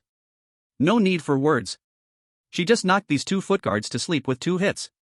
These guards had only a 1-star weird combat power. In front of Qin Lan now, the difference from a pile of shit was just that they weren't as smelly. What's the prince's name again? I think it's Brother Rain from the northeast. Qin Lan recalled it. Then took 2 steps back, gathered strength, and shouted loudly. Old Rain. Do you want a wife or not? As long as you open your mouth, I will send your wife to you. Chapter 52, Whispers of the Abyss. Old Rain, do you want a wife or not? The loud voice echoed over the town and naturally reached the palace. After a chaos of chickens and dogs, a big-footed figure in a luxurious robe jumped out of the palace in a hurry. Where is my wife? At a glance, Qin Lan could basically be sure that this big-footed figure in the gorgeous robe was the Brother Rain from the northeast she was looking for. Your Highness. Wait. Highness, be careful, it's dangerous. A few guards and ministers followed behind, hopping and jumping anxiously, looking extremely funny. Qin Lan stared for a long time. This, Brother Rain from the northeast, was indeed stronger than Matchstick, Crystal Shoes, and Spirit Elf, approaching mid-level 3-star power. His stats were slightly lower than Qin Lan's current level. Since you asked sincerely, Qin Lan smiled and took a bracelet from her pocket, then threw out its contents. I will mercifully show you. A limp, large, golden ding dropped on the ground with a smack sound. Qin Lan was silent. Brother Rain from the northeast was silent. The guards and ministers behind were also silent. What did this mean? Sorry, Qin Lan quietly took the divine ding back into the bracelet. First time using this bracelet, still not very skilled. Mistake, let's try again. Qin Lan communicated with the bracelet with her mind again and threw out the stored corpse. Cling clang, a loud noise. A pile of crystal fragments spilled out, forming a small mountain in front of everyone, in front of all the feet. Brother Rain from the northeast stared at the fragments in shock, quickly recognizing the fragments, or the owner of the corpse. She is the one from that night. Qin Lan smiled. Yes, your dance partner. You probably didn't know, before she died she was calling your name, maybe hoping your highness could save her? Boom. The curse waves on Brother Rain from the northeast erupted instantly, raising a terrifying tide. A very strong stench spread. How to describe this stench? Imagine a sports student wearing cheap polyester socks, with old, faded basketball shoes he hadn't washed for a year, playing basketball for 2 hours at noon in midsummer. Then returning to class for an afternoon lesson and an evening study session. Back in the dorm, he took off those nuclear-level biochemical weapon sneakers. At this moment, you, who are sleeping on the upper bunk, would smell the same foul stench. Abnormal status, fungal erosion, additional 10 curse points. Abnormal status invalid. As the final boss in this instance, Brother Yu's curse energy is one of the strongest among these weird creatures. If Qin Lan didn't have those 17 points of curse resistance, he would suffer severely from the fungal erosion, abnormal status. What's the impact, you ask? Of course, it's mushrooms growing in the lungs. Breathing difficulty during battle is undoubtedly fatal, so when facing a freak like Northeast Brother Yu, either you can hold your breath and win quickly, or you must have a way to heal yourself. But Qin Lan relied on his high resistance to directly nullify the abnormal status, remaining completely unaffected. While strictly speaking, it wasn't entirely without any impact. Although the curse effect disappeared, the stench still existed, and it had severely invaded Qin Lan's sense of smell. How disgusting. Qin Lan cursed, once again abandoning the thought of dying for stat farming. Facing the spirit of the god Ding, he found it too humiliating, but now, he abandoned it because it was just too disgusting. The thought of possibly having to come in close contact with the smelly, sweaty feet in front of him, not to mention that his high constitution might not let him die in one hit, and maybe he'd have to step on them several times. Qin Lan just felt that life had no hope. It's fine if people talk about this online, but who in real life would want to rush home after work, head in a panic, and let someone sweaty size 45 feet give them a facial massage? Ahem. Back to the main point, next comes a messy and chaotic battle scene. You think the author lacks the ability to write? Not at all. Stuff like, Qin Lan's gaze was cold as he crouched down and exploded forward, leaving only a blurry shadow before disappearing from Northeast Brother Yu's sight. When he reappeared, he leaped into the air at an impossible angle, arriving behind it. His long staff slammed down with the force of wind and thunder, the curse energy surging. Such bird-brained scenarios come naturally. But I prefer to use a different way of presenting things. Qin Lan attacks, Northeast Brother Yu hits. Northeast Brother Yu injured. Northeast Brother Yu angered. Northeast Brother Yu used Wild Stomp. Qin Lan successfully dodged. Qin Lan attacks, Northeast Brother Yu hits. Northeast Brother Yu injured. Northeast Brother Yu bleeding. Northeast Brother Yu entered frenzy, speed increased, strength increased, defense decreased. Northeast Brother Yu attacks, Qin Lan hit. Qin Lan injured. Wailing Spirit, 3 stars, joins the battle, Summoner, Luo Yu. Wailing Spirit used, Weeping Wail, Northeast Brother Yu hit. Northeast Brother Yu confused. Qin Lan used, Kane's secret technique, 3 hits, 3 defenses, Northeast Brother Yu hit. Northeast Brother Yu dead. Wailing Spirit leaves the battle. Qin Lan victory.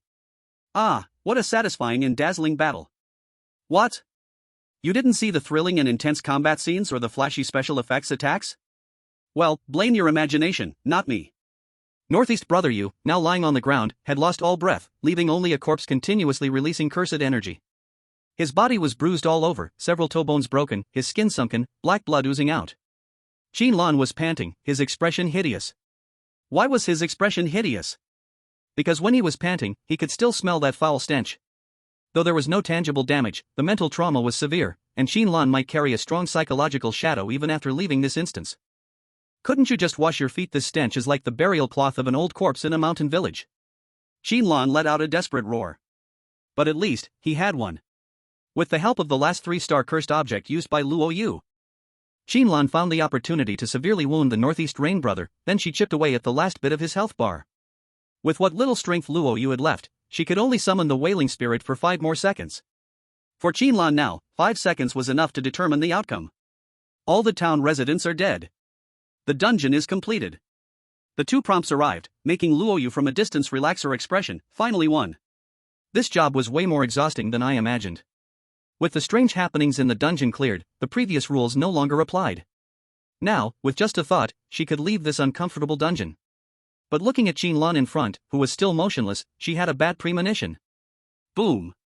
The palace shook violently, the walls cracked and collapsed, the beams that supported the palace shattered.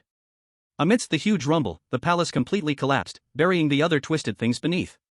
Inside the palace, apart from the walking big feet, there were also many shoes. These shoes were all incredibly large, with various styles and surprisingly good craftsmanship.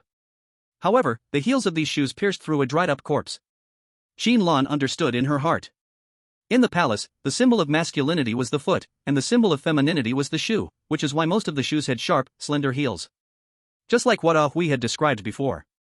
The enormous shoes turned upside down, placing humans beneath them, entering from their throats and exiting from their abdominal cavities. They even dressed their human shoes as if humans would choose different decorations and colors for shoes. The blood of those corpses had long dried up, leaving only shriveled skeletons hanging from the heels of the shoes, draped in various clothes and accessories stained with blood, serving as a competition for those enormous shoes. It was like hell. Fortunately, everything was buried. After the palace collapsed, these things were all buried under the rubble, saving Qin Lan the need to clean them one by one. However, Qin Lan's expression grew serious as she looked at the 100-meter-long crack on the ground, feeling an extremely evil presence rushing toward her. The crack was deep, leading somewhere underground. Even with Qin Lan's sharp vision, all she could see was endless darkness and an unsettling, greenish-black glow. Evil, pure evil, evil without any emotions or rationality. This was the only feeling Qin Lan had as she faced the crack. Enter the abyss, explore the secrets of Abyss Town.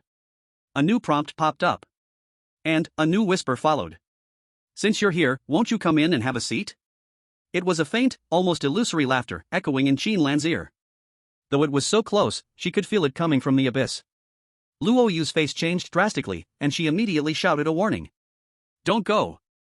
Qin Lan. Don't listen to those words. Don't go into that crack. She wanted to rush forward to stop her but dared not make a move, because the oppressive feeling from that crack was just too strong. You've broken so many of my toys, yet you don't have the courage to come see me? What a disappointment. The other side sighed in regret. Qin Lan didn't move. She could feel that if she really stepped into that abyss, she might never come out again. Aside from the evil, the curse-like waves emitting from the crack were definitely at least a 4-star level. Even that embroidered shoe from before didn't feel this terrifying. Compared to it, this even feels weak. What is on the other side of this crack? Qin Lan felt a bit out of breath. The whisper continued, now carrying a hint of provocation. What's wrong? Weren't you full of rage before? You saw your kind being tortured in that way, their bodies being played with at will, and... Whispering, a chilling laugh echoed. Once you leave here, I'll just need a little time, and I can remake this place into a new paradise. You think you can save those people, but in reality, it's all in vain. Or, do you want to try to deal with me? Chapter 53, The People's Supervisor. Qin Lan stood before the crack, speechless for a long time.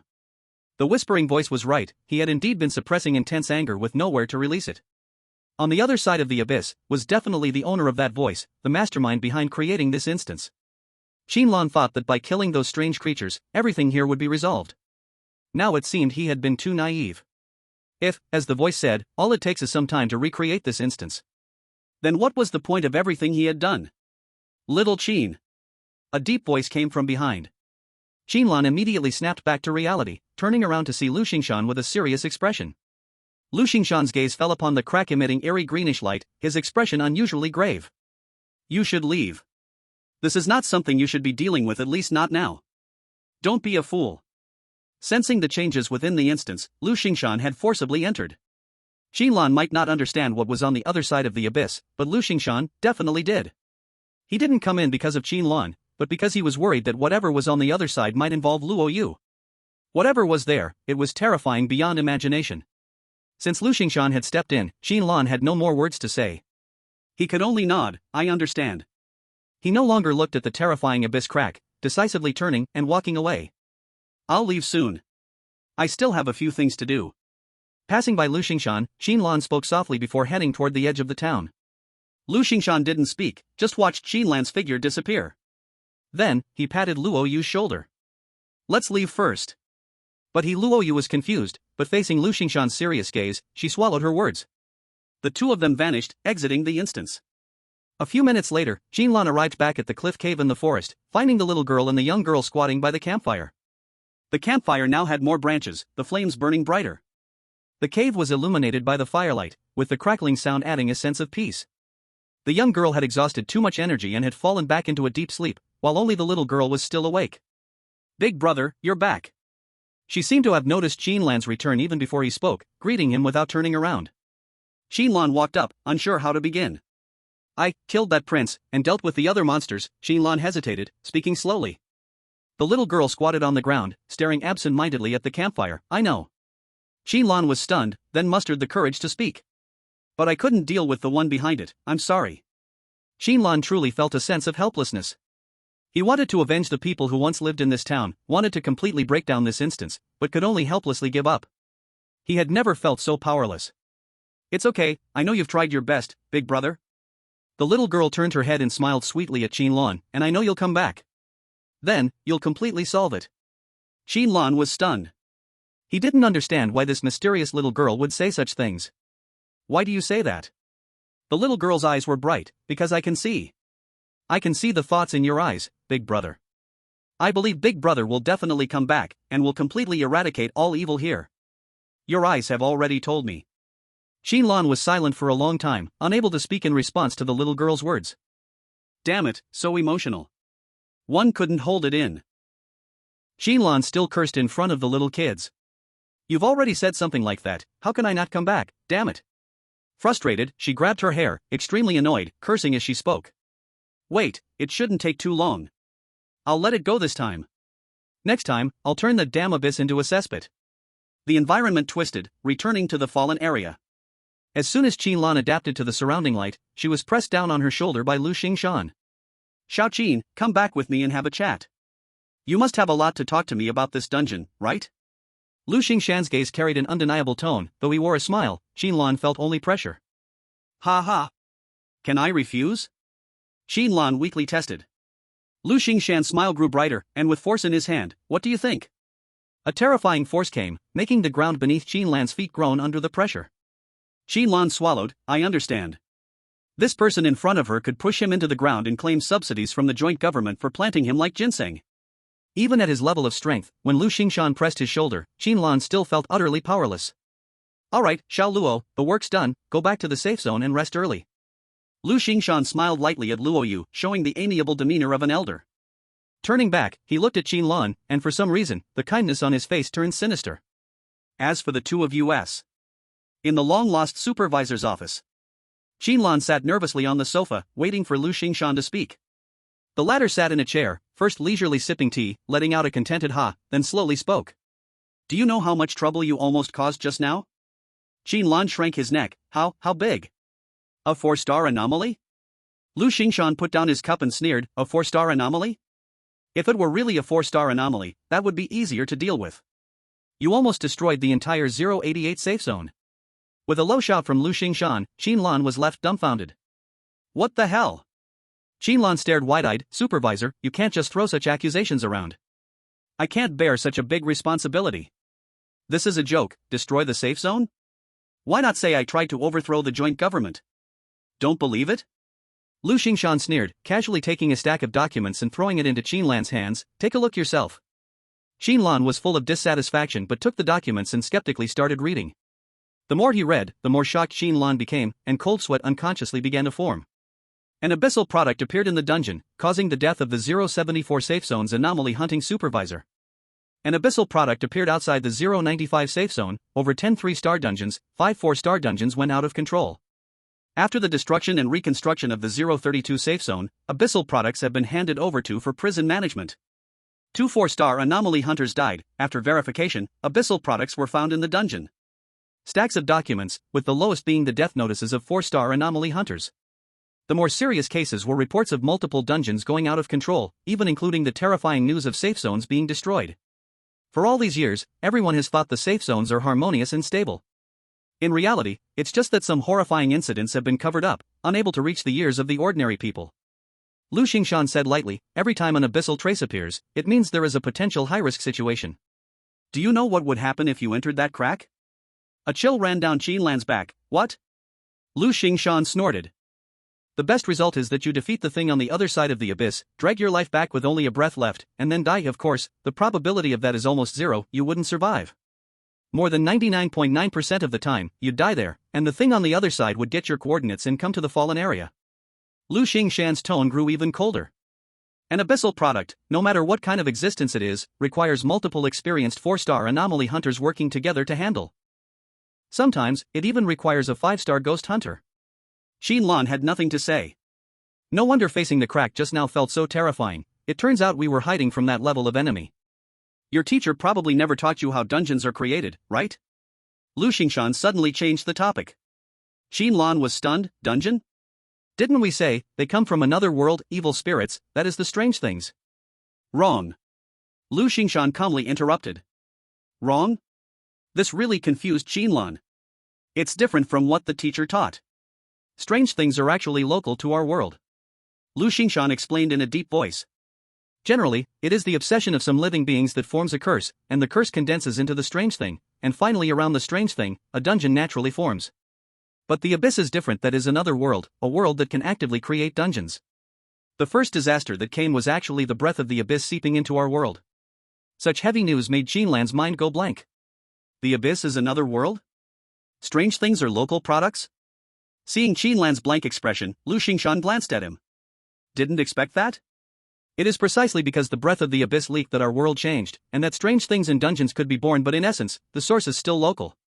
But the abyss beings over there can create dungeons and strange things artificially, far stronger than you imagine. Curses are also a way for abyss beings to survive, and they use it far more skillfully than we do.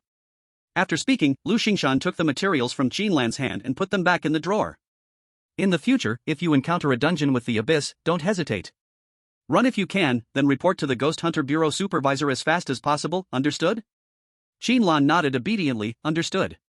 Lu Xingshan hummed, then remembered something. Oh right, the 3-star Ghost Hunter badge, when are you coming to collect it? There will also be a ceremony. All the important people in Safety Zone 088 will come to the banquet. This process cannot be skipped. Qin Lan shivered. Supervisor, this my power is not enough yet. Lu Xingshan sneered, still pretending in front of me? You're not going to say, passing dungeons was thanks to Xiao Luo helping, right? I can see exactly what you are. Qin Lan awkwardly scratched her head, that haha. But, becoming a 3-star ghost hunter so fast, won't it bring unnecessary trouble? I don't want the main office to. Before she finished, Lu Xingshan laughed. Fast? Haven't you already been a ghost hunter for 4 years? It's all written clearly in this file. Qin Lan was stunned. 4 years? I just started more than a month ago. Pausing, she looked at Lu Xingshan's meaningful smile and suddenly realized. The file. Oh. Qin Lan smiled knowingly. Lu Xingshan spoke cheerfully, how it's written in the file, the final interpretation is with me. If I want you to meet the standard, there is a way to make it happen. This is just a little whim of power. Right? 3-star ghost hunter Qin? Hearing this, Qin Lan respectfully said. See, this is our good supervisor. Chapter 54, Blasting Fish? As Lu Xingshan said, he had absolute authority in Safety Zone 088. Changing a file like this is just the tiniest matter. If Lu Xingshan wanted, he could claim Qin Lan is a humanoid strange thing and order other ghost hunters to attack her. Of course, doing it himself would be faster. No one would question a Safety Zone Ghost Hunter Bureau supervisor. Every Safety Zone supervisor is at least a 4-star ghost hunter, but not every 4-star ghost hunter can be a supervisor. Battle records, experience, belief, workability, none can be missing. Within Lu Xingshan's authority, Qin Lan's file can be changed however one wants. Remember this from now on. You joined the Ghost Hunting Bureau 4 years ago, and you have multiple experiences exploring 2-star and 3-star dungeons. Your talent level is also B grade, and I'll have the joint government people help modify the related details later, no need to worry.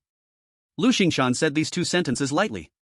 Qin Lan transformed in an instant, becoming a veteran 3-star ghost hunter.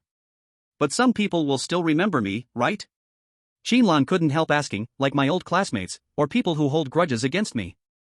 They would also know that I'm just a 19-year-old high school graduate. Hearing this, Lu Xingshan smiled kindly. Is that so? Then they must be mistaken. After all, the files of the Ghost Hunting Bureau and the joint government match. It's not like all our work went wrong, right? As he spoke, Lu Xingshan's expression grew even more gentle. If we really made a mistake, then following the principle of public oversight, we would also invite those residents who think the files are wrong to the Ghost Hunting Bureau for a proper discussion. I think, by then, they should realize what is right. Glug. Qin Lan swallowed, feeling embarrassed and sweaty. Is this the power of authority? If one day I could get a supervisor position myself. Oh, Qin Lan suddenly remembered something important. I seem to have to help my alma mater in the four-school exam in a few days. Can the awarding of rank be postponed? Lu Xingshan glanced at Qin Lan and snorted, you really are shameless. A 3-star ghost hunter going to compete with a bunch of high school students. Why don't you compete with me instead? Let's see who is stronger in real combat. What difficulty does that 1-star practice dungeon have for you? It's no different than wiping your butt after taking a shit. Qin Lan grimaced, begging for mercy. The words are harsh but true, yet yours are too crude. But Principal Wu has been asking me, and he helped me before, so I have to do this favor. Show some mercy, supervisor. Seeing Qin Lan plead like this, Lu Xingshan impatiently waved him away. Fine, the rank and file changes will wait until after your exam. Truly shameless, even bullying a child. Listening to Supervisor Lu's sarcastic tone, Qin Lan could only pretend not to hear. Is it my fault?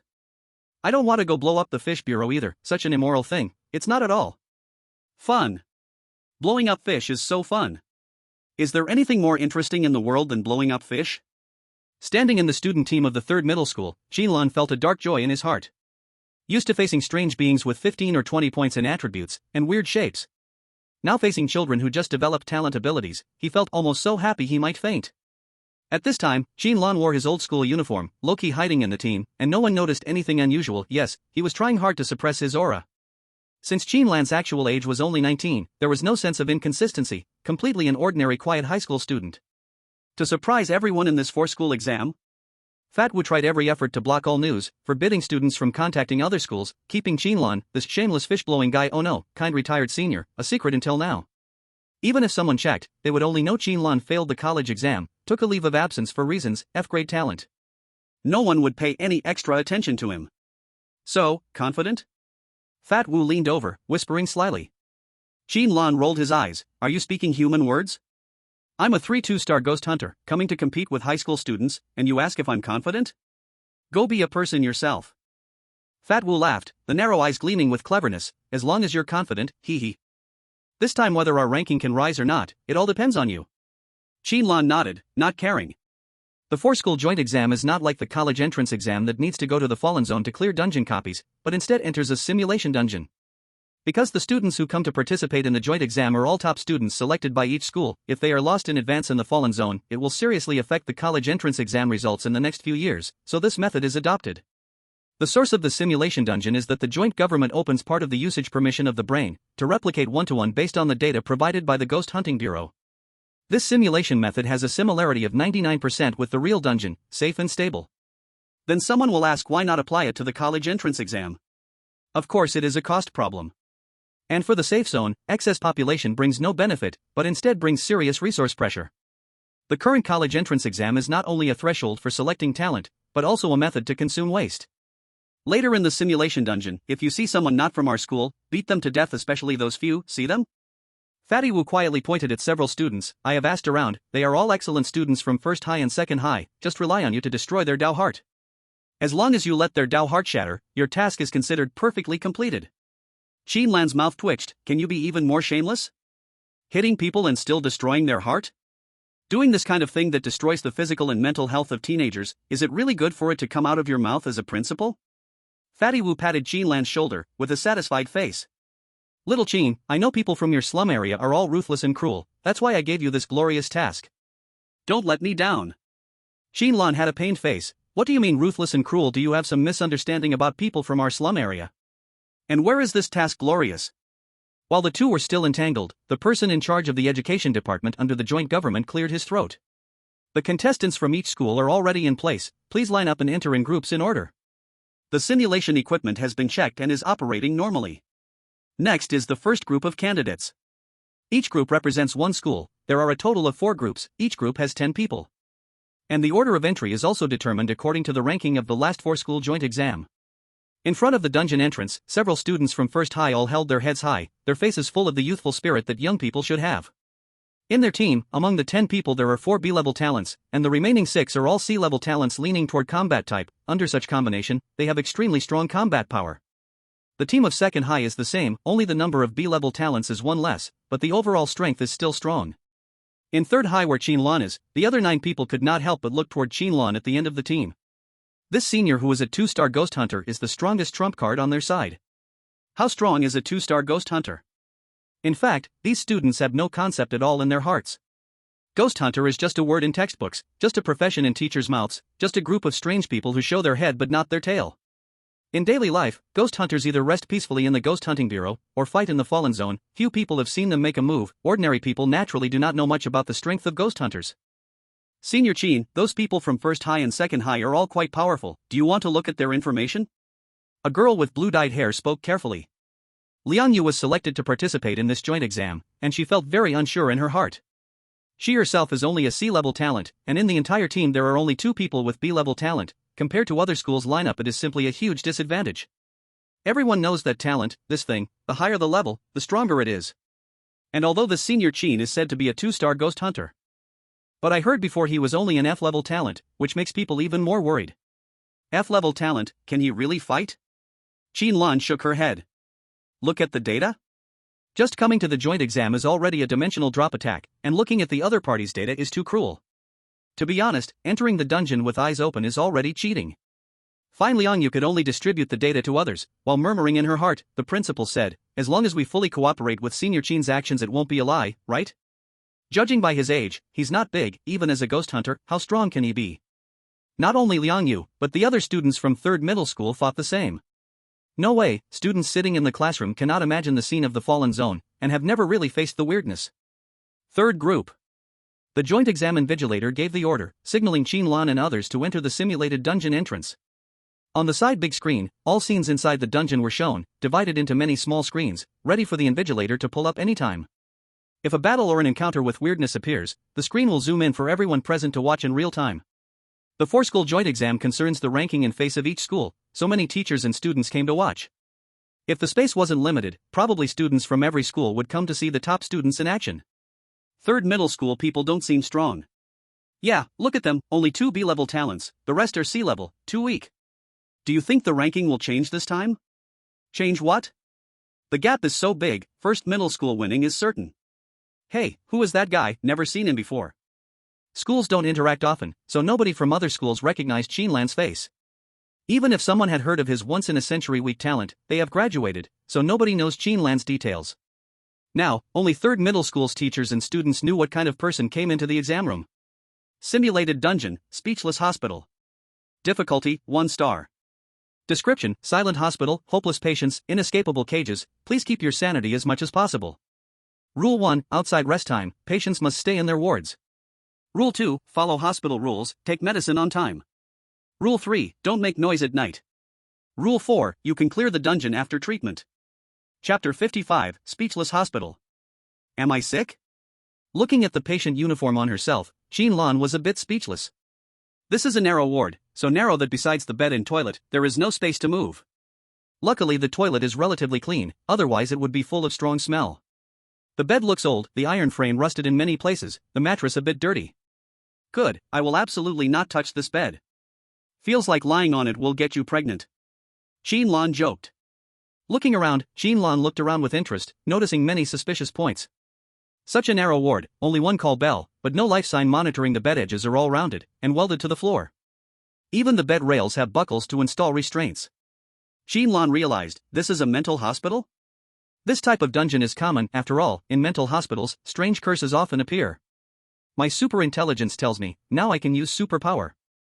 After thinking, Qin Lan gave up the idea of directly going out to beat up students from other schools. Although it would be a fast clear, it is a bit too bullying. Okay, actually Qin Lan is not that kind. He just thought this way would not break the hearts of those top students. No going out during non-rest time, otherwise I might break the rules. What will happen if we go outside? Qin Lan was a bit curious. A one-star strange thing, really, it couldn't cause him any harm.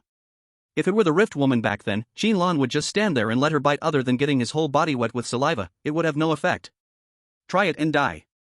Qin Lan made a decision. Now, the students from each school should have been assigned to separate hospital rooms, so the team that first gathers their teammates would undoubtedly hold the biggest advantage. For those who still didn't understand the content of the dungeon, they had no way to judge when it was rest time, and naturally no one dared to risk themselves. Of course, no one here didn't include a certain fish-blasting brother. Inside the hospital room, Liang Yu carefully searched the room but did not find any useful clues. She looked worriedly at the small window by the door, not knowing how to contact the others. This is really bad, coming in and it's this kind of scattered dungeon. Liang Yu was a little annoyed. Her talent ability leaned more toward support, and if separated from teammates, she would feel very powerless. At the same time, outside, the screens were showing the situation in each hospital room in real time. The students who came to watch the joint exam were extremely excited and had already started eager discussions. Look, Wang Lei, the captain of number 1 High, has already started using his talent ability. His talent can summon an elemental spirit, sending the spirit to explore the dungeon, both efficient and safe. This is a B-level talent, really amazing. On the screen, a short-haired boy was very calm. Raising his hand, a strange creature spewing sparks appeared from the floor and then squeezed out of the hospital window, flying into the outside darkness. The summoned elemental spirit shared information with him, able to explore the map, send messages, and perform basic attack and defense, quite comprehensive. Number 2 High is making a move too. It's Chan Jing. She is using echo perspective to check the surrounding situation. Another scene on the screen quickly zoomed in, appearing before everyone. The girl Qin Jing, captain of number 2 High, closed her eyes, and faint sound waves spread outward from her as the center, radiating in all directions. After a moment, waiting for the echoes to return, she could build a complex and precise map model in her mind. And could also use it to detect strange places on the map. Several team captains had started taking action, while other team members either waited quietly or tried to use their talents to get more information for their teams. And on number 3 High's side. Wait, what is he doing? Some sharp-eyed people noticed an unusual scene on one part of the screen. Is that a number 3 High team member? He wouldn't be trying to. Just as the audience was shocked, inside the dungeon, Liang Yu heard a loud bang. Bang! Boom! The first sound was the noise of something being broken. The second sound was something heavy hitting the ground. After the noise, heavy footsteps sounded in the darkness outside the hospital room. And a hospital broadcast with static. ZZZ. 28 minutes until rest time. Please stay quiet, do not walk in the corridor. A terrifying low growl faintly came from the darkness, giving people a sense of ominous foreboding. Nurses will patrol the corridor, patients who break hospital rules will be punished accordingly. Liang Yu's face changed sharply. Nurses? Is this strange thing inside the dungeon? The sound just now, did someone trigger a strange hunt? The low growl gradually faded, calming, but soon sounded again, even wilder. Accompanied by some muffled thuds. What exactly is happening? While thinking, Liang Yu suddenly felt something was wrong. Because she seemed to hear the footsteps outside the hospital room moving closer to her. What? Liang Yu's expression changed, and she couldn't help but feel a little panicked. I didn't do anything. I clearly didn't break any rules, why is it targeting me? Her talent was almost useless when facing the abnormal situation alone. If she was really targeted by the abnormal, the only way out would probably be elimination. The simulation instance doesn't allow death events. Everyone participating in the instance will be forcibly teleported out once their vital signs drop to dangerous levels. But getting eliminated just a few minutes after the instance starts would be a bit embarrassing. The footsteps grew closer, and Liang Yu's heart gradually rose to her throat. She curled her body as much as possible in the corner of the room, held her breath, and tried to reduce her presence, waiting for the abnormal outside to make its next move. No one here? A voice, somewhat familiar, rang out. Liang Yu was stunned, unable to believe her ears. Oh, you're here. I thought I got the wrong place. Qin Lan's face appeared outside the small window of the door, greeting Liang Yu. You? Liang Yu was a little confused. What happened? Didn't they say that it was non-break time, and that there was a caregiver patrolling the corridor? Let me in first? You don't want me to tear down another door, do you? Qin Lan politely asked for Liang Yu's opinion. Was that the sound of you tearing down the door just now? Liang Yu belatedly realized what had just happened outside. Qin Lan was calm. Yeah, I had a chat with that caregiver, old Lu. He looked pretty angry, maybe it's because he's going through menopause or his liver's been acting up. But it's okay. I made fists with both hands, took turns massaging his head, and got him to sleep. That was a knockout. Liang Yu's brain almost crashed. No. This isn't how it's supposed to go. Abnormal simulation instances aren't like this. You should first huddle in the hospital room, wait for the break time to safely venture out, use your abilities to restrain the abnormal when encountered, run as fast as possible, stay focused and cautious, and seriously explore the plot and hidden rules. Not rush in and punch the abnormal unconscious. That's not how it works in abnormal instances. Chapter 56, A Mere Army, How Can It Compare to the Imperial Jade Seal? What shocked Liang Yu even more were the students and teachers from the various schools outside the scene. Because they had just witnessed the entire friendly conversation between Qin Lan and the caregiver. Qin Lan first kicked open the seemingly thick iron door, then casually walked out of the hospital room like she was shopping, looking around, and randomly chose a direction to walk in. She just kicked it open like that? Was that an iron door? It can't be made of paper. What kind of power is this? I suspect she's not even human, this is beyond what humans can do. I get it now, maybe this is her talent. These students had never seen anything like this before, and they were all shocked, starting to discuss wildly. Then, the broadcast sounded, and in the dark corridor, a giant mass of flesh, almost filling the entire corridor, appeared. Caregiver, Old Lu, 1 star. This abnormal creature was covered in massive muscles, its caregiver uniform long shredded, with only strips of fabric hanging on it. Its face was twisted, the muscles bulging and pressing its face into a mess, making it impossible to distinguish the facial features. It's here, the 1-star abnormal.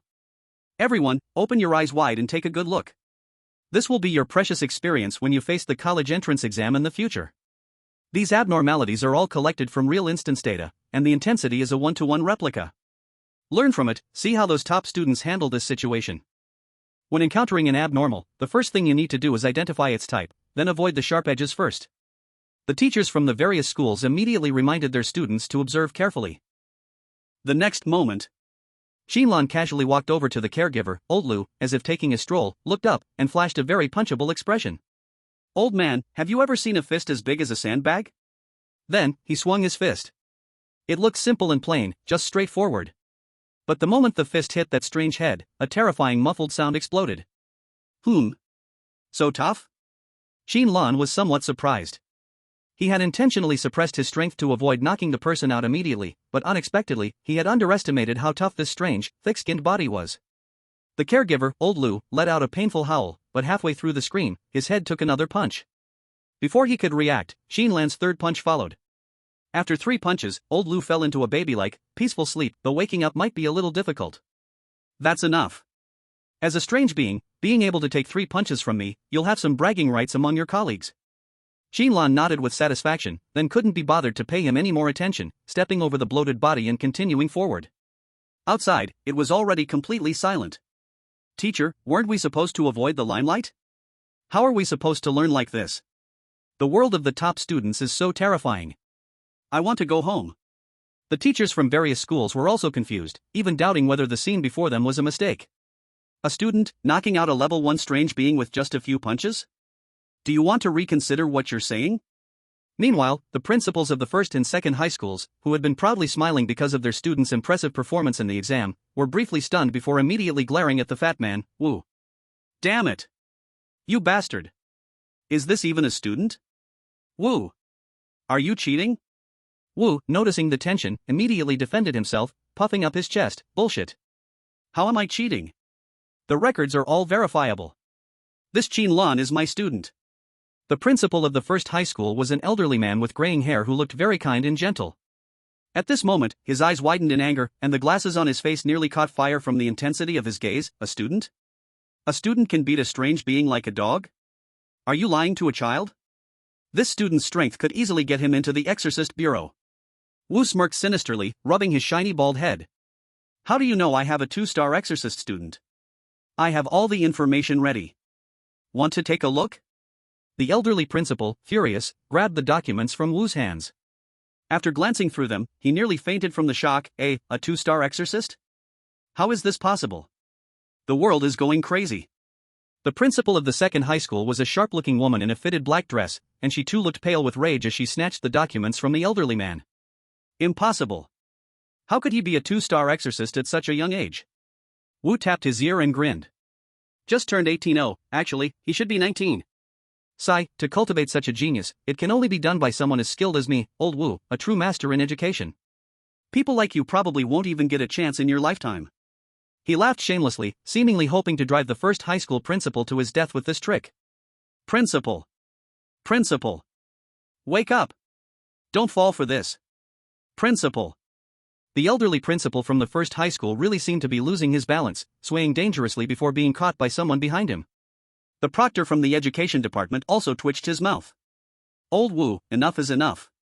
Your behavior is indeed a little shameless. An exorcist participating in a high school joint exam, this is truly groundbreaking. Wu sneered, looking completely unimpressed. What? Is it my fault I trained a genius? There's no law against students becoming exorcists. The people from the second and first high schools were gritting their teeth in frustration, but there was nothing they could do about this fat man. The proctor had already explained that Qin Lan's records were fully compliant and legal. It really can be included in the scope of the joint exam. Even if they have objections, they can only wait until after the joint exam to apply to the Ministry of Education. Wu Fat rubbed his hands, a glint flashing in his narrow eyes. How about it, Oldly, isn't my trick clever? If that old guy at number 1 high could just die of anger, that would be killing 2 birds with 1 stone. Director Li Shan lowered his head in shame. Stop making enemies, old Wu, we are almost retired. Must you do something so disgraceful? For such a small ranking, how can one avoid losing face? A warm reminder from the author. Audience, please open your phone, search for BGM Chaotic World Melody V2 on any short video platform, start playing it before consuming the next few lines of the story. Wu Fat glanced at him sideways. Oh? Just a small ranking? Li Shan looked full of hatred and disgust. Yes, at this rate, our reputation will be ruined. Just a small ranking, how can it compare to the reputation in education? Hearing this, Wu Fat's fat face slowly curved into a smile. His eyes ambiguous, yet he smiled without speaking. Seeing this, Li Shan's tightly furrowed brows gradually relaxed. The corners of his mouth uncontrollably lifted. The two had worked together for many years. They shared a smile, everything unspoken was understood. Yes, just a small ranking. Chapter 57, He is so gentle, I cry to death. The captain of number 2 high, Chen Jing, was now holding her breath, carefully building the model in her mind. Echo perspective allowed her to detect moving objects in a very large range, and also locate her teammates. Although she had little combat power, as the information controller, she was the captain's top choice. The corridor structure of this floor has been basically figured out, and their positions are confirmed. Her brows relaxed, very satisfied. Such a strong curse, is this a 1-star strange in the dungeon? Echo came, showing a bulky muscular tumor in her mind, and a strong curse aura. While she tried to judge the specific situation of the strange, the next Echo suddenly trembled violently. A terrifying curse, almost making her lose her mind, directly erased the model she had built in her mind. Ugh! Chen Jing suddenly opened her eyes, fear in them. What is this thing? How can there be such a strong curse in this dungeon? This is definitely more than 1-star strange. Could it be that the joint exam dungeon temporarily increased the difficulty? Chen Jing quickly thought of a countermeasure. No, I must contact them first, pass this information out. At the far end of the corridor, Qin Lan instinctively turned his head. Just now, he suddenly received a prompt, telling him that one of his talent abilities was nullified by his curse resistance. Echo perspective? What is this? Qin Lan scratched his head in confusion, feeling nothing on his body. Then he did not pay much attention, continuing to explore forward. Not far, a special creature flickering with sparks suddenly appeared from the corner. Face to face with Qin Lan, both paused in surprise. There is such a weak strange in this dungeon? Qin Lan looked at it with interest, noticing its curse aura was pitifully weak, less than half of a lowest 1-star strange. This elemental spirit was exactly the summon of Wang Lei, captain of number 1 high. The two shared information, so Wang Lei should be able to know who stood in front via the elemental spirit. But the existence of curse resistance made all this a joke. Any special ability that could be used on Qin Lan, even just information detection, would be directly nullified by curse resistance.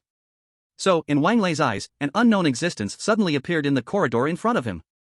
He could only sense the terrifying curse fluctuation besides it. Only pure fear remained. This fear came from the elemental spirit present on the scene.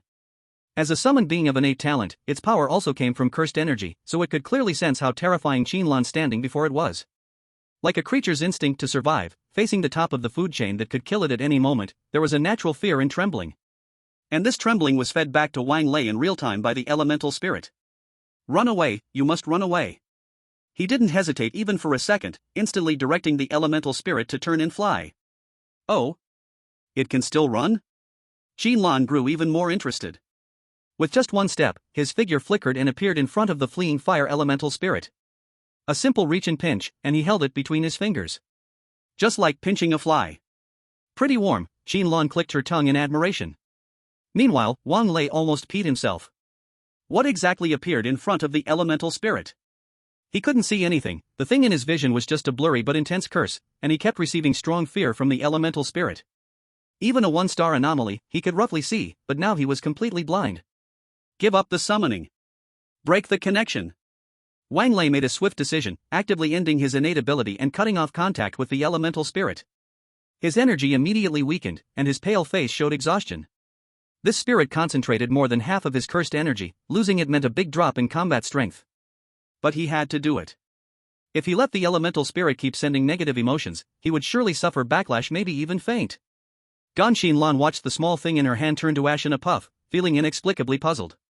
This dungeon was really strange. So, you mean that flying lighter is Wang Lei's innate ability? Qin Lan suddenly understood. No wonder, I wondered why it was so weak. Listening to Qin Lan's words, Liang Yu was numb. Beating anomalies in the dungeon, casually pinching to death a top-tier 1-star, who was also the summoned being of the group leader Wang Lei. Senior Qin, can you exaggerate even more? At this moment, Liang Yu's worldview was experiencing an unprecedented reconstruction. She spent a full 5 minutes accepting that a 2-star hunter of anomalies was not human at all. Before this, Wang Lei was a major topic of discussion in their combat planning, and almost everyone thought his summons were very hard to deal with. Senior Qin, with your combat power, you could have directly eliminated them all, right? Why didn't you do that? Liang Yu couldn't help asking the question in her heart. If Qin Lan wasn't bragging, which now seemed true, his combat strength in this dungeon was absolutely overwhelming. He could have just gone room by room and beaten all the other school students out of the dungeon, no need to find her first. Qin Lan opened his mouth, for a long while, and finally seriously said. The future belongs to your young generation, this bigger stage should be left for you to show yourselves. My purpose in entering the competition is just to help you under the principal's orders. Hearing this, Liang Yu's eyes were instantly filled with tiny stars of admiration. Senior Qin is also young, yet willing to give up such a chance to shine in front of students and teachers from many schools, and instead leaves the stage for us. Powerful, humble, and so gentle. By now, her view of Qin Lan had shifted from doubt to devoted support. The four-school joint exam, also known as the Little Gokao. Sometimes, the admissions offices of many universities secretly enter the exam halls to scout out potential students they consider worth nurturing. With Senior Qin's strength, being noticed by those prestigious universities during the joint exam and stepping into the sky in one go is not impossible. But he is willing to remain in the background, cultivating juniors to ensure the bigger picture. Senior Qin, he is so gentle, I'm crying to death. Chapter 58, Su Xiaoyue's Pursuer Alliance Bounty List. If it's just about beating them up, how could that possibly shatter their hearts? Qin Lan thought to himself secretly. They would only think I am an outlier, and at most, they might feel some resentment. But if it were those opponents they've always looked down on, beating them down would make them question their whole life. Qin Lan showed a satisfied smile. I'm really smart. Between the four schools, there had always been ongoing friction. Since Qin Lan enrolled, the students from School 1 and School 2 had clashed with them multiple times outside the school, and most of the time, the outcome was their defeat. Of course, these incidents had nothing to do with Qin Lan, as he was just a slacker receiving educational subsidies, eating and drinking as needed, and rarely ventured outside the school. Besides, even if the students from School 1 and School 2 wanted to stir trouble, they wouldn't target someone like Qin Lan. Why? You ask why?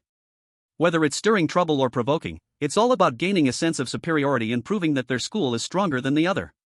But what's the point in bullying someone like Qin Lan, who is the F-grade bottom tier? It's like you're at a streetball court trying to show off, but you're not going to block a shot or dunk on a person who's so weak they can barely walk, right?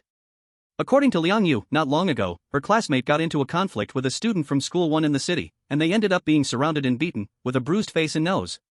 And one of the leaders of the attack was Wang Lei, who had been forced to cut off his summon. His B-level talent may not seem very strong now, but it's well-rounded and has good growth potential, so he's been receiving special attention. This has led him to develop a superiority complex, feeling above others. When Su Xiaoyue was still in the 088 safety zone, her radiance alone could make other students unable to lift their heads, and Wang Lei at that time was very low-key. But since Su Xiaoyue graduated and left, these people's arrogance has skyrocketed. Qin Lan's decision to participate in the four-school joint exam was actually influenced by these factors. Is that Wang Lei really strong? Qin Lan asked curiously. Liang Yu hesitated for a moment. For us, he's quite strong. His elemental spirit can not only attack, but also share the damage he takes. What's even more important is that the elemental spirit can enhance his physical abilities. Saying this, Liang Yu bit her lip, showing an unwilling look. That classmate of mine who was beaten by him couldn't even get out of bed properly for more than a month, but the teacher from school once said it was just a small dispute between students. Even if we lose in this joint exam, we absolutely cannot let that one lay off easy. Hearing Liang Yu's words, Qin Lan seemed to be deep in thought. A few seconds later, Qin Lan suddenly smiled. Well, if I told you that I have a way to make you personally beat him up, how would you feel? In the simulation instance, students' communications are not transmitted to the outside world, only their expressions can be captured. From the perspective of the outside world, Qin Lan simply had a conversation with Liang Yu, and Liang Yu showed an expression of both surprise and shock. Did they discuss some kind of strategy? Strategy? You're talking about a strategy? Do you think that guy needs something like a strategy? Ha! Seems like, just now, Wang Lei's summon was crushed by him with a casual hand. These students were all guessing, wondering what Qin Lan and Liang Yu had been talking about. Only our principal Wu had sharp eyes.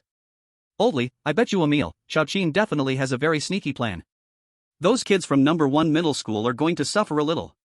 Beside him, Li Shan nodded in agreement.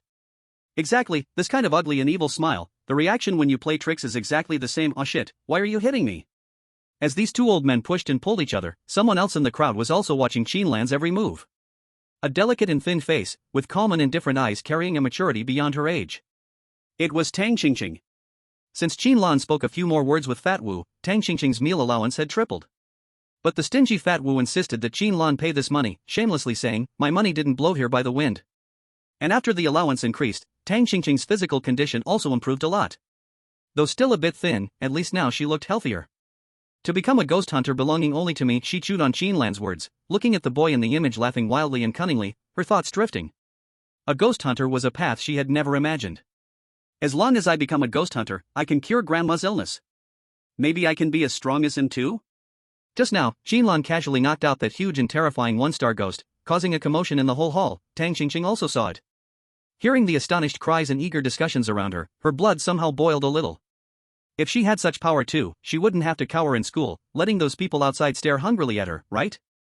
Back inside the dungeon, Qin Lan finished talking with Liang Yu, and the rest time also happened to arrive. Rest time is 10 minutes. A healthy body is the key to treatment. All patients are encouraged to exercise and strengthen the body. As the broadcast sounded, lights outside the door lit up, no longer as dark as before. And those who had been waiting in the ward finally mustered the courage to step out. By the way, the door was never locked, anyone could leave any time, they just pretended Qin Lan's violent kick made a scene to attract ghosts. Normally, staying in Liang Yu's ward outside rest time would also trigger ghost attacks. But the caretaker old Lu in charge of this area had been knocked out by him and was still sleeping like a baby, enjoying it.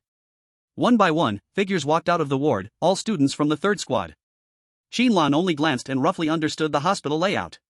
The four groups entering separately were arranged in 40 rooms along the east, south, west, and north corridors. Each corridor should have a caretaker restroom. Like before, caretaker, old Lu, came out from the restroom and ran into Qin Lan. Senior Qin. Captain Liang, we. The squad quickly gathered, sharing intelligence with each other. The girl responsible for the information position looked small and shy. She didn't dare look at Qin Lan, always lowering her head when speaking.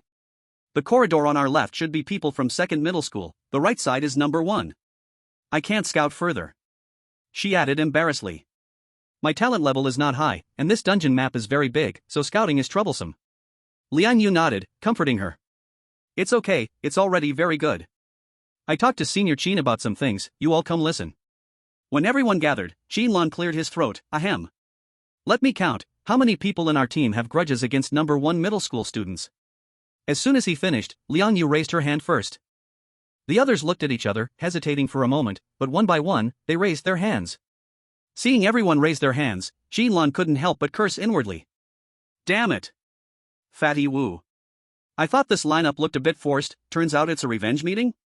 Apart from Qin Lan, everyone in the team had some sort of grudge with someone from class 1. In other words, once the two sides met, even if Qin Lan intended to show mercy, a fierce conflict would definitely break out. Unless he could just watch his teammates get beaten to a pulp, otherwise, they'd have to crush the other side. Sigh, that fatty tricked me again.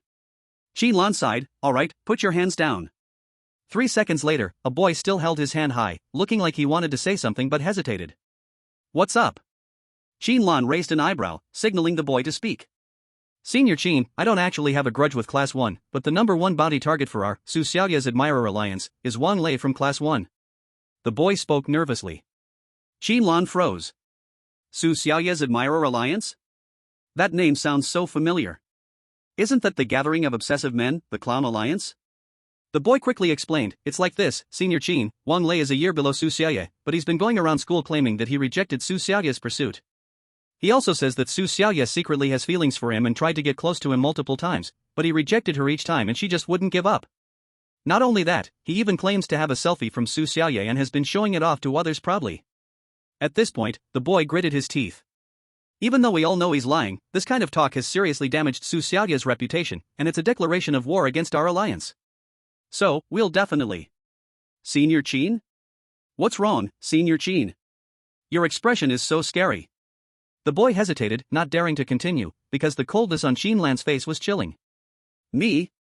Ha, it's nothing. Qin Lan smiled, his face shining with sunshine. But I know someone is about to be in trouble. Chapter 59, the top of the honor list. Wang Lei, huh? Good, he's now officially under the Death God's watch, of course, I mean a certain substitute Death God. Qin Lan didn't know much about the other schools, and he really didn't know such a person existed. Rejected Su Xiaoyue's pursuit? Do you want to take a look at what you're saying? The most important thing between schools is peaceful coexistence. As they say, when will the cycle of vengeance end? Qin Lan spoke faintly, causing everyone present to feel a tightness in their hearts. What does this mean? Is he telling them not to seek revenge? But such a good opportunity, if missed. Just as they were anxiously waiting, Qin Lan's second sentence came out. As long as we beat those from Class 1 so badly that they're left with psychological scars, so that every time they see us, they pee their pants, then we can live in peace. Qin Lan was very confident. Although everyone didn't understand this logic, it somehow sounded pretty reasonable. Qin Lan is right. But, that Wang Lei. The boy from Su Xiaoyue's Admirer Alliance hesitated, he and several other B-level elite students are very strong. Even if we all go together, we might only be able to take him out. Upon hearing this, Liang Yu glanced at Qin Lan, and after receiving his nod, said, Don't worry. Senior Qin has a way for us to win. As soon as this was said, everyone became excited. They might have some doubts about Qin Lan's strength, but they trusted Liang Yu very much. Wow. Senior Qin, if we really manage to defeat Class 1 today, your name will be forever engraved on the honor list of our alliance. A boy named Zhang Ke was extremely excited. No. What does again mean? Qin Lan sharply noticed some problems. Wait, do you mean, on your so-called Pursuer League honor list, my name is there? No way, I remember I never joined any of your activities, is this a mistake? What the heck, brother? Zhang Ke nodded, looking suddenly enlightened. Oh, senior, you don't know yet, right? Back then there was news saying that during the college entrance exam, you helped Senior Su escape from the hitchhiker ghost, so you became a great hero. Now you are already at the top of the honor list. Next time there's a celebration, you can first choose a treasured photo of Senior Su as your prize. Qin Lan's expression was very striking. There's such a thing. The photo is not necessary. It was just an accident. It was Su Xiaoyue herself who was skilled enough to escape. Yeah, that's it. Next time remember to remove my name, okay? Hearing this, Zhang Ke showed admiration. No wonder the top of the honor list, Senior Qin, you are really too modest. Finish the deed and leave, hiding your merit and fame, yet facing such a great honor still calm. It seems your love for Senior Su has reached a level far beyond ours. Why does it feel more and more wrong? Beside them, Liang Yu almost couldn't listen anymore, quickly stopping Zhang Ke from saying more strange things. Alright, we'll talk about these later. First we must deal with those talents at number 1 high school. We'll follow Senior Qin's plan, but Senior, do you really want to do this? Liang Yu's face showed reluctance. If people outside see this, many will scold you, right? Qin Lan shook his head. I don't care. As long as it leaves an impression on Wang Lei, no. As long as it lets the two schools coexist peacefully, I think this little sacrifice is worth it. Friendship first, competition second. What Liang Yu meant by doing this was a very shameless plan proposed by Qin Lan. Civilized words, pretend the wolf sleeps to lure the enemy. Crude words, watch me act sweet, then trick him.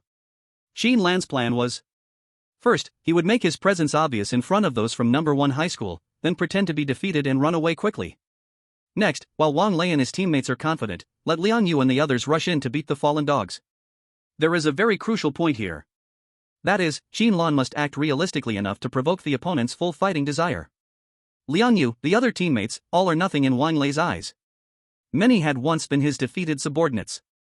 So if at their most confident moment, they are trampled like dogs by their past losers? Qin Lan, just thinking about it, found it very interesting. Senior Qin's sacrifice is too great, as the top of the honor list, yet must bear the scolding beside him. Zhang Ke's eyes were red, almost in tears. I say, can you not mention that honor list? Qin Lan spoke weakly. I feel this thing is also embarrassing. Zhang Ke's eyes were wet. Senior, your strength is so great, yet you leave the chance to show off to us afterwards. Those from number 1 high school will surely call you cunning, deep, evil, and vile. Just thinking about it makes me feel wronged for you. Qin Lan hesitated a moment, not saying I feel proud if the opponent says this about me. Isn't the enemy scolding a kind of honor badge? They are just ahead. The girl who had been checking the map, Yu Tian, suddenly spoke, looking nervous. Between the 4 long corridors assigned to the 4 schools, there are other intersecting complex paths, so someone who can check the map must keep their talent ability on to get information ahead as soon as possible. Alright, you wait at this corner, I'll be back soon. Qin Lan nodded, without waiting for everyone to react. A figure flashed and disappeared in place. Such speed. Liang Yu was shocked in her heart. Previously, when hearing Qin Lan describe his achievements, Liang Yu was half skeptical, but now she was certain that Qin Lan indeed had the ability to crush a 1-star oddity. This speed, even if they slapped each of the 9 of them one by one, it's likely no one would react in time. Yu Tian, can you hear the situation up ahead? Zhang Ke was extremely nervous, fearing that the highly praised honor list leader of the alliance might face an accident. Yu Tian nodded and began relaying the situation up ahead in real time. Senior Qin has met them. Senior Qin exchanged greetings with Wang Lei. It wasn't just Zhang Ke, everyone held their breath, listening to the development of the situation. Senior Qin greeted Wang Lei's mother.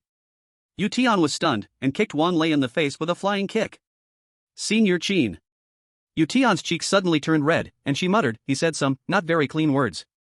Everyone fell silent. Zhang Ke wiped his wet eyes and said with pain, the world will remember this day. The alliance will also remember Senior Qin's sacrifice. No matter how harshly those from other schools curse, we will firmly stand behind Senior Qin. Chapter 60, Conflict. Stumbling to his feet, Wang Lei touched his nose, 2 warm streams of blood dripped from his nostrils, falling onto his collar. A fiery pain came from his face, describing it specifically, it was the kind of pain that spanned the size of 2 shoe soles. It wasn't until this moment that Wang Lei finally reacted. He had been kicked in the face by someone's flying kick. What? No wonder he's the top student from number 1 high school, taking my Tiansong foot and still not a scratch. I can't beat him, I'm running, brother. Qin Lan's face darkened, and he turned and ran, his movements graceful and fluid. After a brief moment of shock, Wang Lei came back to his senses and became furious. If he had long hair instead of a buzz cut, all his hair would probably be standing up by now.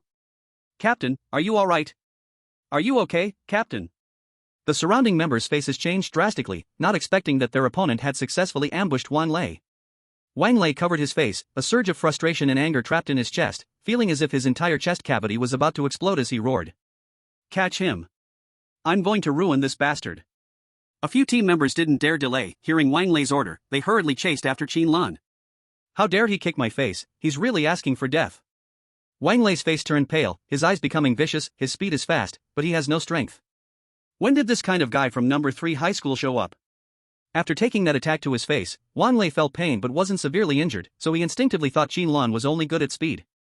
If it weren't for him distracting me, he might not have been able to ambush me. Those idiots from number 3 high school only know how to use these cheap tricks. Wang Lei coldly wiped away his nosebleed and continued to chase. He had considered the possibility of an ambush ahead, but, so what?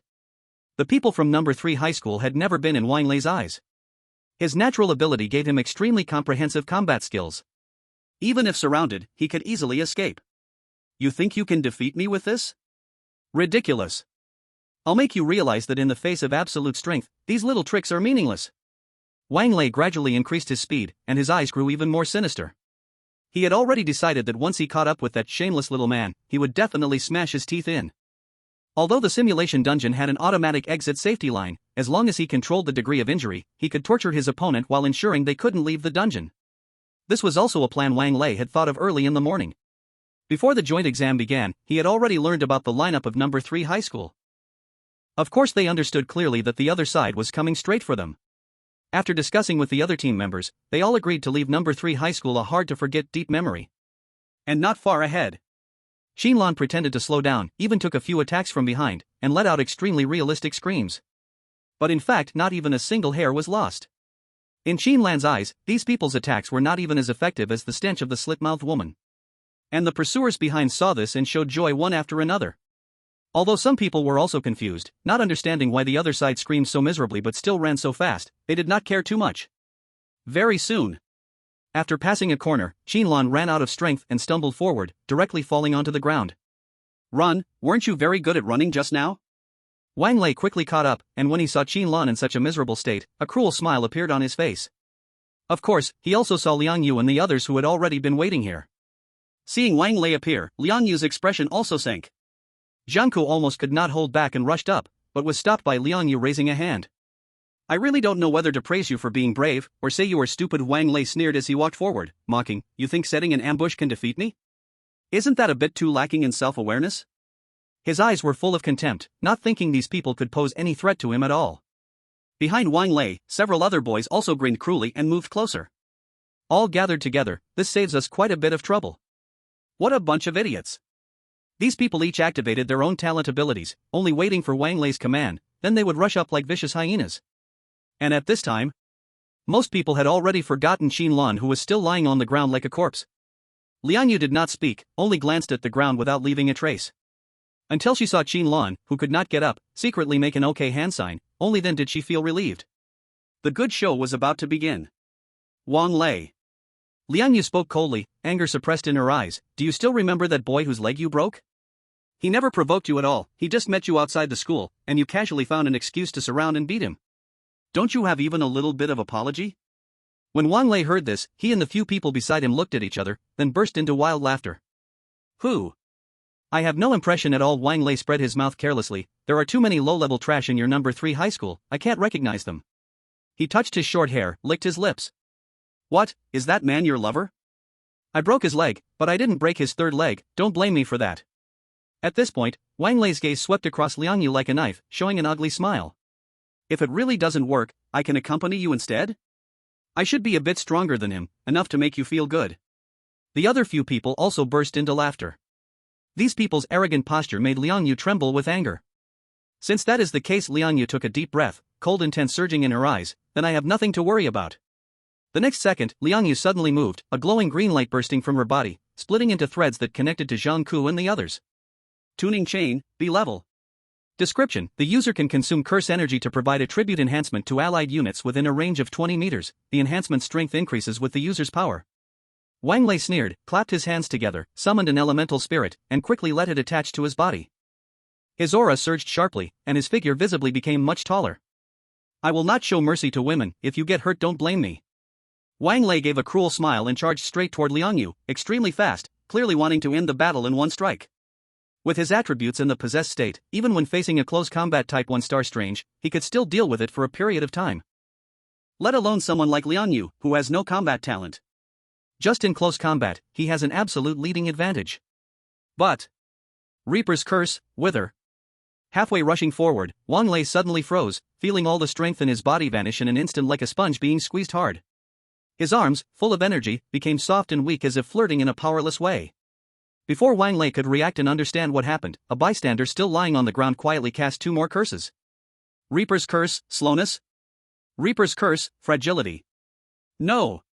Wang Lei's eyes showed horror. He wanted to shout something, but it was already too late. Bang! Chapter 61, Stop Fighting. As Liang Yu's fist rapidly enlarged in his eyes, Wang Lei's mood became hard to describe for a moment. After being hit by the curse, not only was his strength severely weakened, but his constitution and agility also dropped sharply. Reaper's curse, from the unsolvable dungeon's only hidden class, can truly make all beings equal under the Reaper. Unless someone has a level equal to or higher than the Reapers, like from another unsolvable dungeon, they are immune. And Wang Lei was just a high school student who had just started developing his talent ability, and hadn't even studied the curse list. In terms of power, he is even 3 points weaker than a 1-star anomaly. Therefore, the suppression effect on him was extremely severe. Strength weakened by 90%, constitution weakened by 90%, agility weakened by 90%. In this state, Wang Lei was no different from a talking maggot. Liang Yu only threw an ordinary punch, yet he had no ability to dodge, only staring as his face met the fist. Then, a huge force surged, making his vision go black immediately. Wang Lei didn't even have time to feel pain before falling into strong dizziness. The severely weakened constitution made his body extremely fragile, and his skull cracked from this punch. Put! Blood spurted from his nostrils as he fell backward on his back. It's really true. Liang Yu stood stunned, her knuckles aching slightly, constantly reminding her that this was not a dream.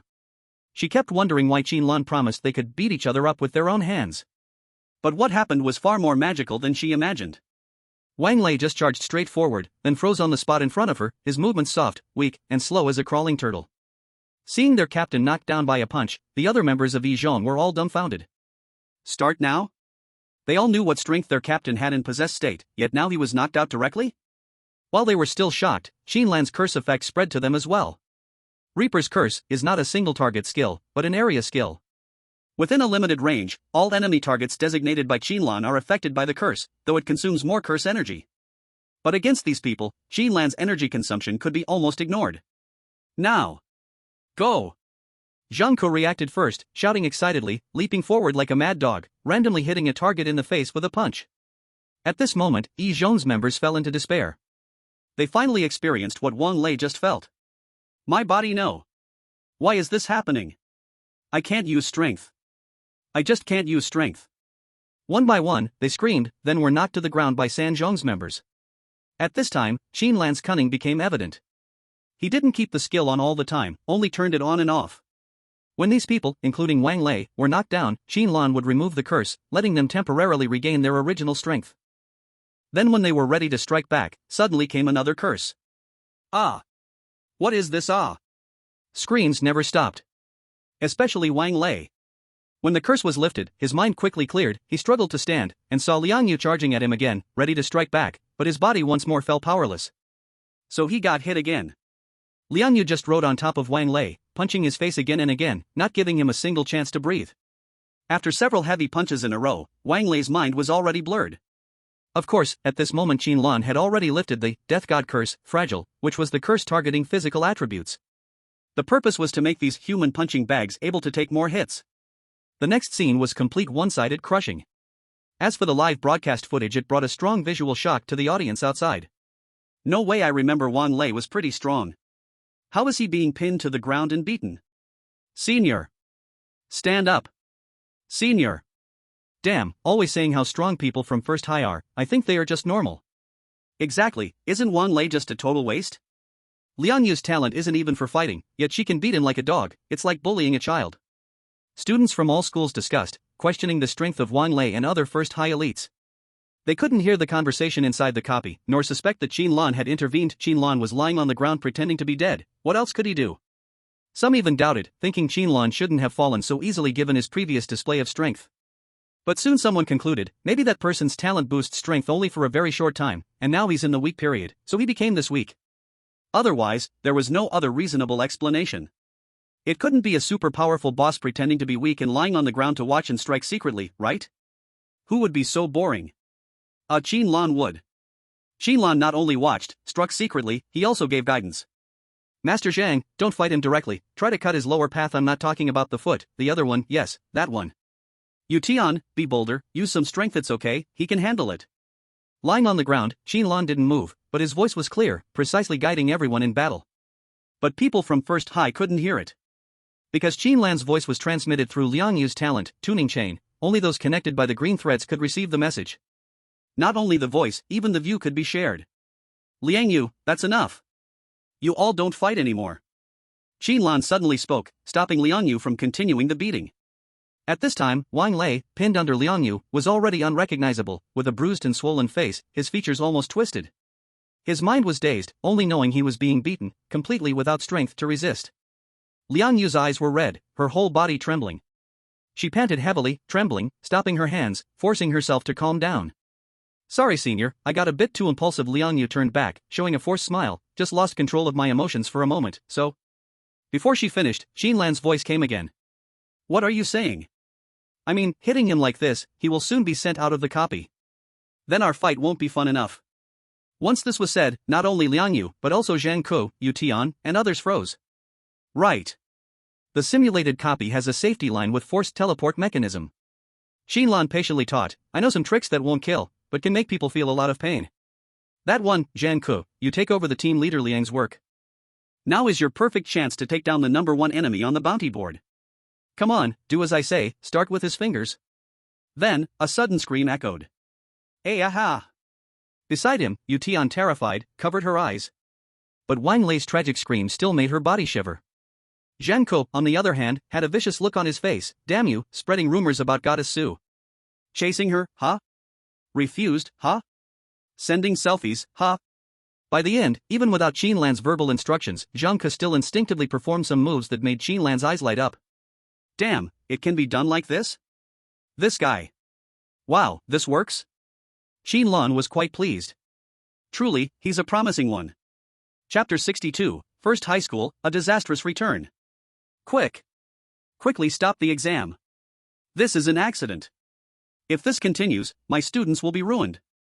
The old principal of First High had just woken up, grabbing the oxygen tank in his arms, taking a few deep breaths, and almost fainted again. The invigilator looked at the situation awkwardly, both feeling it was a huge problem. What should we do? Should we really stop the exam? In the footage, Wang Lei was almost tortured beyond recognition. Though his injuries weren't severe, just watching the footage, you could feel the pain. Not just him, the other First High students looked equally unbearable. But up until this point, their vitality hadn't dropped to the point where they could be forced out. According to the joint exam rules, the exam must continue. Fatty Wu and Li Shan were playing cards by the side, as if they hadn't heard the dispute here. 3 with 1. 17 cards, can you beat me in a second? Can you kill me? I'll smash this monitoring screen on the spot. Until the invigilator walked over, clearing his throat twice. Fatty Wu finally raised his head, showing a bright smile. Oh, what's going on? Is the exam over? Is everyone out? The invigilator lowered his voice, poked Fatty Wu's shoulder. Old Wu, enough already. If you keep this up, you're going to tear apart any remaining goodwill with First High. Fatty Wu's smile didn't fade. Really? I thought we already tore it apart. A cold glint flashed in Fatty Wu's eyes. Before, my student was sent to the hospital, and what reason did they give? Oh, I remember now, it was a small dispute between students. Now, I think this is just a little disagreement among young people. At the age of 17 or 18, their tempers are high, it's normal to not have control and go a bit too far. Hearing Fatty Wu's words, the invigilator was stuck in his throat. The enmity between these two schools had long been brewing, especially in recent times, with incidents happening frequently, even they had heard some rumors. Don't worry, my students still know where to draw the line. Fatty Wu smiled and said, in a little while, it'll be over. Let that old man be more patient, he's so old and still so hasty. What if he really gets heart disease? That'd be so unwise. The invigilator felt helpless, glancing at the First High principal behind him who was already clutching his chest and groaning. Then looking at Fatty Wu who was nonchalantly playing cards, he felt his head was about to explode. What is going on? In the simulation dungeon, Qin Lan's communicator suddenly buzzed. It was the communicator issued by the Bureau of Weird Cases, which allowed normal communication with the outside world even in the simulation dungeon. When the message was received, even without opening it, Qin Lan already knew its content. That's enough. Qin Lan's voice rang in everyone's mind, causing them to stop what they were doing. At this moment, Zhang Ke was also panting, but his face showed immense excitement. That was so satisfying, so satisfying. Senior, the moves you taught me are really effective. Don't talk nonsense, I didn't teach you anything, it's all your own insight. Qin Lan stood up unsteadily, pretending to be just awakened from fainting. He looked around and then walked over to Wang Lei. Looking down at this top student. Then, with one kick, he struck between his legs. Whoosh! Wang Lei's figure instantly turned into a streak of white light and vanished, signaling that his life force had fallen below the safety line. Qin Lan's expression remained unchanged as he continued walking in front of the next person and stomped again. Whoosh! Whoosh! Whoosh! Whoosh! As expected of the senior, the kick was so precise. Zhang Ke's expression was solemn, watching with deep respect as Qin Lan demonstrated this technique of severing the next generation. The male students present, upon seeing Qin Lan's leg movement, could all feel a chill in some part of their bodies. A few seconds later, everyone in front of them was gone, completely empty. The entire team from Class 1, all 10 members, had been wiped out. Thank you, Senior Qin. Lianyu stepped forward and bowed sincerely to Qin Lan. The rest of the team followed her example, repeatedly thanking Qin Lan. Thank you, Senior Qin. Thank you, Senior. Zhang Ke nearly knelt down to Qin Lan. Senior, you are too strong. My respect for you is as endless as the flowing river, like the Yellow River, it just can't be stopped. Please, take me as your little brother. Qin Lan was speechless, kicking Zhang Ke off his leg. Stay away. My task ends here, the rest of the battle, you handle it yourselves. The strongest Class 1 faction had been wiped out, now only Class 2 needed to be dealt with, but if he made another move, it would disrupt the exam order a bit too much. Anyway, Wu Ponzi's intention was only to have him help seek revenge. As for rankings, that was actually secondary. After hearing Liang Yu describe the evil deeds done by Wang Lei and his team, Qin Lan had already understood Wu Ponzi's true purpose for sending him to the exam. Among all the school principals, Wu Ponzi should be the most protective of his own people. Class 1 not only took the initiative to cause trouble, but after fighting, they refused to deal with it. With Wu Ponzi's character, he couldn't just swallow this anger. But as the principal, he couldn't personally go down and cause trouble for Wang Lei and his team. So, he turned to Qin Lan.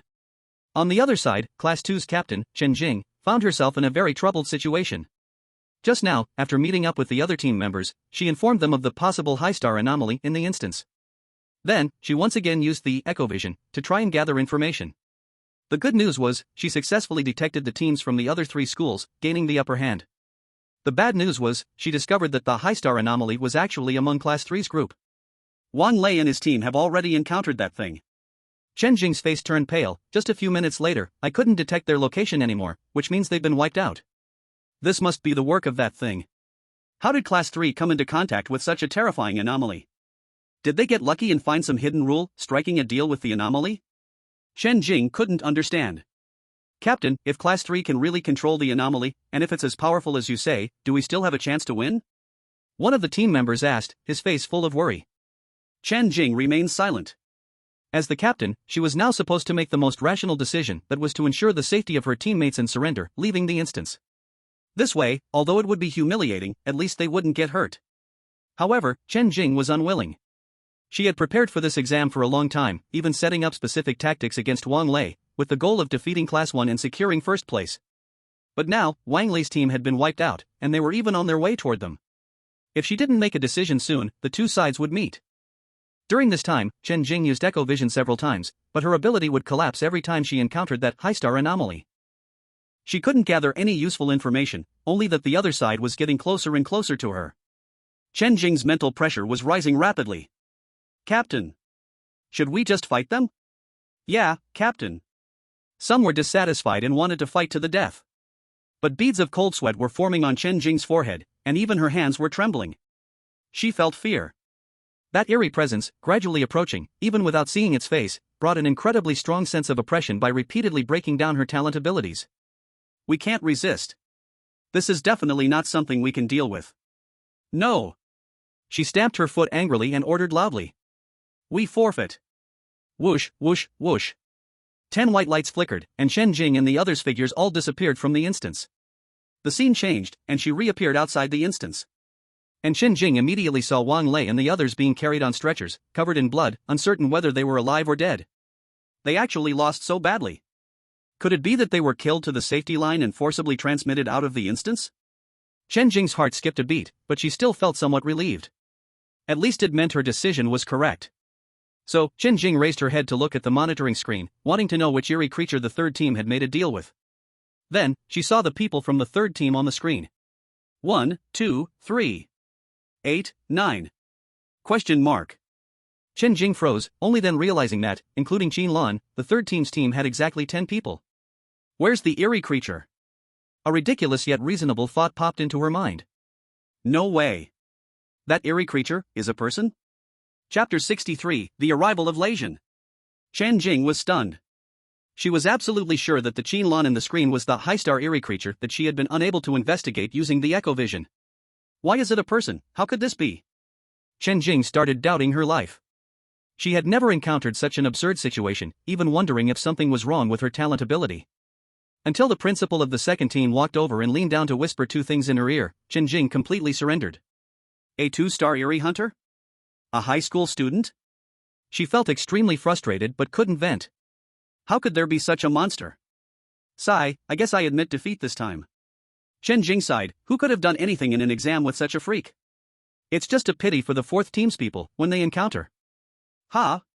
Why are you all out too? You forfeited as well? Chen Jing suddenly realized that the fourth team's candidates had also left the instance, and it seemed they had left even earlier than they did. The captain of the fourth team spoke honestly. About the same, but only the 9 of us forfeited, there's still one person inside. Chen Jing was confused. Leave one person? What kind of tactic is this? Do you think leaving just one person in the instance means they can hide in a corner and survive until the exam ends? The captain of the fourth team smiled innocently. No, this is what the principal requested. After we entered the exam room, we were told to leave directly. He said it was to avoid involving others. Our task is just to get him inside. Hearing this, Qin Jing sharply realized something. Wait. You said him, the person left in the instance, who is it? The captain of the fourth team was very honest, I don't know. He was added to the team just yesterday. He looks a bit older. If the principal hadn't said his paperwork was in order, I would have thought he was an uncle. Senior Qin, those people from the second team, they just suddenly disappeared. Yu Tian was a bit surprised and quickly reported the situation.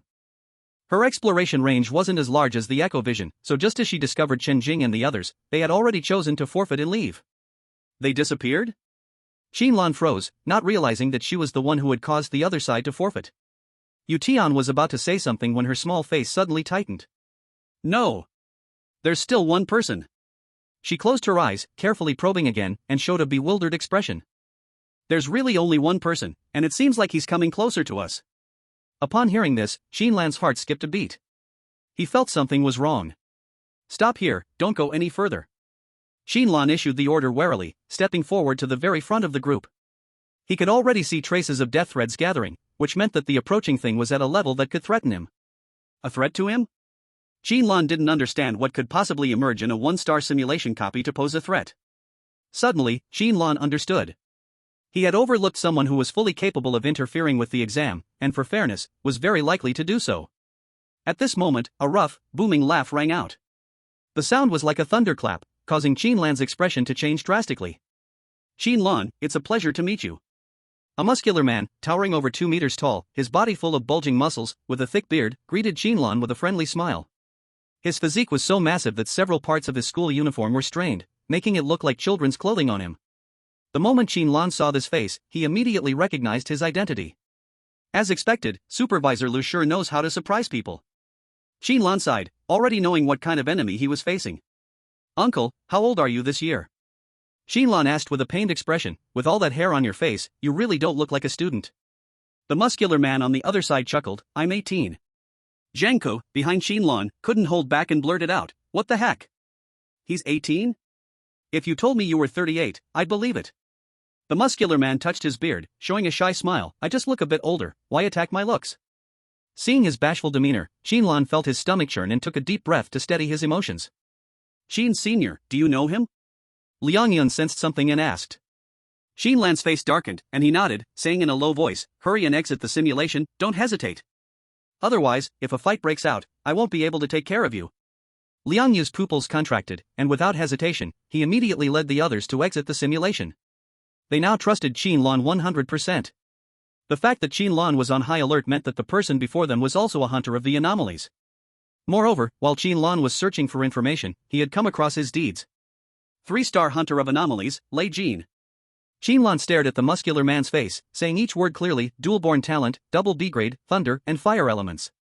Has killed over 23-star anomalies. That's right, isn't it? Hearing Qin Lan's words, the muscular man grinned, revealing a row of white teeth. Lei Jin is just a nickname, my name is Don Hauren. Little Qin, don't blame me for being harsh. Before I came, Supervisor Lu told me that if I didn't go all out, he would transfer me to guard the reservoir. Don Hauren casually removed his school uniform, revealing a body full of muscles that could almost blind Qin Lan's eyes. I know, you are a hunter of the anomalies skilled in close combat, and it just so happens I am as well. I've been wanting to have a real man-to-man brawl for a long time, hope you don't disappoint me. His voice was full of excitement, as if he was eagerly anticipating the upcoming fight. Qin Lan's lips twitched. Is it really necessary? This guy is probably already the strongest of the 3-star hunters below the 4-star level, right? Going all out against me? Supervisor Lu really thinks highly of me. Right now, Qin Lan, although able to kill low-level 3-star anomalies, still found it a bit tough when facing mid-tier 3-star anomalies. And Don Hauren on the opposite side. He's someone who has even killed high-level 3-star anomalies. Supervisor Lu has a very high opinion of you, so much so that I'm a little jealous. Don Hauren's eyes burned with battle intent. Let me see just how capable you really are. Qin Lan weakly said, Uncle, could you stop always saying those over-the-top lines like in anime? Let's just do it lightly, enough to make a point, without hurting each other, okay? Upon hearing this, Don Hauren suddenly threw his head back and laughed loudly. Hobo ho ho ho. Little Qin, do you mean, are you afraid I might get hurt? Want me to give up? Lightning suddenly lit up in his eyes, and bright electric sparks burst from his body. How arrogant! Let me test your strength. Qin Lan was shocked. Oh my thunder! How the hell did you do reading comprehension? I'm afraid you might hurt me, hey! At this moment, Dong Haoren had leapt high, his whole body glowing with blue-white lightning. Like the god of thunder descending, roaring with explosive thunder toward Qin Lan. Chapter 64, Fierce Battle. Qin Lan did not really want to fight Dong Haoren. The reason was simple, defeating him meant exposing more of her cards. Without using the Death God curse, Qin Lan was no match for this top 3-star hunter of anomalies. Previously, to use curses on Wang Lei and others, Qin Lan even acted, falling to the ground pretending to faint to avoid suspicion. If she used it on Dong Haoren, he would surely notice something unusual, and if reported to Lu Xingshan. Beep beep. You have a new message from Lu Xingshan, supervisor. Right as Dong Haoren rushed in, Qin Lan received the message from Lu Xingshan. Just a glance made her eyes widen instantly. Lu Xingshan, supervisor, if you defeat him, I'll give you a curse manual worth 5,000 points. Holy crap! A curse manual worth 5,000 points? Qin Lan was instantly stunned. Even when borrowing Lu Xingshan's 4-star hunter permissions, she had never seen anything of such high value back then. Anything over 600 points was filtered and hidden by Lu Xingshan. Even if Qin Lan went out every day to hunt 3-star anomalies, she would need to kill more than a dozen to gather that many points. The last time she left the dungeon, she submitted 2 anomalous corpses, Matchstick Guy and Aladdin Godding. Matchstick Guy left behind irritable wooden stick, a material that could be directly used to make cursed weapons, extremely precious, too valuable to exchange for points. The crafting cost to make the weapon was paid by exchanging Godding's corpse. When the staff saw Godding taken out from the storage bracelet, their eyes on Qin Lan changed. These details were not important, so we'll skip them. In a dungeon, normally there is only one anomaly. Like before in Fairy Tale Town, a large dungeon with multiple 3-star anomalies was very rare. With Qin Lan's efficiency, even seeing the death threads to quickly find high-difficulty dungeons would take a very long time. And it would involve great risk. The closer to the safe zone, the lower the dungeon level in the fallen area. To frequently encounter 3-star dungeons, one had to go deep into the fallen area, into the deeper zones controlled by anomalies. But then, with Qin Lan's abstract talent effect, you have a face that invites beatings, increasing the chance of anomaly attacks. The chance of encountering 4-star dungeons, even 5-star unsolvable dungeons, would also rise sharply. Since the last encounter with the Abyss, Qin Lan's sharp edges had been smoothed, she was no longer reckless as before. If she accidentally ran into a dungeon linked to the Abyss again, and accidentally triggered something from that side, just thinking about it made her shiver. Also, wasting a lot of time to accumulate points without absorbing the cursed energy in anomalous corpses would slow her strength growth greatly. No matter how you look at it, this curse manual worth 5,000 points must be obtained. Qin Lan, who had originally thought about giving up and running, suddenly sharpened her gaze, and facing Dong Haoren's mighty, lightning-fast attack, quickly pulled back to create distance. Seeing the change in Qin Lan's aura, Dong Haoren laughed even more freely. Good, good, good. This is how a fight should look. Come on, little Qin, take my move Thunder Flash Smash. As soon as the words fell, Dong Haoren's body instantly turned into a white light, appearing directly in front of Qin Lan. He inhaled deeply and roared, swinging a fist straight at Qin Lan's chest, the fist wind howling, carrying crackling sparks of lightning. Boom! Boom! Boom! Rather than calling it a punch, it was more like a thunder explosion. With such speed, his agility must have reached over 30. Qin Lan felt a shock in her heart, but it was already too late to dodge, so she could only cross her arms in front to block. Thunk! Dong Haoren's fist seemed to carry the weight of 1,000 pounds. When it hit Qin Lan's arms, the lightning exploded, and a faint tingling spread quickly through her entire body.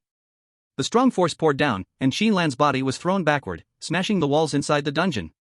Affected by abnormal state, electric paralysis, 25 curse energy. Curse resistance reduced by 22 energy threshold. Back when she had killed Northeast Rain Brother, Qin Lan had used her professional skills to absorb some attributes from the enemy's death, including a full 5 points of curse resistance. Now, Qin Lan's curse resistance had reached an astonishing 22. And Dong Haoren's famous move Thunder Flash Smash, after being weakened by curse resistance, only added 3 points of curse energy, so the paralysis effect on Qin Lan was naturally much weaker. With paralysis added, this is indeed tricky in battle. Shaking her arms, Qin Lan stood up from the dust, squinting. Her arms hurt sharply, bruised from the punch just now. The abnormal state was weakened, but the force was still full. You can still stand? Dong Haoren was very surprised. Seeing Qin Lan still move freely made him suspicious. As the user of the skill, he knew exactly how powerful his Thunder Flash Smash was. Ordinary 3-star ghost hunters, if they hadn't studied the curse script for enhancing the body, would have said goodbye to the world from this punch. Lightly, bones break and tendons snap. Severely, it could mean death. Even those ghost hunters with amazing bodies would be paralyzed by the high lightning element effect, unable to fight. Unless they also used the same amount of curse energy to counter it, they couldn't even stand up. But looking at Qin Lan, it seemed like she was barely affected. No wonder Manager Lu thinks highly of you. You really have some skill. Dong Haoran reined in his smile, his expression gradually growing serious. Originally, he didn't think it would be hard to deal with a junior who had just become a 2-star ghost hunter. One thunderflash smash would probably end the fight. To know, some low-level 3-star ghosts couldn't survive this strike. But now it seemed he had underestimated the young person in front of him. Qin Lan rubbed her arms, thinking, luckily I have curse resistance, otherwise this punch would have consumed over a quarter of my curse energy. Dong Haoran's power isn't weak, his curse energy must be over 150. I'll trick him into using more skills. First drain his curse energy.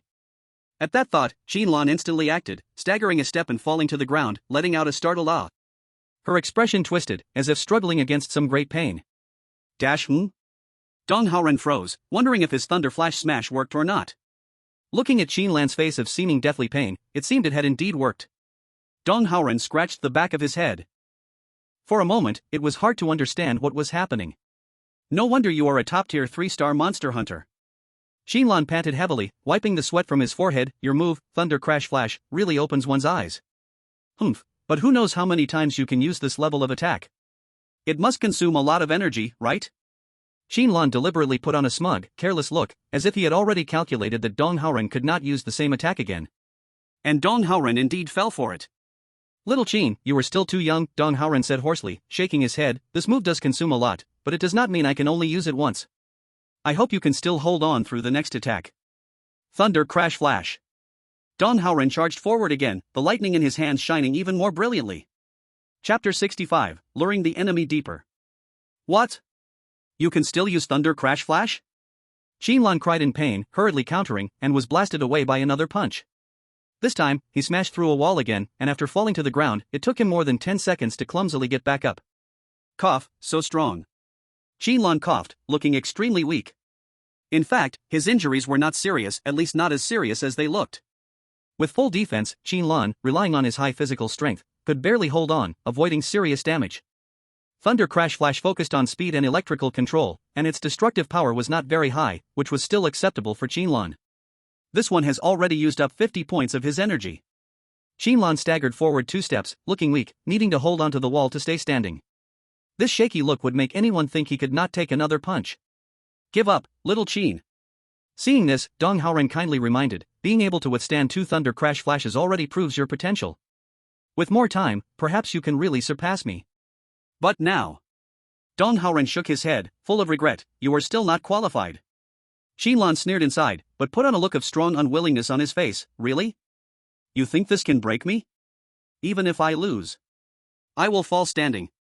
Such brave words made Dong Haoran admire him, raising his opinion of Qin Lan once again. Good. This courage and willpower have earned my respect.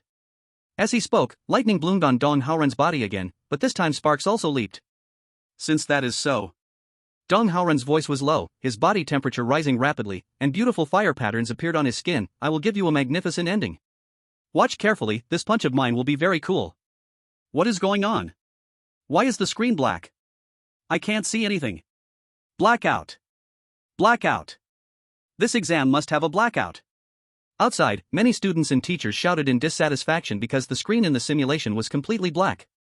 Since Qin Lan met Dong Haoran, the image had suddenly cut off, leaving no one knowing what was happening inside. The rumor of an exam blackout quickly spread, especially among the students of the first and second schools, many feeling furious and pressuring the invigilators together. This should be a technical fault. Please remain calm, we are trying to find the problem. Several invigilators scrambled, trying to restore the screen, but could only maintain the black screen. Looking at the big screen, Wu Fatty's expression became serious. Something is not right.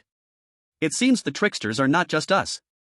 Li Shan felt embarrassed. What are you talking about? We did not cheat, this is all legal and compliant. Wu Fatty snorted and turned to look at the principal of the 4th school, who only smiled, but the smile was meaningful. This bastard. I guess they must have sent someone formidable inside. Wu, the fatty, looked grim, already realizing what kind of situation Qin Lan had encountered. With Qin Lan's strength, Wu would never believe that he had been entangled by a 1-star anomaly. It would be even more impossible for other students to have entangled him. After thinking for a while, the only explanation was that another special examinee, like Qin Lan, who had accessed certain abnormal channels, was behind this situation. Only the Anomaly Hunting Bureau has the ability to interfere with the simulated sub-dungeon developed by the joint government. Wu snorted coldly. Others may not understand, but he knew very well. I can only hope that this kid can survive this test. The person sent from over there is probably no good guy either. Wait, how much stamina do you have left? Unlike his initial confidence, Dong Haorun was now truly feeling a bit frustrated. Just moments ago, he had used his strongest move, Thunderfire Tornado, which was the simultaneous use of his twin talents, launching 2 attacks that intertwined together. A total of 60 points of curse energy, directly hitting Qin Lan, almost causing the entire dungeon to collapse. But after a puff of smoke, Qin Lan still clumsily stood up. Though his clothes were torn, his body was bruised, and many patches of exposed skin were scorched by Thunderfire, he still stood firm. Like an unkillable cockroach. Cough, cough, cough, such a strong attack. If another one comes, I really might not make it. Qin Lan wiped the blood from the corner of his mouth and exaggerated his performance again. Damn. Stop acting. Dong Haorun was terrified. You were coughing earlier, looking like you'd fall at any moment, and now you're still full of energy. You're just faking it, aren't you? Hearing this, Qin Lan was a bit displeased, and spat out a mouthful of blood. TCH, was I seen through so quickly? Although his image looked terrible, his injuries were just superficial. Thunderfire Tornado wasn't a single infusion of 60 points of energy, but rather 2 talents each infused with 30 points. In reality, it was 2 separate skills, just released simultaneously. Which meant there was a weakening of curse resistance twice. So, when the attack hit Qin Lan, the burning and electrocution states weren't that strong, it merely charred his skin.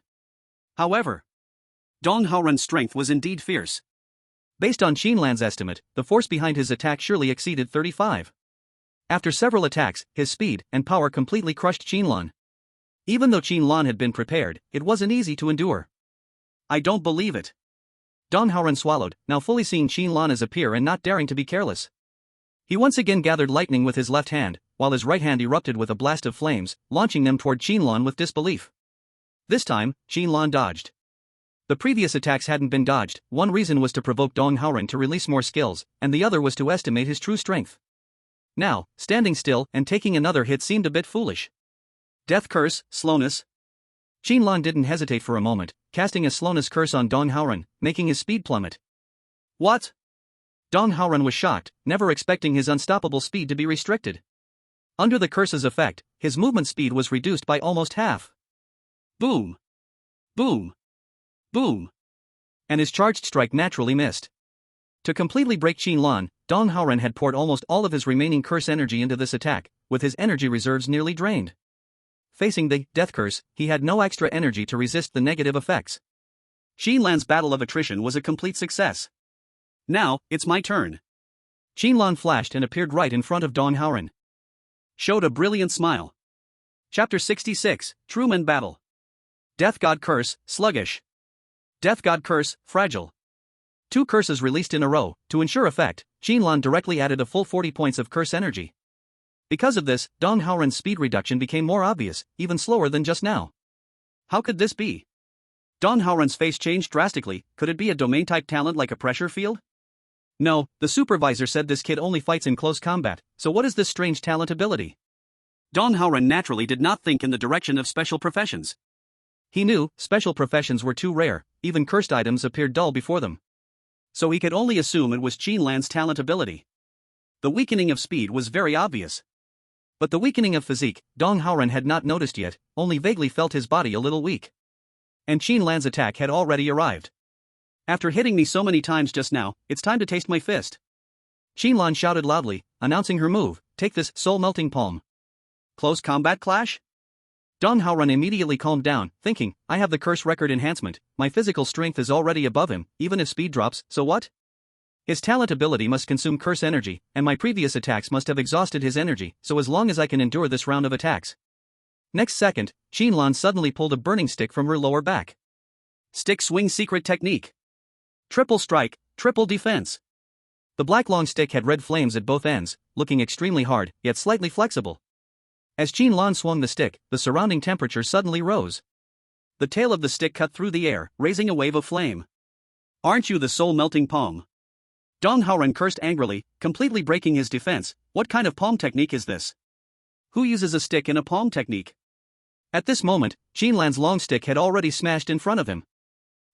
This is the highest level of soul-melting palm, no palm is better than having a palm. Qin Lan boasted, then her eyes sharpened, stick to the leg, prevent escape. The long stick in her hand shook violently, forming a strange arc in midair, accelerating sharply, hitting Dong Haoran's knee heavily. Boom! Ugh!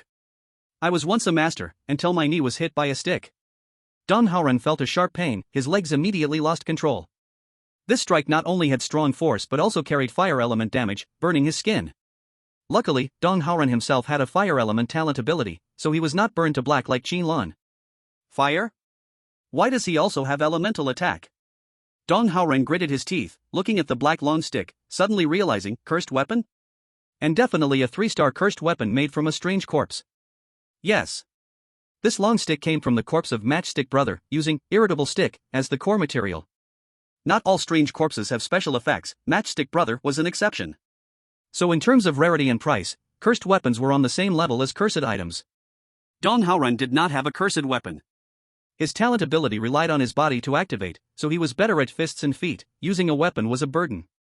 Therefore, he suffered a big loss now. Second stick to the mouth, prevent begging. Qin Lan shouted, pressing the advantage, flicking the stick tip upward, hitting Dong Haoran's jaw hard.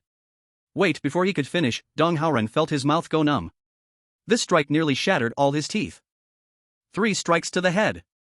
Stop, think. With this strike, Qin Lan poured all the remaining curse energy into it. But Dong Haoran's legs were still stiff, the only thing he could do was raise his hands to try to block. But in the end, he couldn't block it. Look, he's coming out. Is the instance over? Are you kidding me? I can't see anything. Damn, refund the ticket. Brother, this is an exam, no need to buy tickets. No need to buy tickets? Your mom. I got fooled. Amid the noisy chatter, Qin Lan's figure was teleported out. He looked very messy, his upper clothes were completely destroyed, only a few cloth strips covered his legs. If it weren't for fear of some accident with this book, maybe not even the strips would remain. Most of the exposed skin looked like charred coal, even the wounds were burned, not a drop of blood flowed. But Qin Lan still wore a happy smile on his face. 5,000 points, Big win, He hummed a little tune, completely ignoring the gazes around him, and walked straight toward the crowd of third high. Behind Qin Lan, a half-naked muscular man was teleported out, lying on the ground, deep in sweet sleep, not yet awake. In the simulation instance, once all other reference participants were eliminated, the instance directly settled, no need to continue. You can also understand it as the author being too lazy to waste words on unimportant instance story. Now the instance ended, only Qin Lan remained standing. It was clear who the winner was. Ah, Xiaoqin, you worked hard. Wu Fatty appeared like a ghost, his face almost split from smiling, his fat squeezed together, warmly and attentively draping clothes over Qin Lan. Look at you, showing off like this, not even wearing clothes, what if the little girls see? Wu Fatty massaged Qin Lan's shoulders while mumbling. Qin Lan rolled his eyes, do I look like I took them off myself? I almost got beaten to death. Wu Fatty chuckled, he could clearly see Qin Lan had been through a big fight, his words were just to tease him. Then Wu Fatty lowered his voice, quietly asking near Qin Lan's ear. So, the Ghost Hunt Bureau shouldn't interfere with the joint exam now, right? With Wu Fatty's smartness, he of course knew the fallen muscular man was sent by the Ghost Hunt Bureau, just to keep the joint exam fair. After all, exploding the fish is immoral. Qin Lan nodded, too lazy to speak, a strong fatigue swept over him. He really was a bit tired. Not only was his curse energy completely drained, his body carried injuries, to fully recover would take at least a few days. But it wasn't a big problem. After practicing the curse record, he could convert curse energy into life force to heal wounds, just needed some time. Are you Senior Qin Lan? At that moment, a voice came from behind. Qin Lan turned, stunned, because it was a strange girl in 4th high uniform.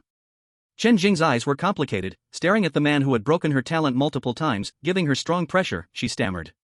Is it convenient to give me your contact info? Qin Lan was still shocked, when Wu Fatty quietly reminded him beside. Xiaoqin. It's fine, she's an adult. Chapter 67, Curse Record, Soul Tower. Of course. The story the audience loves didn't happen. Chen Jing just wanted our senior Qin to help sharpen her talent skills. No, what's with that disappointed look on your face? Okay, let's return to the main point. The reason she asked Qin Lan for help was because Chen Jing found she had serious psychological barriers. She relied on echo vision to always have an information advantage. Once the ability fails, it will lead to a helpless fear. If such a situation arises when facing true anomalies in the future, it would undoubtedly be fatal. I can help, but it will be in 2 days. After leaving contact information, Qin Lan did not refuse. After all, this was just a small favor for him, he only needed to stand still. Besides, his action of using the 4-school joint exam to fish for answers wasn't exactly proper, so helping out a little was only logical. Now, however, Qin Lan had more important things to do. Claiming his huge reward. How advanced would a curse catalog worth 5,000 points be? Qin Lan couldn't even bring himself to imagine. The exchange of curse catalogs does not mean that one needs to start over with practice, because different curse catalogs only change how curse energy is utilized. For example, lower-level curse catalogs can turn 1 point of curse energy into 1 point of physical strength plus 1 point of talent effect. While higher-level curse catalogs can turn 1 point of energy into 2 or even 4 points of physical strength. And the increase in talent effects is also similar. In other words, even if both curse catalogs focus on enhancing talent effects, the degree of improvement still differs. The 500-point curse catalog allowed Qin Lan's attributes to improve greatly every time he died, and even his resurrection time was reduced by nearly 3 minutes. What would happen with a more advanced curse catalog? Filled with excitement, Qin Lan knocked on the office door. Come in. Lu Xingshan still had that leisurely attitude, enjoying his afternoon tea. Supervisor, my curse catalog. Qin Lan rubbed his hands together, flashing a simple, honest smile. Lu Xingshan paused his actions, turned his head, and looked at him with a smile that seemed neither real nor fake. We'll talk about the curse catalog later. Don't you want to explain that special profession of yours? Oh no. Qin Lan's smile vanished. This was a trap. No, it wasn't even a banquet, it was pure danger. No wonder Lu Xingshan was willing to use 5,000 points as a prize, it was clearly to verify this matter from the very beginning. Profession? What profession? I don't understand. Qin Lan tried to play dumb, hoping to get through this. Lu Xingshan chuckled, is that so?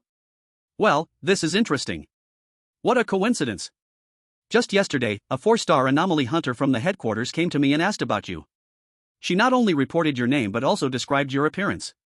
She said she was lucky to have participated in a 5-star unsolvable dungeon with you, and that dungeon mysteriously ended. And when she went back in, she found that the special profession in the dungeon had already been claimed by someone else. Lu Xingshan clicked his tongue, isn't this strange? Qin Lan's face turned pale. Excuse me, this 4-star anomaly hunter's name wouldn't happen to be. Lu Xingshan glanced at Qin Lan and said, Luan Zimo, do you know her? Damn. It was that woman. Qin Lan had no words left, helplessly saying, alright, I'll admit it, is that enough? I really did go into that unsolvable dungeon, and yes, I was lucky and got some special profession. Since it was Luan Zimo who leaked the information, Qin Lan indeed had no way of hiding it any longer. It was probably because the woman couldn't swallow her anger, so she was desperately searching for Qin Lan's whereabouts. To leave that unsolvable dungeon, she had consumed a precious revival item. But ended up with nothing. Unable to accept that, she went back in, determined to get the special profession, only to find that it was already gone, claimed by someone else. At that time, there were only 3 people in the dungeon, herself, Han Shan, who already had the special profession, and a seemingly weak Qin Lan who somehow kept evading death. Who will get the special profession? So hard to guess. Oh, now willing to speak? Lu Xingshan teased, that little girl sent a message to every safety zone manager, focusing on finding 2-star to 4-star young ghost hunters. But your file back then was still 1 star, so you were not checked. Hearing this, Qin Lan looked at Lu Xingshan eagerly, then, manager, you didn't sell me out, right? Lu Xingshan sipped tea comfortably, let out a ha sound, and opened his mouth. I am not familiar with her, why would I help her? But you, boy, are not honest at all, secretly doing such an earth-shaking thing, even hiding it from me. Hearing that Lu Xingshan did not reveal his matter, Qin Lan breathed out in relief. Then a little embarrassed, touched his nose. I am just used to being cautious. Always keep a backup, or later you will suffer more losses. Lu Xingshan sneered, quite clever. Alright, next time if this happens, remember to tell me. If I wanted to harm you, you wouldn't even be alive now. After another sip of tea, Lu Xingshan's tone became more serious. In the future, you also need to be careful, act according to your ability when exploring fallen zones, understand? 3-star ghost hunter, also with a special profession from an unsolvable dungeon, you will inevitably become a pillar of a safety zone, even a protector of several safety zones.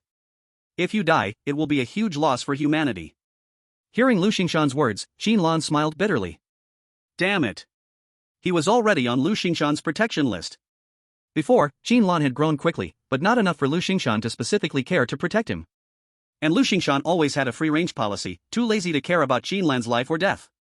Back in Fairy Tale Town, if the abyss had not appeared at the end, any small mistake could have caused a huge disaster. Lu Xingshan probably wouldn't have appeared. But times are different now. A special profession at unsolvable dungeon level, anyone could see how strong it is. Even a C-level talent ghost hunter, with this profession, becoming a 4-star ghost hunter would not be too hard. This is a huge treasure. In other words, Qin Lan's life no longer fully belongs to himself, part also belongs to the Ghost Hunter Bureau, and the human faction behind it. What kind of things are these? Qin Lan laughed and cried at the same time. If it were someone else, they would feel extremely honored, immensely happy always having a senior 4-star ghost hunter backing them. Going to fallen zones would be like going to the market. But Qin Lan had to find death, this instead became a burden. If he wanted to die by strange beings again, Qin Lan must avoid Lu Xingshan's watch. Otherwise, within a few kilometers of the safety zone, Lu Xingshan would definitely arrive in time. Alright, I won't say more useless words. You defeating Lei Jin really surprised me. Lu Xingshan showed a satisfied look, seeming very pleased with Qin Lan. 5,000 points is valuable, but I am not unable to afford it. Being able to witness a future 4-star ghost hunter appear is also a good thing.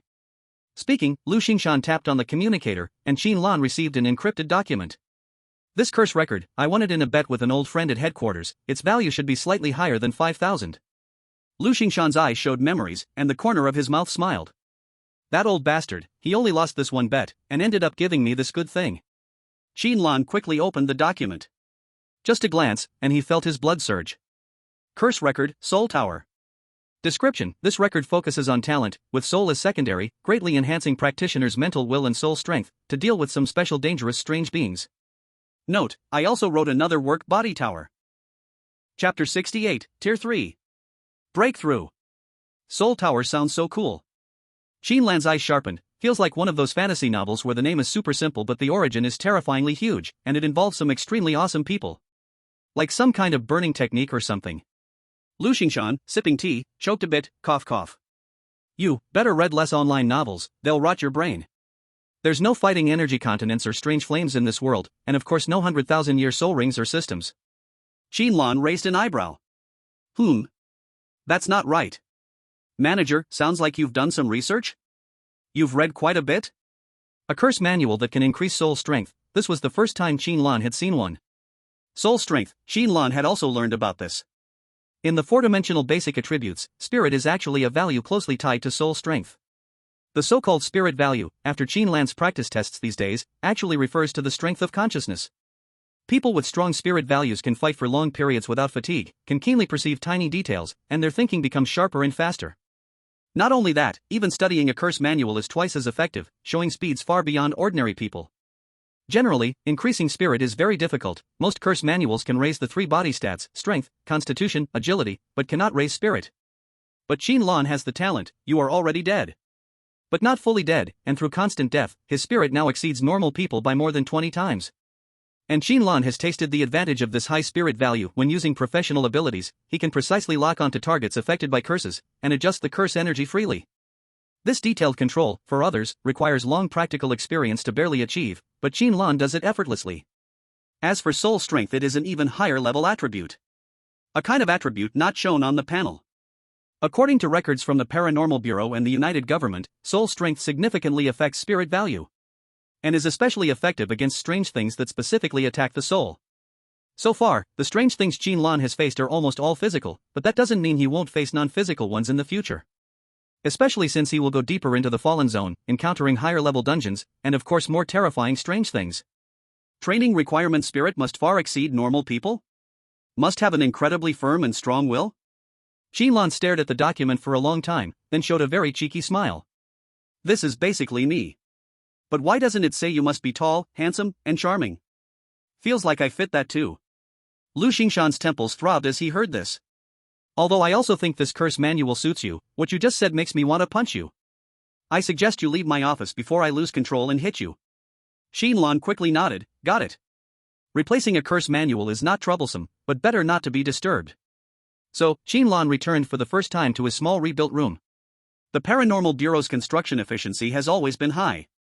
The room had actually been finished a long time ago, but Qin Lan had been busy roaming the Fallen Zone, with little time to come back. The bedroom wasn't much different from Qin Lan's memory. Oh, actually Qin Lan didn't have a bedroom. This room served as bedroom, study, and even living room. The only thing worth being glad about is that there was no toilet in the bedroom. Although the environment was simple, Qin Lan felt unusually at ease. She opened the detailed documentation of Soul Tower and began to convert it step by step. The process wasn't complicated, it just required some adjustments to the curse seed circuit in her body, taking a bit of time. It was only during this adjustment process that Qin Lan realized how exquisite this advanced curse chart was. The circuit built through Soul Tower was simpler than the previous talent excavation, but the curse energy flowed through it much more efficiently. If the previous circuit was like a winding mountain road, then the current one was like a wide highway. A dual-lane, 8-car highway. Those who have driven cars know this feeling. I'm not talking about just driving, but real driving. On a non-holiday, non-peak time, with no cars on the highway, the thrill of pushing the accelerator all the way down is just like how Qin Lan feels her curse energy operating. Even more amazing, Qin Lan clearly felt her consciousness becoming more solid. Saying solid might sound a bit abstract, right? Let me describe it another way. If the body is compared to a container, and the consciousness to the substance inside the container, then Qin Lan's previous consciousness was like wisps of mist, while now it had begun to condense into liquid. This improvement was undoubtedly terrifying. Has my soul strength increased? My mental power feels different from before. Qin Lan muttered to herself, subconsciously opening her character panel to take a look. Name, Qin Lan. Race, human. Class, substitute death god, unique hidden. Strength, 28. Constitution, 27. Agility, 23. Mentality, 22.5, 33.8, 50% increase. Soul strength, 1.5. Curse energy, 99, May 99. Curse amplification, 0. Curse resistance, 22. He was stunned to find that a bracket had appeared next to his mental value. 50% increase? Qin Lan suddenly understood that this was the extra boost to mental power provided by soul strength. And the newly added soul strength 1.5 was the best proof. A soul strength of 1.5 units can boost mental power by 50%. What about a soul strength of 2 or even 3? Qin Lan gasped. Now, even when facing abilities specifically targeting the mental realm, Qin Lan was no longer afraid. This is too strong. Qin Lan couldn't help but exclaim, but suddenly her expression changed. Could this feeling be? A strange impulse surged up. The curse seed inside her body, or rather the budding curse, was frantically agitated, craving the influx of curse energy. After a fierce battle with Dong Haoren and replacing the new curse chart, Qin Lan had finally touched the threshold of the third stage. The bottleneck that had limited her growth was on the verge of collapsing. Qin Lan dared not hesitate for a second, quickly taking out the curse crystal she had prepared in advance. This pure crystal extracted from a strange corpse radiated a strong curse aura. It appeared grayish-white, almost like a work of art.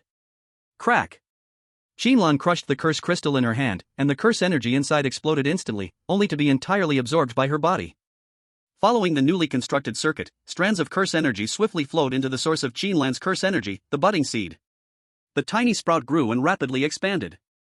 Not enough, still not enough. Qin Lan was drenched in sweat. She hadn't expected her source to absorb curse energy so quickly, fast enough that she couldn't react, and one crystal had already been completely depleted. She quickly took out another crystal, crushed it, and consumed all its energy. Then the next one.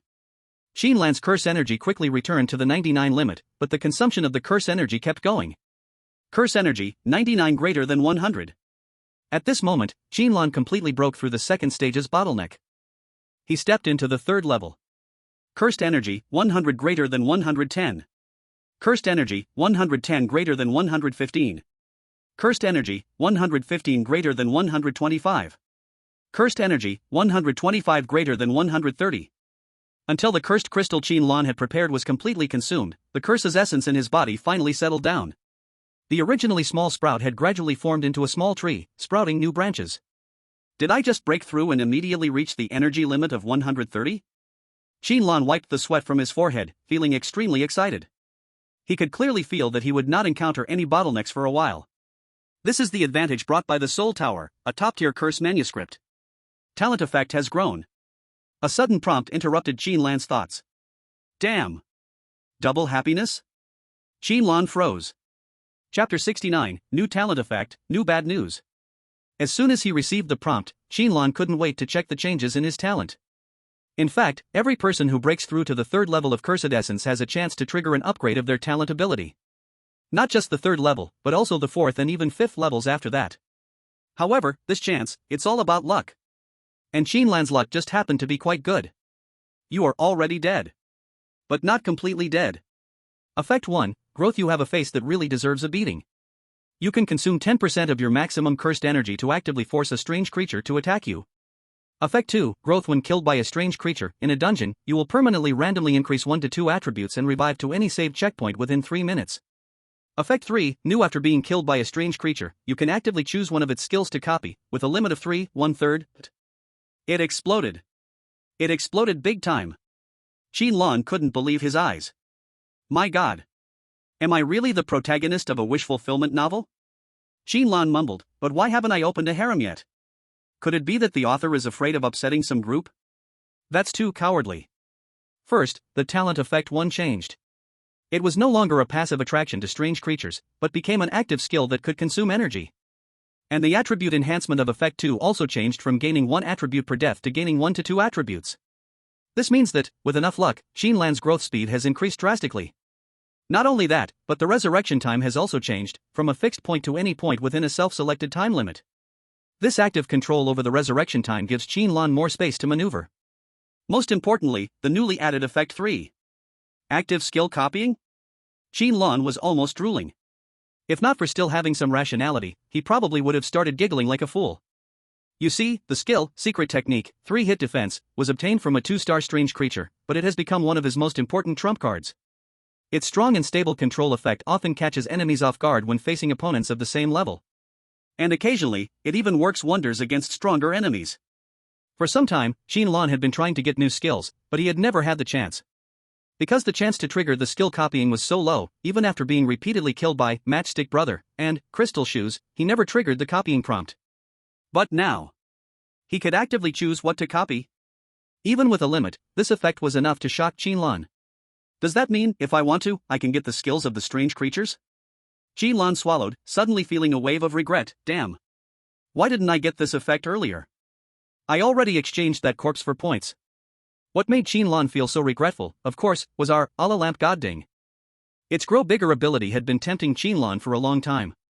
Come on, what man doesn't want to get bigger and harder? Huh? What? You say I'm being inappropriate? I meant the body gets bigger, the physique gets tougher, making it easier to fight. This has been recorded in ancient mythology, like the changing the heavens and earth kind of thing, where strength increases after growing larger. What are you thinking? Qin Lan slapped her thigh angrily. That godly thing gets bigger, and the force of the collision at least doubles, with its hardness greatly increased. If I could also do this move.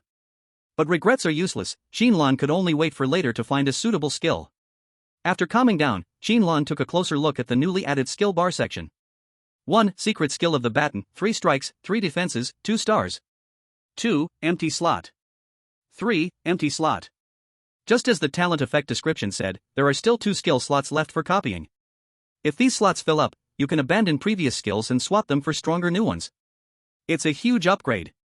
Uncle Qin Lan, you're about to head to the collapsed zone, randomly catch a 3-star anomaly, and then do a thunderous copying move.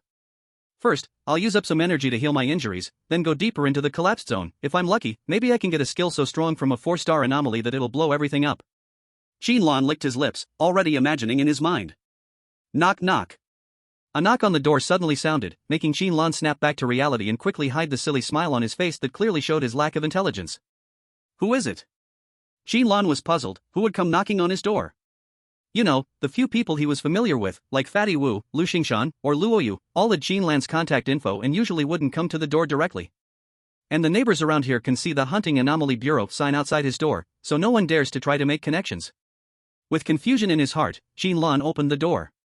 As soon as the door opened, the person knocking plopped down on his knees, banging his head loudly in front of Qin Lan. Mr. Qin, please, save my daughter.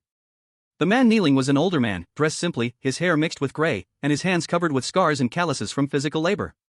He didn't hesitate at all, banging his head hard while making a low and sorrowful plea. Qin Lan was shocked by his actions. What the heck? What's going on? Beating drums and pleading for justice? He starts by banging his head. Qin Lan reacted quickly, rushing to support him to prevent him from knocking himself out right at his doorstep. It'd be bad luck if someone died in the newly built house. Only at this point did Qin Lan clearly see the man's face and was stunned. Huh? Uncle Han? This man, Qin Lan actually recognized him. Back when he lived around here, Qin Lan didn't interact much with the neighbors, but he did have some exchanges with a man named Han Yifan. At that time, Qin Lan was still young, and sometimes when the electrical circuit at home broke and couldn't be fixed, it was this Uncle Han next door who helped. A few times when Qin Lan got sick and had no one to take care of him, it was Han Yifan who noticed and brought food and medicine. Medicines were rare in the slums, not every family could afford them. And Han Yifan himself had a young daughter, yet he was willing to share some of his precious medicine with Qin Lan, which showed just how kind his heart was. Uncle Han, didn't you move to the city? What happened? Qin Lan quickly asked. He remembered that when he was still in middle school, Han Yifan's family had saved enough money to move out of the slums, and after that, he hadn't seen them again. Han Yifan looked up. His forehead was swollen, and his face, worn and aged by the wind and frost, trembled slightly as he began to sob softly. She's going to die. Qin Lan's heart skipped a beat, and a faint but youthful figure flashed through his mind. When Han Yifan's family still lived next door, the little girl was always around.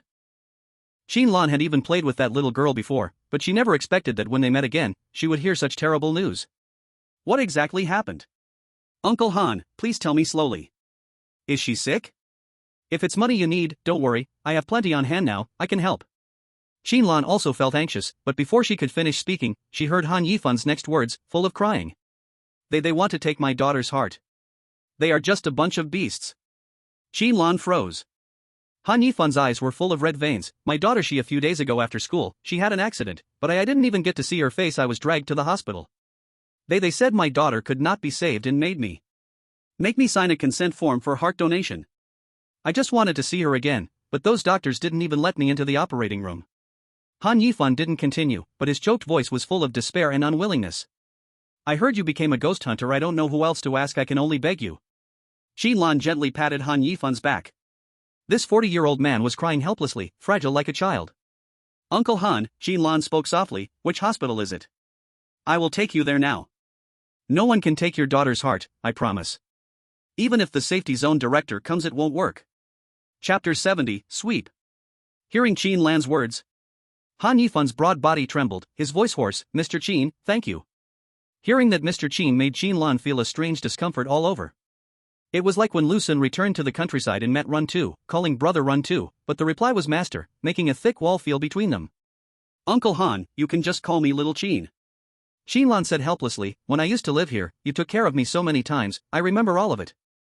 I just became a ghost hunter, it's not like I became a different person. Han Yifan's cracked lips stammered, but in the end, he could not bring out the words Little Qin. To him, Qin Lan was the high-ranking ghost hunter, part of the feared Ghost Bureau, already at the top of safety zone society. If not desperate, he might not have dared to knock on Qin Lan's door. Come on, Uncle Han, tell me the hospital address. Qin Lan's tone was gentle, but his eyes were cold. I want to see who can stop me. 088 Safety Zone, Zhenshan Hospital. This is one of the industries under the Qian Group, also the most famous private hospital in the 088 Safety Zone. Most of the powerful people in the safety zone choose to rest here, so the hospital has complicated connections behind it. And today, Zhenshan Hospital welcomed its strictest father. Is it here? Qin Lan looked up at the hospital gate with the bright Qian Group sign, his face showing an undisguised cold smile. Good, it's you again. Qian Group, I was just worrying about not having a reason to trouble you, but you even come to my door. Previously, he was hunted by the future heir of Qian Group, Qian Yuquan. And then they hired people to secretly attack him. Qin Lan had kept a burning anger inside, waiting for the moment to explode. Now, he had already risen to a 3-star ghost hunter, the strongest below Lu Xingshan in the safety zone. No one could make him stay silent. The beast that had been hiding for a long time, today was ready to show the world its sharp teeth. In front of the hospital gate, a few men squatting and smoking also saw Qin Lan, or more precisely, Han Yifan behind him. They exchanged glances, then showed hostile looks, getting up and walking toward them. Han Yifan instinctively wanted to step back. He had been threatened by these men before, forced out of the hospital, and still had some injuries. But Qin Lan stepped forward first, blocking him. Han, what's your full name? Are you here to make trouble again? The man leading looked fierce, his eyes full of rage. How many times have I told you, your daughter's fate is unlucky, has nothing to do with our hospital. Want to get beaten again? He stepped forward 2 paces, glancing at Qin Lan, showing a cruel expression. Where did you little brat come from? Get lost. The man swung a hand, striking toward Qin Lan's face. Bang! The finely decorated glass door of Qianshan Hospital shattered, a figure slammed into the outpatient hall like a cannonball, then crashed into a registration window, breaking the small counter window. Such a loud noise instantly caused an uproar. Oh my god! What is happening? War? Who fired the cannon? No, something just flew in. That is a person? In the shocked eyes of many patients and family members, the man who just tried to attack Qin Lan now lay like a puddle of mud, weakly spitting out blood mixed with broken organs, then stopped breathing.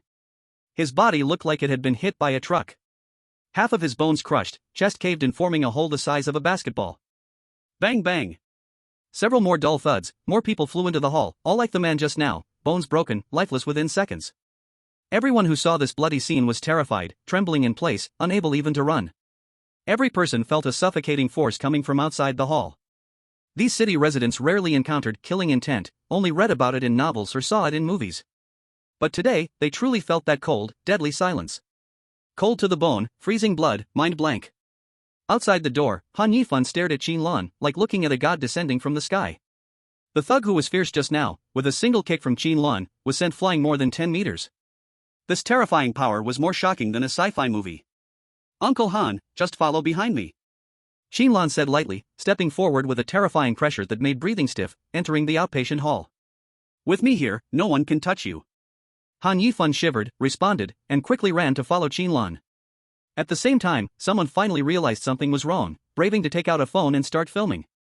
Qin Lan glanced at them, not stopping them at all. Film it, the bigger this gets, the better. Who is that? Security. Security. Stop that person. As one of the key assets of the Qian Group, Shenzhen Hospital also had a security team hired with high salaries. Although these people were not monster hunters, they had studied curse records, but only at level 1. This was not strange. Since almost all college students get some contact with curse records, though usually at a low level. So their strength was average. They could not join the joint government, only private security groups. In the hospital security room, the guards who were joking earlier now filed out in order. They immediately saw Qin Lan approaching. Just as they tried to use their talents, they felt an unprecedented fear. This fear, even years ago facing the terrifying monsters in fallen zones, they had never felt. Standing in front, Qin Lan looked like a young person with a fresh face, but to them, she was like a dense and pure curse tangled together. Qin Lan lowered her eyes, her gaze sweeping over these people, causing them to feel a chill all over their bodies. Whoever blocks me, dies. Qin Lan's voice was calm, but it was like the whisper of death itself. No one doubted the truth of her words. And so, under the watchful eyes of everyone, Qin Lan stepped forward, walking through the trembling guards. Everyone held their breath, afraid that even the slightest exhale would provoke this evil star into striking them. A few thousand a month, no, a few dozen material coins a month, what are you risking your life for? It wasn't until Qin Lan walked far away with Han Yifan that they all exhaled, one by one, like deflated balloons, collapsing to the ground. The overwhelming aura of a 3-star hunter of the uncanny, combined with Qin Lan's enhanced mental stats over 30, could cause a person's mind to collapse with just a glance. Quick, report. Something huge has happened. A tough character has arrived. Quick, contact the director. Chapter 71, The Cradle of Sin. The 13th floor of Qianshan Hospital is the floor where the intensive care unit is located. It is also the floor where the director's office is situated. At this moment, in the office, Director Wang Yupeng was drinking with a few people, laughing loudly. Ha, Director Wang is so generous, in such a short time, the right candidate has already been found, your efficiency is truly impressive. A fat man wearing a suit, his belly almost bursting from the shirt, raised his glass to Director Wang Yupeng. Come, Director, I toast you. Once this is done, the district mayor, don't worry, there won't be any problems. Director Wang Yupeng showed a sycophantic smile, raising his glass in return. A small matter, a small matter. I have the physical examination reports for all the students in the whole safe district here, finding a suitable transplant candidate is a piece of cake. Those parents never imagined, the so-called free public welfare checkups, actually gave us a precise organ information database, huh? Another man, slimmer, adjusted his glasses and smirked. Director Wang, you really know what you're doing. What we need now is someone who understands things. Wang Yupeng, flattered, replied. Oh, Secretary Lin, you flatter me. It's my honor that you allow me to handle this. It's just a pity, that one named Tang. Oh, Tang Xingqing. Wang Yupeng sighed regretfully, she's just too uncooperative, otherwise Secretary Lin's father wouldn't have to wait these few days and risk surgery. Secretary Lin, the man with glasses, shook his head. It's fine, we're not short on time. But Tang Xingqing is being protected by the principal of 3rd Middle School, Wu Rendi, right? That guy is stubborn, a tough nut to crack. Before, whether we bribed or threatened him, he wouldn't budge. The three exchanged smiles, complimenting each other once more. At this moment, the floor of the office suddenly shook. Wang Yupeng paused, thinking he had misheard. There's no renovation plan for today, why such a commotion?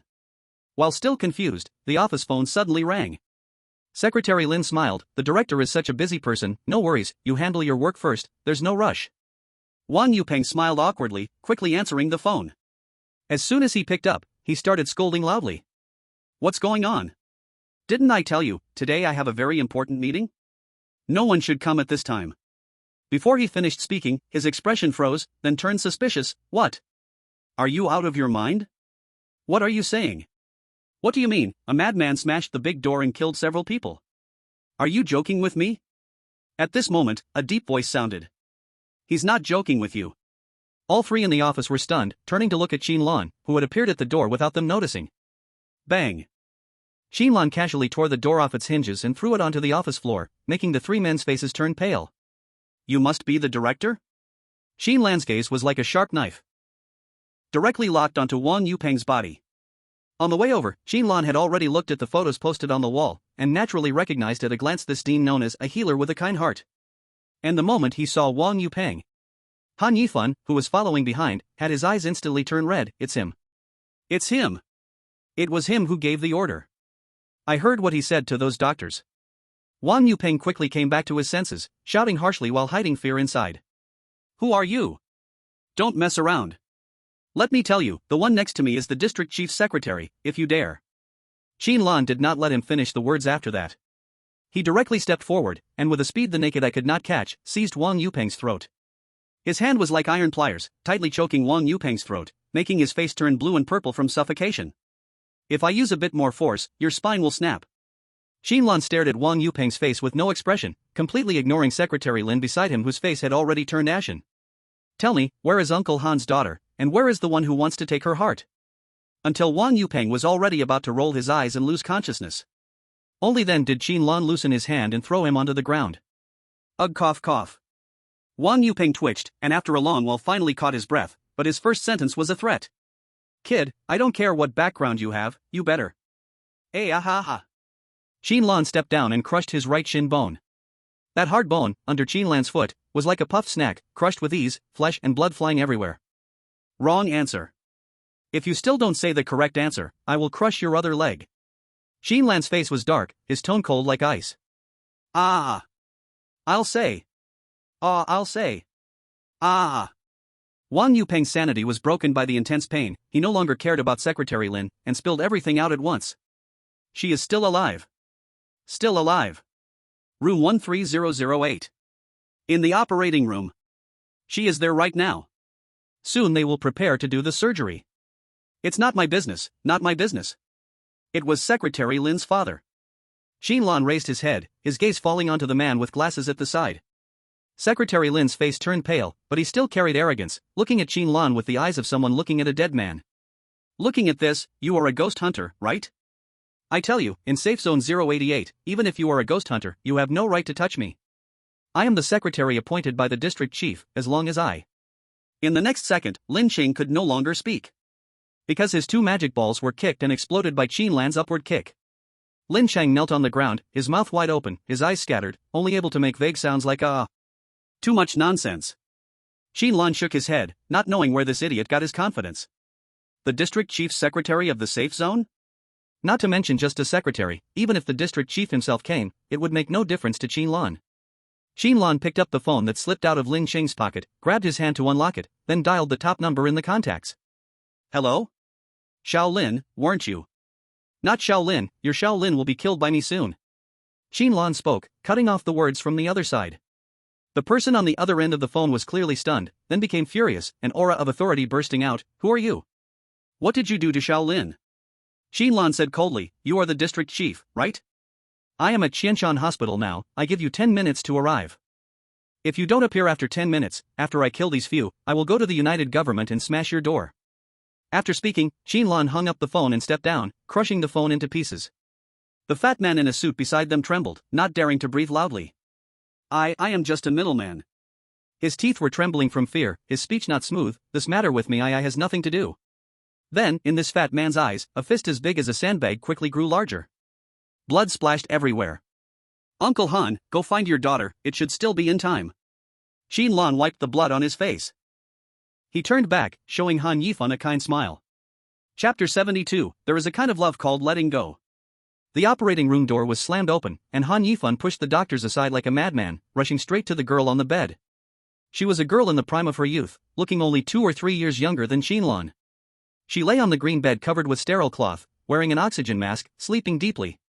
On her delicate and fair body, areas of various sizes had been drawn with a pen, marking every important organ. Nearby, the vital signs monitor beeped, waiting for the surgery to begin. Ran. Han Yifan roared, frantically pulling off the monitoring wires attached to her, trying to wake his daughter. He shoved people aside with force, his eyes bloodshot, like an angry beast. The medical staff he pushed fell to the ground. Then hurriedly got up, one by one scolding him while dragging him back. Pull him away. Quickly. The surgery is about to start, what are you doing? If you waste time, the director won't be able to explain.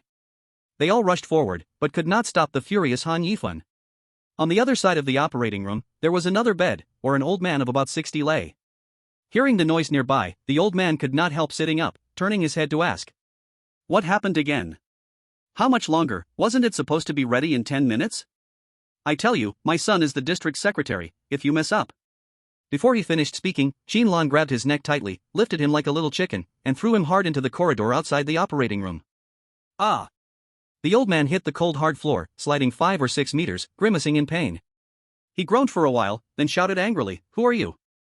You dare hit me? I tell you, my son is. Then, he saw the scene inside the director's office.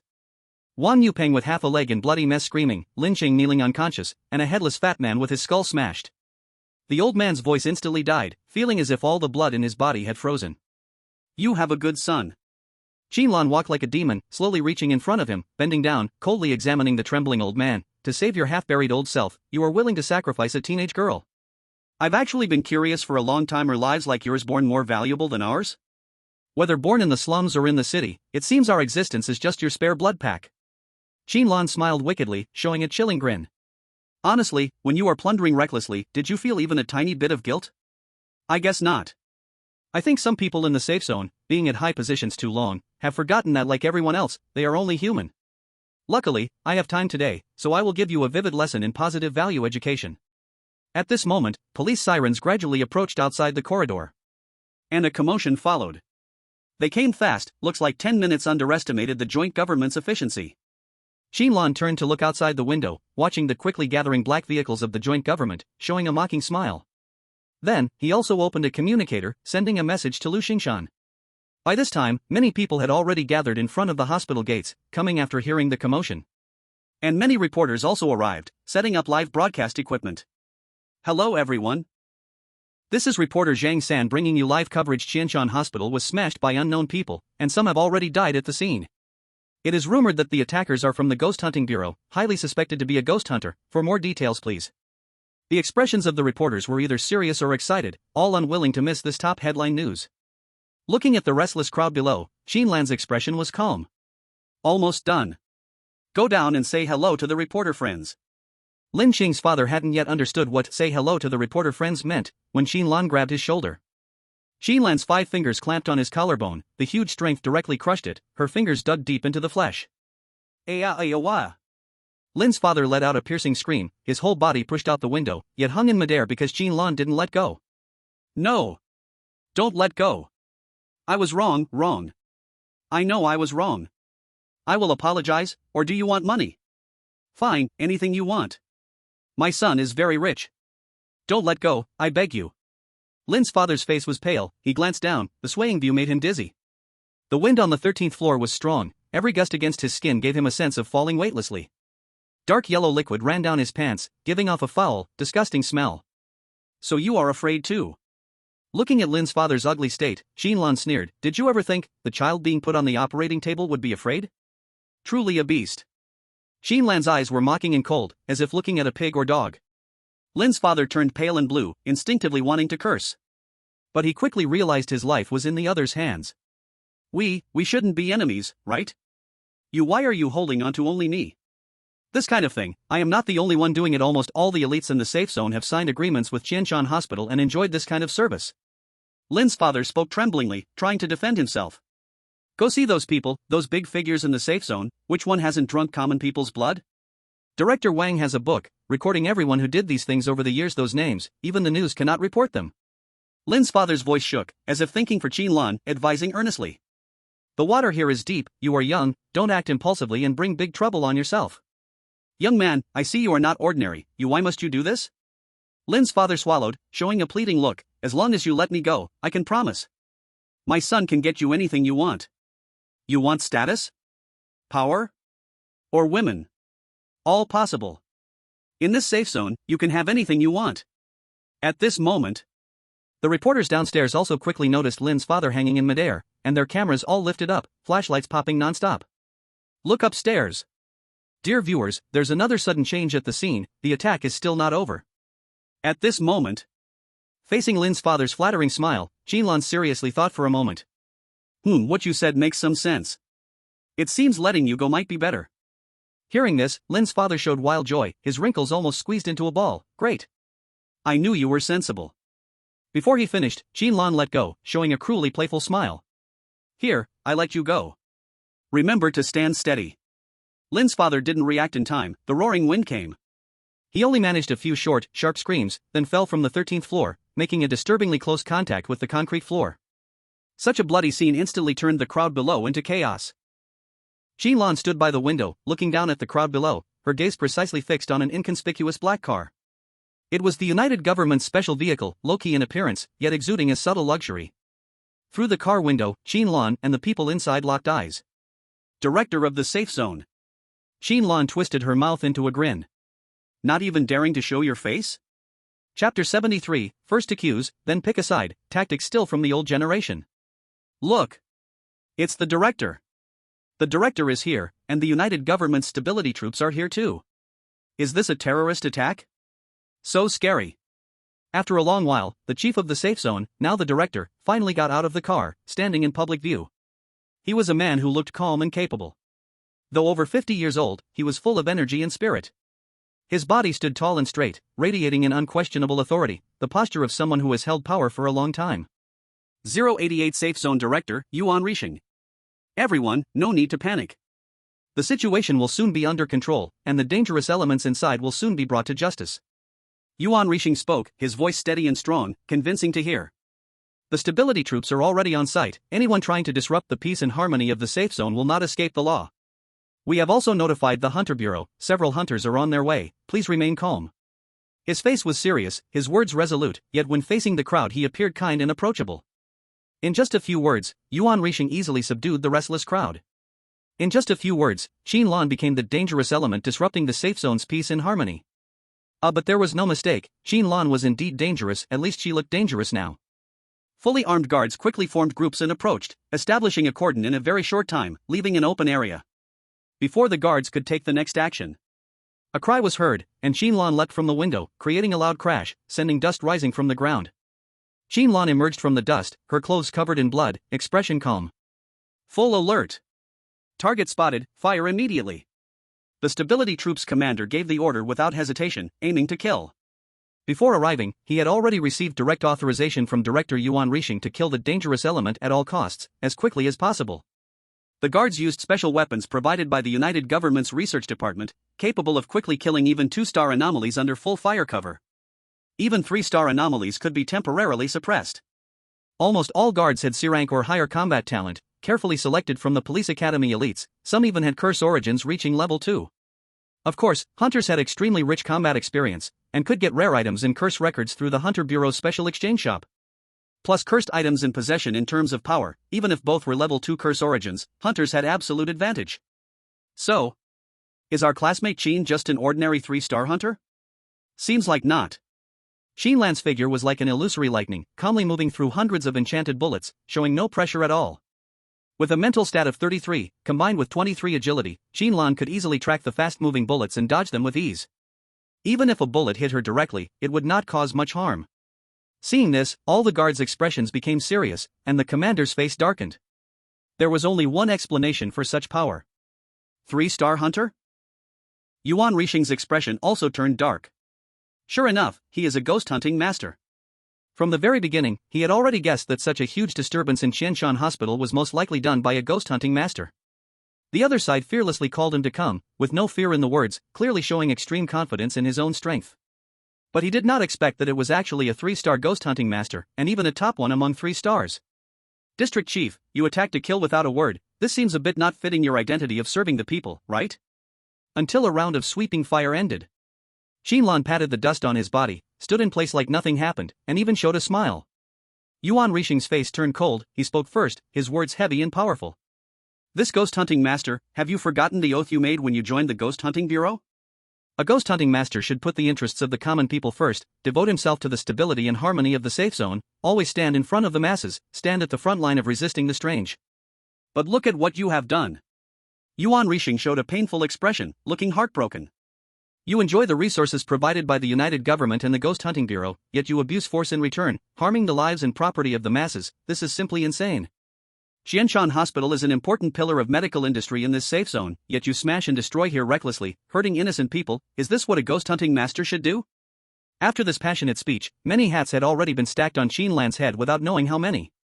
Oh, as expected of someone in official circles, first put labels then take sides. The style is still the old generation. You really mastered this small combo. Qin Lan felt quite impressed, gave Yuan Rixing a thumbs up. To have an official like you who is so shameless, the people's days are basically over. A trace of cruelty flashed in Yuan Rixing's eyes. He stepped back 2 steps and shouted in a low voice. I must remind you. Resistance is useless. The support from the Ghost Hunting Bureau is about to arrive. No matter how you twist black and white, what awaits you will only be judgment from the law. But Qin Lan showed no intention to run. Instead, he calmly sat down on the ground, speaking openly. It's fine, no rush, I'm waiting. Seeing Qin Lan like this, Yuan Rixing could not help but sneer in his heart. Should I say he is confident or stupid? There is more than one 3-star ghost hunting master in the safe zone. When support arrives, he won't even know how he dies. Ghost hunting masters, these dog things. I finally caught their weakness, usually so arrogant, not even putting officials of the United Government in their eyes. A trace of pleasure surged in Yuan Rixing's heart. Now that this incident happened, even that Lu Xingshan must take responsibility for poor internal supervision.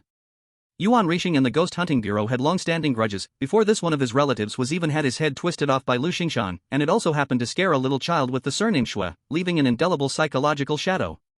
Although on the surface both sides enforced the law fairly and got along peacefully, Yuan Rixing had long wanted to find a chance to deal with these people of the Ghost Hunting Bureau. As several sounds of breaking wind came, the support from the Ghost Hunting Bureau finally arrived. Seeing this, Yuan Rixing let out a breath, and his heart immediately became much more stable. After knowing Qin Lan was a 3-star ghost hunting master, he was really afraid the other side would rush up and trade 1-for-1 with him. Now that reinforcements arrived, he no longer needed to be afraid. Hello, I am District Chief Yuan Rixing. Yuan Rixing stepped forward and shook hands with the leading ghost hunting master, his tone low. That ghost hunting master who randomly slaughtered civilians is over there. Please take action and capture him. Yuan Rixing saw at a glance the silver badge on the ghost hunting master's chest, knowing the other side was also a powerful 3-star expert, so his tone was very polite. But suddenly, Yuan Rixing felt something was not quite right. The 3-star hunter, who came to assist, was looking at Qin Lan, who was surrounded, with a strange expression on his face. No. How is it you? Did you make such a big fuss, you brat? Qin Lan laughed too, waving at the incoming reinforcement. Wow, isn't that my Dongo? Here to capture me? Chapter 74, The Sky is Changing. Dong Haorun was starting to sweat profusely. He had just been ordered to intercept Qin Lan during the 4-school joint exam, but after being tricked and knocked out by a big stick, he was already in a bad mood. Before he could recover from his injuries, he received another support order from Lu Xingshan. He heard that a hunter was clashing with the joint government's forces, and Dong Haorun immediately got energized, thinking it was his chance to redeem himself. However, upon meeting the person, he found out it was still Qin Lan. Dong Haorun's mouth twitched, and he finally understood why Lu Xingshan had called him over. I thought it was because he trusted me. But it turns out he knew I couldn't beat him and still called me over? Dong Haorun groaned.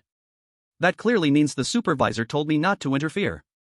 It was clear that Qin Lan and Lu Xingshan were in cahoots, otherwise, Lu Xingshan wouldn't have specifically requested him, a defeated general, to capture him. With Dong Haorun's abilities, he could tell Qin Lan had already broken through and entered a whole new level. His ability to slow others down instantly, if he wants to escape, I can't catch him at all. Now that he's in the 3rd tier, his ability will only get stronger. What's the point of fighting? Dong Haorun's smile was stiff on his face. The other 2-star hunters who had arrived also noticed something and silently stepped aside. Ahem. Little Qin, is there some misunderstanding here? Dong Haorun forced a smile, awkwardly pulling at the corner of his mouth. Why are you fighting the joint government? Yuan Rixing's heart sank. Hearing the term Little Qin, he immediately knew it was bad. Qin Lan had a harmless smile on his face. I don't know. I'm just punishing evil and promoting good, acting on behalf of heaven. The district chief comes up and orders people to kill me. Why don't you ask him? Upon hearing Qin Lan's words, Dong Haoren glanced at the visibly displeased district chief Yuan, and he precisely caught the fleeting look of guilt in his eyes. In an instant, he understood what was going on. Qianshan Hospital, a subsidiary of the Qin family group, had close ties with many high-ranking officials in the safe zone, especially those in the joint government. It was clear even with your toenails that Qin Lan had touched someone's interests, which is why Yuan Rixing personally got involved. Punishing evil and promoting good? How shameless. Yuan Rixing immediately interrupted Qin Lan, not giving him a chance to explain. You beat up patients at Qianshan Hospital in front of everyone, even putting someone at death's door, and hurt my secretary. These are all solid facts. What else is there to argue? They were all unarmed civilians. Saying this, Yuan Rixing looked at Dong Haoren, his expression dark as he asked, do hunters have more rights than the people? Are you claiming the Hunter Bureau is the people's protector, but in reality, it's just another black power that protects each other? If that's the case, even if I lose my position, I will fight you to the end. For a moment, Yuan Rixing's image looked incredibly grand. Many reporters scrambled forward, capturing the scene of District Chief Yuan angrily reprimanding the hunters. Upon hearing this, even Dong Haoren's expression changed. Yuan Rixing was speaking like this in front of the media to force him to act against Qin Lan. So, Dong Haoren's face turned cold.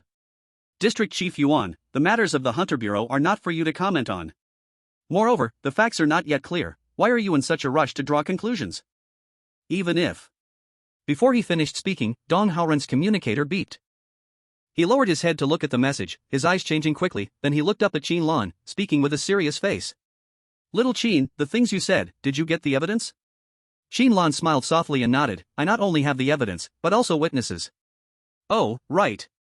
At this, Qin Lan looked at Yuan Rixing, whose brow was tightly furrowed, her smile even brighter. Our district chief Yuan's secretary Lin told me a lot of things.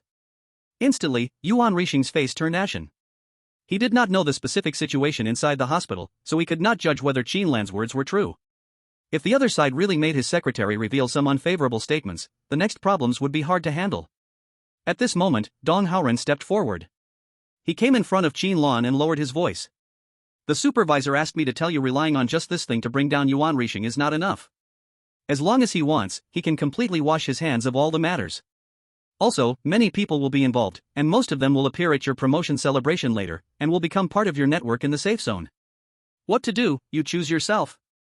After saying this, Dong Haoren had already guessed about 70 to 80% of the whole situation in his mind. It was just a young, rash hunter trying to fight a rotten part inside the system. Such things had happened before. Thinking of this, Dong Haoren could not help sighing. It seems Supervisor Lu really values him, not only asking me to assist on site, but also specially reminding. Hopefully he can take the advice. On one side is moral conduct and justice in the heart, on the other is future prospects. Many people would fall into a dilemma. Those who fight the system either become part of it, or are crushed by it unless you completely destroy it. But with only a 3-star hunter, it is impossible. Facing Dong Haoren's warning, Qin Lan smiled slightly. His tone was relaxed, his slightly young face warm like sunlight. Dong, do you know how I understand what Supervisor Lu said? Dong Haoren was stunned, a bit confused by Qin Lan's sudden question. How do you understand it? Qin Lan's smile remained. In my view, Supervisor Lu's meaning is very simple. His smile faded, a cold hint hanging at the corners of his mouth. Except for Yuan Rixing, all other related people, leave none. Oh my god. Dong Haoren was completely shocked. Is your understanding ability really this advanced? Why didn't I realize the supervisor meant this? Little Qin, you must think carefully, Dong Haoren stammered. Even the supervisor said many people are involved. That means it will be hard work to kill them. Qin Lan took over the words, comforting Dong Haoren. It's okay, Dong, I'm not afraid of fatigue, and I have patience. Is it a question of being tired now? Dong Haoren was stunned. He wished he hadn't come into this mess, and was instead fighting in the fallen zone with the weird creatures. Being surrounded by a few 3-star anomalies did not make him this nervous. From Qin Lan's words, Dong Haoren heard naked and pure killing intent. This intent was very firm. It would not disappear because of his advice. It's bad. Dong Haoren lamented in his heart. The safe zone is going to change. Chapter 75, The People's District Chief.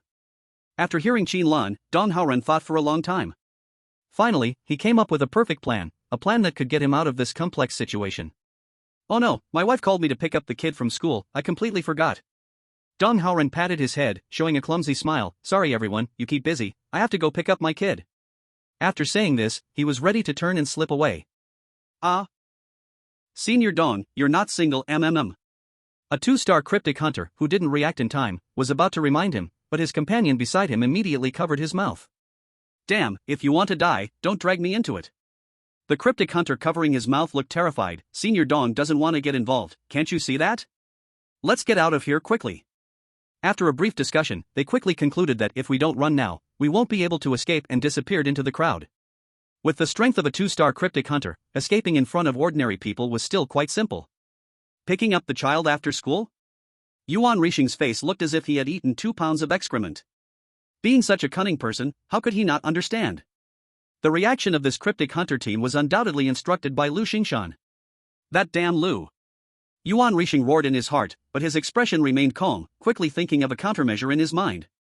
The reporters around also sensed something and started to discuss. What's going on? The cryptic bureau people left? It looks like they refused to cooperate with District Chief Yuan Wei. Could there be something else going on behind the scenes?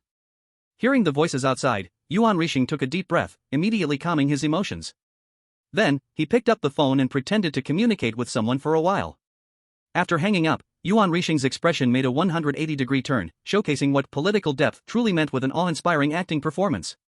Xiao Qin, right? Very good, very good. In front of many cameras, Yuan Rixing stepped over the security line and walked step by step toward Qin Lan. He wore an eager smile, completely different from his previous angry look when scolding Qin Lan. Qin Lan raised an eyebrow, waiting for his next move. I've heard from the Cryptic Bureau, you seem to have some grievances, right? No worries, the safe zone is a place that emphasizes the rule of law and fairness. If you have any dissatisfaction with our work, you can tell me directly. Yuan Rixing reached Qin Lan and extended his hand in a friendly manner. Qin Lan, with a half-smile, also extended his hand to shake his. District Chief, now you have time to listen to me? Yuan Rixing, having sat in this position for so many years, didn't show any embarrassment. Instead, he maintained a serious look. Comrade Xiao Qin, I must first apologize to you. The conflict just now was entirely caused by our faulty command decisions. Yuan Rixing sighed, turned sideways, and made sure the media captured the friendly conversation between the two as much as possible. For the mistakes we made in the emergency handling process, I must take primary responsibility. I also assure you that we will strengthen the training of the stabilization forces to prevent such incidents from happening again. A series of official words were thrown out, making Qin Lan's smile grow more sarcastic. This guy really is shameless. From the very beginning, Qin Lan knew he couldn't do anything to Yuan Rixing. People like Yuan Rixing always leave themselves a way out and a scapegoat. No matter how much they investigate, all the evidence and clues would stop right before reaching him. As for directly killing him? Unless Qin Lan wanted to face the wrath of an entire government department, this option could be dismissed immediately. The district chief of the safe zone, the head of the district, must have been appointed by the higher-ups of the joint government. Even if there were serious mistakes, it would still require a trial and conviction before action could be taken. So, Qin Lan's initial goal was never to deal with him. The reason for bringing Yuan Rixing here was only to send him a signal. The signal that he was about to wield the butcher's knife. Yuan Rixing of course understood this. Once he realized that Qin Lan had Lu Xingshan backing him, he knew that only 2 choices remained before him. 1. Try to fish or cut ties with Qin Lan without the Cryptic Bureau's help. Sacrifice a batch of unlucky souls to calm the other party's fury. Yuan Rixing was a man who valued his life. He knew very well that without the help of the Hunting Trick Bureau, facing the enraged Qin Lan, he would most likely be forced to behead someone in a 1-to-1 exchange. What can a young fool in his teens or 20s not do? Thus, he could only suppress the anger in his heart and choose to reach a reconciliation with Qin Lan. This led to the earlier scene where his face changed instantly. It's fine, District Chief. Mistakes happen, and besides, I wasn't hurt. I won't mind such small matters. Qin Lan also showed a very sincere expression, but in Yuan Rixing's ears, it sounded particularly harsh. However, District Chief Yuan, there are some very important things I must report to you. Qin Lan deliberately raised his voice so that the surrounding reporters and media could clearly record it. Yuan Rixing's face twitched, but he still maintained his calmness. Comrade Xiao Qin, feel free to speak. As long as it's something I can solve, I'll give you a satisfactory answer. He could emphasize the words I can solve to remind Qin Lan, let's keep it civil, there's no benefit in tearing our faces off completely. The situation now was clear to both sides, both knew that the other wanted to kill them, but they also knew the other wouldn't do so immediately. Qin Lan grinned, showing a righteous indignation. From my investigation over the past period, I found that inside Qinshan Hospital, there exists a shocking organ trade. Many doctors, even the director, are involved. Even your secretary has been tempted by these people and participated in this disgusting transaction. Qin Lan then showed immense sadness. I deeply understand that his actions will severely shake the harmony and stability of the safe zone. It also harms the united government and your authority. So, I had to use force to subdue him for the time being. At this point, Yuan Rixing was nearly on the verge of breaking down. He really wanted to curse. You see, by saying this in front of such a large crowd, Qin Lan had effectively sentenced Director Wang and Secretary Lin to death. And even though he was extremely unwilling, he had no choice but to abandon them. What? Such a thing happened. Yuan Rixing was shocked, then angrily said, "Under my management, such dark and evil corners have appeared. We must handle this severely and strictly." However, Qin Lan's words were not finished. Qin Lan forced a few tears, crying out loudly, her voice as thunderous as a water buffalo singing. "But that's not all, District Chief. I also found a ledger, which records the crimes of many members of the Qin family group, even involving illegal transactions of some officials within the united government. They even tried to kill me. If not for my slight strength, I might not have survived. You must stand up for me, District Chief." "To you? Would you like to reconsider the nonsense you're saying?" Yuan Rixing forced himself to swallow the "curse your mother" and patted Qin Lan's shoulder with force, squeezing out an extremely ugly smile. "Comrade Xiao Qin, you've worked hard. But this matter is too serious. We need to investigate thoroughly before we..." Before Yuan Rixing could finish, Qin Lan wiped away the non-existent tears, and then smiled. "Don't worry, District Chief. I know this case involves a lot of work, so I've already asked a friend to submit the relevant evidence to our media colleagues, asking them to mobilize the public to supervise. We will not let go of any, not a single, wrongdoer." The brighter Qin Lan smiled, the paler Yuan Rixing's face became. Chapter 76, The Lucky Day of the Qin Family Group. Just after the jump from the 13th floor, when he came down like a Marvel superhero, not, when he jumped and landed, Qin Lan had already recorded the evidence extracted from Director Wang and other doctors. Holding his daughter in his arms, Han Yifan followed the chaotic crowd outside with these pieces of evidence and handed them over to several reporters. Of course, not including the ledger. The contents of the ledger were too many, and if it were truly released, the safe zone would be thrown into an unprecedented storm. And Qin Lan still did not have the strength to fight against this storm. Even with the support of Lu Xingshan behind him, Qin Lan could only guarantee his own survival, not the downfall of all those involved. Because that would mean a complete reshuffling of the 088 safe zone, inevitably involving the joint government headquarters behind the scenes. A 3-star hunter of the strange, within the 088 safe zone, was still relatively powerful. But if it dragged in the joint government headquarters from the central region, it would seem rather insignificant.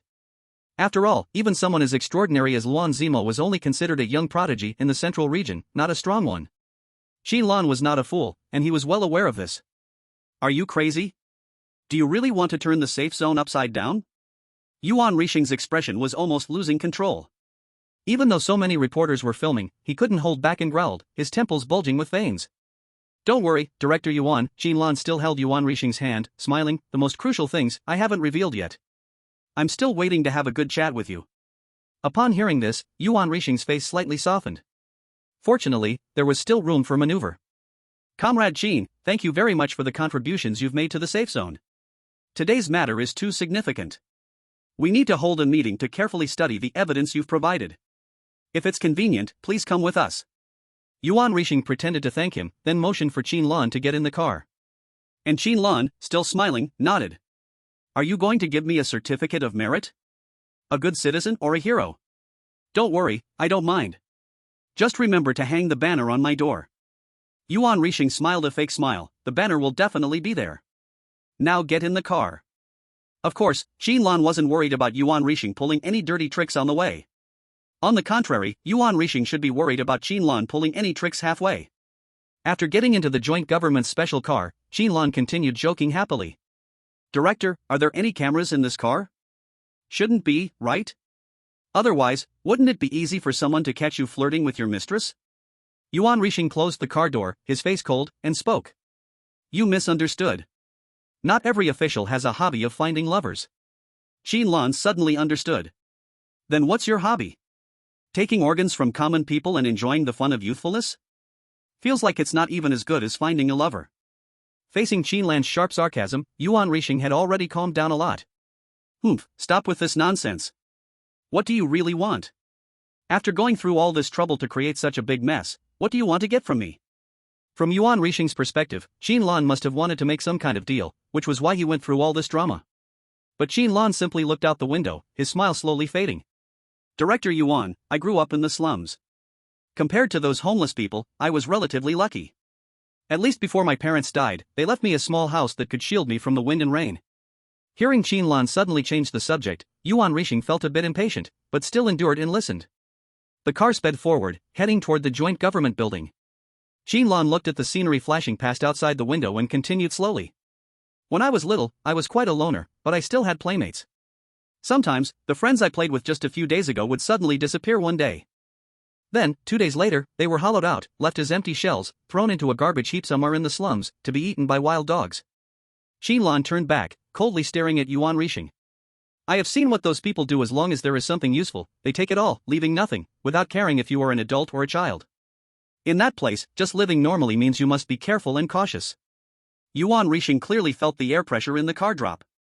The aura Qin Lan unconsciously emitted, combined with her extremely strong mental power, made both Yuan Rixing and the driver feel intense pressure. I just want justice. Qin Lan smiled, but an elder once told me, in the safe zone, there is never what you call fairness. Now I understand. Fairness must be earned with strength.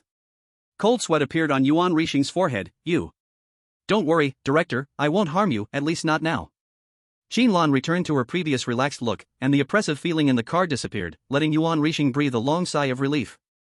But, some people always have to pay the price. Hearing this, Yuan Rixing knew the most critical part was coming. Yuan Rixing signaled the driver to slow down and spoke in a deep voice. So? Who do you want this justice from? Qin Lan thought for a moment, then spoke tentatively. Besides you, can I kill all the other related people? Including those United Government officials? Screech.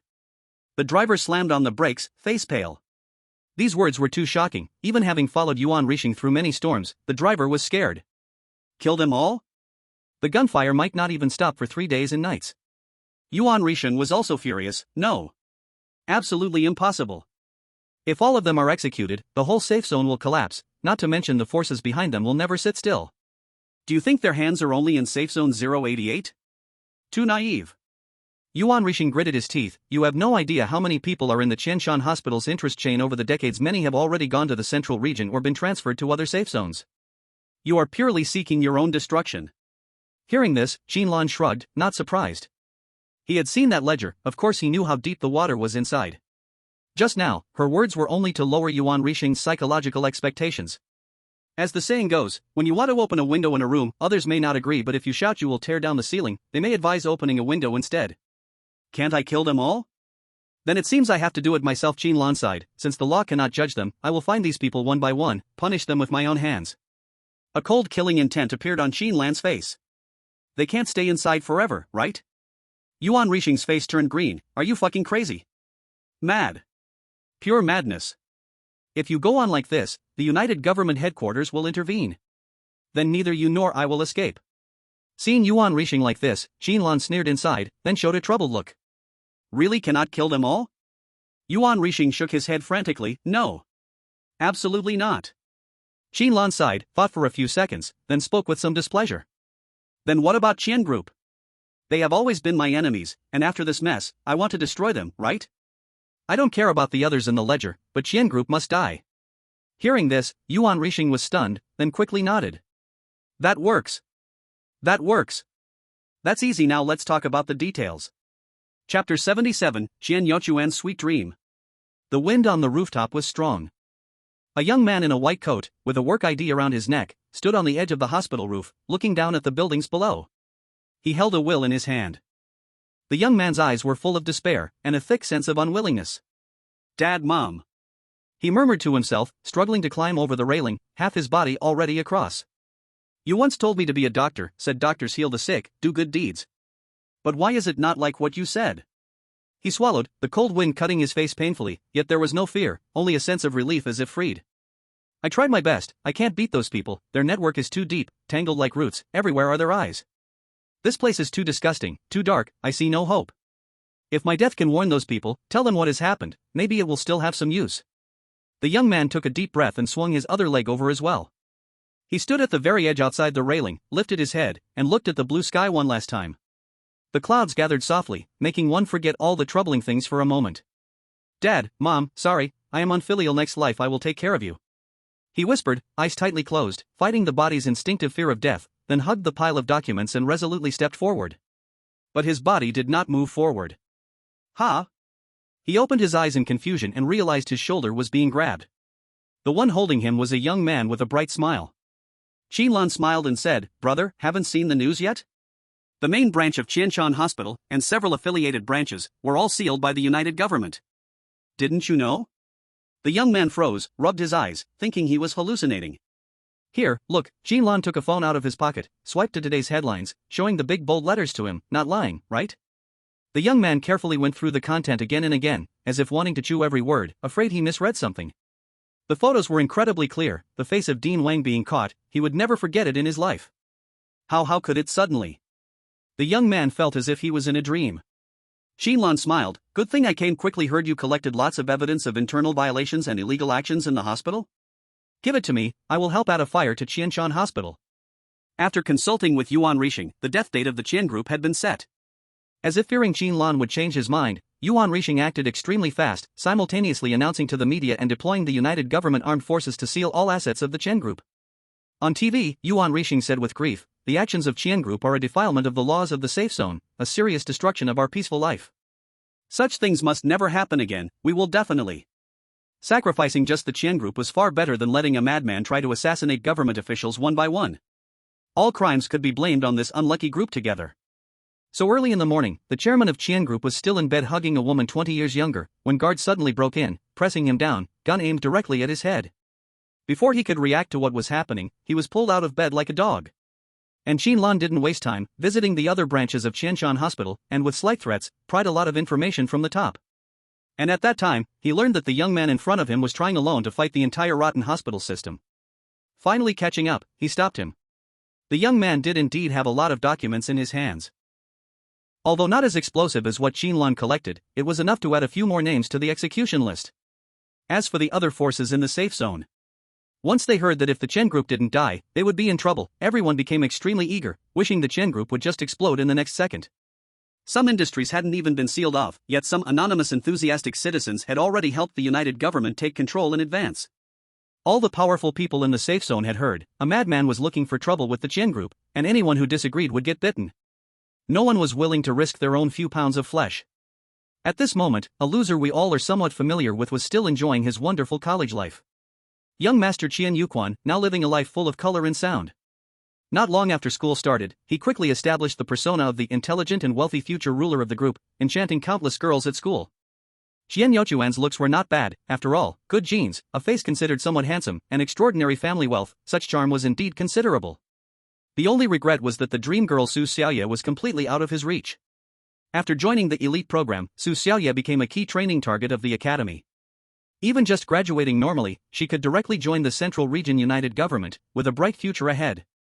He had originally spent a lot to hire a few people, trying to play a hero-saving beauty stunt while Su Xiaoyue and her roommates went shopping. But some strange beings, which should have been in the fallen zone, suddenly appeared and slaughtered those people. Qian Yuquan could not understand why there were strange beings in the safe zone. Wasn't this nonsense? Now, young Master Qian had understood. Besides Su Xiaoyue, weren't there plenty of beautiful girls at school? Why hang himself on one tree? So today, young Master Qian specially dressed up, planning to drive his luxury car, the limited edition Aston Bull, to have an intense aerobic session with a senior he just met. Ah, life is so charming. Fastening his seatbelt, Chen Yuquan swallowed the prepared power pill, calculated the time, about an hour later it would take effect, just perfect. Just as he was about to start the car, he received a text message. Glancing at it, Chen Yuquan instantly became overjoyed. What? Father is planning to hand the group directly to me? Damn. At that moment, Chen Yuquan felt like his whole body was electrified. No longer caring about which senior, black stockings or not, he hit the gas and rushed to the airport. Before, no matter how rich he was, after all, he was only a future heir, and the group's assets and funds had only a tiny fraction available for him. But if he took over the group, fighting 20 seniors in one day would not be impossible. Damn, that old man finally understood? He is willing to hand the group to me? Ha ha ha ha ha. I am finally about to reach the peak of life. With excitement, Chen Yuquan rushed to the airport as fast as possible, then he was immediately pinned down by the police who had been lying in wait. No, what's going on? Wasn't he supposed to follow a triumphant story, about to hold huge funds and perform the real version of the Dragon King's return? What does your father is dead, the group is gone, and you are going to prison mean? Chapter 78, The Collapse of the Qian Group. Yo, isn't this our young master Qian? Haven't seen you for a few days, looking so down? In the interrogation room, Qin Lan looked at Qian Youquan's gray face, crossed her arms, and let out a cutting mockery. With handcuffs on both hands, Qian Yuquan felt life truly like a dream or an illusion. A few hours ago, he was still the lofty future heir of the Qian Group. Living in a mansion, driving luxury cars, wearing expensive watches, petting luxurious cats. But now, he's wearing cold handcuffs, sitting on a hard chair, under glaring lights, becoming a prisoner. Everything he once said has turned into a puff of smoke. And all of this happened just because he offended someone he shouldn't have. Qian Yuquan stammered, seemingly wanting to say something, but the huge disparity made his mind feel foggy, and he even felt like vomiting. He hadn't eaten yet, but his stomach was still churning violently. Qin Lan. Qian Youquan's voice was hoarse. I should have found more people back then, to kill you all at once. Then I wouldn't be in this situation today. Listening to Qian Youquan's hateful words, Qin Lan just sneered and curled the corner of his mouth. Look at you, this is the most obvious flaw of you arrogant idiots who are used to being on top. You never reflect on your own problems. Qin Lan's eyes turned cold. What you should regret is not using your privileges to casually swap other people's exam results. And you should never have treated the lives of commoners as worthless. At this point, Qin Lan shook his head. Forget it, saying so much to you is useless. After all, your brains are like intestines, there's nothing but shit. Hoping you reflect on yourselves is like hoping a seasoned female user of a certain red book from Jiangxi with 7 or 8 sisters and a younger brother would suddenly give me a bridal gift. Pure fantasy. Qian Yuquan said nothing, but stared at Qin Lan with eyes full of hatred. But to Qin Lan, this bit of hatred felt less oppressive than the curse from a 1-star bazaar corpse. So, Qin Lan turned his head and looked at Yuan Rixing beside him. District Chief, the evidence is conclusive. This guy not only hired a killer, but also swapped exam results, and attempted to harm the supernatural hunter. He should be dead several times over, right?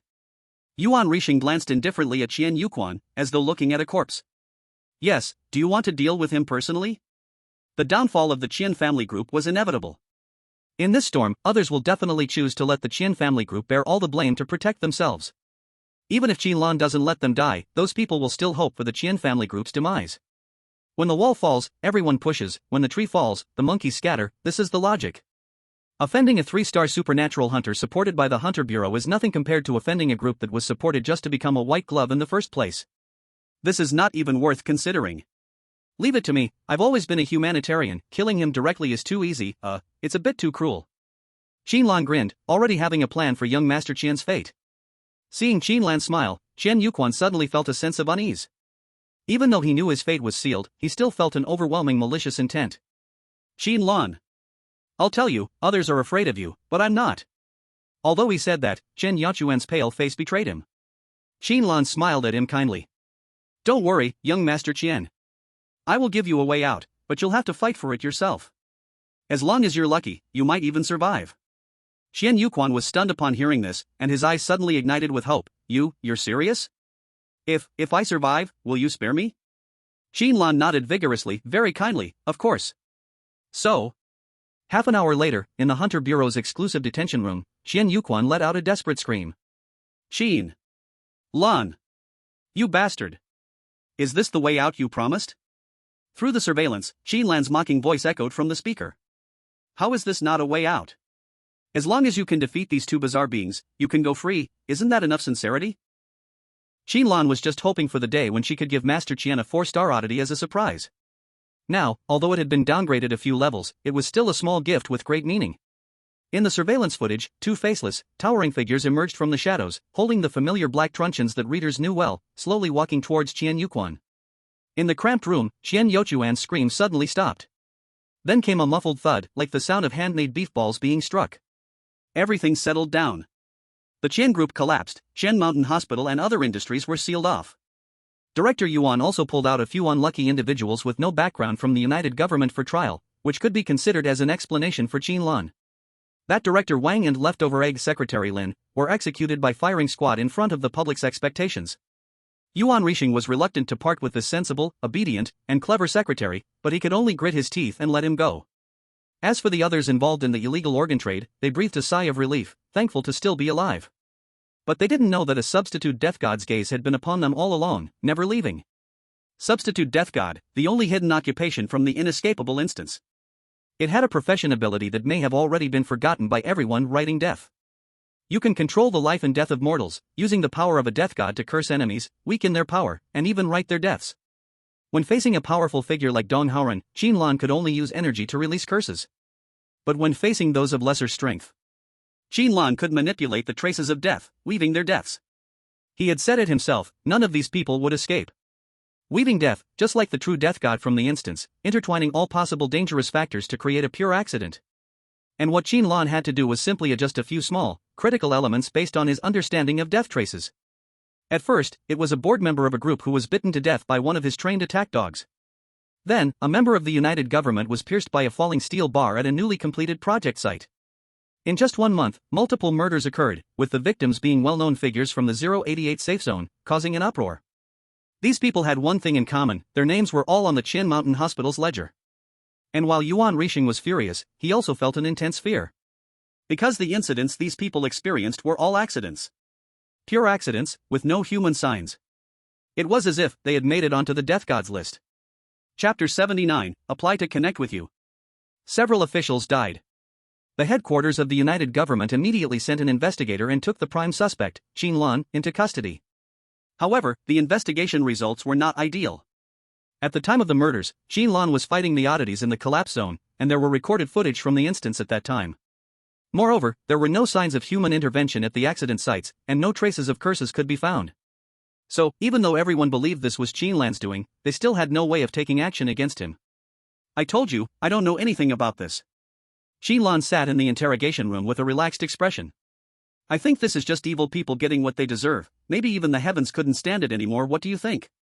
You've checked my communicator, you've looked at my transaction records, and even the internal instance records of the Monster Hunting Bureau are shown to you. You can't possibly think that I was killing oddities in the collapse zone while also killing people from tens of thousands of miles away, right? You're overestimating me. The investigator across from him had eyes like sharp swords, staring intensely at Qin Lan. But in the end, he just took a deep breath. Nodded. Indeed, there is no evidence showing that you are related to these incidents. But Mr. Qin, I also hope you understand one thing. The investigation officer said coldly, no matter who you are, if you try to shake the authority of the United Government, your fate will only be death. I hope you do not do anything foolish. Qin Lan smiled faintly upon hearing this, really? That is indeed quite frightening. It was only after the investigation officer left that Lu Xingshan pushed the door open and entered. He lifted his hand slightly, and several spells floated out of thin air, covering the entire room. Your moves are really big, even dare to kill such key people. Now outside everyone is anxious, almost a complete chaos. Lu Xingshan spoke meaningfully. Qin Lan chuckled, Supervisor, I don't understand what you are saying. Enough, Lu Xingshan pursed his lips, why are you still pretending with me? I have seen the data from the Death Comes copy, this kind of accidental killing method is almost exactly the same as the situation in the copy.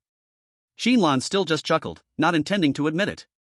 I am not here to accuse you, just to remind you not to go too far. Lu Xingshan tapped the table, his face serious, the stability of the safe zone also largely depends on those people. If you really cause chaos, and make those guys desperate, it will not be a good thing, understand? Qin Lan scratched his head. I still don't understand, Supervisor, but I think, the real killer should know in his heart, right? Otherwise, not so few people would have died. Hearing Qin Lan, Lu Xingshan slapped his head in exasperation, stop pretending. Qin Lan gritted his teeth in pain. You are really good at playing dumb, I don't want to waste words here, this is the purifying aura you wanted. Lu Xingshan snorted, took out a small box, and put it on the table. The usage method and matching tools are inside, just look and you will understand. Looking at the box on the table, Qin Lan smiled. Thank you, Supervisor. The purifying aura, a precious medicine that could cure most diseases, was finally obtained. During this past month, Qin Lan had wandered everywhere in the fallen area, both to make an alibi and to collect points. His goals, besides the purifying aura, included the storage bracelet. After borrowing the bracelet from Luoyu before, Qin Lan had been longing for it for a long time. And now finally got it. Altogether it's over 1,000 points, for 3-star bizarre corpses, really unlucky. Qin Lan sighed, but it did not hurt too much. Even though those bizarre corpses were exchanged for points, he still gained a large amount of attributes from the 3-star bizarre ones with his talent and the substitute reaper profession skill. Although curse energy did not grow, his overall strength still increased greatly. Now Qin Lan's attributes were all above 30, truly able to match 3-star medium-level Bazaar purely by brute force. If combined with various Reaper curses and the customized cursed weapon, even the 3-star Extreme Bazaar, Qin Lan could still handle easily. It's also time to see her. Holding the box, Qin Lan smiled slightly. Hope her twin talent can give me a little surprise? Qin Lan specifically went to pick Tang Qingqing from school to his home. Mainly because it was convenient here for doing things. Not that kind of doing things, take off that unbearable smile on your face. After all, school had many people watching, and Qin Lan's home had some basic facilities provided free by the Bazaar Hunt Bureau, top-level secrecy. Twin talent like this should not be known too early by others. How is it? Your grandmother should have woken up, right? Qin Lan asked casually, but did not expect Tang Qingqing's tears to fall suddenly. Woo-woo, senior. Her voice was softer and more tender than ever before. Completely gone was that calm and solid feeling from when we first met. Like a little animal that had fully let down its guard, shedding its heavy shell, revealing the softest part inside. Qin Lan was shocked. Don't do this. Why are you crying? I didn't say anything. Do you know that acting like this makes it easy for others to misunderstand what I did to you? This situation really left Qin Lan at a loss. After all, he had almost no experience dealing with women. Thank you so much, Senior Qin sob. Tang Qingqing sniffled, her eyes red. Grandma, she's never been this energetic before. I used to.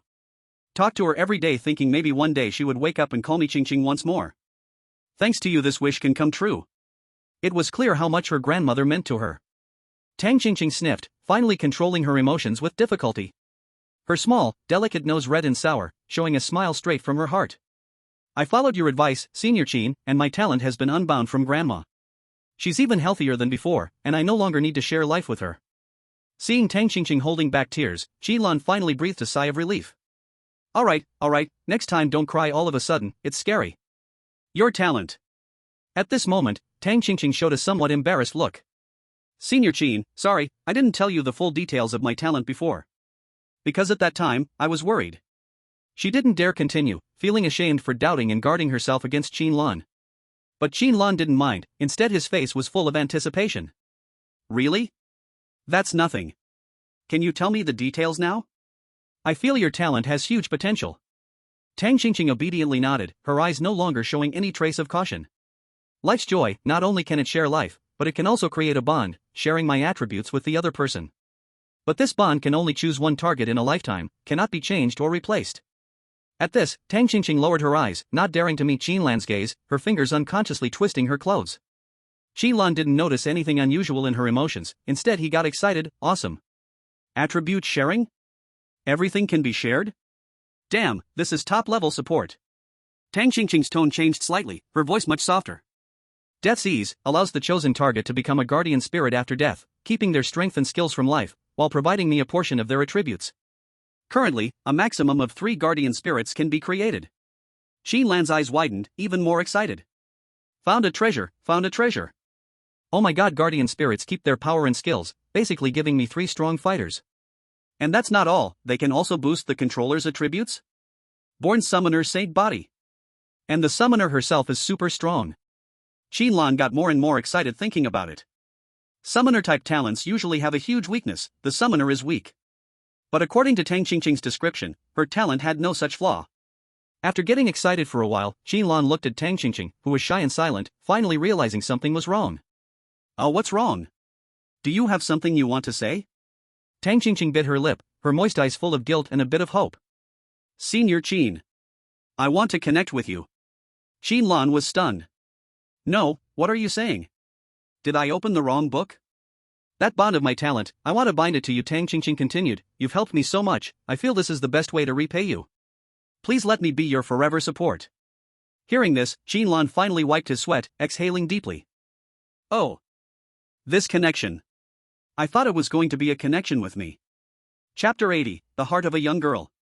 According to Tang Qingqing, the skill life, what joy allows her to share 50% of all her attributes with the target of the bond, meaning the person she can only bind to once in her lifetime. And death, what suffering allows her to gain 30% of the attributes from each of her 3 guardian spirits. Moreover, she can choose her guardian spirits just like Qin Lan's skill of copying abilities, and she can change them. If one of her guardian spirits can no longer keep up with her pace, she can replace it with a stronger one in the future. Such growth potential. It definitely meets the A-level standard. No, it's more than that. Qin Lan's eyes flickered, if I'm not mistaken.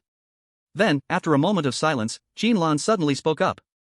Let me help you ask Principal Wu for leave. Tang Qingqing was a bit confused, huh? Ask for leave? Why?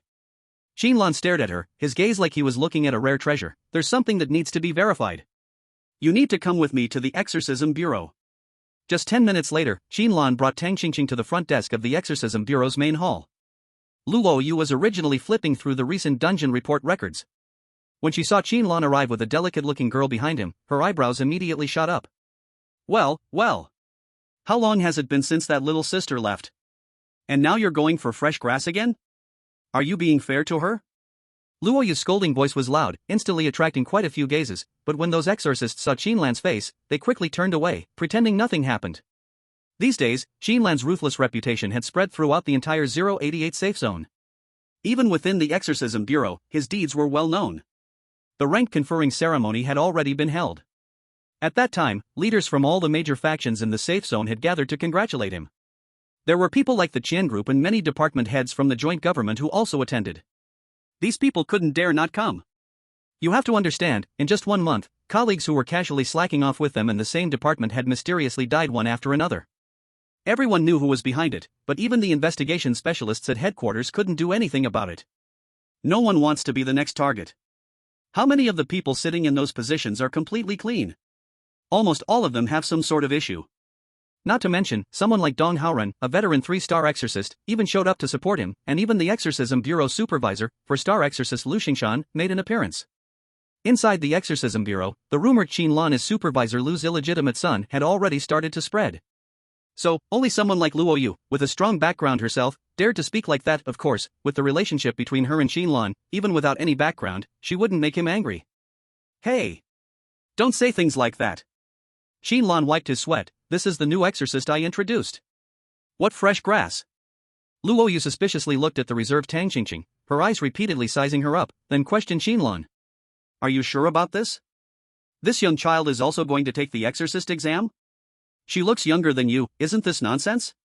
Then, Luo Yu kindly looked at Tang Qingqing. Little sister, didn't he explain to you the risks of being an exorcist?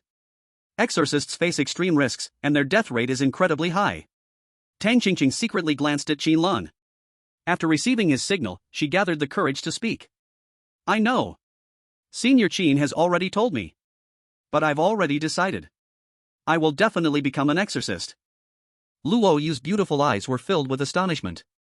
Then, she grabbed Qin Lan's ear and pulled him to the side, furiously saying, "What exactly are you trying to do? You know how dangerous the fallen zone is. How can you let such a young child take such a huge risk?" Qin Lan bared her teeth and hurriedly explained, "You misunderstood, sister. This child is far stronger than you imagine. With her talent, in the future becoming a 3-star monster hunter, no, even a 4-star monster hunter, is just a matter of time." Hearing this, Luo Yu instinctively released her hand. She looked again at Tang Qingqing, standing obediently aside, as if thinking about how believable Qin Lan's words were. She is also A-level talent? Luo Yu frowned. Qin Lan looked embarrassed. No. She is F-level. A silence followed. You should know I can complain to Supervisor Lu at any time, right? Luo Yu narrowed her eyes. Another F-level like you? When saying this, Luo Yu stressed the words like you. The meaning was obvious. Qin Lan smiled awkwardly and rubbed his hands. This haha that haha. Human potential is limitless. Looking at him like this, Luo Yu didn't even need to think to know what was going on. It was just another odd case where actual talent and the record seriously didn't match. A school actually has 2 such people. I really don't know what to say. Luo Yu sighed and compromised. I can help her register, but the next assessment is only next week. You should know the assessment time. Why bring her so early? Faced with Luo Yu's question, Qin Lan looked even more embarrassed. Because. I plan to take her to the fallen zone early, so I need to report to the bureau. Silence fell again. You better know what you are doing. Luo Yu's eyes were not friendly. If I find this little sister hurt, or something worse happens, I will let Uncle Lu give you a full body massage. At this moment, Luo Yu did not hide anything and directly called Uncle Lu. Qin Lan's mouth twitched, already imagining himself beaten senseless by the monster guarding the safe zone in a few punches. No, she is far stronger than you think.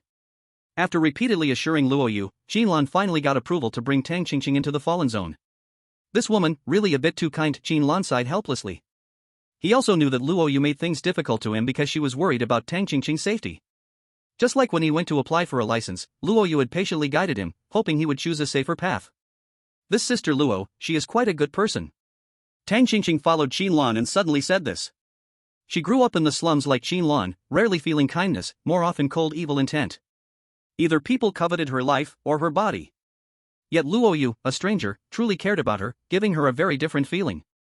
She is quite a good person. Qin Lan nodded in agreement, recalling the scene when Luoyu comforted him in Fairy Tale Town.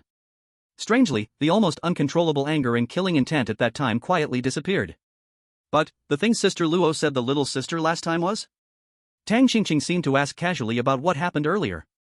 Qin Lan did not notice. Oh, she meant Su Xiaoyue. The famous senior Su, you should know, right? A-level talent, extremely talented, quite famous in our safe zone. Tang Qingqing nodded, blinking at Qin Lan. Who hasn't heard of Senior Su? Is she Senior Qin's lover? Qin Lan froze, then shook his head seriously. Lover? No. How could she be a lover? He never confessed. Su Xiaoyue never said she liked him, at most just friends. For Qin Lan, unless someone clearly said, I like you, can we date, it had nothing to do with being lovers. Even nothing to do with ambiguity. And Su Xiaoyue didn't like him anyway. From Qin Lan's perspective, Su Xiaoyue's words before heading to the central region were just polite exchanges between friends. You didn't say you liked me.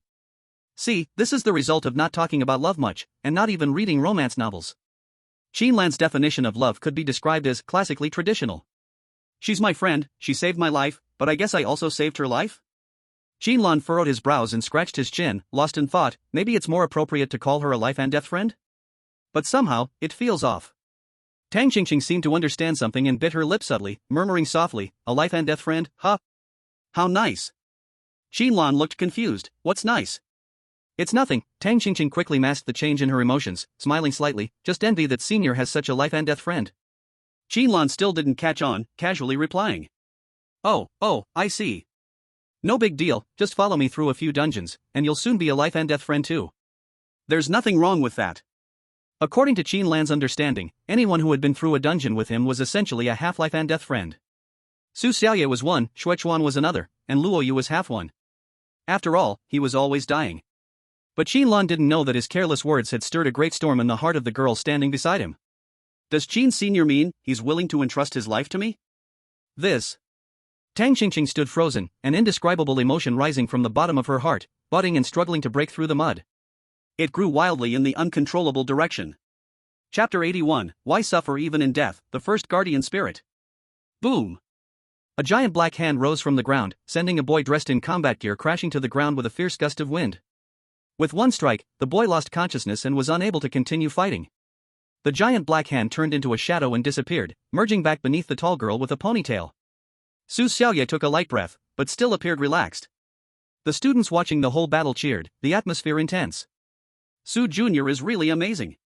Her combat skills already match many senior students in the school, right? Not just that, her shadow incarnation is both offensive and defensive.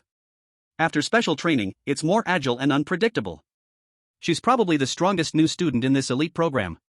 She's only been enrolled for a short time, and her curse source is already a tier 2, truly making others feel like they can't catch up. Do you think we could win the championship in the upcoming 9 Academies competition? That's still a bit difficult, even with Su Xiaoyue on our side. Some were already fantasizing with glowing eyes. Bro, I swear, I must find a girlfriend like that in this lifetime, so cool, so beautiful, and strong. If I could date Su Xiaoyue, I'd be willing to drive a luxury car and live in a mansion. Idiot, do you really think you can date Su Xiaoyue? It would be more reasonable if I dated Luan Zimo. Damn. You're even more shameless than me. The boy who was just fantasizing couldn't hold back anymore. If there was even the slightest chance of pursuing Su Xiaoyue, then Luan Zimo was a purely unreachable, holy peak. Like the divine fire burning at the top of Mount Olympus, carrying an authority that couldn't be violated. Su Xiaoyue's name, apart from the students at Qingchuan Academy, was probably unknown to most people. But Luan Zimo's name had already echoed throughout the entire central region. He was the top young genius in everyone's heart, unshakable. Ha? You're talking about Han Xuan? Oh, Han Xuan is considered a monster, not a person. The freaks from the Mountain Sea Pavilion usually aren't included in the normal academy rankings, mostly to prevent everyone's will from shattering. Back then, Qin Lan simply shook hands with him and almost had his underwear exposed. If it weren't for our little Qin being mentally strong, he might have already broken down by now. At this moment, in the training ground of Qingchuan Academy, the old professor in charge of guiding Su Xiaoyue nodded with satisfaction. Very good.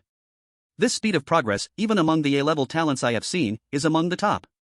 Given time, she might really be able to test her strength against those in the 5th hall or the top 3 houses. Seeing her teacher arrive, Su Xiaoyue bowed politely. Teacher Su. Su Minghu was an old man whose beard had already turned white. Calling him sloppy would be polite at best. A more accurate word would be messy. That head of white hair like a bird's nest, and his thunderous outfit of red socks, white pants, and green clothes, made him look, unfathomable?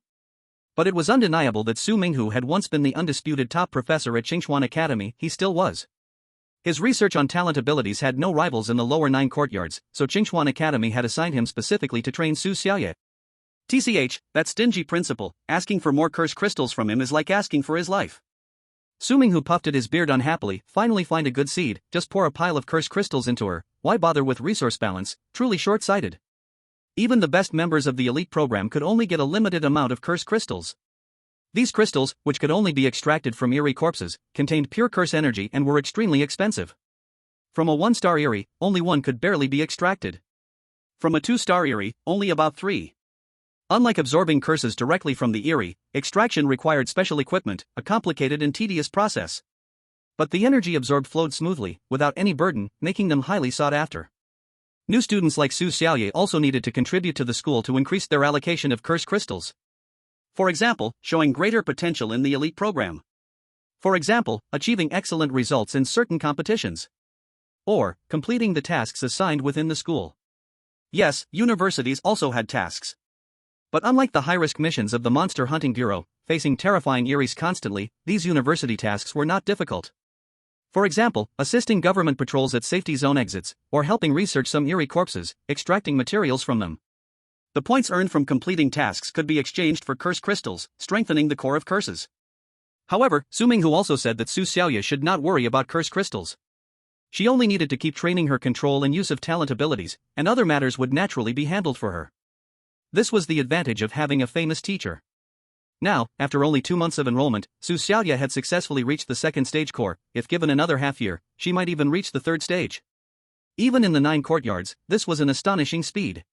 No wonder back then Wu Fatty we should use the formal name to give the principal some respect. Back then Wu Rendi had always valued her so much.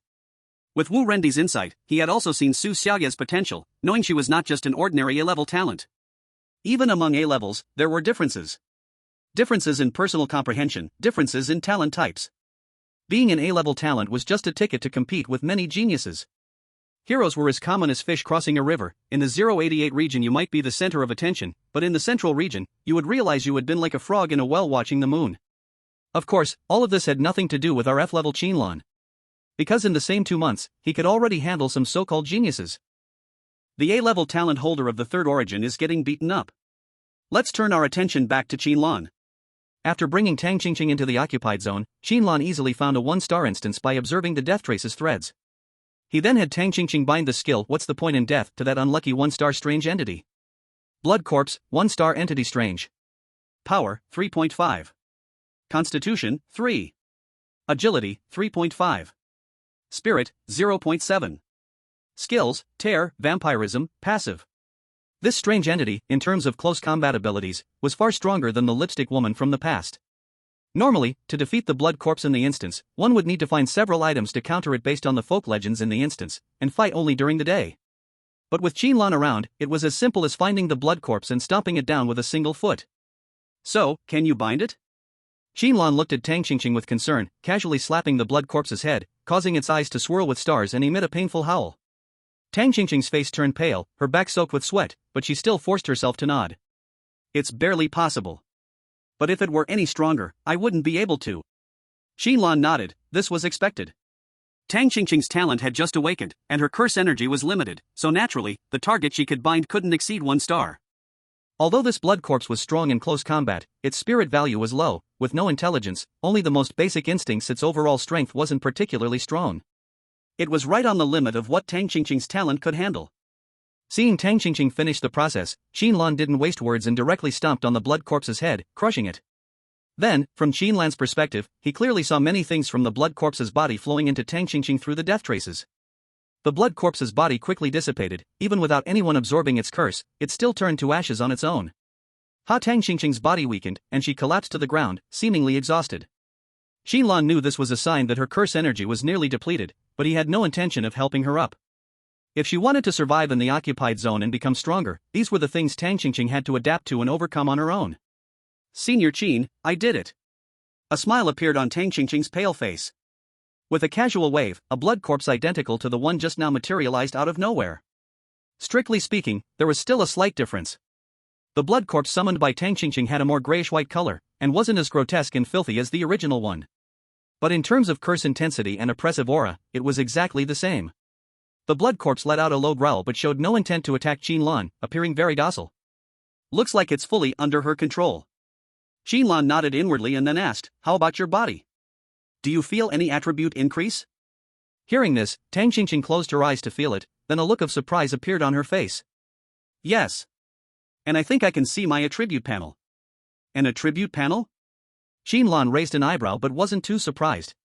Many talents related to attributes gave their owners a numerical panel, seemingly to better display changes in strength. This wasn't something unique to Qin Lan. My strength, constitution, and agility have all increased by around 1.1. This is incredible. Tang Xingqing exclaimed sincerely. Before this, she never imagined that her talent could actually affect strange entities, and she certainly never thought she could turn one into her guardian spirit. Seeing this, Qin Lan couldn't help but smile with satisfaction. As expected, just as he had guessed. Tang Xingqing's talent allows her to choose targets that can be either living beings or strange entities. In other words, she essentially comes with 3 cursed beings and can even enhance her own attributes. This is just the beginning. If the talent can grow even further in the future. Qin Lan took a deep breath, feeling shocked, and secretly made up her mind. I must cultivate Tang Xingqing. If she can advance to the 4th level curse origin, even if her talent doesn't grow at all, she can control 3 4-star weird creatures. And with her body. Once a battle starts, there will be 4 4-star weird creatures attacking at the same time. Chapter 82, Gentle Lan. Yes, I will follow the teacher's teachings. Su Xiaoyue respectfully said goodbye to Professor Su, then returned to the resting room. The closed training had finally come to an end, and she had successfully become the top of the first stage of the elite plan. Everything was just for that prize in the 9 institutes competition. Su Xiaoyue recalled Professor Su's description of that prize and couldn't help but mutter to herself.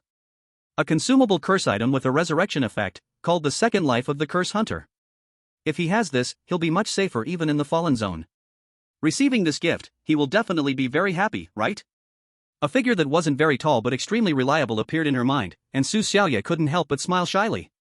If anyone else were there, they would probably be insanely jealous, not knowing which lucky person could make the usually admired Su Xiaoyue show such a shy expression.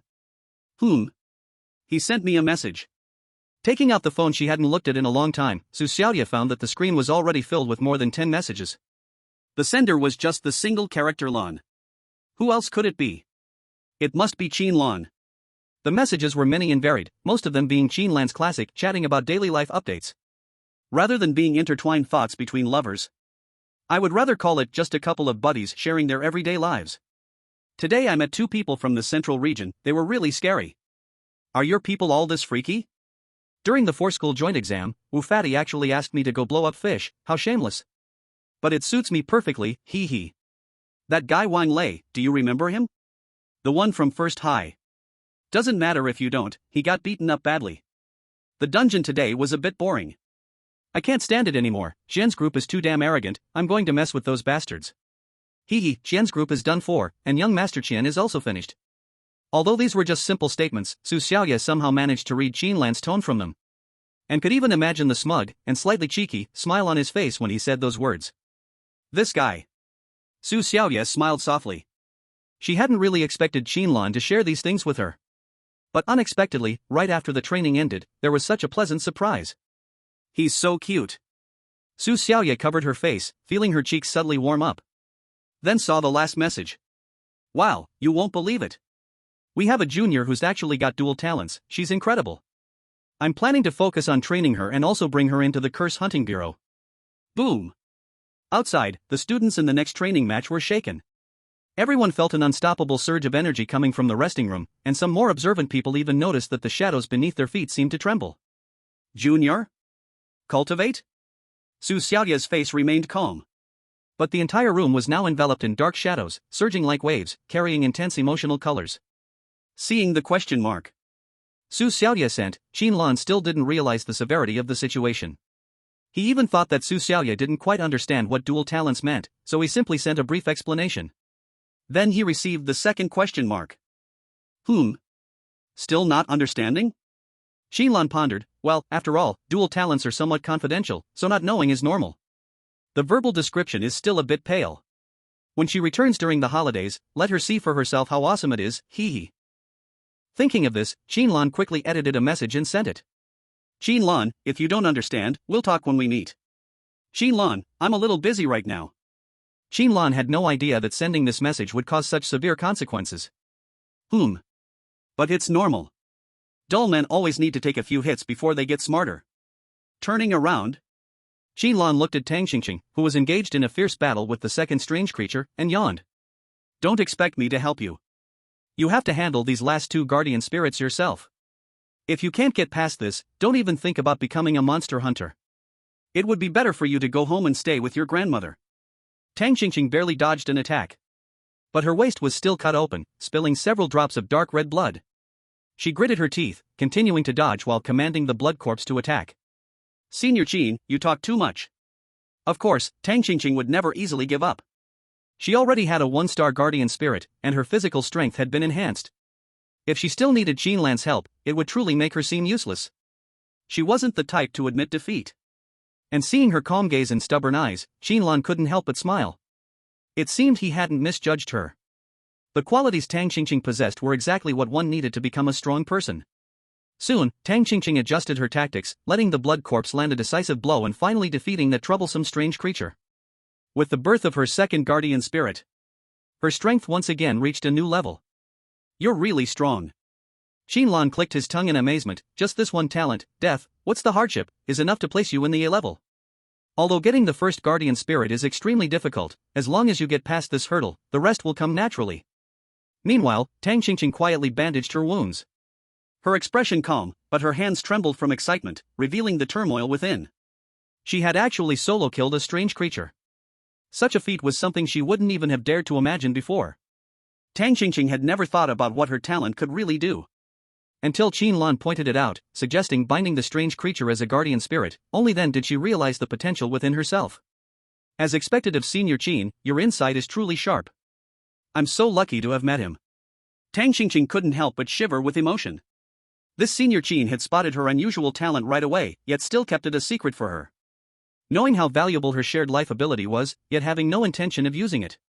He even helped her obtain extremely rare medicine for free. And guided her to unlock the potential of her talent. Senior Qin is just too gentle. Tang Xingqing's nose felt a bit sour, and a ripple floated in her heart. You're really too gentle. Seeing the message from Su Xiaoyue, Qin Lan scratched his head. Why did she suddenly say that? Can she see the shining quality in me through the screen? Qin Lan combed his hair and showed a confident smile.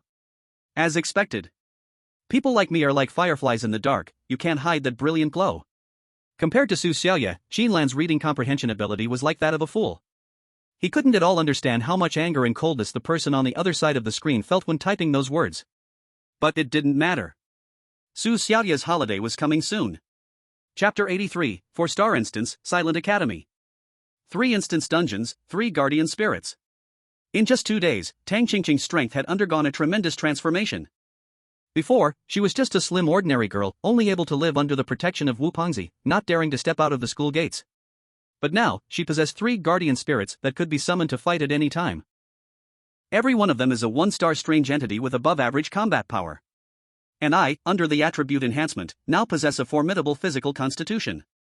The speed of this progress can only be described as terrifying. With your current ability, passing the hunter of the strange examination is already a piece of cake, but I must remind you of one thing. Qin Lan said with a smile, during the examination, unless you encounter a 2-star or higher instance, you cannot use your guardian spirit. Upon hearing this, Tang Xingqing froze for a moment but did not question it. She just nodded obediently, got it. For the hunters of the strange, exposing their innate abilities in front of others is a very deadly thing. For example, the 2-star courier Peng Haiyang from back then, who fell victim to the information gap and died at the hands of Qin Lan, who only had 1 star, when he delivered a beginner's gift pack. This is why Qin Lan kept his abilities hidden after acquiring his special profession. Until now, he could barely be considered to have grown his wings and started to show his talents. Alright, the rest will be handled by Luoyu, and she will contact you. Qin Lan waved his hand. Once you officially become a hunter of the strange, we'll formulate the next step of the plan for you. Now, I must get going. With that, Qin Lan disappeared from Tang Qingqing's sight. His speed was so fast that even Tang Qingqing, who had made significant improvements, could barely catch it, only marveling at his strength. This is a 3-star hunter of the strange, this is Senior Qin's strength. Tang Qingqing clenched her fists, her eyes burning with passion. Can I catch up to his footsteps? Can I also become his exclusive assistant? Qin Lan's next goal was to break through the 4th tier curse origin. After reaching 3rd tier, it is a completely new level, and the progression gap is entirely different from before. Before 3rd tier, the bottleneck at each level was basically the same for everyone. For example, advancing to 2nd tier requires 50 points of energy, 100 points to advance to 3rd tier. But between 3rd tier and 4th tier, the progress varies greatly from person to person. Some people only need to accumulate 200 points of energy to reach the 4th tier, while others need to gather 300 or even 400. This gap exists due to differences in innate talents as well as the curse record used for cultivation. Then, some smart people probably guessed. Is it that the more energy one accumulates in 3rd tier, the better the advantage when breaking through to 4th tier? The answer is yes. According to existing scientific literature, after advancing to 4th tier curse origin, the curse energy limit will directly double from the original level. 200 becomes 400, 300 becomes 600. After this, further improvements become very slow, as if restricted by something. Therefore, many people will choose to stay in 3rd tier for a while, draining their potential before attempting to break into 4th tier. Qin Lan also wanted to know where his limit lies. Not just curse energy, I also need to find a few strong strange entities to copy their abilities. The 3-star instances no longer pose much of a challenge, it's time to try a 4-star. He arrived deep within the fallen zone. At this point, he was already more than 10 kilometers away from the safe zone, far beyond the range where Lixing Mountain could monitor. At such depth, 1-star instances were almost non-existent, and even 2-star instances were becoming increasingly rare. Staring at the death traces scattered everywhere, Qin Lan quickly found a suitable target. The danger level of this should be at the 4-star level. Qin Lan no longer hesitated, a flash of his figure and he entered the instance entrance directly. Next. The long-awaited instance journey. Silent Academy. Difficulty, 4-star. Cursed objects present, yes. Rule 1, survive until after class, and you can leave the campus. Rule 2, attend classes on time, no tardiness or early departure. Description: this is a non-existent academy, filled with intense resentment, and evil spirits thirsty for human blood. Survive from their hands, or liberate them. Ding ding ding. Preparation bell, please get ready for class. The sharp bell made Qin Lan shudder. When Qin Lan regained his senses, he found himself sitting inside a classroom. Is the copy scene a school? Qin Lan's face became serious, such a strong sense of oppression. There's nothing strange, but just looking at the timetable filled with classes on the blackboard makes life feel hopeless. Looking up, sure enough, there was still a slogan stuck on the beam. As long as you don't die from studying, keep studying to your death. Why sleep long before you die? You will naturally rest in peace after death.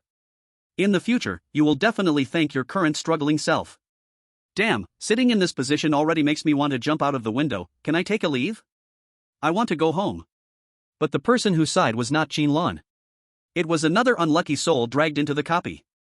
Hearing the curse in his ear, Qin Lan was momentarily stunned. Oh my god, what a coincidence. Turning his head, a handsome but strangely sinister and creepy face appeared in his sight. It was none other than our classmate Xuechuan. Xuechuan also saw Qin Lan, and immediately exaggeratedly widened his eyes. What's going on? Qin bro? You peeping at me? Seeing a familiar face, Qin Lan almost choked on his words when he was about to chat enthusiastically. It was indeed Xuechuan's speaking style that made you want to punch him in the face. Old Qin, I know you might admire me, but following me into the lost area is a bit perverted, right? Xuechuan looked guarded. Why didn't I notice you had such a strange hobby before? Qin Lan suppressed the urge to curse and gave him a friendly middle finger. Who has such a hobby to peep at you? Qin Lan's face showed disdain, as if looking at a moving pile of dung. I was killing anomalies outside the 088 safe zone, and didn't see any other anomaly hunters nearby. Xuechuan coquettishly flicked his bangs. Nonsense. A man as suave and outstanding as me, even in the lost area, would still be remembered by many people. Of course, I can't turn on the locator. Case solved. Xuechuan, this kid, in order to prevent being ambushed, specially turned off the locator on his communicator. And it just happened that he bumped into Qin Lan, who was out searching for a high-star copy. What bad luck! Meeting you means this copy must have some abstract elements. Qin Lan's mouth twitched, recalling some not-so-good scenes. Come on, with a bro like me, who has both strength and talent, leading you through, just hide in your blanket and secretly be happy. In Shuechuan's dictionary, it seemed like there was no such word as shame. Just as the two of them were exchanging words in a war of words, the bell rang again. Ding ding ding. The sound wasn't loud, but it was sharp, with a buzzing static noise that made people feel uncomfortable all over. The formal bell, class has started. As soon as the prompt ended, the timetable on the far left of the blackboard changed. At the very top, the Chinese written in white chalk inexplicably turned crimson, even starting to ooze blood. A chilling aura enveloped the empty classroom. Aiming straight at Qin Lan and Shuechuan. Not good. Shuechuan's face became serious. It wouldn't be that I have to memorize ancient poems, right? In that case, I might as well commit suicide right now, saving this weird thing from attacking. Beside him, Qin Lan retorted, then just kill yourself now. You can't even memorize ancient poems. What were you busy with in elementary and middle school? Collecting pirated Ultraman cards at the school gate? Shuechuan glanced at Qin Lan sideways. Mere mortal. Since elementary school, I've been the campus heartthrob. While you guys were busy studying, I was already considering how to harmoniously manage my dozen girlfriends. Qin Lan was completely shocked. You actually have the nerve to say that? Such beastly behavior started from elementary school? Silence. During class, no talking. A sharp voice, like nails scraping on a blackboard, interrupted the two's conversation. At the same time, a pale hand stretched out from inside the blackboard. Swung a claw toward midair. Shing. Like swords meeting, 3 wide and smooth cracks appeared on the back wall of the classroom. The thick wall seemed cut by an invisible giant claw, breaking apart like blocks of tofu. Awesome. Shuechuan shut his mouth. Behaved, brother. This long-range attack, in terms of power, had already surpassed the level of a 3-star weird. It seemed to be the dungeon's last safety warning for them. Also subtly hinting at the hidden rules of this dungeon. Keep classroom discipline. Qin Lan pondered. Then suddenly stood up in Shuechuan's stunned gaze, stretching his neck and singing loudly. If Huatu are reborn, all foreigners will be healed. Foreigners come to learn Chinese characters stir my national awareness. You have been chopped into tofu, the culprit is, Chinese teacher. Chapter 84, New Skill, Verbal Execution. You have been chopped into tofu, the culprit is, Chinese teacher. Strength permanently increased, 5. Current strength, 31 greater than 36. Constitution permanently increased, 5. Current constitution, 32 greater than 37. Please choose resurrection point. Everything around froze. Qin Lan's consciousness overlooked the classroom from an outsider's perspective. Time stopped, the pale hand stretching from the blackboard was frozen, still holding its swinging pose. And Qin Lan could still see his own body torn apart, the splattered blood suspended in midair. Is this the feeling of choosing your resurrection moment? Qin Lan immersed in this strange sensation, feeling somewhat dazed. With a thought, a scene appeared before him that could be called a miracle. Not one classroom, but thousands of classrooms. Each independent time point was separated and displayed in front of Qin Lan. He could see countless versions of himself, countless Shuechuans, and countless pale hands stretching from blackboards. Looking backward, he could see in distant classrooms his self arguing with Shuechuan. In closer scenes, the invisible claw had just reached in front, not yet touching himself. Time appears this way. Not a flowing river, not a waterfall that cannot reverse, nor a thread connecting future and past, but separate yet continuous points. Qin Lan seemed to understand something, yet could not touch that elusive truth. Seems this is beyond what I can understand now. Helpless, Qin Lan gave up trying to comprehend this mysterious scene. As he chose the time point, classrooms collapsed, crumbled, and vanished one by one. Finally, only the moment Qin Lan chose remained. At this time, Chinese teacher had just finished warning the two to stay silent. Consciousness returned to his body, the feeling of directly seeing time instantly disappeared, making Qin Lan extremely uncomfortable. It was like a once clear vision suddenly covered by a thin, hazy veil. Is maintaining discipline a rule unique to this classroom, or a rule throughout the dungeon? Like the safety rules in Horror Subway? Qin Lan thought and tried again. Without much hesitation, he stood up, left his seat, and began walking in the classroom. During class, walking around freely is strictly forbidden. Another claw strike hit, cutting Qin Lan's body apart. Although prepared this time, Qin Lan still could not withstand the powerful strike. The gap between a 4-star weird and a 3-star weird was like a chasm. Even a full-strength attack from a 3-star high-level weird could at most severely injure Qin Lan, not kill him so easily. You tried to turn yourself into Lego bricks, the culprit is, Chinese teacher. Strength permanently increased, 4. Current strength, 36 greater than 40. This time only one attribute increase triggered, and it showed decay. Waking up again, Qin Lan almost understood the rules of this silent dead academy. Just as he had guessed, there were many events that would trigger strange attacks, but they were basically close to the school rules and discipline in real life. To verify his own thought, Qin Lan took out his phone from his pocket and openly played with it. As expected, he died again. Agility permanently increased, 2. Current agility, 30 greater than 32. Physique permanently increased, 2. Current physique, 37 greater than 39. Even playing a phone is not allowed, no need to guess to know which country's high school this is. Qin Lan muttered in dissatisfaction. However, the skills of this Chinese teacher also appeared in front of Qin Lan, which meant they could be chosen and copied. Skill 1, Verbal Execution, 4 stars. Description: You defied the strict Chinese teacher. She will use fierce words to launch a mental attack on you. Damage is calculated based on your own spirit value and added curse energy value, ignoring physical defense and elemental defense. Skill 2, Written Punishment, 4 stars. Description: You angered the strict Chinese teacher. She will use sharp writing to judge you.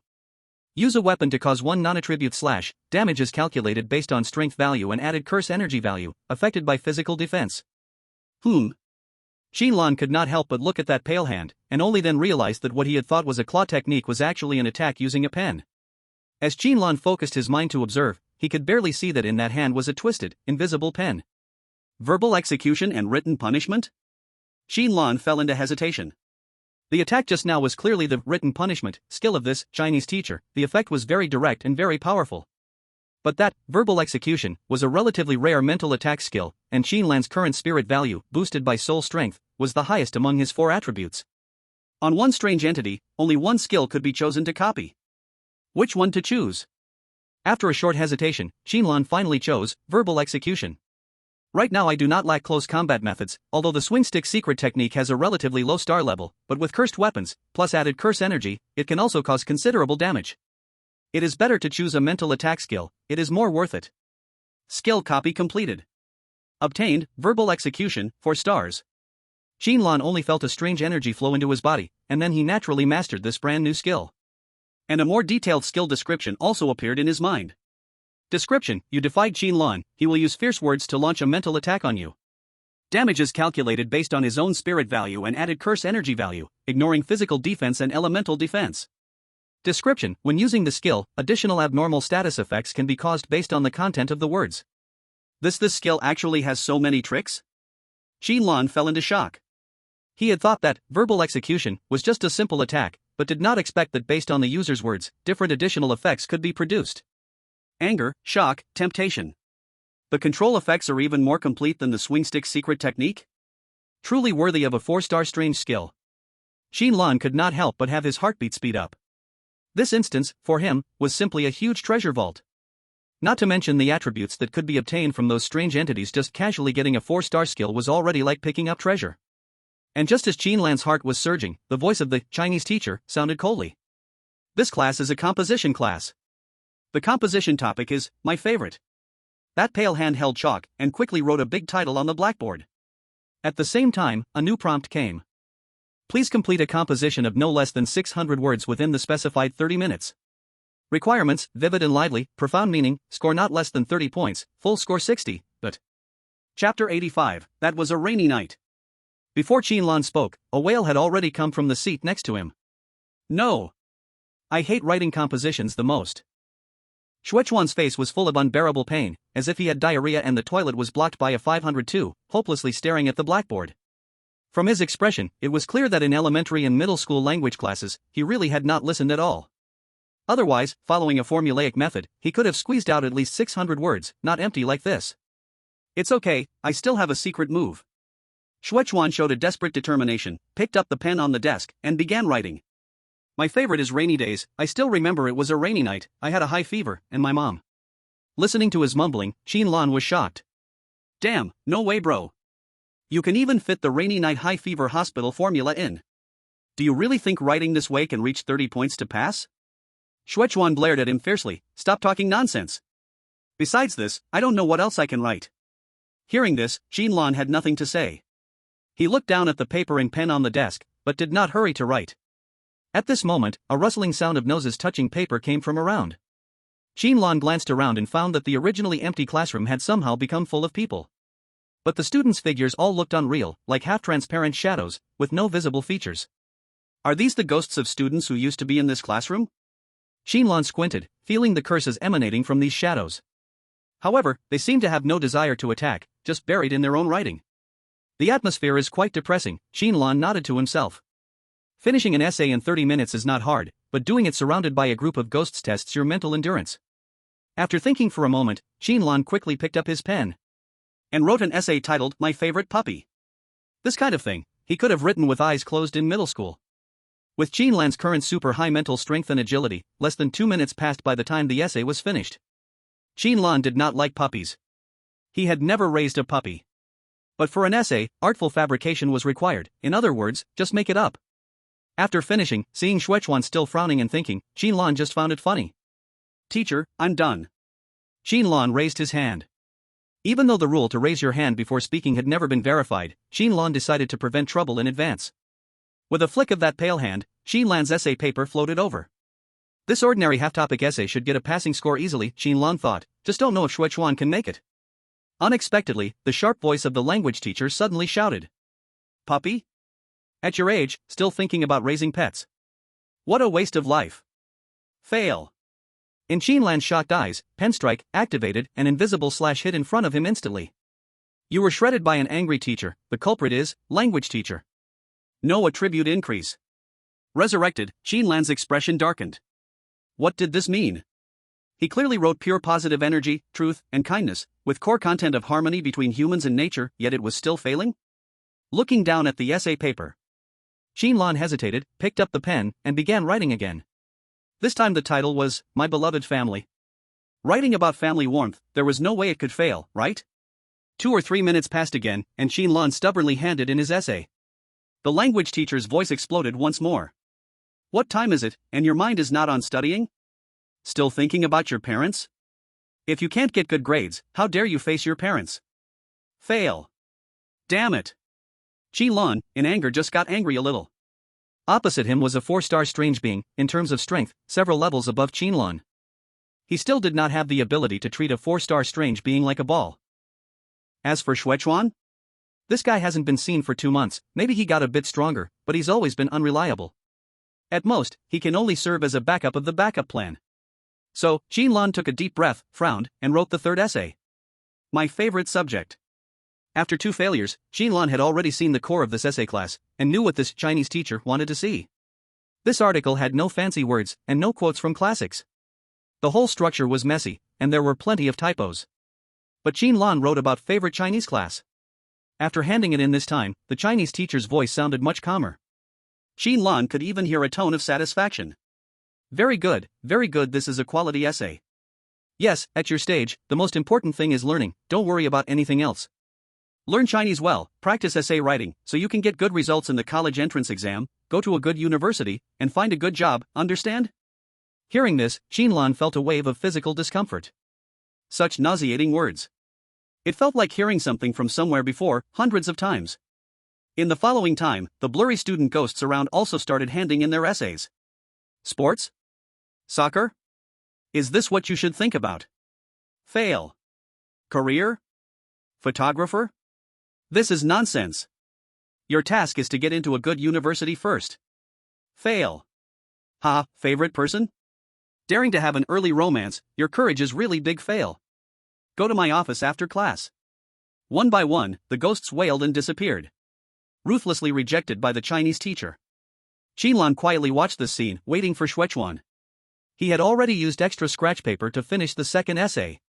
If Xuechuan couldn't finish, or didn't hand in a proper essay, he would return the essay paper to him 3 minutes earlier. Qin Lan didn't know if this trick would work, but he could only try. After all, looking at Xuechuan's expression now, it was hard to imagine how much trash words he had stuffed inside. Finally, as the deadline approached, Xuechuan relaxed his expression and put down his pen. Qin Lan used this time to quickly glance at his essay paper. With Qin Lan's memory now, it was almost like reading 10 lines at a glance, remembering everything, like a human copier. After reading, Qin Lan knew it was bad.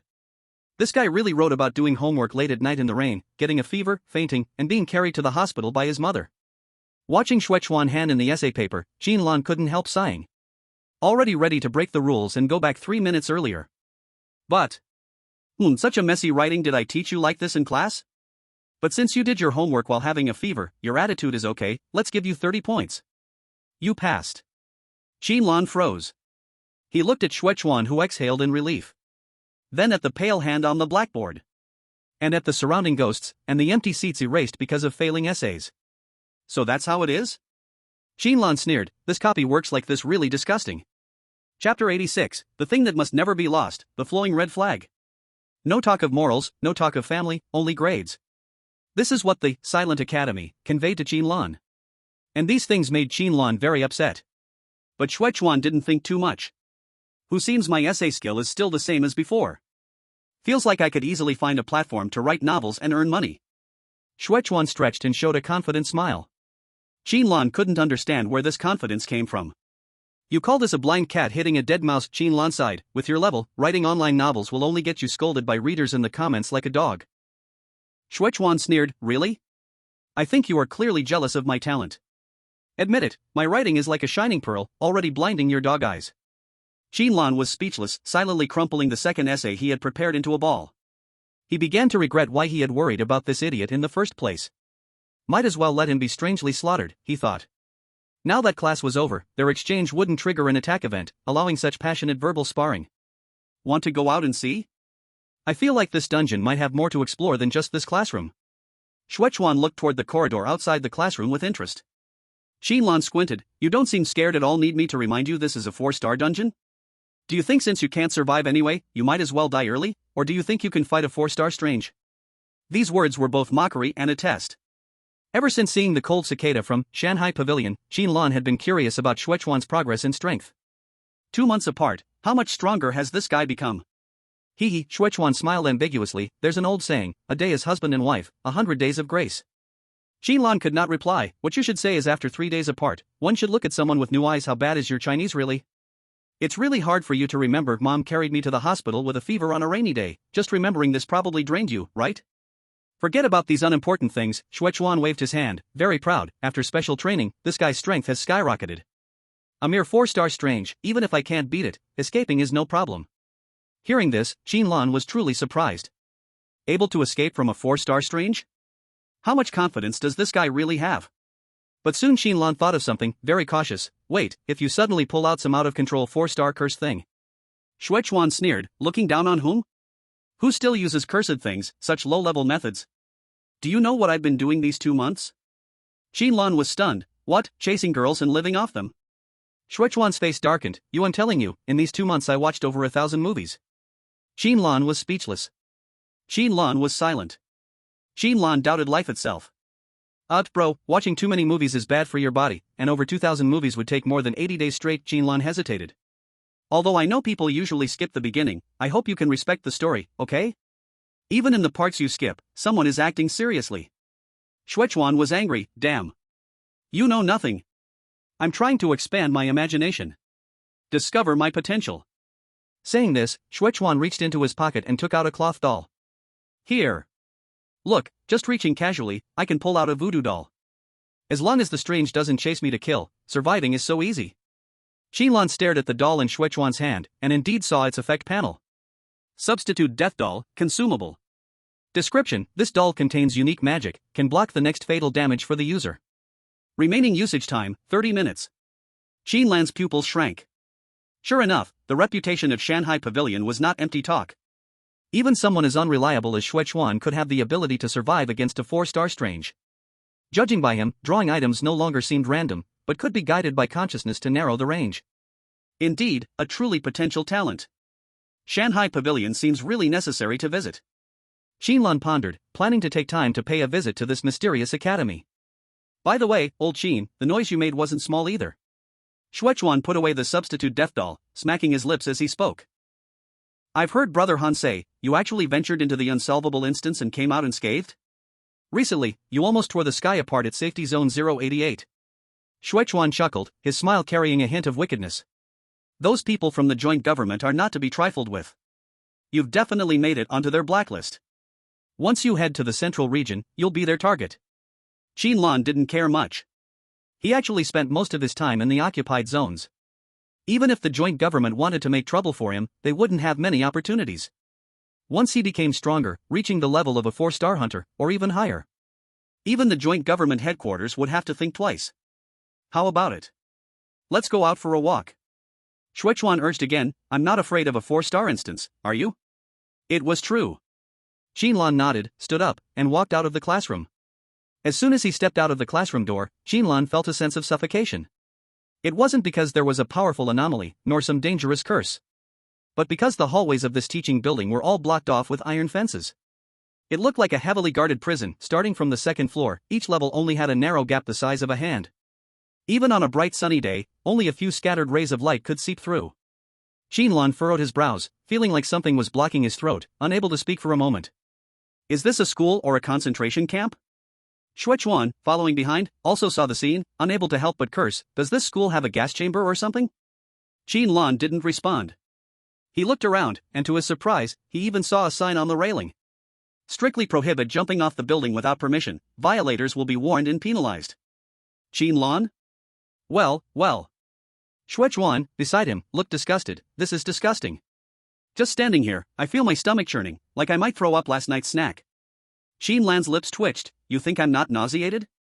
What kind of things have the students at this school gone through? How can they survive in a place like this?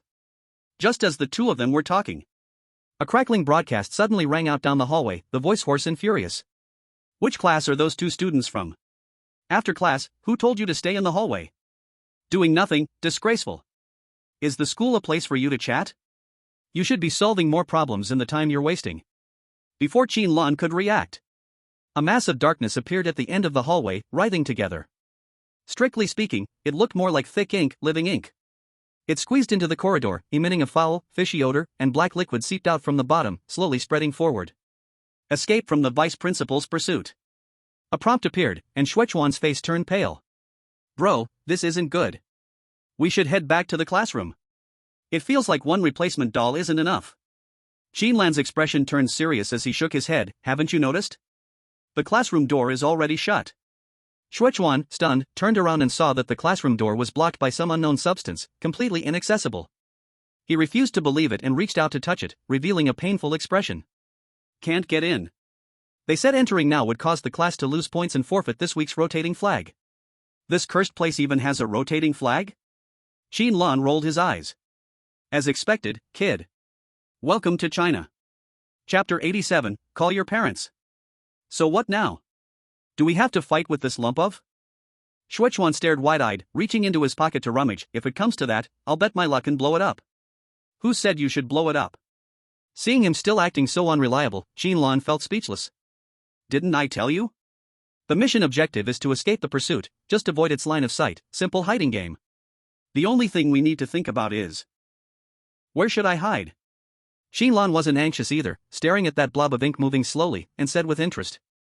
But it moves so slow at this speed, I feel like I could smoke a cigarette in front of it and still be faster. Boom! That dark, churning black water suddenly surged, and several black tentacles shot out from that sticky mass. Almost at the same time, Qin Lan reacted instinctively, grabbing Shuechuan by the collar while leaping backward at full speed. But after all, this was a 4-star strange attack. Even though Qin Lan tried to dodge as much as possible, she was still hit. Quick and slow blade, huh? You, the head teacher, are F*********ing trained by Miyazaki Hideo or what? Qin Lan was shocked, but then realized she was not dead. Not even hurt.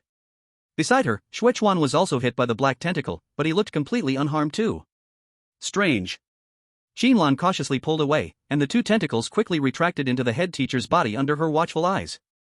Shuechuan, still shaken, touched the spot where the tentacle had just touched him. Then his face showed a grim expression. Not good.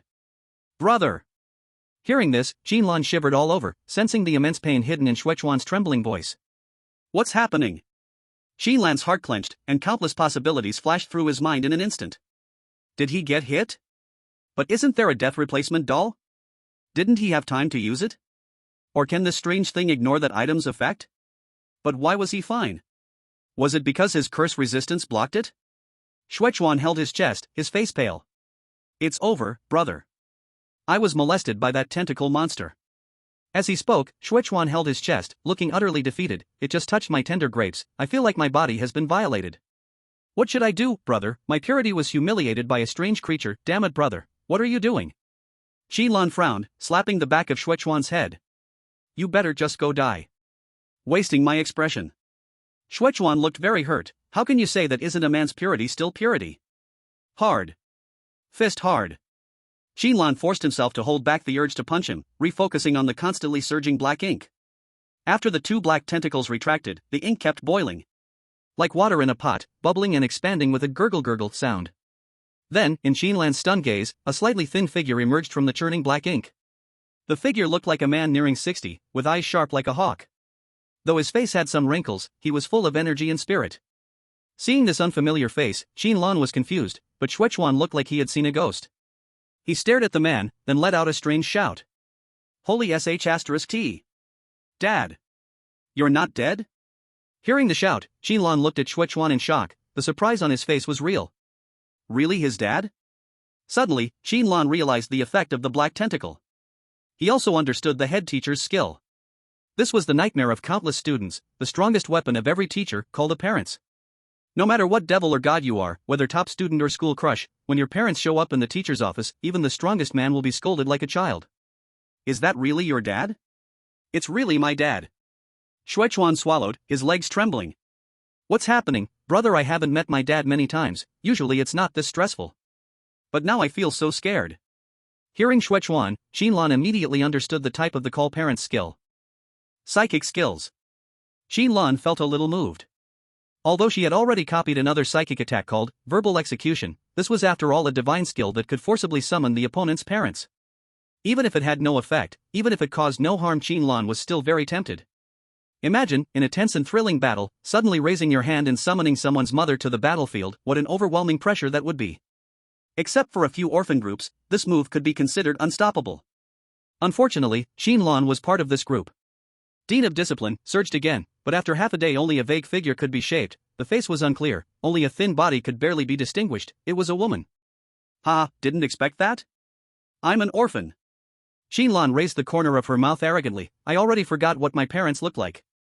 But quickly, Qin Lan's smile disappeared, replaced by displeasure. No, this doesn't seem like something to be proud of. Why do I suddenly feel unhappy? At this moment, Shuechuan's father stepped forward. His gaze sharp, staring at the trembling Shuechuan, he spoke in a deep voice. I pay your school fees for you to make friends with these shady people? This scolding almost made Shuechuan pee a little. I am sorry. As Shuechuan said, he had little contact with his rich father, barely spoke a few words. But due to the psychic nature of the skill, he still felt strong tension and fear. Shuechuan's legs began to move uncontrollably, his eyes gradually filled with fear. Just as Shuechuan was about to kneel and admit fault, Qin Lan next to him got angry. Damn. Old man. Watch your mouth. Who is the shady person? Ha? Look at your son, does he even look human? Am I not more proper than him? This scolding stunned Shuechuan. No bro, what you said. But he quickly realized, hey wait, why do I feel like kneeling? Qin Lan sneered, of course because you're a coward. The reason he could wake up was because Qin Lan's scolding just now was not simple verbal abuse, but used the newly acquired skill, verbal execution. Adding a full 40 curse points, which countered the Dean of Discipline's skill effect. After activating verbal execution, in a field Shuechuan could not see, two psychic waves collided, spreading illusory ripples. Qin Lan's body shook slightly, seeming unsteady, face a little pale. This clash, he had lost. Although she successfully negated the summoned object's effect, Qin Lan herself still suffered damage from the psychic ripples. However, Qin Lan also learned the 4-star weird power. My psychic value, after amplification, is close to 50, but this Dean of Discipline's psychic value is probably over 90. How good, Qin Lan exhaled, eyes changing, test over, now it's my turn. Hearing this, Shuechuan got excited. Wow, what a cool line. What big move are you going to use? Then, Qin Lan lowered her head and rushed toward the black, twisted mass of the Dean of Discipline. Your sanity is destroyed, culprit is, Dean of Discipline. Permanent psychic increase, 7. Current psychic, 33 greater than 40. Chapter 88, Fight, Father. As Qin Lan expected.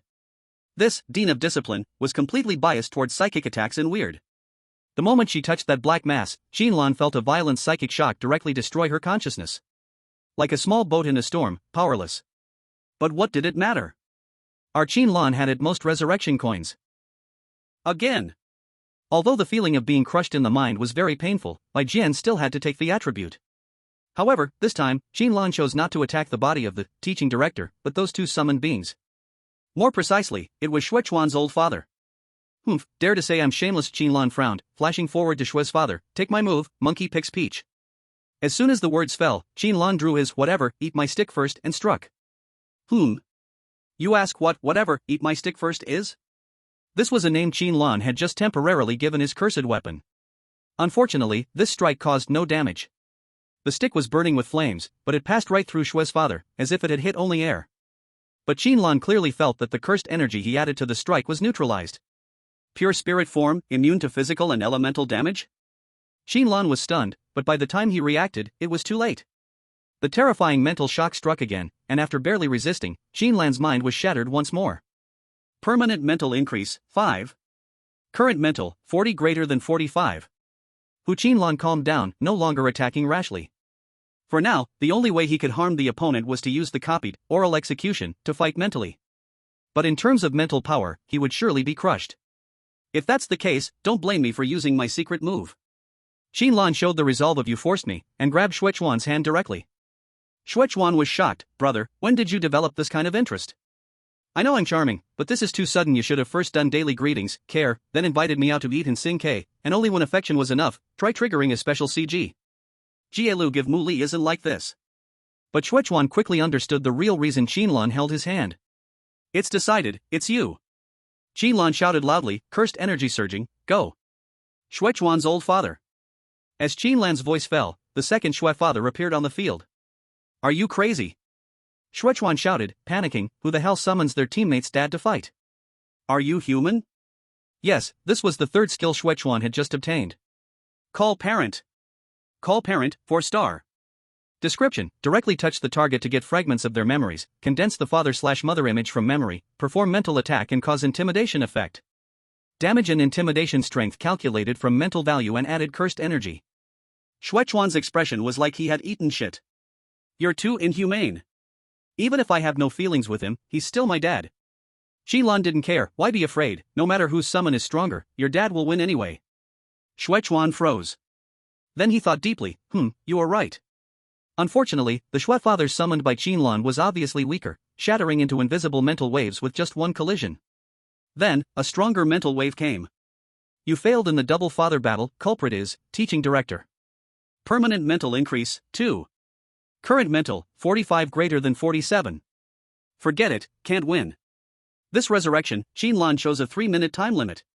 Without saying a word, he grabbed Xuechuan and ran. The direction he ran to was the most classic hiding spot on campus, the bathroom. Brother, I understand hiding in the bathroom. But why the girls' bathroom? Xuechuan, pulled into a stall, wore a complex expression. Are you trying to make up for the regrets of youth? But you might be disappointed, the men's and women's bathrooms are not really different, just one lacks urinals.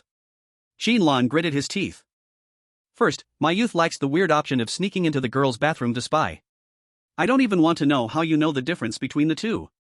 The reason we're hiding here is because the damn headmaster is a man. It was easy to hear in Qin Lan's voice that she was on the verge of throwing him a punch. Secondly, if you keep spitting out nonsense, I'll use this shut up and take a hit first to break your little flower. Upon hearing Qin Lan's threat, Xuechuan's face turned serious. Look, you're getting anxious again. The two were cramped in a narrow cubicle, listening to the gurgling sound approaching from outside, finally entering the men's restroom next door. As expected. Earlier, Qin Lan had been wondering, with the corridors of the school sealed off with fences, and no entry allowed into the classrooms, where else could they hide? Recalling her own school experience, Qin Lan immediately thought of this only viable option. From the earlier broadcast, it was easy to tell that this headmaster had a rough, hoarse voice, a male one, unless that lady happened to have a top-tier smoky voice. It seemed that not only students like Qin Lan and Xuechuan would follow the rules of the school, but even the teachers had to obey. So, Qin Lan decided to take a gamble, betting that the headmaster wouldn't dare to check the girls' restroom. After all, if she lost the bet, she could always try again. Let's check the time, soon the second class will begin. Qin Lan frowned, if we don't get to the classroom in time, who knows what other weird attack plot in this copy will trigger. So we'd better hurry up now. Before she could finish, the sound of water suddenly came from the sink outside the cubicle. Someone turned on the faucet. Then a crisp female voice rang out. Xiaoyue, your composition didn't pass again? What's going on? Hearing the voice, Qin Lan, who was about to move, immediately stopped. Xuechuan also jerked, straightening up and listening intently. The two shared an unspoken understanding, realizing that they must have accidentally triggered some extra plot, so they both stayed quiet. Then, another girl chuckled and spoke. Yeah, I accidentally went off topic, hee hee. Just by listening to her voice, one could imagine a sunny and cheerful girl. What did the Chinese teacher say to you? Did she scold you? How could she? She's so nice, she even praised me, saying my composition was very creative. She just told me to be careful next time because the standards for exam compositions are stricter. The water stopped, and their conversation slowly faded away, leaving Qin Lan and Xuechuan staring at each other in shock. Xuechuan weakly spoke, the Chinese teacher they're talking about. Is it the same one we saw? Chapter 89, a mind-boggling twist. The students of this school have undoubtedly become the souls of the dead. Only their lingering grievances remain, gathering into curses, haunting this lifeless campus. And the earlier conversation seems to be a replay of scenes from the school's past. Wait a minute. Qin Lan's thoughts cleared, quickly considering a possibility. It should be that we triggered a rather strict condition, which is why this hidden plot was shown to us. It must be that we arrived in the corridor during break time, were chased by the headmaster, successfully escaped, and hid in the restroom. That's the only way to see this message. Xuechuan's expression became unusually serious as he followed Qin Lan's line of thought. So, the conversation between those two must be closely related to us. The Chinese teacher they're talking about must be that old witch who punishes students for not doing well in composition. Qin Lan nodded, exactly. By the way, are you finally willing to stop pretending to be sweet? The calm and smart you are much more reassuring. Just as the words fell, a sharp bell rang overhead. Ding ding ding. The preparatory bell. Please get ready for class. Upon hearing the sound, the two paused. Qin Lan's face changed. No, we've delayed too long. Without much hesitation, he quickly grabbed Xuechuan and dashed out of the partition in an instant. At this moment, the dean was still carefully searching inside the boys' restroom. Taking advantage of this time, Qin Lan quickly turned back to the classroom with the slowpoke behind him. And the barrier that had originally blocked the door dissipated as expected. Luckily, we made it. Qin Lan breathed a sigh of relief. Although his agility was very high, theoretically allowing him to return to the classroom in less than a second, Xuechuan couldn't. His physical condition could not withstand such intense acceleration. If Qin Lan went full speed, Xuechuan, dragged along, would instantly be pressed into a lump of meat by the wind pressure. At best, his arm would just be ripped off. Since they were back in the classroom, the two of them couldn't communicate. Sneaking to whisper, passing notes, these actions all broke school rules and would certainly be punished. So Qin Lan used this time to think. Judging from those two students' chat, the Chinese teacher should be a very gentle person. She would comfort students, praise creativity, and even if the essay went off topic, she would only give a few reminders. But Qin Lan recalled that sharp voice before, that pale hand. What caused her to change like this? To become a judge caring only about grades and study, erasing all other ideas and inspiration? Qin Lan felt he seemed to have touched the secret of this school. But lacking other information, he had to give up for now. Official bell, class begins. The second bell rang, but no teacher appeared on the podium. At first Qin Lan thought it was some invisible strangeness, but looking around, he found not even threads of death traces. That is, the podium was truly empty. What does this mean? The teacher is late too. Qin Lan was puzzled. Beside him, Xuechuan was also confused, trying to communicate with lip movements, but Qin Lan couldn't understand lip reading.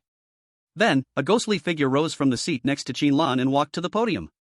It was the ghost of a student, who picked up chalk and wrote a few large characters on the blackboard. Quiet self-study, follow rules. Huh? Still self-study class? Qin Lan froze, then noticed many more ghosts appearing around, seeming to revive those previously erased by the Chinese teacher. Looking at this, it was truly miserable, dead yet not peaceful, still dragged out for class and whipped. Self-study class, what forbidden rules could there be? Qin Lan thought, staring at the chalk writing on the blackboard. Then he died. Without any warning, a piece of chalk came from nowhere and pierced his head. A cold feeling came, then his vision fell into darkness. Before dying, Qin Lan heard that chilling scolding. Focus when studying. Don't look around. -2 points. When your imagination runs wild halfway, the killer is, student council duty student. Agility permanently increased, 6. Current agility, 33 greater than 39. Damn. Head up rate. Qin Lan cursed in his mind. Sure enough, it was this thing. Head up rate, a cruel metric copied by countless schools to measure student focus. Students must focus on books no matter what, just raising your head gets scolded. Some bastards even installed special monitoring software to track head-up rates in real time, pressuring teachers. They even made head-up rate. What can't you do? Include exam scores in credit? Fail a test and it's like prison? Qin Lan raged internally. Now it's clear, this dumb school must have visited some place called Hanshui. They copied too many shitty things. He let out a sigh. Qin Lan silently lowered his head. While lowering his head, he also coughed hard twice, trying to remind Xuechuan. Qin Lan's head was pressed very low, almost about to stick to the table. Seeing him like this, Xuechuan also reacted quickly and chose to follow. Did not understand, but respected. Very soon, a ghost student seemed to have a sore neck, raised his head to relax, and then was directly blown apart by a piece of chalk flying at extreme speed. With the corner of his eye catching this scene, Xuechuan directly let out a low holy shit. He finally understood what Qin Lan's action meant. Besides the head-raising rate, what else ha? Qin Lan lowered his head, thought halfway, and unconsciously let out a yawn. Then he noticed something was wrong. With his current physical quality, it was impossible for an uncontrollable yawning urge to appear. Opening his own status panel to look, Qin Lan's face turned iron blue. Because in his panel there was an extra temporary abnormal state. Extreme drowsiness, you are too tired, feel very exhausted, as if you could fall asleep at any time. Playing dirty, huh? While shocked, Qin Lan could not help but feel his scalp go numb. This kind of suddenly appearing negative state could not be offset by curse resistance, it could only be resisted by willpower. Moreover, Qin Lan had a very bad psychological shadow about this kind of situation. The last time a similar situation appeared was the extreme itch and horror subway. If it is the same here, then most likely it is the strongest boss in this instance interfering. And according to this pattern, this drowsiness will become stronger and stronger. Raising the head will die, but lowering the head and falling asleep will also die. Self-study class has no teacher lecturing, the surrounding illusion also becomes quiet, just to create the condition for dozing off. Qin Lan's expression was grave. What to do? What else can be done? Sleep first and talk later. Anyway, not afraid of death. So, Qin Lan decisively lay down, directly falling into sweet sleep. Whoosh! The chalk arrived as expected. Why sleep long before death? After death you will sleep forever. The killer is, student union duty student. Constitution permanently increased, 3.5. Current constitution, 37 greater than 40.5. Agility permanently increased, 3.5. Current agility, 39 greater than 42.5. Chapter 90, Reliable Xuechuan. Luck was not bad, triggered 2 attribute increases at once. But how to solve the upcoming drowsiness problem? This extreme drowsiness directly acts on the mental level, not simple physical fatigue, therefore extremely hard to resist. For Qin Lan it was still okay. His own mental stat was high, wanting to resist for the duration of this class, with full effort, it was not impossible. But on Xuechuan's side, if I want to activate verbal punishment, then I must open my mouth to speak, but in that case it may trigger a violation. Qin Lan lowered his head, fell into deep thought. He originally wanted to use mild mental attack to stimulate Xuechuan, to keep him awake, but when trying it he found it very hard to carry out. The condition to activate verbal punishment must be to talk targeting a specified target. It also cannot be meaningless simple syllables like coughing or sneezing. In this way, it would very easily break the discipline of the self-study class, leading to being instantly killed by the duty student. Slightly turning his head, from the corner of his eye he saw Xuechuan already starting to shake his head and sway like having spasms. Qin Lan's heart could not help but lift up. He still has a substitute doll on him that can be used, at least it can block one attack. Not sure if he has any other way to deal with it? At the same time, on the seats around the 2 ghost students were continuously being shot dead by the duty student, almost all because they could not bear the sleepiness. Even ghosts could not endure it, let alone Xuechuan, who was just an ordinary person. Time passed, only to see Xuechuan grit his teeth and put his hand into his pocket. What is that? Qin Lan was stunned for a moment, then saw Xuechuan take out a green toothpaste. Before he had time to think more, he saw Xuechuan directly twist open the cap of that green toothpaste, squeeze out a small lump of unknown substance, stuck out his tongue and licked fiercely. The next second, Xuechuan's face twisted, all scrunched up, 2 streams of tears running from his reddened eyes. At this moment, Qin Lan also smelled that green toothpaste scent. It was mustard. He put mustard. Qin Lan's expression became solemn, all mixed with respect. Watching Xuechuan twitch with his head down, she could already imagine how desperate he was. The spicy taste was indeed stimulating, but it could only relieve a momentary urgency. 7 or 8 minutes later, the fatigue struck again, bringing the just awakened Xuechuan to the edge of sleep once more. Then how will you deal with it this time? Qin Lan watched silently. This time, Xuechuan held the mustard in front of his nose and inhaled sharply. Fierce. Qin Lan gave him a thumbs up in her mind. Using mustard like smelling salts, this method was truly unheard of and unseen. And the effect, deep into the lungs, was astonishing. Shuechuan, just drowsy and weak, now full of energy. But his body kept trembling, stomping his feet, looking very happy. As if thinking of something joyful. While Qin Lan showed respect, she could clearly feel the power of the deep fatigue gradually increasing. Sure enough, only 10 more minutes passed, and the strength of the drowsiness reached a new level. This time, even Qin Lan began to feel the struggle of the sleepiness. For Shuechuan, it was even more desperate. Facing the drowsiness that constantly attacked his reason, Shuechuan clenched his fists, seeming to undergo some mental struggle. Seeing the change in his expression, Qin Lan was shocked. Haji Shui, you really plan to defeat a 4-star weird with a tube of mustard? In Qin Lan's complex gaze. Shuechuan did not hesitate, twisted open the mustard tube, squeezed 2 blobs on his fingers, then rubbed them fiercely into his eyes. What? Qin Lan was shocked. Only hearing the sound of chairs and tables shaking.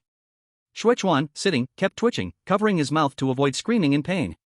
But the trembling body and the suppressed sound still revealed the torment he was enduring. Watching Shuechuan, Qin Lan could only sigh in admiration, unable to help but say. This is truly a hymn to human courage. A true warrior dares to face gory blood, bleak life, and even dares to stare at mustard. No matter how unreliable Shuechuan usually was, no matter how many foolish things he had said. At this moment, in Qin Lan's heart, he was already the #1 strongest person. I remember in childhood, I could open my eyes to the sun, see clearly tiny things, examine their patterns carefully, thus sometimes finding pleasure outside things. Qin Lan recalled this ancient text childhood fun, murmuring, even the ancients only dared open eyes to the sun, but my brother Shui dares open eyes to mustard. No ancients before, no followers after. Indeed.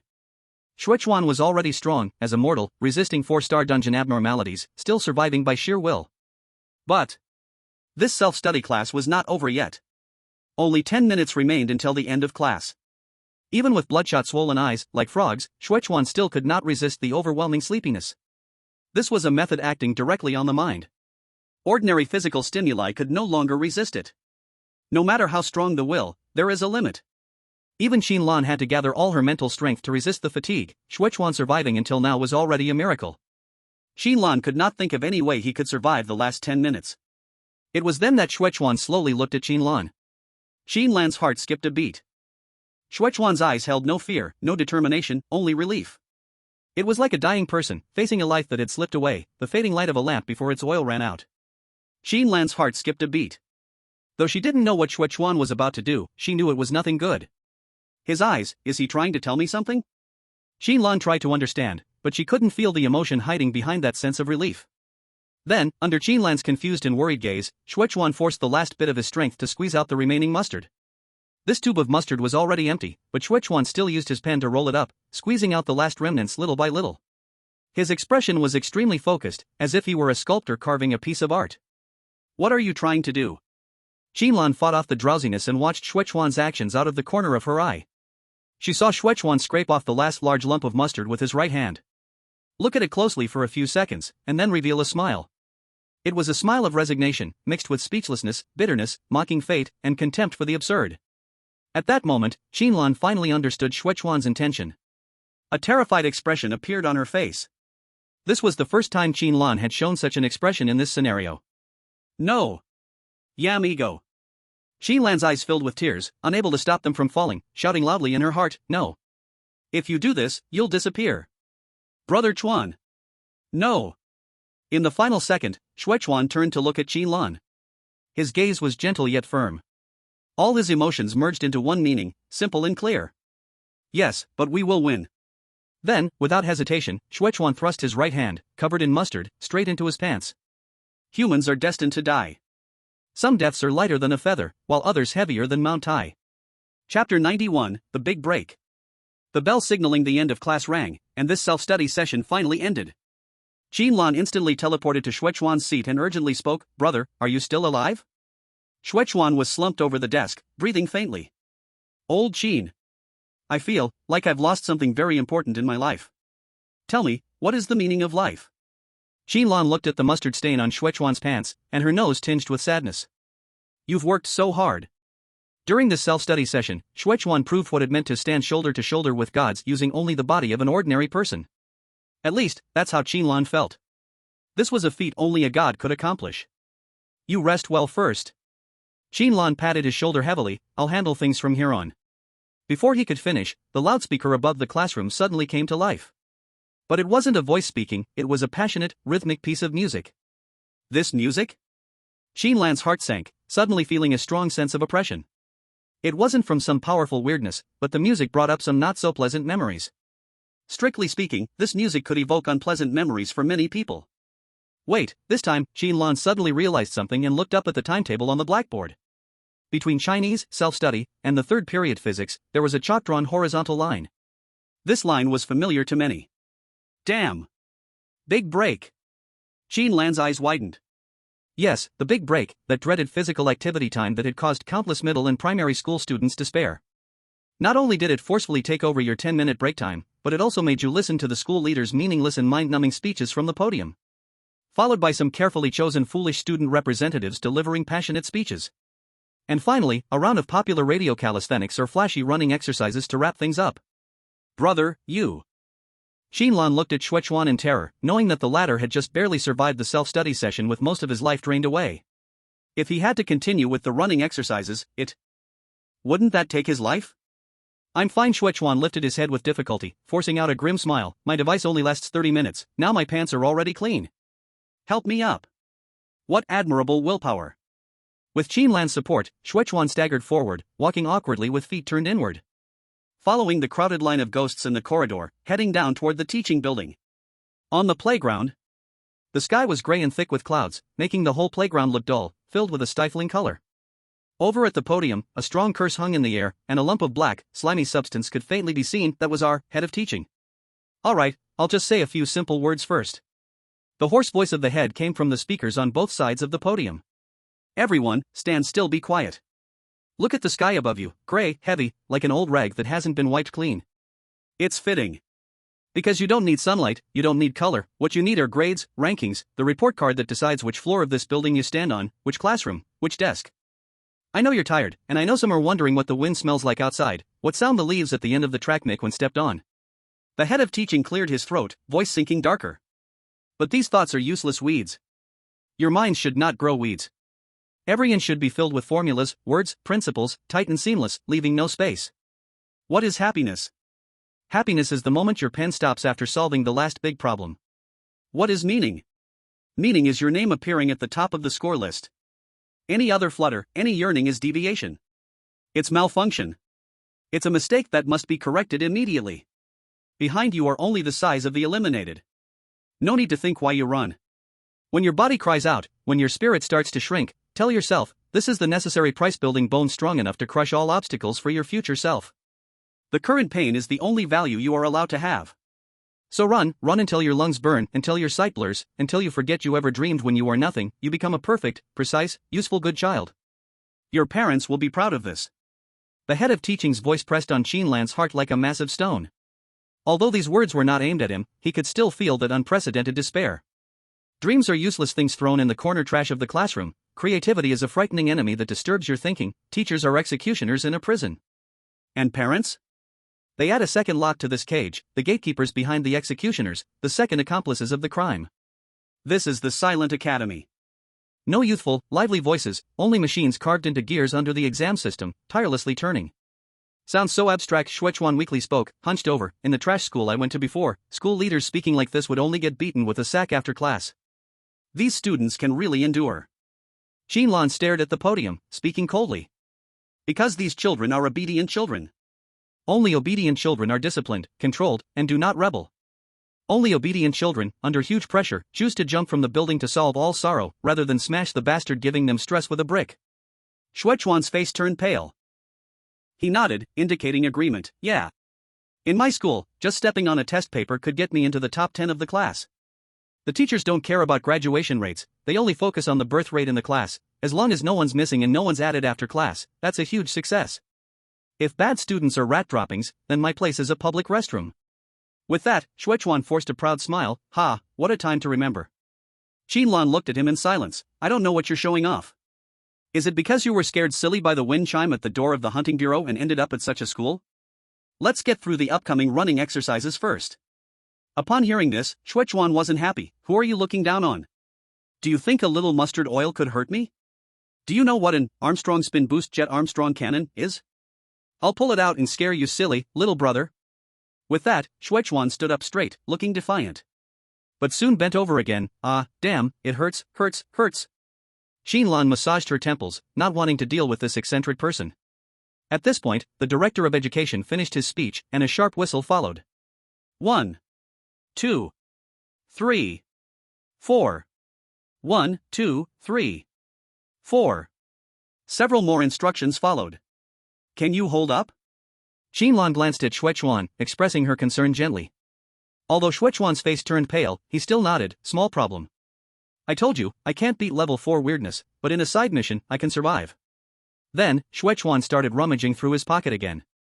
2 seconds later, he successfully pulled out a new item. Qin Lan's eyesight allowed her to clearly see the item's description. Changshu Arno's magical potion, consumable. Description: this is a vial of injectable supplement, with an unknown substance added.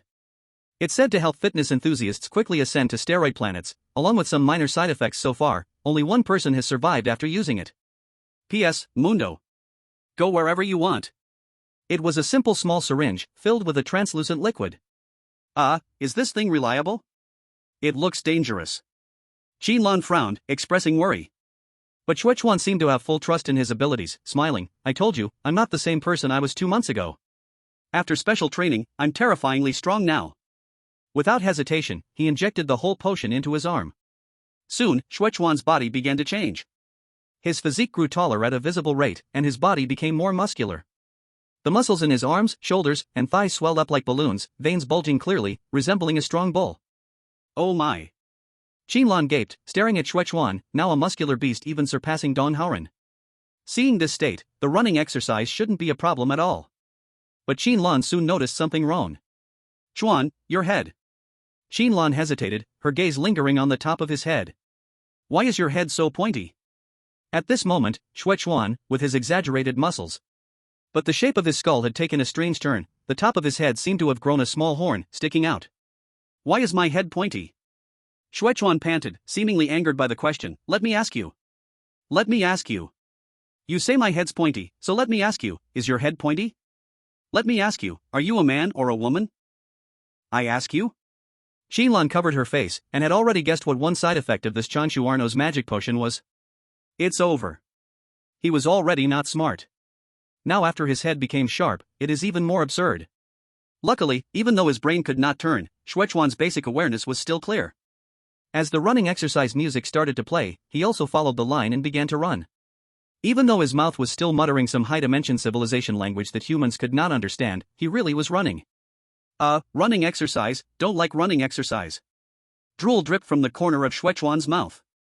He said things that made people very hard to hold back. Running exercise is cardio. Cardio loses muscle. But, cardio can possibly lose muscle. But cardio losing muscle is not very possible. The Qin Lan beside him finally could not hold back and complained. No, bro, really stop talking. These 2 sentences made my brain hearing die from exhaustion. Right after that, Qin Lan was directly killed by the dean's mental attack because he was whispering with someone else. This time, there was no stat increase. He had already died too many times in the dean's hands. He had reached the decay limit. After reviving, Qin Lan could only hold back the desire to curse people. While running the exercise, he listened to Shuechuan beside him keep speaking shocking words. I never use drugs. I don't use drugs, at most I only eat some protein powder and things like that. No, I don't even eat protein powder. I don't eat anything, only sometimes I eat a little protein powder. I am completely natural. While lightly running, Qin Lan's mouth corners twitched. The difficulty of the running exercise was not very high. It only needed strict control of position, and you could not mess up the formation. Because the students around him were all ghosts, and did not have a real collision body, he needed to carefully control his speed. Even though Shuechuan looked a little out of his mind, his speed control was still quite exact. It could be seen that he still kept some awareness. Qin Lan beside him was thinking about whether to try a new idea. You ask what new idea? In Qin Lan's eyes, if he finished the class step by step, then extra plot definitely would not be triggered. For example, during the break before, if he and Shuechuan had honestly sat in the classroom and waited, then there would have been no way to hear that conversation in the toilet. So, Qin Lan believed that there must be some way that could help him temporarily escape from this activity of running exercise. And it had to be a way that matched the dungeon rules. Maybe, that God skill can be tried? Qin Lan narrowed his eyes. Suddenly his steps stopped, then with one fast roll, he came outside the line. Almost at the same time, Qin Lan felt that he had been locked onto. It was the dean's gaze. If Qin Lan did not return to the line in time, then what waited for him would be a terrifying mental shock. But Qin Lan did not do that. Instead, he silently squatted down. 1 second, 2 seconds, 3 seconds. Success! Qin Lan felt joy in his heart. He knew that the direction of his guess was not wrong. Because right now, he was squatting on the ground and pretending to tie his shoelaces. Tying shoelaces during running exercise was the crystal of wisdom of countless students. Generation after generation of students used this move to win a chance to breathe for themselves. But, only tying shoelaces was not enough. Even though this could give Qin Lan a little rest time, it could not help him leave the playground. The cold feeling of being locked onto became thicker and thicker. Qin Lan also knew that the time left for him was not much. After thinking for a short time, Qin Lan decided to risk it and try. He covered his stomach, raised his hand high, and shouted loudly. "Teacher! I got my period. I asked to go to the infirmary." Even Xuechuan, whose IQ had temporarily dropped to a single digit, let out a holy shit after hearing these heaven-defying words. But Qin Lan did not die. Instead, the mental lock on his body disappeared. Damn! This works too? Even Qin Lan himself was shocked. But he quickly reacted, so that's how it is, even though this is the privilege of one gender, because there is a hidden plot line. So even if I'm a guy, this can still trigger. Just like before in the bathroom, the restrictions have temporarily eased. It won't directly lead to instant death if a guy enters the girls' restroom. Thinking of this, Qin Lan became more and more sure of his guess. This copy indeed has hidden plotlines. Chapter 93, Past Group Photos, Mysterious Person. In the infirmary. How many people have been to the school infirmary? Generally speaking, you don't need to go for a minor illness, and you don't need to go for a major illness either. Because for a minor illness, they just let you rest, and for a major illness, they can't cure you. The school nurse's purpose probably is to equally hand out a bottle of Huoxiang Jingqi water to every uncomfortable student. And now, Qin Lan has arrived at the infirmary of Dead Silent Academy. Don't ask me how he found it, just finding the infirmary alone could easily make me write 500 words of flowery description. So let's fast forward to the moment when Qin Lan pushes open the door of the infirmary. Entering the room, the first thing that hit him was the unpleasant smell of decay. A mix of expired medicine and the old scent of moldy furniture. Looking around, Qin Lan noticed that there were actually 2 hospital beds in the infirmary. This was already considered a luxury suite in school terms. Anyway, when the author was in school, the infirmary didn't even have hospital beds. This place hasn't been used for a long time, has it? Qin Lan walked to the bed, noticing that the mattress was covered in a thick layer of dust, and the sheets were yellowed, clearly not washed for a long time. Moreover, there were privacy curtains next to the bed. Seems like nothing unusual. Qin Lan walked around the room but couldn't find anything that would trigger a plot. The medicine cabinet was empty, the school nurse's desk was also empty, and he'd explored every possible place to gather information, but came up empty. Tisk, Qin Lan made a displeased expression. Can't you learn from those horror games? I feel like they could have slipped an X-ray here with a weird message written in red on the back. Nothing at all is actually more disappointing. Scratching his head, Qin Lan thought about how to trigger the next plot. While thinking, his gaze fell on the 2 hospital beds, and a suspicious look appeared on his face. No way. With a mindset of can't get pregnant from trying, Qin Lan quietly walked to the bed and then directly lay down on it. Silence. The expected hidden plot didn't appear, making Qin Lan look a bit foolish. Did I miss something? Or. Qin Lan felt somewhat down, but then he thought of something, sat up, and pulled the nearby bed curtain shut.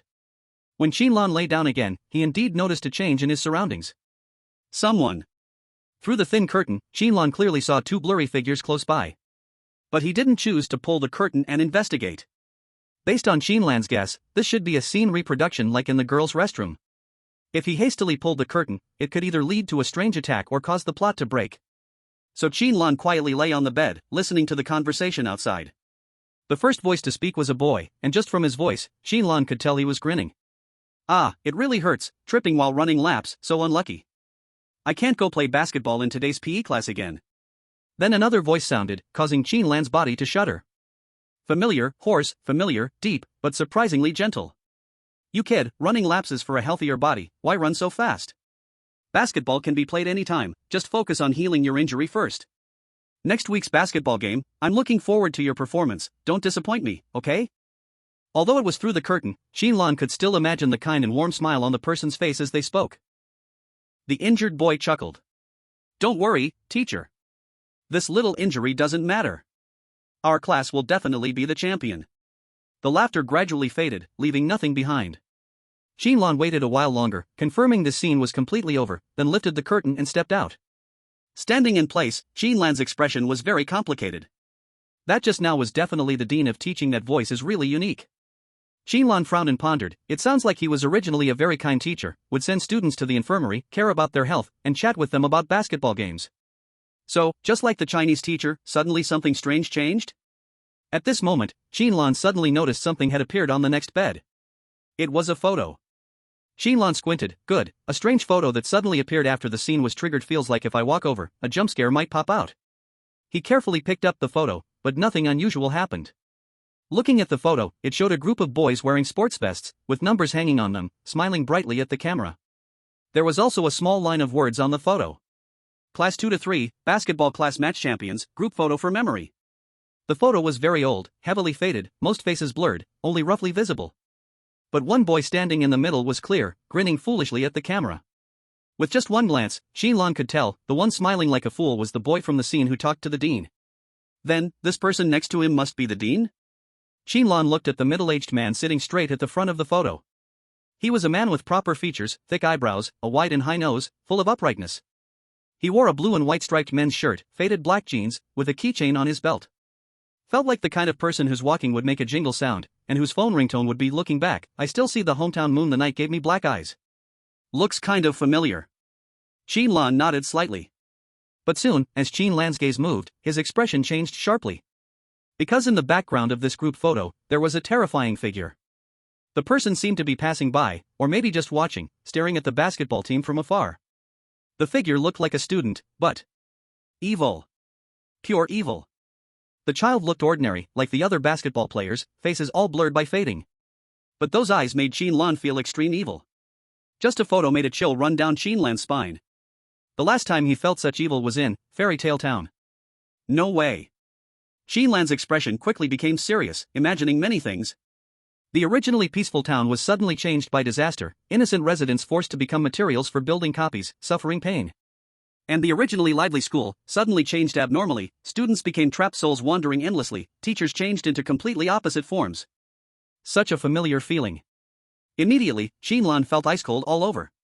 If his guess was correct, if behind this copy there really was another hand controlling everything. Qin Lan spoke with difficulty, his voice dry. Abyss? Chapter 94, New Clues, Transfer Student. Abyss. The last time he encountered it, Lu Xingshan stepped in to stop him, so Qin Lan did not contact the existence on the other side of the abyss. Later he was told, all things related to the abyss were extremely dangerous. Any slight mistake. Even a 4-star ghost hunter might meet their end at its hands. And now, has he once again encountered a dungeon tied to the abyss? Qin Lan swallowed hard, feeling an intense unease. That evil aura was far too familiar. It reminded him of the time he stood before that bottomless rift, staring at the deep cliff that emitted a faint greenish glow, feeling the same aura. No emotions, no feelings, no thoughts, only pure evil. This doesn't look good. I have to hurry and inform Shuechuan. Looking at the evil figure in the photo, Qin Lan felt the magnitude of the problem with this dungeon grow even greater. But then, he thought of something. If triggering hidden storylines is the way to uncover the truth behind this dungeon. Then, did the scene from the women's restroom earlier also leave behind a similar clue? Qin Lan slapped his head, feeling quite regretful. At that time, he was too focused on getting Shuechuan back to the classroom, and he didn't even spare a second glance at the sink. If there were any clue props, he most likely missed them. It's very possible that it's related to the reason behind the strange occurrences at this silent academy, and the evil figure in the photo might have appeared in the first clue. The big break ends. All classes please return to the classroom in order. The sudden broadcast made Qin Lan curse under his breath. There isn't much time left. If another class passes, that clue might truly vanish for good. To be honest, even now, thinking about checking, Qin Lan felt it might be a bit too late. As he stepped out of the infirmary door and reached the corridor, he was blocked by a mass of gurgling black liquid. It was the head of the teaching department. The viscous, surging substance completely blocked the corridor. Qin Lan had only one option: to go upstairs, face it head-on. But the opponent was a 4-star eerie creature with over 90 mental power. Even though Qin Lan's mental power had been boosted to 70, there was still quite a gap. Moreover, he had come into direct contact with that black liquid before and knew just how powerful its mental impact could be. Even if his mental power were also 90, he'd most likely lose to the intensity of the impact. There's only one solution in this situation. Qin Lan took a deep breath, his expression calm. This is the first time I've used a curse on a 4-star Eerie. I hope it won't disappoint me. Immediately, Qin Lan focused his mind, the curse energy surged and gathered, eventually forming a complex curse that cast toward the head of the teaching department. Death curse, depression. Depression is a curse specifically designed to weaken mental strength, making it perfect for dealing with pure mental creatures like the head of the teaching department. As the curse landed, the black liquid on the teaching department head boiled rapidly, emitting twisted and agonized cries. Qin Lan's expression didn't look any better. The curse energy within his body was depleting at an alarming rate. Though the substitute death goddess level was high enough to suppress 50% of a 4-star Eerie's attributes, Qin Lan's own curse origin was only at the 3rd level. The enormous energy consumption was unavoidable. 50 curse energy per second? Upon realizing how terrifying this number was, Qin Lan didn't hesitate for a second, immediately flashing and crashing into it. The instant he made contact with the black liquid, Qin Lan's mind felt like it was being stabbed by needles. Violent pain surged, almost causing his consciousness to shatter.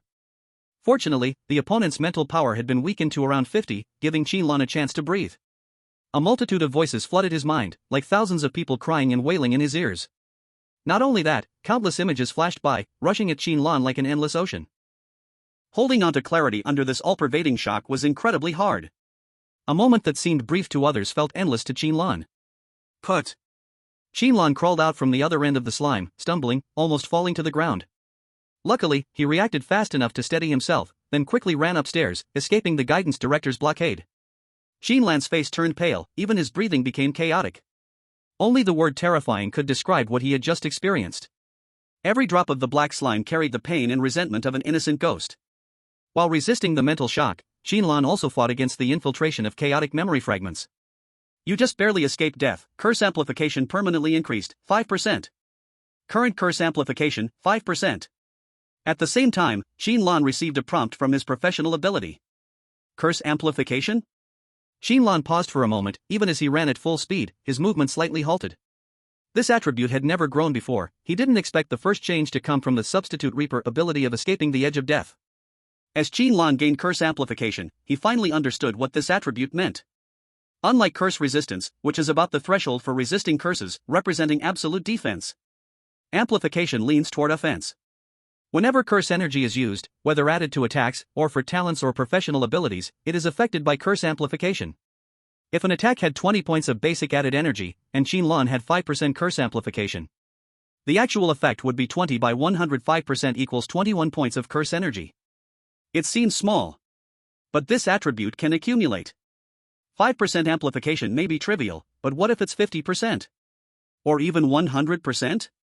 Thinking of this, Qin Lan was deeply shocked by the power of curse amplification. But he had no time to study it further, because the pre-class bell had already rung, and he had not reached the floor where the event had triggered.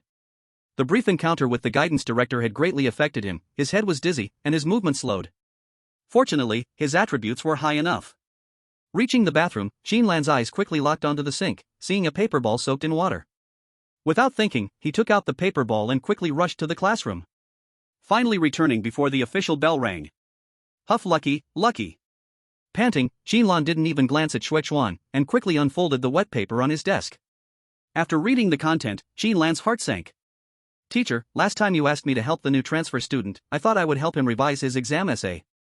But I found that he wrote many scary things on the essay paper he didn't submit, mentioning many classmates and teachers. I don't know what to do. I plan to talk to him after school, maybe I can understand why he has these frightening thoughts. The childish handwriting had blurred from the water, but it still showed how nervous the writer had been. Qin Lan snorted unhappily. So it really is that damned transfer student. The transfer student should quietly try to climb to the top of the school with his fists, dominate all the bad boys around, challenge the so-called legendary figure, fight the legendary battle under the watch of strong people, and graduate, you idiot. Not ruin the school here and make everything a mess. Chapter 95, Change in the Safe Zone, Strange Intrusion. Eastern District, 088 Safe Zone. Inside a wealthy residential area in the city. Chen Jing from the second middle school closed her eyes, concentrating deeply, carefully sensing the surrounding environment. As she activated her talent, imperceptible waves spread out, radiating around her.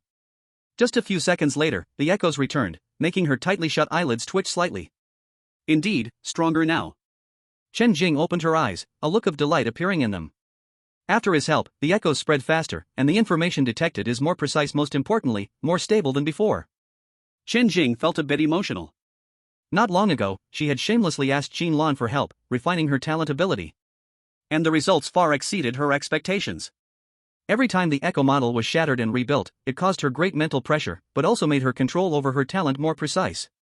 But, should I invite him to a meal? After all, he spent so much time. Chen Jing twirled a strand of hair around her finger, lost in thought, but he is a 2-star hunter, probably not short of money, maybe I should give a more valuable gift. Sighing, Chen Jing felt conflicted. At this moment, the last use of echo returned from a distance. Chen Jing, thinking about what gift to give Qin Lan, froze, a puzzled look on her face. What is that? Her echo model detected a strange thing. This was a wealthy area, with good security, and occasionally staff from the Hunter Bureau patrolled, so there was never a worry about safety. The surrounding streets and houses had been explored hundreds of times by Chen Jing while training her talent. But this time an unknown area appeared. From Chen Jing's view, it was like a clear map with a gap burned in by a cigarette butt. Not far from me, Chen Jing frowned slightly, looking toward that direction. But after a brief hesitation, she decided to go investigate. The gap was only one street away from her home, just a few hundred meters. Night was falling, and the streets were gradually quieting. Chen Jing stopped, sensing again with her echovision, reconfirming the unknown gap, then continued forward. For some reason, the closer she got, the more unease rose in her heart.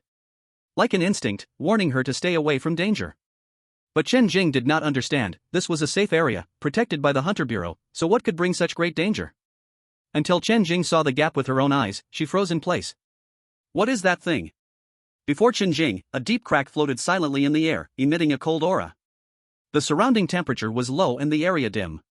The street light should have been bright, but it was as if the crack had swallowed all the light. Something is wrong, I need to contact the Hunter Bureau patrol, let them take a look. Chen Jing's echovision was going crazy with alerts, so she instinctively stepped back, taking out her phone to call. Unexpectedly. At that moment, a tall figure emerged from the crack. It was a woman, an unusually tall woman. She held a folded umbrella and wore a thick white mask on her face. The woman crawled out of the crack clumsily, falling to the ground, seemingly exhausted, barely standing up unsteadily. Chen Jing watched the sudden appearance with suspicion, activating echovision again to probe her presence. Then, her expression changed drastically. Because from the woman in front of her, she felt a strong curse. Just like when she had detected caretaker, old Lu, in the simulation copy before. She is strange? Chen Jing felt a chill all over her body, even her breath froze. She never expected that, inside the safe zone, a strange creature would suddenly jump out. At this moment, the woman ahead also noticed Chen Jing. Oh, where did this little girl come from? She looks so delicate. Just what I needed, a bit of food. In those captivating, beautiful eyes, a bloodthirsty greed suddenly surged, and she took a few stiff steps toward Chen Jing. The woman stumbled for the first few steps, but she quickly seemed to adjust to the environment. She began running, her speed rapidly increasing, and in just a few seconds, she reached a level far beyond that of a normal person. Then, she took off her mask. What came into Chen Jing's view was a mouth torn to the roots of her ears. Sharp fangs and a terrifying split mouth immediately made Chen Jing understand her identity. Mouth-slit woman. A 1-star entity-type strange creature. Impossible. How could the mouth-slit woman appear here? Chen Jing's mind went blank, and she didn't even have time to turn and run. Roar. Suddenly, a violent roar came from not far away, and then, a blood-red figure flew through the air like lightning, crashing heavily into the mouth-slit woman. It was a tall, hideous humanoid monster, its skin completely shed, exposing the blood-red muscles, tendons, and blood vessels to the air. A blood corpse. Are you okay? Tang Qingqing's voice sounded as she gently patted Chen Jing's shoulder. On the other side, the blood corpse was tearing and biting violently at the mouth-slit woman, who was struggling and screaming in agony. Ah. You and I are the same. Why? Why attack me? In terms of physical strength and close combat abilities, the blood corpse was undoubtedly stronger than the mouth-slit woman, almost superior in every aspect except for its low intelligence. But after becoming a guardian spirit, it was controlled by Tang Qingqing's consciousness, which eliminated this one flaw. You are. Chen Jing stammered, finally noticing Tang Qingqing's combat uniform and the black iron badge. A monster hunter? Chen Jing was stunned. The girl in front of her was clearly the same age as her, yet she was a 1-star monster hunter? Tang Qingqing nodded, her expression calm. You must be Chen Jing, right? I saw you during the 4-school joint exam, I remember you pretty well. I'm responsible for patrolling this area tonight. Can you tell me what exactly is going on here? Tang Qingqing turned her head to look at the now silent-mouthed slit woman, her expression becoming serious. Just yesterday, she had passed the Monster Hunter Bureau's certification exam and casually took on a low-level patrol task within the safe zone. Who knew it would be so coincidental, and she ended up saving Qin Jing, who was here to investigate. However, before Qin Jing could respond, she saw the crack change again. The pitch-black crack floating in mid-air trembled, and a new curse-like aura began to rise from it. Tang Qingqing's pupils contracted. More? Chapter 96, Revenge.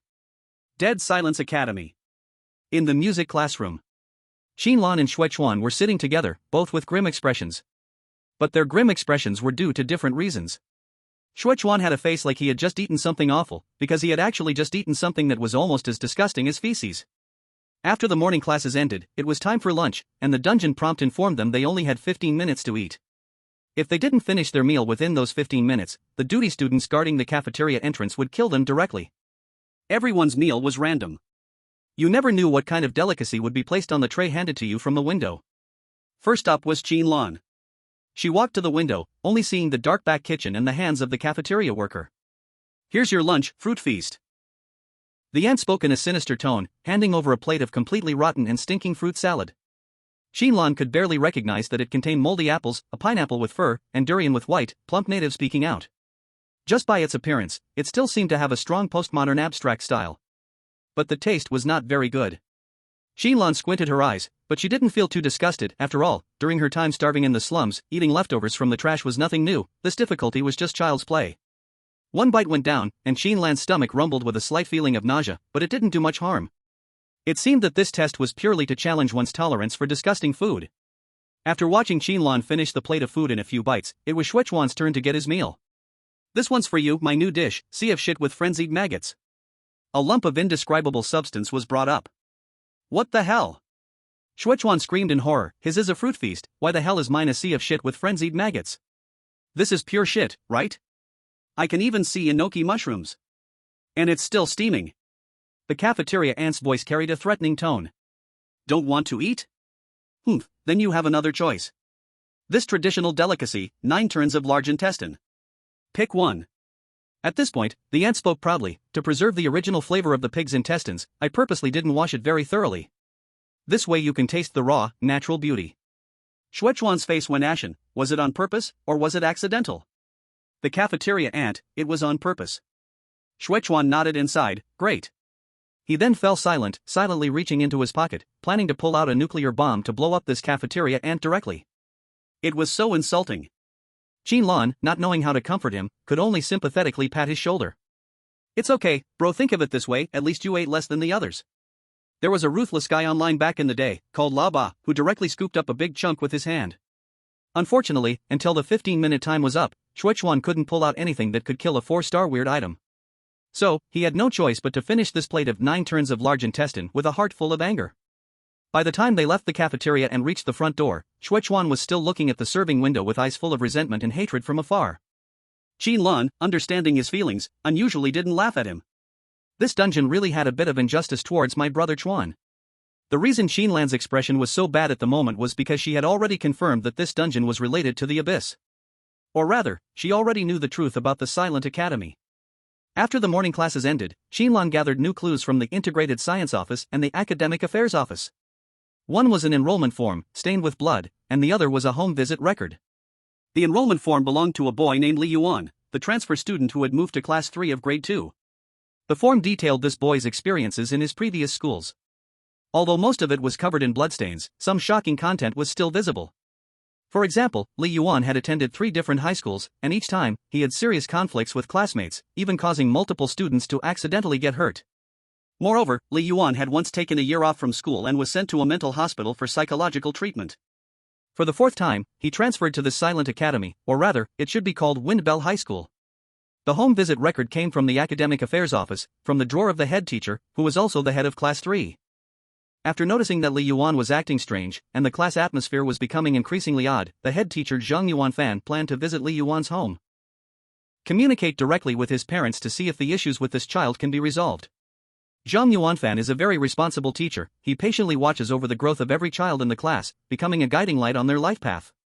This record keeps notes on many students over the years, and is the fruit of Zhang Yuanfan's educational career. But it is this very sense of responsibility that killed him. The records show that after going to Li Yuan's home, teacher Zhang did not see Li Yuan's father. According to his mother, Li Yuan's father left the family a long time ago, silently flying away, never appearing again. During the conversation, Li Yuan's mother repeatedly broke down emotionally, beating and scolding Li Yuan in a way that seemed insane. I found that the child's home is full of certificates and medals won in various subjects since elementary school. It seems he should be a very smart and obedient child. At least I didn't have so many honors when I was young. But his mother's mental state is very serious, putting huge pressure on him and ignoring all his achievements. No matter what certificates he brought home, no matter how good his grades, he only received harsh criticism. Maybe I should talk to him about these. After returning from Li Yuan's house, teacher Zhang kept a strong attitude of wanting to help him. The next few pages of the record were torn. Skipping the destroyed pages, teacher Zhang's attitude changed dramatically. That child has a problem. No, it's not him who has a problem, it must be someone else. I don't know what's happening, I should have trusted science. But the thing on that child I cannot explain. I must tell the principal, he must be. At this point, Qin Lan almost completely understood. A troubled youth with a hereditary mental illness. Lacking fatherly love as a child, almost no motherly love, a twisted family environment, causing severe cognitive distortion. It was at this time that something from the abyss found him. The exact form, Qin Lan did not know. But what was clear was that the abyssal product stayed on Li Yuan, guiding him step by step toward more terrifying extremes. Until a moment when the abyssal product achieved its goal, and Fengling High School was made into the Silent Death Academy. This music class is the last class. Qin Lan was also puzzled why a school that only cares about college entrance scores would even have a music class as a minor subject. Logically, it should have been entirely taken over by the main subjects. But when the music class ended, and the music teacher who played songs that make your head explode finally stopped, Qin Lan finally understood the reason. In the empty music classroom, on the old, unusable piano, there was a sheet of music. On the sheet, the music teacher had written sentences. "You are very talented, I can see your love for music. Consider this sheet a gift from me, remember to practice diligently." Looking at the words on the sheet, Qin Lan sneered. I knew it, why would a college exam factory even have a music class? Turns out it's because you like it. At this moment, the bell finally rang. It was time to leave school. Survived until after school. Mission complete, can leave the instance. But Qin Lan did not leave. Chuan, do you think this instance was fun? Qin Lan looked at Xuechuan, whose face was dark and gloomy. Xuechuan gritted his teeth, forcing out a few words. Fun? Should I also smear you with a tube of mustard? Or treat you to some raw pickled intestines? It was clear that Xuechuan's resentment had grown so large it could form a second Silent Death Academy. Qin Lan nodded. Spoke in a cold voice. To be honest, I am not happy either. So, just being disgusted and leaving like a coward is absolutely not allowed. Someone has to pay the price. Chapter 97, In the Name of the Father. This was Qin Lan's last stop in this scenario. The principal's office. From start to finish, the principal of the Dead Silent Academy never appeared. The highest level school leader she had seen was just Zhang Yuanfan, the dean of teaching. And Qin Lan had already guessed who the current principal was. Who else could it be? Naturally, it was that transfer student who caused all the disaster, Li Yuan. Standing in front of the principal's office, Qin Lan hadn't knocked yet, the palm-colored door slowly opened, as if welcoming them. Once we go in, you attack when you see him, got it? Qin Lan whispered a warning. Xuechuan was stunned. Really? Me? Of course it's fake, Qin Lan smiled, stepping into the office. You can't beat a 4-star weird anyway. Xuechuan rolled his eyes and followed closely. But his right hand stayed in his pocket, ready to pull out a big killer weapon. Whether he could actually pull it out was another story. The principal's office was not big, showing that the previous principal lived fairly cleanly, at least cleaner than that Fat Wu Rendi. Although Fat Wu was excellent at protecting his favorites, he really liked watching foreign study materials and skimming off benefits. That was truly his nature. Enough digression, let's return to the present. This old principal of Fengling High had been completely replaced by Li Yuan. An ordinary-looking boy sat cross-legged in the chair, one hand supporting his chin, watching Qin Lan with interest. As if seeing a very interesting toy. Looking at the boy sitting across the desk, Qin Lan's face was expressionless. Do you know the saying about a eunuch sitting on the dragon throne? You give me that feeling now. Maybe having a pig in the office would be more eye-catching. Sitting in front of Qin Lan was Li Yuan. The same Li Yuan who had appeared in the group photo. Facing him directly, Qin Lan felt that overwhelming sense of pure evil more clearly. Her expression grew darker. So familiar. Even though Li Yuan looked like an ordinary boy, nothing about him stood out. But just sitting there quietly, he made it impossible to look away. Yet the contradiction was, while unable to look away, you also didn't dare meet his eyes. Those eyes were full of a terrifying aura, as if one glance could drive someone insane. Really don't know why the author gave a doomed villain such long descriptions, making him so fancy. Qin Lan pursed her lips. Isn't he just a troubled teenager? In our world, troubled teenagers are more common than iced tea sales. Li Yuan's lips curled slightly, though looking straight ahead, his eyes carried a sense of superiority. Like standing in front of an anthill, looking down at ants that could be crushed with a single step. You speak quite interestingly. I don't see fear in you.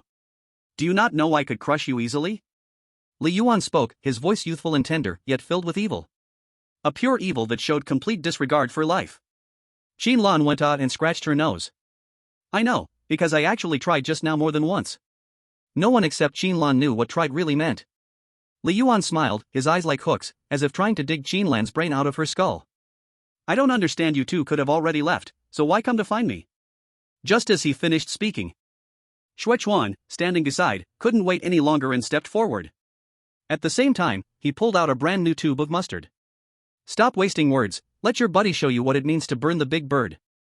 Judging by his stance, it looked like he was about to directly yank down Li Yuan's pants. Qin Lan raised her hand to stop Shuechuan. Then she looked at Li Yuan, speaking calmly. I don't really want to chat with a problem child. Can the one inside your body come out? The one who gave you the twisted power to distort reality, causing all of this? At these words, Li Yuan's smile froze. His gaze grew cold, the false smile from before gradually fading. Qin Lan, your courage is truly unusual. No wonder Lord Shan Bai told us to keep an eye on you. You are indeed very interesting. Hearing his name mentioned, Qin Lan was shocked. Shan Bai? Qin Lan repeated the words, then gave a look that said, Are you kidding me? You mean that foot-obsessed fool? In my life, I could never imagine things like Northeast Rainbow and Allah Lamp God Ding, things so abstract you'd want to erase them from memory. It's really surprising that the one who made them is called Lord. Is your abyss side judging status by abstractness? Qin Lan muttered weakly. He had only encountered the abyss twice, once at Fairy Tale Town, and now. Clearly, the Lord Shan Bai mentioned was the one who created the Fairy Tale Town copy back then. Li Yuan's pupils had turned completely black, leaving no white at all. Not only that, a wave of energy, completely different from anything known, radiated from him. It was a power unique to the other side of the abyss. You grow fast. If given more time, you might really hinder our plans. Li Yuan, or rather the abyss creation inside him, spoke in a chilling voice, but it doesn't matter. Today you will die here, by my hand. Listening to this, Qin Lan nodded, showing no fear at all. Finished with your harsh words? Then is it my turn? The Li Yuan opposite him was clearly stunned. What? You. Qin Lan spoke directly, cutting him off. Stop pretending in front of me. I know you're not really something that came from the abyss, otherwise, you would have left this copy long ago and been freely messing around in the fallen zone. You must be something created by some existence on the other side of the abyss, maybe that foot-obsessed, Shan Bai, or some other Shan He, Shan Qi, Shan Orange, Yellow, Green, Cyan, Blue, Purple. Qin Lan's face was calm as if reading a furniture manual. Your power is too weak, so weak that you had to find a single-parent child with warped views and lack of love, and spend time occupying his body and mind just to get some power. Oh, you haven't even fully occupied his mind. Qin Lan grinned. I can roughly see it. This copy from start to end is mixed with Li Yuan, this stupid kid's own consciousness. He worked desperately to learn, but no matter how good his grades were, he couldn't earn his mother's approval. So he hated others who, even with average learning, could live happily. He hated kids who wrote off topic but were praised for creativity, hated kids who could skip homework to play basketball but still be praised, hated the free and joyful atmosphere of this school. He probably even hated classmates who had plenty of time to enjoy the cafeteria food. Qin Lan listed it all carefully, while the Li Yuan opposite grew more and more sullen. The only thing that made this stupid kid feel happy was music class. Qin Lan sneered. According to the way this school works, something like music class could never appear on the schedule. So you see, you always rely on his consciousness, rely on his resentment, rely on his curse, to transform this Winchime High School into this state. So the way to defeat you is very simple, and it was written in the copy description from the start. At this, Qin Lan pointed her finger toward the Li Yuan across from her. Release them. Them also includes Li Yuan's soul. Only then did the abyssal entity that had taken over Li Yuan's consciousness finally show a fierce expression. Enough. Yes, you are not wrong. I do need to rely on the resentment of the natives of this world to wield power, but so what? You are too weak. Even if you know the way to break the situation, you don't have the ability. Or do you think you can defeat me? The Li Yuan across from them surged with terrifying energy, the curse energy on his body rising uncontrollably. Any player of a horror game could recognize this as the signal of a boss battle. Generally. Next, this young kid would switch form, becoming a super terrifying flying and earth-diving thunder ghost. Seeing this, Shuechuan's expression changed, his right hand in his pocket twitching, and he asked softly, "What's happening? Is it my turn to appear?" But Qin Lan did not let Shuechuan act, instead showing high interest. "Speaking of which, I've always wanted to try this skill on the uncanny. Come out." Li Yuan's old father. Chapter 98, for Star-Cursed Object, Wrong Answer Notebook. When the man in a simple yellow coat appeared, the Li Yuan across from them froze completely. "Dad." His lips trembled, and the eyes that had already turned completely black suddenly showed a trace of color. Shuechuan was stunned, looking ahead, then at Qin Lan. "What is this? You can summon someone else's dad?" Qin Lan slanted her eyes at him. Then casually took a curse crystal from her wristband and began absorbing it, replenishing the overused curse energy. "Is it strange? It's not the first time I've used it." "Oh right, you forgot." Shuechuan was terrified. What? What do you mean I forgot? You just casually said something really terrible." Qin Lan ignored Shuechuan, quietly watching the situation unfold. Shuechuan's dimensional pocket was the last line of defense. No, it should be said the second to last line of defense. If the Fu parent skill is useless against Li Yuan, or Qin Lan's judgment is wrong, then Shuechuan would try to create something that could destroy a 4-star uncanny. This might require many attempts, but Qin Lan's maximum is trial and error. If even this doesn't work, then Qin Lan would have to activate her talent, force the opponent to attack her, rewind time to before entering the principal's office, and then directly teleport out of the copy to escape. But now, it seems Qin Lan was indeed correct. This Silent Academy was indeed built upon Li Yuan's twisted consciousness. That is why Qin Lan decided to summon Li Yuan's father. Someone might ask, why not summon the mother? Because his mother was the main reason his cognition gradually twisted. It was her constant criticism, oppression, and abuse that caused Li Yuan's mentality to slide toward uncontrollable directions. If they summoned Li Yuan's mom, there was no guarantee he wouldn't directly react, creating an even more difficult situation. "Dad, is it really you?" Li Yuan's voice was filled with confusion, the broad figure before him pulling up fragments buried in his deepest memory. Another voice screamed sharply. "No. Not Kim. He's fake. You've been deceived. Your father abandoned you long ago. He abandoned you. Treated you like a burden." Li Yuan's eyes kept changing, struggling between hatred and confusion. "Child, it's me. I am your father." Under Qin Lan's control, the copied version of Li Yuan's father spoke gently, walking step by step toward him. "Why does this line sound like scolding?" Shuechuan muttered quietly beside him. In Li Yuan's ears, that piercing scream grew louder. "Do not believe. You have no love. You have never received his love. Not before, not ever. Only hatred. Hatred is the longest lasting." But the next second, the copy of his father directly hugged Li Yuan, crying as he spoke. "Son, I have wronged you all these years. You have always been the pride in your father's eyes."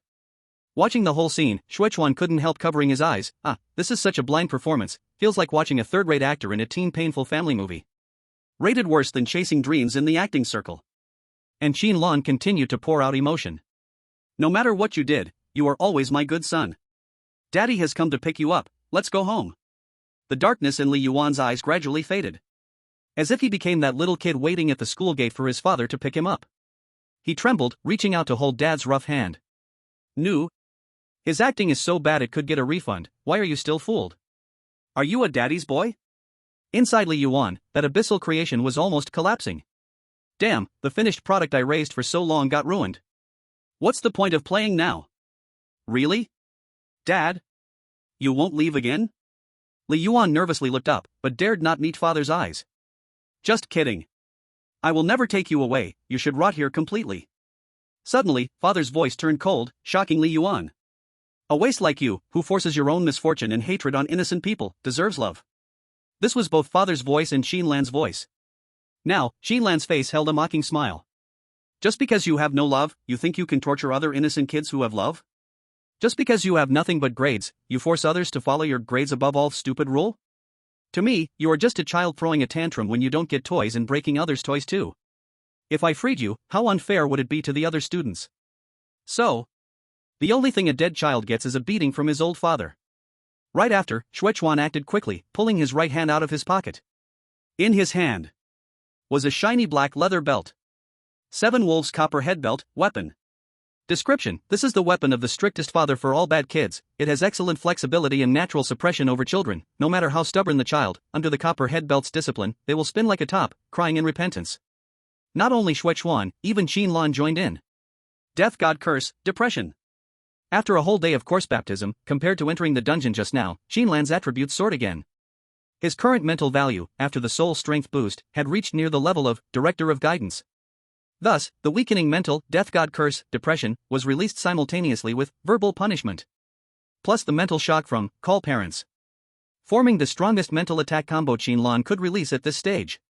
His full 130 curse energy was used up in 1 second. Not only that, he held the 7 Wolves Copper Head Belt Shuechuan pulled out. This weapon was selected according to Shuechuan's awareness, most effective against teenagers. It had not only strong physical damage, but also added mental strikes. Although Qin Lan's death curse only lasts for a brief second. This second can do a lot of things, like striking down a bad student with a twisted sense of morality. Li Yuan had actually been dead for a long time. But his resentment lingered, and his soul was occupied by an entity from the abyss, keeping him trapped in the Silent Academy. In other words, the Li Yuan in front of him was actually a soul entity. He didn't even have time to let out a scream before being struck by a copper-headed whip, brutally hitting him, shattering him to pieces. Boom! And as Li Yuan dissipated, the entire Silent Academy began to crumble. The dark clouds in the sky faded, revealing the sunlight that hadn't appeared in who knows how long. Countless souls showed a relieved expression, slowly drifting away in the long-awaited warmth. Clatter, clatter. The walls around them creaked under the unbearable strain. And the entire principal's office shook, seemingly on the verge of collapsing at any moment. In front of Qin Lan, a dark green shadow, too indescribable to explain, stared at him with intense hatred. It was created by the beings on the other side of the abyss, the culprit that had been hiding in Li Yuan's soul. Without a host, it could no longer remain in this world. And despite its extreme unwillingness, it could only watch as it crumbled. Qin Lan. You think you've won? No, you're wrong, terribly wrong. The green shadow let out a sharp screech. Qin Lan, holding the whip in his hand, spoke without much emotion. This isn't winning yet?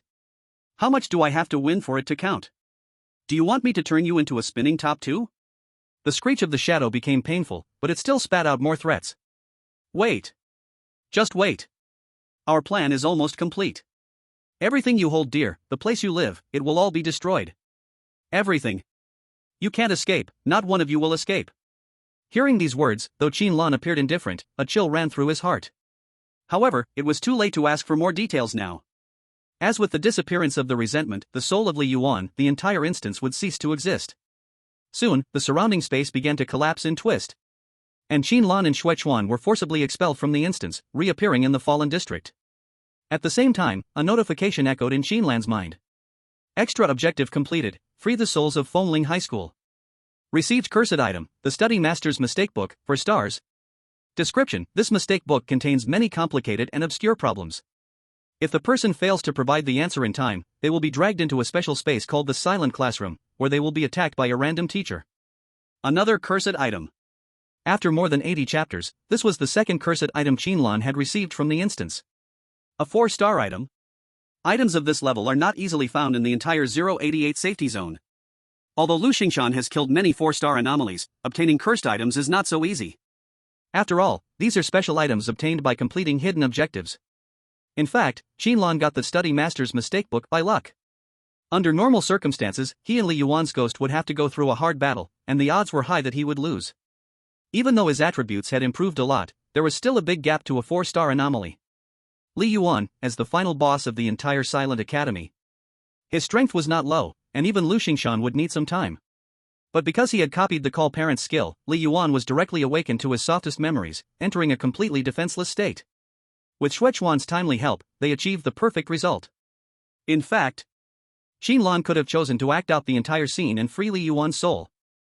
But as he said, even though Li Yuan had been influenced by the Abyss's creation, he himself had many problems. It is an injustice to the innocent teachers and students who suffer without reason. Qin Lan hates injustice. Damn, is he just going to die like this? Qin Lan was still thinking about the cursed object in his hand, while Shuechuan next to him started cursing loudly. This little bastard is way too lucky. I haven't even let him taste my improved version of the mustard skin wash bag, and he's just running off like this? Hearing his words, Qin Lan twitched the corner of his mouth. Your mustard skin wash bag, are you washing a real leather bag? Chapter 99, Storm is Coming. The communicator on his body sent urgent alerts, one after another, vibrating endlessly at his waist. Only then did Qin Lan realize he had received dozens of messages in a row, and several missed call requests.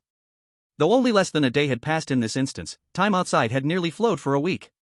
Messages from Director Lu, messages from Luo Yu, and messages from Tang Qingqing? Seeing these three people sending him messages one after another, a bad premonition surged in Qin Lan's heart. Normally, these people knew he had entered the fallen zone, and spending a few days in the instance was normal for a hunter of anomalies. They shouldn't be so anxious. But the fact that they all tried desperately to contact him almost at the same time could only mean one thing. Something happened in the safe zone. Thinking of the cruel words left by the dark green shadow just now, Qin Lan felt even heavier. Before the shadow disappeared, the look it gave him, besides hatred, carried certainty. As if it had already seen a big drama about to unfold. Could it be that the things on the other side of the abyss are really planning something terrifying? Qin Lan quickly opened the messages to read.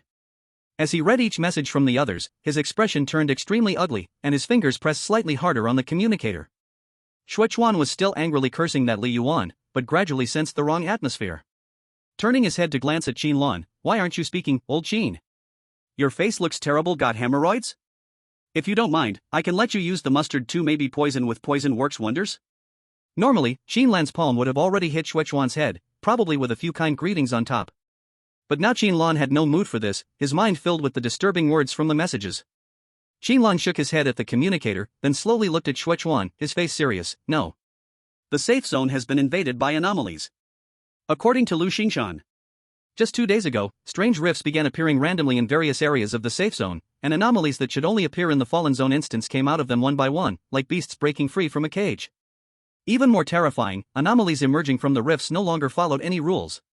As if freed from some chains, able to attack any target they wished. This meant that humanity's last refuge was no longer absolutely safe. Tang Qingqing's message confirmed this point. So far, 5 spatial rifts had appeared in the safe zone, and the Hunter Bureau had sent people to seal the scenes. Fortunately, they were only 1-star anomalies, so the pressure was not too great. But the problem was that the size and number of the rifts were increasing with time, like some malignant tumor slowly eating away at the foundation of the safe zone. In an instant, Shuechuan was stunned, his mouth half open, almost dropping the mustard in his hand. The safe zone invaded by anomalies?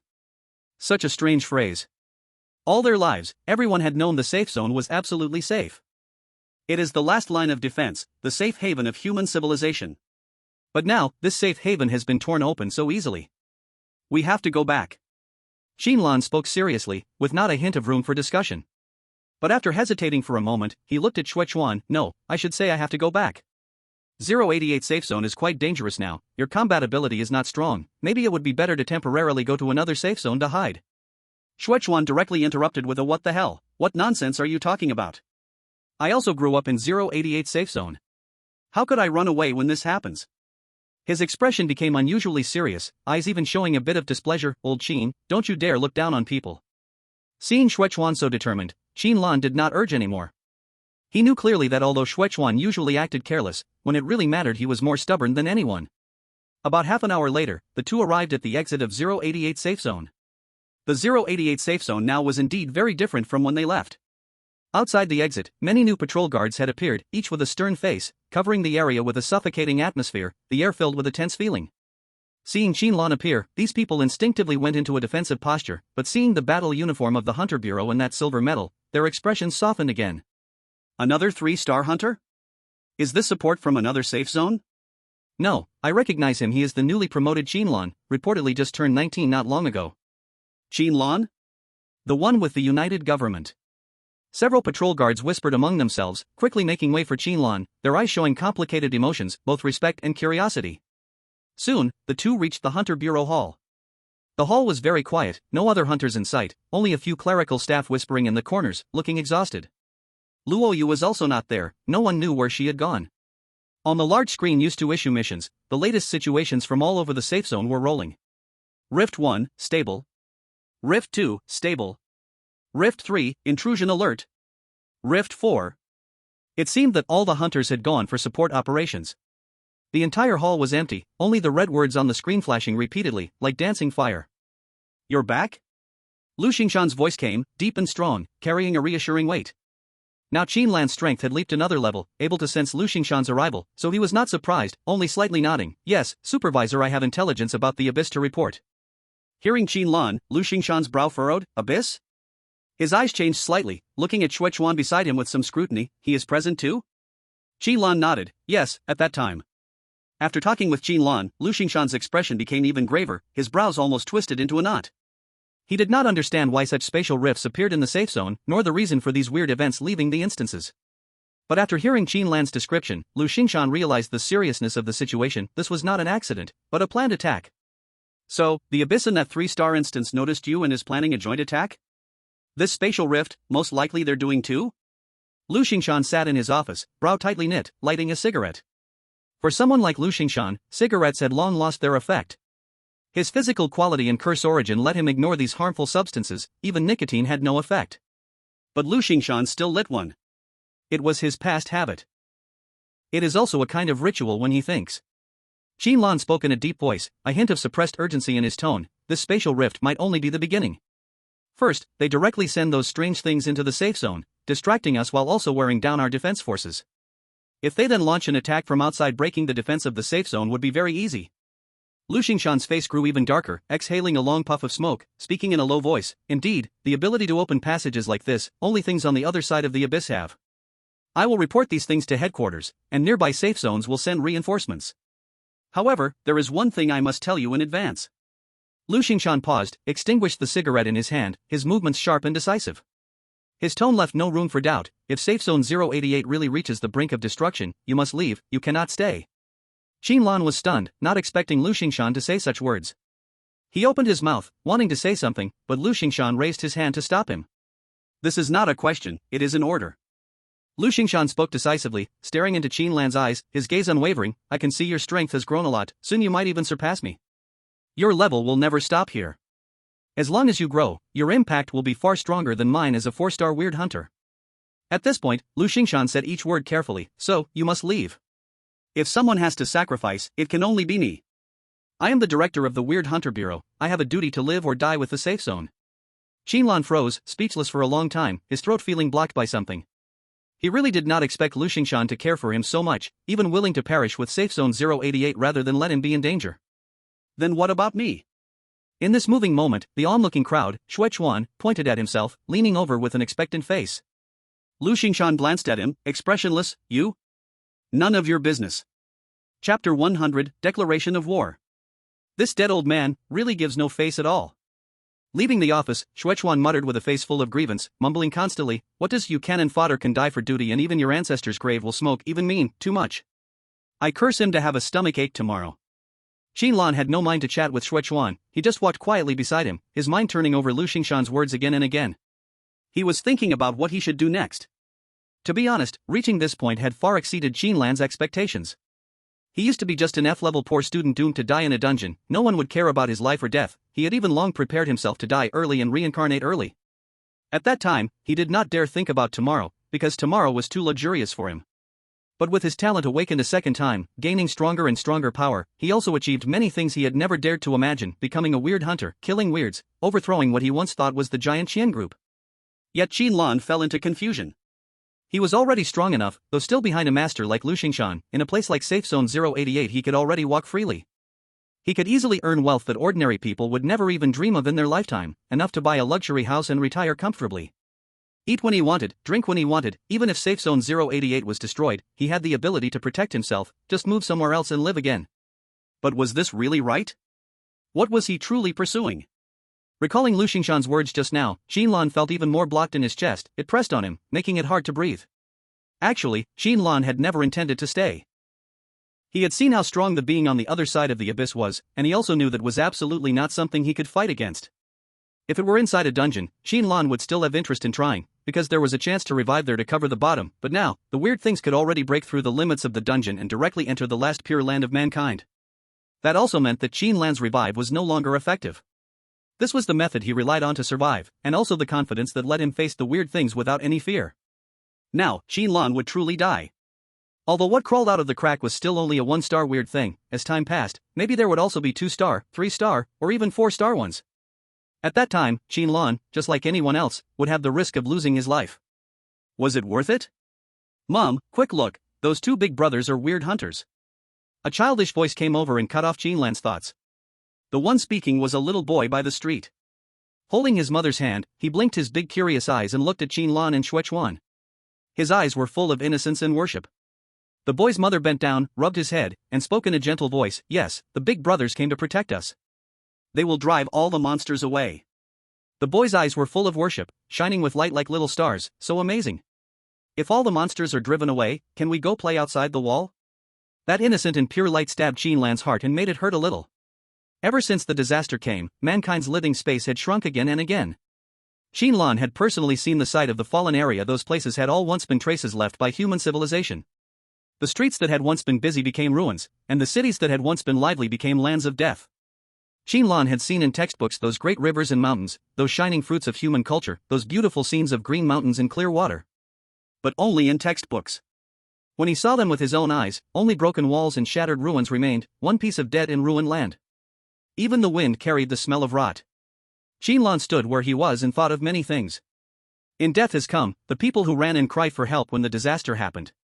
In Fairy Tale Town, those innocent little town people. Of course, there were also those pitiful teachers and students in silent school.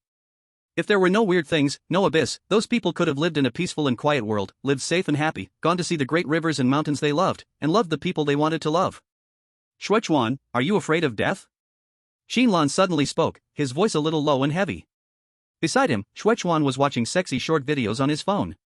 He casually gave a like to a girl streamer in a short skirt dancing hotly, and without even raising his head, he said, "Of course. Who would not be afraid of death?" Qin Lan froze. "Then you still want to stay? The place at Shanghai Pavilion should be much safer, right?" Shuechuan opened the private message of the girl streamer, sent a 100-word dirty message, and without even raising his head, said, "Being afraid of death and being willing to die are two different things, brother." Hearing this, Qin Lan could not help becoming stunned. Shuechuan put away his phone. With a look that did not care about anything, he rarely became serious. "In this life, I do not really have any dream. I just want to live a little more wonderfully. I really am afraid of death. I want to live. But if my death has an important meaning, I am also pretty willing." As he spoke, Shuechuan gave a grin and showed an expression that looked a little wild but also open and honest. "A senior brother once told me that no one is born to be the main character. For most people, what they get is only the script of a side character. But, so what?" Shuechuan's tone was very relaxed, just like he was telling a dirty joke. A side character also has his own meaning for existing, and has scenes that belong only to himself. Someone always has to be the side character. But if you can show your value in your own scenes, then why can you not be the main character in your own script? As long as this daddy dies cool enough, then I am also the main character. Those words hit Qin Lan like a sudden awakening. At the beginning, when he became a weird hunter, it was only to save his little life and find someone strong to rely on. At that time, a one-star anomaly would make him struggle, and a few local thugs could chase him like a stray dog. But now, he possessed power, and he had the right to choose. This power was never meant for him to just survive alone. Damn! After making an earth-shattering remark, Shuechuan muttered curses, staring at the phone screen with a grim expression. "Is this a male princess? I thought it was a woman. Can I unsend this private message? How embarrassing. Male princess, go to hell." Shuechuan grumbled as he turned off the phone, looking like he'd just swallowed a fly. Seeing Shuechuan like this, Qin Lan couldn't help but chuckle, shaking his head. This guy was always hopping back and forth between reliable and ridiculous. But thanks to Shuechuan's careless remark, Qin Lan had figured out many things. If the 088 safety zone were to fall, countless children would die, and countless parents would be lost. Those children's eyes, just like the little boy's earlier, would shine with hope for the future. And that hope shouldn't be crushed by the anomaly. Qin Lan hated injustice. A person's life should be in their own hands, not controlled by damn anomalies. Let alone being controlled by the so-called abyss from another world. "Senior Qin, you're back?" Tang Qingqing wiped the bloodstains from her face, dressed in rough clothes, but her tone could hardly hide her excitement. There was still some exhaustion on her face, but her eyes shone brightly. Qin Lan was a little surprised when he saw Tang Qingqing's thin figure. "Second stage? You've made such quick progress? You really surprise me." After just a few days, Tang Qingqing's curse source had broken through to the second stage. Even he was a bit stunned by the speed. Hearing Qin Lan's compliment, Tang Qingqing's heart fluttered, feeling a little embarrassed, and lowered her head, her ears turning slightly red. I didn't expect it to happen so fast. Mainly, I've been guarding the rift these past few days, killing many one-star anomalies, and absorbing a lot of curse energy. Qin Lan nodded in understanding. The spatial rift that appeared in the safety zone was essentially a stable monster spawning pen, no need to waste time looking for dungeons, nor to spend time exploring rules. It was like an automatic mysterious food dispenser. But senior, this rift seems to be getting bigger and bigger, and the anomalies coming out are getting stronger. A trace of worry flashed in Tang Qingqing's eyes. At this rate, a 2-star anomaly is bound to appear. Qin Lan looked at the rift suspended in midair. Across from it was a darkness that distorted all light, like the pupil of some living creature, coldly watching them. Thump, thump. Just as he was about to say something, the rift suddenly trembled, as if something had violently struck it from the other side. It's coming again. Tang Qingqing reacted swiftly, knowing that this was the signal for an anomaly to appear, and immediately took a fighting stance. Qin Lan stood calmly by, watching the changes. He also wanted to see how the anomalies trapped in the dungeons were breaking free to come over here. But after the rift shook for a long while, only a small piece of paper flew out. The paper fluttered and spun in the air. Then, it gently landed on the ground, falling at Qin Lan's feet. Ha! What's this? Tang Qingqing was stunned, having never seen this kind of situation. Qin Lan squinted, bent down, and picked up the paper. The moment his fingers touched the paper, he felt a cold, evil aura. The paper was neatly written in Chinese with a small line of text. Do you like my new toy? The next moment, not only did the rift in front of them, but all the other 4 rifts in the safety zone shook violently at the same time, like 5 resonating hearts. Be careful. Curse index is rising. 2 stars. It's a 2-star anomaly. All units on alert. Amid the chaos, alarm sounds, shouting, and footsteps mixed together, and the atmosphere became tense. Qin Lan's face darkened as she clenched the note tightly in her palm, her knuckles turning slightly white. This was a declaration of war. A declaration of war from the abyss. He raised his head and looked into the dark abyss swirling deep within the crack. Do you really think I'm afraid of you? Chapter 101, Projection, Entity. The crack trembled. And a pale, emaciated man squeezed out from within. Compared to the woman from the previous crack, his movements were quicker, more powerful. Like a snake crawling out of the swamp, cold, sinister, with a dangerous venom. In just a few seconds, he quickly adapted to the feeling in his body, and pulled out a glistening kitchen knife. The bloodstains on the blade had turned black, stained countless times. The man glanced around, looking at the eerie hunters as if they were enemies. A cruel smile appeared on his face, his eyes full of condescension. How nice, so many fresh ingredients. If I can turn them all into... His hand, holding the kitchen knife, suddenly froze. Because his gaze landed on someone who had caused him severe psychological trauma. That young face, that expression of looking down on ants, he could never forget. Though he no longer had the concept of this life, the bone-deep fear still surged up like a tidal wave. Qin Lan walked over calmly. Her steps weren't fast, but each one seemed to step directly on the man's heart, causing him to tremble all over. Even his kitchen knife was shaking slightly. Interesting, I remember killing you once. Qin Lan reached the noodle shop owner's front and grabbed his neck with one hand, tightening her fingers, but it wouldn't hurt to do it again. The sensation was cold, with no sign of life, and even the flow of blood couldn't be felt. Indeed, after all, it was an eerie being, not a living creature. The sensation was like grabbing a piece of cold pork. After leaving the Reaper is Coming instance, Qin Lan returned to Yin-Gue Road and found this noodle shop owner. And kindly gave him a passionate beating. In Qin Lan's memory, this eerie corpse had already been handed over to the Eerie Hunter Bureau for evaluation as a 2-star Eerie Hunter. But now, it appeared again in front of him, and it looked like it remembered what had happened before. This sparked Qin Lan's curiosity. He had always wanted to understand the principle behind the appearance of eerie beings, how the abyss created instances, and how it controlled curses. And this old acquaintance just happened to be a good source of information. Gurgle. The noodle shop owner was lifted into the air, his limbs weakly struggling, his curses all suppressed, even the kitchen knife clattered to the ground. In front of Qin Lan now, this 2-star eerie was as weak as a little chick. Even his sharp kitchen knife couldn't leave a scratch on Qin Lan's body. Qin Lan's gaze was as cold as a bone-cutting knife. Tell me, why can you appear again? I might consider giving you a quick end. Otherwise, I have plenty of ways to make you regret ever coming into this world. As these words left her mouth, Qin Lan had already activated Mouth Curse. She didn't use all her strength, just enough to let this eerie feel the power of its spiritual attack. In an instant, under the effect of the Mouth Curse, the noodle shop owner's body trembled like sifted chaff, feeling a sharp, painful, and numbing sensation in his brain, as if someone was stirring his brain with a red-hot wire. He wanted to scream, but Qin Lan had gripped his neck, unable to make a sound, only able to squeeze out a horrible gurgling sound from his throat. Spiritual attack, directly piercing the most fragile consciousness, was simply too much for a small 2-star Eerie to bear. 5 seconds passed, but to him, it felt as long as a year. When Qin Lan slightly loosened her grip, his gaze had already become unfocused. Do you want to experience it again? Qin Lan showed a gentle yet cruel smile, a smile that could give anyone nightmares for nights. This kind of delicacy, I can let you taste it for a whole day, or even several days. Or, do you have some intelligence you want to tell me? Qin Lan let go, and the noodle shop owner collapsed weakly to the ground, looking like a drowning man just pulled out of water, breathing with weak and hard gasps, curling up into a ball. Next to him, Tang Qingqing's big bright eyes widened, never imagining a 2-star Eerie could be so fragile. From her perspective, Qin Lan did nothing, just said a few words, and a lively 2-star Eerie became soft as if all its bones had been taken away. Simply astonishing. And the surrounding vigilant ghost hunters almost had their eyeballs fall out. They guarded the rift with great effort, carefully dealing with a 1-star Eerie, but this person, from the start, scared a 2-star Eerie so much it almost peed 2 drops.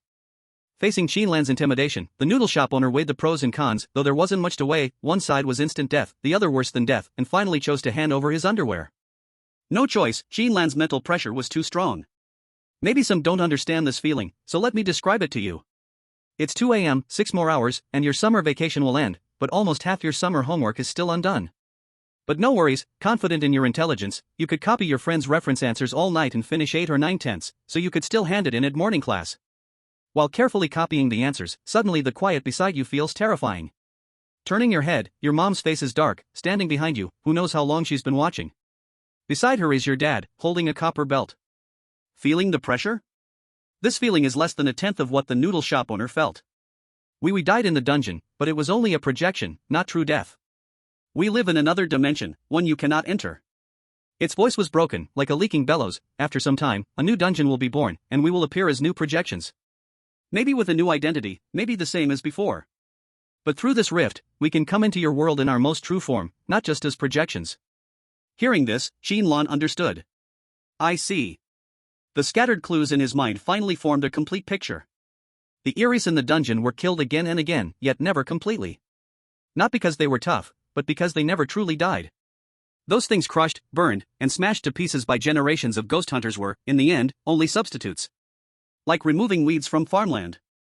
If the roots are not pulled out, they will keep coming back, spring breeze after spring breeze. Thinking of this, Qin Lan smiled. But the smile was full of coldness. I understand the Eries killed in the dungeon were only bodies condensed with curses. And now, your roots have appeared. The killing intent on Qin Lan surged, the air seeming to freeze slightly. This really saved me a lot of trouble. The next second, Qin Lan no longer held back. A solid mental shock crashed out, like an invisible great hammer, smashing the Eerie in front into pieces. Of course, it was the consciousness that shattered. From the outside, the noodle shop owner's body was still intact, but his expression was hollow, and his eyes blank. Like a puppet with strings pulled. Even the last faint wave of curse completely vanished. Qin Lan lifted a foot and directly crushed the shell, his body radiating a fierce killing aura, like a god of slaughter just emerged from the battlefield of Azura. You have drawn power from the enemy's complete death. Curse energy limit permanently increased, 2. Current curse energy, 130 greater than 132. Seeing the notification, Qin Lan was slightly stunned. With his current strength, even such weak 2-star anomalies should not trigger the substitute Reaper's effect of gaining strength from killing. After all, the power gap is too big. Just like breathing alone cannot make the chest muscles thicker, the same principle. But now, it directly increased Qin Lan's curse energy limit by 2 points. Qin Lan also felt that his curse origin had indeed strengthened a bit, like a stream of fresh water poured into a pond. He glanced at the 4 words complete death in the notification bar, his mind racing. The notification changed complete death, because what was killed is no longer a projection in the instance, but the real body? Qin Lan thought for a moment and understood the problem. The existence of this rift is not entirely bad. It not only allows anomalies to enter the safe zone, but also brings their real bodies in front of him. From the current situation, the first anomalies sent are those closest to the safe zone. In other words, if he kills them this time, true peace will return outside the fallen zone. Then, the corner of Qin Lan's mouth lifted in a smile. It was the smile of a hunter who had been restrained for a long time, seeing a fat prey, with excitement and pleasure mixed in. Come on then, inviting me to a feast, this is way too polite. Chapter 102, The Desire for Slaughter is Rising. What could be more satisfying than crushing a bug with 1 foot? That is crushing many bugs with 1 foot. Is there anything even better? Yes, brother, there is. It is crushing bugs and growing stronger. Since discovering that complete killing these 2-star anomalies can increase his curse origin, the safe zone became a grand feast belonging only to Qin Lan. Qin Lan was like a mad dog protecting its food, claiming all the space rifts in the safe zone. Whenever a rift showed signs of abnormality, maybe no anomaly had appeared yet, Qin Lan had already arrived, eyes shining, standing aside, his gaze saying, "Brother, hungry. Travel, wait, kick to death, leave satisfied." Cycle repeats. Those low-level anomaly hunters, originally busy and frantic, stared at Qin Lan's back like watching a monster, unable to tell who was the real anomaly. Some whispered secretly, "Is this guy an anomaly disguised as a human?" Don't joke, anomalies avoid him when they see his face. Hiss kind of scary. You have drawn power from the enemy's complete death. Curse energy permanently increased, 3. Strength permanently increased, 0.2. Agility permanently increased. Curse resistance permanently increased. Sometimes it was curse energy, sometimes curse resistance, sometimes base attributes. These 2-star anomalies that Qin Lan usually did not bother to hunt, now became his supplements, like taking drugs one after another, metaphorically speaking, not actually eating. This metaphor helped the attributes, already greatly increased by the Dead Silence Academy, to grow slowly and steadily again. Although each anomaly's boost was tiny, the sheer number made it significant. Qin Lan understood accumulation better than anyone. However, he did not absorb these 2-star anomaly corpses. His curse origin had reached level 3, and absorbing 2-star anomaly curse energy was weak, better left for other hunters. You have to know, these space rifts will be more and bigger in the future. By that time, even these ordinary 1 or 2-star ghost hunters will be very important defensive force. Making them stronger is also a good thing for the 088 safe zone. Therefore, sometimes Qin Lan would deliberately miss 1 or 2 scattered ghosts, pretending not to see them and turning away, leaving them for those people to train their combat skills. In this process, Tang Qingqing's progress was also astonishing. After reaching the 2nd level, she could obtain 2-star guardian spirits, so facing enemies of the same level was almost crushing. Those ghosts crawling out of the rifts, before understanding the situation, were attacked by her 3 guardian spirits at once, like wild dogs fighting for food, and were torn into pieces. Their curse origins also became stronger, like a seedling sprouting. Only needing a little more time, it could try to break through to the 3rd level. Your speed, even I have to admire it. Qin Lan sighed sincerely, his tone carrying a bit of envy. Back then, when he broke through to the 2nd origin level, he had to work hard to find dungeons, kill ghosts, and if unlucky, accidentally enter a high-difficulty dungeon, getting beaten badly. Although he could not die, that feeling of being hammered was really frustrating. And Tang Qingqing? She just happened to catch this rift, fresh ghosts delivered right in front of her, it was really comfortable.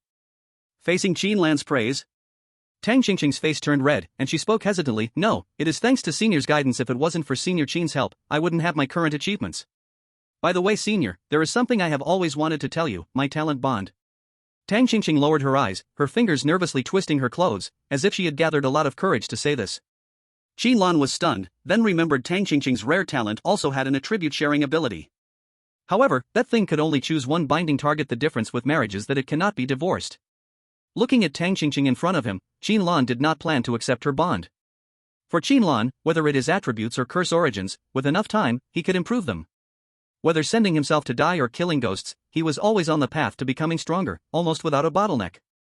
This bond for him was somewhat wasted. And Qin Lan had already picked someone more suitable in his mind. What? You think it's Xuechuan? What a joke. Qin Lan could guess without thinking, if he told Xuechuan a beautiful girl wants to link with you, the words from his dog-like mouth would definitely be very shameless. Like, what kind of link? Can I link with several at the same time, and so on? The person Qin Lan thought of was Luo Yu. How many people still remember Luo Yu's talent ability? Yes, it doubles summons. Whether it was summoned by cursed objects, or by talent ability, it could be copied using her talent ability. If the duration was shortened, fully consuming curse energy, then one more copy could be made. This also worked for guardian spirits. That means if Luo Yu and Tang Qingqing paired together, it would be an extremely terrifying combination, a summoner and a booster. And Luo Yu's lack in 4-dimensional attributes could be compensated by the attributes shared by Tang Qingqing, truly a match made in heaven. Hearing Qin Lan's description, Tang Qingqing's expression was slightly disappointed, the light in her eyes dimmed for a moment. She originally thought Qin Lan would accept the bond, so she could officially follow him, become a dedicated assistant, and see him every day. Sadly, the plot of the Condor Heroes will only appear in martial arts novels. Disappointment is still disappointment, but Tang Qingqing still unconditionally trusted Qin Lan's arrangement. Since Senior did this, he must have his reason. Very soon, after receiving Qin Lan's urging message, Luo Yu rushed over in a hurry. She ran all the way, her hair even a bit messy. What? What happened? What happened? I'm busy, if there is something then hurry up. As Tang Qingqing's talent activated, Luo Yu immediately showed a stunned expression, her steps stopped, the whole person froze in place. In her mind appeared an application to form a bond. This is? Luo Yu looked at Tang Qingqing in confusion, her eyes full of doubt. She had looked at the other party's file before, and also knew there was the effect of life sharing, but this attribute bond she had never heard of at all, not a single word was mentioned in the file. This little girl indeed hid the effect of her talent. You accept it and you will understand, Qin Lan said with a smile at the side, arms crossed on his chest, looking like he was watching a good show. This gift is very precious, you must thank her well in the future. Luo Yu looked at Qin Lan with half belief and half doubt, but still chose to accept it in her mind. In an instant, Luo Yu felt a strong energy rush into her body, like something was crashing wildly inside her blood vessels. Ah! With a cry, Luo Yu lost her balance, her steps staggered a few times, almost fell to the ground. Luckily she held onto Qin Lan beside her in time. This was her body not yet adapting to the suddenly increased attributes. What exactly is this? Luo Yu took quite a while before finally coming back to her senses, her pretty face filled with shock. The way she looked at Tang Qingqing changed, like she was looking at a shining pearl, and also like she was looking at a walking mountain of gold. Don't tell me, this is her talent ability? Qin Lan smiled and said, then what else could it be? It can't be that when you were bathing you used a muscle-enhancing shower gel, and suddenly became stronger, right? Oh my god, Luo Yu was so excited that even her voice trembled. She grabbed Tang Qingqing's hand tightly. Qingqing, your talent is just too shocking. The curse manual she practiced was also a type that leaned toward enhancing talent, and did not strengthen physical qualities much. Strength, agility, these hard attributes had always been her shortboard, so Lu Xingshan was not very willing to let her go to the fallen area, afraid that if she was careless she would die there. But now, after sharing 50% of Tang Qingqing's attributes, this shortboard was directly filled. She could even feel that she could knock her original self unconscious with one punch. How could this not make her pleasantly surprised? Such a powerful talent, why didn't you tell me earlier? Luo Yu was very angry. She punched Qin Lan hard, the force much stronger than usual. If I knew it was like this, I would have asked Uncle Lu to take out some powerful curse manuals for her. What she is using until now are all low-level manuals exchanged with points she saved herself, right? Hearing this, Qin Lan immediately showed an awkward expression, touched his nose, his eyes drifting. Indeed. He had not saved many points, and did not have time to prepare curse manuals for Tang Qingqing. The manuals she used were really exchanged by doing missions and killing strange beings, saved little by little, like ants moving house. If Luo Yu did not mention this, Qin Lan would not even remember this matter. It was indeed a bit unfair. No, I will tell Uncle Lu right now. He must take out the good stuff he keeps at the bottom of the box, Luo Yu muttered. She had already opened the communicator, her fingers tapping the screen quickly, ready to pressure a certain helpless middle-aged man, her face full of, if you don't give it I will make trouble. And at this moment, the ground of safe zone 088 trembled violently. Qin Lan's face suddenly changed, his smile instantly disappeared. Subconsciously he pulled Tang Qingqing and Luo Yu to his side, his arms guarding them on the left and right. The tremor was not in the ground, but in space itself. The air seemed to be clenched by an invisible hand, violently shaking, and even vision began to blur. Accompanied by a series of rumbling sounds, new spatial cracks appeared out of nowhere, as if someone had torn open multiple slashes simultaneously, scattered across various parts of the safe zone. If anyone were in the hall of the Hunting Strange Bureau, they would see the map of the safe zone dotted with points flashing dangerous red light. They spread out one after another, like a sprawling web of spider silk. 5, 6, 7. A full 10 new spatial cracks opened up. One after another, curses and waves of strange power surged, the sound of those trying to escape the cracks, some deep like distant thunder, some sharp like cries, mixed together, making one's scalp tingle. They carried a desire for slaughter, about to invade human territory. Chapter 103, To the Death. Inside the principal's office, Wu Rendi was staring at the computer screen with shining eyes. Recently, he had put in a lot of effort and got his hands on several ultra-clear and censored foreign language learning materials. After finishing his tasks at the school, he rushed back to his office to study them seriously. As the saying goes, in the mountain of books, diligence is the path, in the sea of learning, effort is the boat. Principal Wu's dedication to the study of foreign languages and cultures was something everyone should admire. Even more touching, Wu Rendi never skipped any part of the plot. According to Wu Rendi, only by appreciating the details that no one cares about, can one truly experience the work. So, no matter how long the build-up was, he always watched it all patiently. Seeing that the progress bar had finally reached 1/3 of the way through the film, the two teachers on screen started taking off their jackets because of the heat from the air conditioner. Wu Rendi couldn't help but excitedly rub his hands together. Boom! A violent tremor shook the screen, causing the computer to jerk and the screen went black due to the cable being pulled loose. Wu Rendi stood frozen in place, then let out a shrill scream. No! Screaming, Wu Rendi jumped up, kicked open the door, and shouted angrily, "Which damn renovation team is this? Didn't I say no noise during lunch break? His voice suddenly cut off. At this moment, not far from the playground, a twisted, pitch-black, wide crack was emitting a chilling evil aura. And a strong curse was spilling out from it. In the hospital ward, Han Yifan opened the lunchbox, and the freshly made 4 dishes and soup emitted a delicious aroma. The girl in the bed's eyes brightened, her eyelashes fluttered. It smells so good. Dad, if you keep feeding me like this, I'll get so fat I'll look like a little pig by the time I'm discharged. The girl pouted in pretend dissatisfaction, but her eyes were full of happiness. Han Yifan smiled, showing a loving expression as he ruffled her hair. Don't talk nonsense. The doctor said you need to nourish yourself during the recovery period so you heal faster. The girl stuck out her tongue. How much longer until I can leave the hospital? I feel like I'm almost better. Look at me, I'm so flexible. As she said this, she wiggled her little feet but immediately winced in pain with a soft hiss. Although she had avoided the fate of having her heart replaced, her injuries from the car accident were real, and it had taken until now for her to almost fully recover. During this time, Han Yifan had put down his work and stayed by his daughter's side, taking care of her.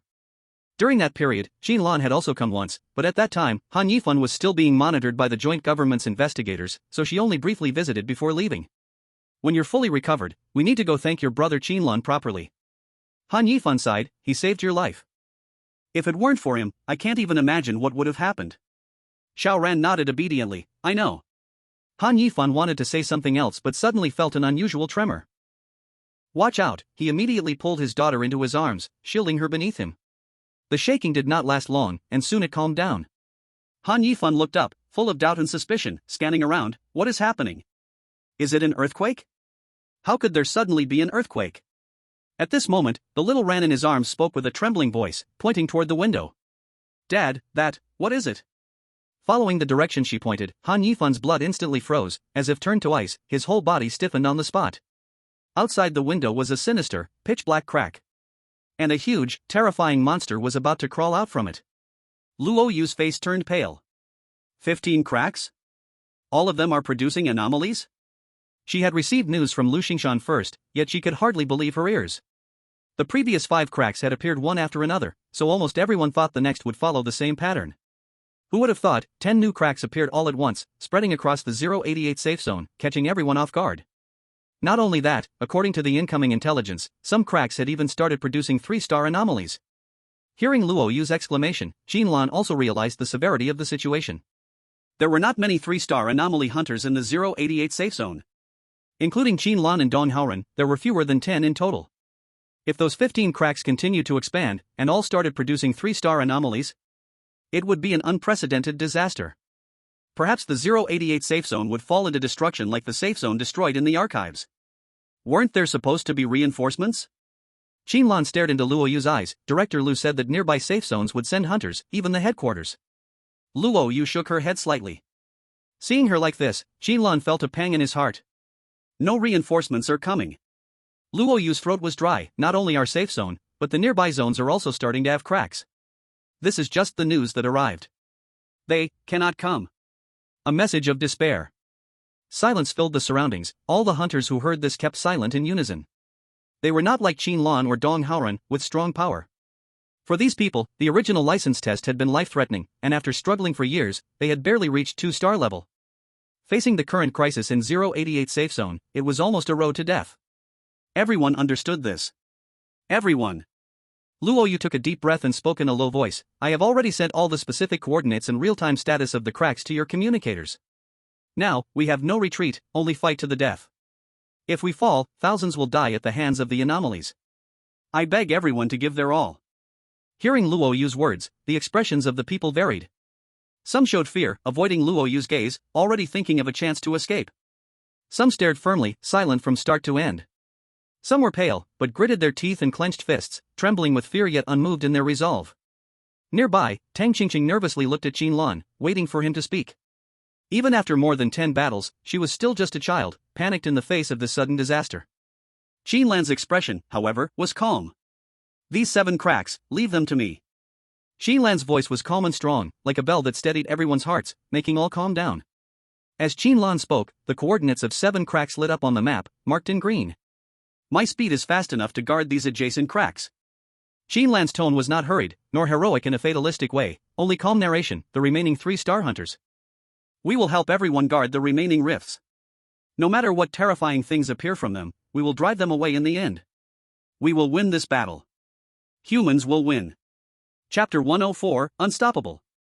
One person guards 7 rifts. This was the limit of what Qin Lan could do. Even though his power had soared, facing a 3-star anomaly still required some time to deal with it. And the 7 rifts he marked were the closest ones, the shortest travel time. He wanted to do everything he could to ease the pressure for others. Tang Xingxing, Qin Lan suddenly spoke, go with Sister Luoyu. Where she goes, you go. You must ensure her safety. Tang Xingxing immediately nodded in response. I understand. But she actually did not understand. To Tang Xingxing, Qin Lan binding her with Luoyu was both to maximize their talents and to protect Luoyu's safety. But in reality, Qin Lan was ensuring her safety. Qin Lan knew very well that with Luoyu's family background, when things became most dangerous, she would be sent out of the 088 safe zone by Lu Xingshan to avoid this bloody chaos. And those words he just said were actually for Luoyu to hear, hoping she could save Tang Xingxing's life then and take her along. Luoyu obviously understood Qin Lan's meaning and nodded solemnly when their eyes met. Though no words were spoken, both understood clearly. And Luoyu also understood Qin Lan's second meaning, he would not leave. If Qin Lan really planned to run when he could not stop the anomaly, taking Tang Xingxing with him would be the best choice. But he entrusted Tang Xingxing to others, clearly preparing for the worst. Little Qin, the supervisor told you Luoyu felt reluctant and wanted to persuade him, but Qin Lan interrupted. I know, I have my decision. Qin Lan did not give Luoyu a chance to speak further. He stomped his feet, and with a violent blast, the hard ground tiles cracked instantly, and his body shot up like a cannonball, disappearing from everyone's sight. Luoyu looked up at the direction Qin Lan disappeared. As if she had many words to say, but in the end only a long sigh came out. At the first rift, Qin Lan felt the strong cursed energy from afar. This rift was clearly marked with a 3-star anomaly. From a distance, Qin Lan's gaze locked precisely on the abruptly appearing giant tree. It was an ancient tree, thick enough for 3 or 4 people to hug, but hanging from its drooping branches were not fruits, but shriveled skulls. Human skulls. Human head ancient tree, 3-star entity anomaly. By now, a 1-star hunter and a 2-star hunter had already been killed by it, their necks entwined by the branches, heads pulled off. The surrounding civilians had long fled, only the hunters struggled with all their strength to fight back. Seeing this, Qin Lan's eyes grew colder, and in a flash he was in front of the human head ancient tree. Within the tree trunk burned faint ghostly flames, and Qin Lan could even hear the tree spirit whispering. These whispers could confuse the mind, making people lost and chaotic, which was why the 2 hunters were careless and lost their heads. But Qin Lan was completely unaffected. You really deserve to die. Qin Lan's face was icy cold, like snow in the dead of winter. He took out, no matter what, first eat my stick, infused it with dense cursed energy, making the fire on the stick blaze fiercely. Then, with all his anger, he struck with full force. Having already been accustomed to using the stick, Qin Lan did not switch away from the whipstick secret skill, keeping it for now. This skill, once obtained from a 2-star anomaly. Now he could instantly kill a 3-star anomaly. Bang! The violent shock sent a wave of force, almost blowing away the nearby 1-star anomaly hunters. This strike, like thunder, carried scorching flames, smashing the trunk of the ancient head tree, and shattering the core tree spirit inside. You have absorbed power from the enemy's complete death. Curse resistance permanently increased, 7. Standing on the ancient trunk, Qin Lan showed no expression, stretched out his hand, and dense curse energy surged, all flowing into his body. After changing the curse record, Qin Lan absorbed curses many times faster than before. The curses of this 3-star anomaly were absorbed completely in just a few breaths. Curse energy limit, 182 greater than 195.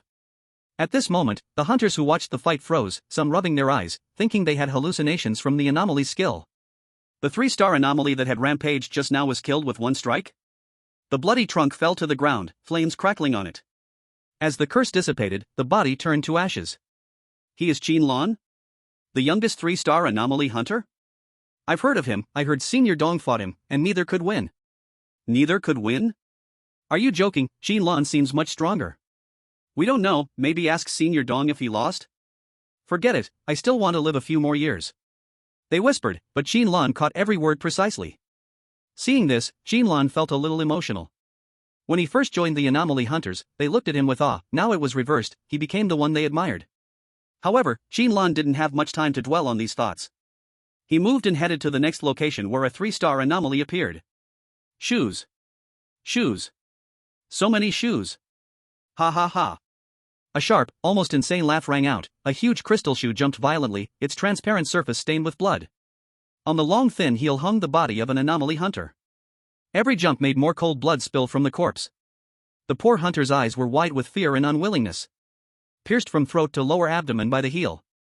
But this was only a glimpse. Most hunters would die in battle with anomalies. Keeping a full corpse was a luxury. Some worse off couldn't even have peace for their souls. This shoe is so ugly, so ugly. The crystal shoe screamed again with impatience, jumped high, and landed heavily. The hunter it targeted felt cold all over, like he would be crushed next second. Even fleeing was hard. The blood-stained soul grew fast in his sight, the wind pressure making it hard to breathe. The previous fight had drained his strength. Death seemed unavoidable. Clang! The sound of metal striking metal came. The two-star hunter closed his eyes, but the expected pain never arrived. When he opened his eyes, a black long staff held up the falling shoe. The staff burned with hot flames, dazzling to see. Enemies meet on narrow paths. Qin Lan's laugh came, with no friendly sound. Come to think, killing you once is a bit unsatisfying. With a flick, the huge crystal shoe was toppled and sent flying. You! It's you! I remember you! You bastard! You disgusting little bug!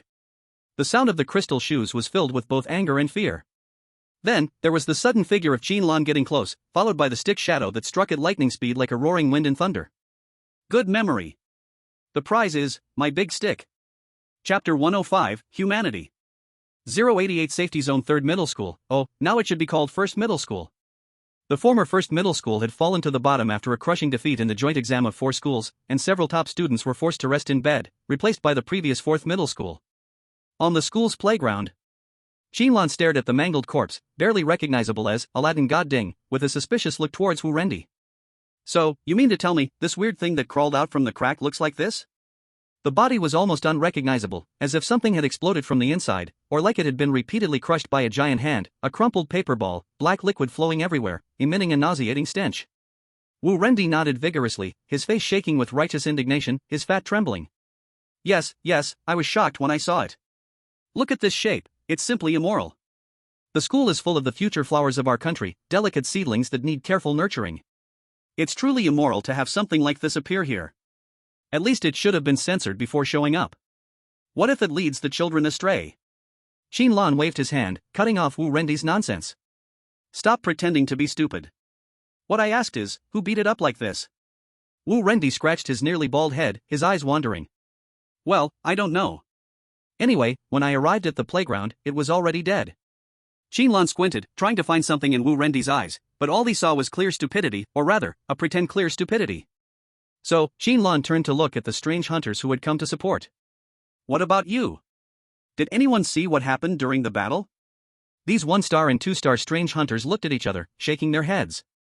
They had rushed to the scene as soon as they got the coordinates from the Strange Hunter Bureau, but when they arrived, all they saw was the body, an utterly mutilated body. To be honest, even when Qin Lan teamed up with the subway security's righteous beating, they didn't manage to make it so miserable. Principal Wu, are you hiding something from me? Qin Lan's eyes slowly became unfriendly. He suddenly felt that this bald, fat man was shrouded in a layer of fog that couldn't be seen through, like a bottomless ancient well. You see, these strange creatures that crawl out of the cracks are no longer projections from a dungeon, but the real body. Their strength is only stronger, not weaker, than in the dungeons. And, Aladdin God Ding, has the quickly grow melee god skill, which can rapidly enhance both attack and defense in a short time, making it extremely difficult. A regular 3-star strange hunter would have to put in a lot of effort. With the strength of these strange hunters present, it would be a struggle to even hold it back, let alone kill it. Hide something from you? How could I? Wu Rendi showed a hypocritical smile that could not be trusted, eagerly putting his arm around Qin Lan's shoulder. You are my most proud student, we're like father and son, how could I hide anything from you? Who the hell is like father and son with you? Qin Lan disdainfully shook off Wu Rendi's hand. It was strange. Although Qin Lan could guess that this dead strange creature was most likely Wu Rendi's handiwork, he couldn't detect anything unusual about him. From start to finish, Wu Rendi just looked like a greasy, middle-aged man who loved to hide in his office and secretly study foreign languages. His curse fluctuations were almost imperceptible, and according to Qin Lan's judgment, he was at most at a second-tier level. Those who belong to the joint government official team are countless. Physical strength? That is even worse, it feels like the Rift Woman could forcibly take his chastity on the spot. That big beer belly with the belt about to burst, and that shiny, greasy forehead, no matter how you look at it, has nothing to do with the word strong. If there were a contest for 088 Safe Zone Catheter King, then Fat Wu might really rank high, but to say he could slaughter a 3-star anomaly. Qin Lan really could not believe it. But looking at Wu Rendi's dodging eyes, Qin Lan clearly knew there must be something very wrong. It felt like your lover says at 8 p.m., I'm so tired, baby, I want to sleep early, and then at 2 a.m. suddenly sends you many messages, everyone saying, baby, I love you so much, baby, you will always be with me, right? Even though there is no evidence, you just feel, damn, something is wrong. Forget it. Qin Lan shook her head, not intending to probe further. Everyone has secrets, or cards they don't want others to know. Even if Wu Rendi really had a secret, it had nothing to do with her. If anyone had secrets, it was Qin Lan herself, even more shocking. Since the danger is temporarily gone, I leave this place to you. Qin Lan looked at the other anomaly hunters, her voice not loud, but every word clear. If there is another 3-star level curse fluctuation, send me a message, I will arrive as soon as possible. Then Qin Lan no longer delayed and turned to continue to the next rift entrance. For now, although the sudden expansion of the rift caught them off guard, it was still manageable. A 3-star anomaly hunter guarding a rift alone is not hard, and with the help of lower-level hunters, the situation could stabilize quickly. Luckily, there were not many 3-star anomalies, so there were no severe casualties. However, not severe does not mean none. In just half an hour, as far as Qin Lan knew, more than 10 1-star hunters and 5 2-star hunters had died. They were once lucky ones, surviving multiple dungeons and near death countless times. Every time they walked out of a dungeon, facing the sunlight in the fallen area, they would involuntarily sigh, damn, the sunlight is so damn warm, thinking, damn, I survived another day. Then they would rest well, waiting for the next mission. Now, they became just a few light lines of black words on a list. Even a memorial service could not be held for them in time. Their names would be written in the corner of some file, covered by dust, forgotten by time. Every hunter knew they could die in the fight against anomalies at any time, die in dirty mud without flowers, or beside bloody corpses. They were closer to death than anyone, and understood the taste of life more than anyone. Therefore, a shadow of gloom hung over everyone's heart, heavy, pressing down so one could not breathe. Everyone waited for one answer: when would the rifts disappear, when would the disaster end? But no one could give that answer. Until all these damn things ended, they could only fight with all their might to stop anomalies at the rift. Even if they bled out, even if their limbs were torn, even if only a head remained, they could not retreat a single step. Behind them were countless civilians looking up, the lights of thousands of homes, babies still sleeping in cradles, elders praying on street corners. No one retreated. Fear or hesitation, unwillingness or any other emotion, everyone had different fears in their hearts. But the choices they made were surprisingly unanimous. Standing there, blocking the gap in front. Damn it, I'll explode with you. One of the anomaly hunters had bloodshot eyes, half of his body already torn apart by the anomaly, his intestines dragging on the ground, leaving a long bloody trail. But with the only hand left, he clung tightly to the anomaly's leg, giving his teammate a chance to deliver the fatal blow. His eyes never closed, even in death, staring at that anomaly as if to say, I was worth it. They screamed, they roared, burning their last rage, like shooting stars crossing the night sky, short but intense. Damn it! Give me back my brother's life. Some were red with fury, holding their partner's broken body, covering the heart that no longer beat, and charging forward with a will to die. Others seemed unnervingly calm, dialing the phone of the person they loved at the last moment. Hello? Jiao? There are 3 words I've always wanted to say to you, but never had the chance. Are you her husband? Sorry, wrong number. The busy signal echoed on the other end of the line. He smiled bitterly, pocketed his phone, then turned, walking toward the anomaly that was tearing through the defense line. His back might have seemed ordinary, even far from tall. But at that moment, it was as if he was carrying the entire sky. And it was these people, charging forward recklessly, one after another, that tore open the hunter's deepest, bloodiest scars, displaying them to the public. Usually, many people thought the work of the anomaly hunters was nothing special, and would say things like, the fallen zones aren't really dangerous, or anomaly hunters are just taking empty wages, or purely creating panic, typing faster than anyone else, cursing more fiercely. Sometimes, people would even insult them online, thinking anomaly hunters shouldn't have such high welfare, accusing them of why they got to live in good houses and receive high allowances. But when those terrifying anomalies appeared directly in the city, claws bared, pouncing on the crowd. When those who usually hid behind screens, pointing fingers, finally shut up. When fear spread like a plague. It was the anomaly hunters, using their own bodies to block the gap in front. One by one, the anomaly hunters fell, but another took their place. The badges on their uniforms were soaked in blood, indistinguishable from their own or the anomalies. Only then did the people realize, those rare anomaly hunters they barely saw, were actually fighting bloody battles in unseen places. In corners where even sunlight couldn't reach, using their lives to exchange what seemed like cheap stability. Of course, besides the anomaly hunters, the elite forces of the joint government were also deployed. The soldiers in camouflage uniforms, wearing steel helmets, the officers standing by the command car, their brows furrowed. They didn't have powerful talents, nor various cursed items. While maintaining order, they sometimes also had to support the breached gaps, using their flesh and blood to fill in the gap in abilities. A soldier fell, his squad leader stepped up. The squad leader fell, the platoon leader stepped up. No one ran, no one retreated. Among them, some may have never killed an anomaly in their lives, but when standing before the gap, there was not a shred of hesitation in their eyes. In the past, the two sides who couldn't stand each other. The two sides who often quarreled over resources and power, silently stood on the same line. No one mentioned the division of power between the joint government and the Anomaly Hunting Bureau, no one argued who should listen to whom, no one dug up old grievances. At this moment, everyone belonged to one faction. Humanity. Chapter 106, Attack Wave, 4-star Anomaly.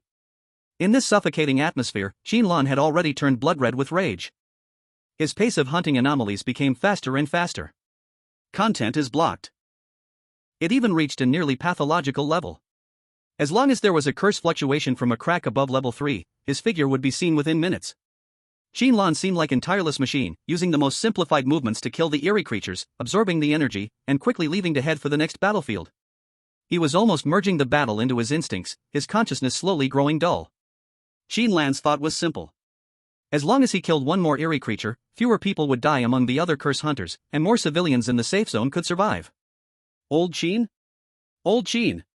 It wasn't until Shuechuan's loud shout woke Qin Lan that he temporarily pulled himself out of the numb hunting state. Qin Lan's body suddenly felt weak, as if a machine running beyond its capacity had suddenly stopped, with every part emitting sharp alarms. He had almost not rested at all.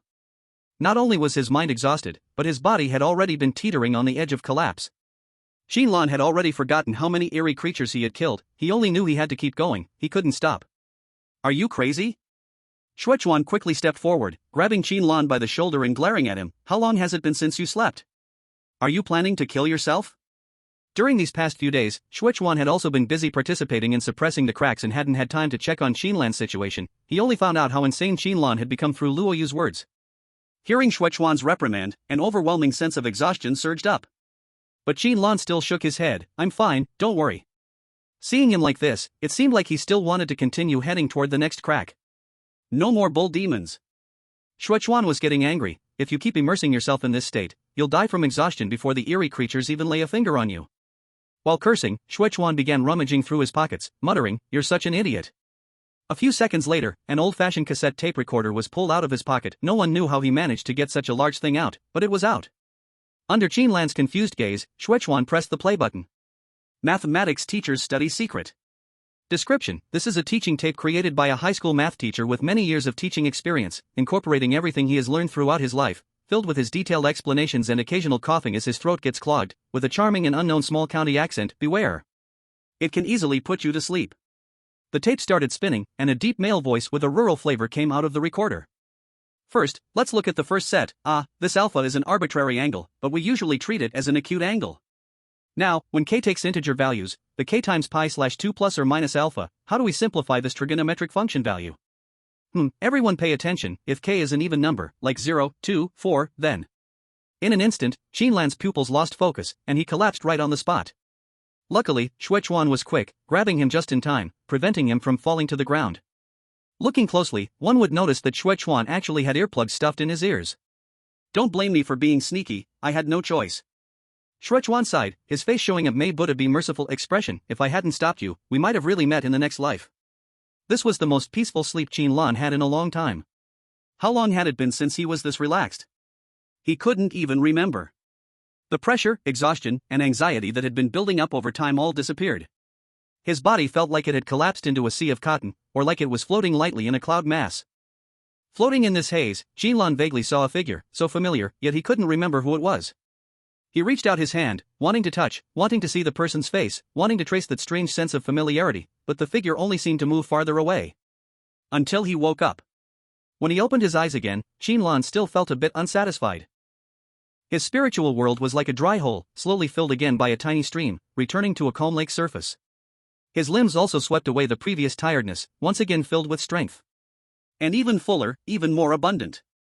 The only flaw was, when he opened his eyes, he saw Shuechuan's ugly face. It would be nice if a beautiful girl was sitting next to me when I woke up. Qin Lan couldn't help but think this. Shuechuan opened his eyes half-heartedly and said, "What do you mean? Your expression looks very disappointed." What, are you upset that it's your buddy next to you instead of a Blackstocking's mature lady? As expected from a teammate who had gone through 2 dangerous dungeons together, just one glance revealed what Qin Lan was thinking. If you could wear black stockings and guard my bed, then I might reluctantly enjoy it a little. Qin Lan teased, sitting up. That's a different price, Shuechuan yawned. You slept comfortably, but you made me work hard.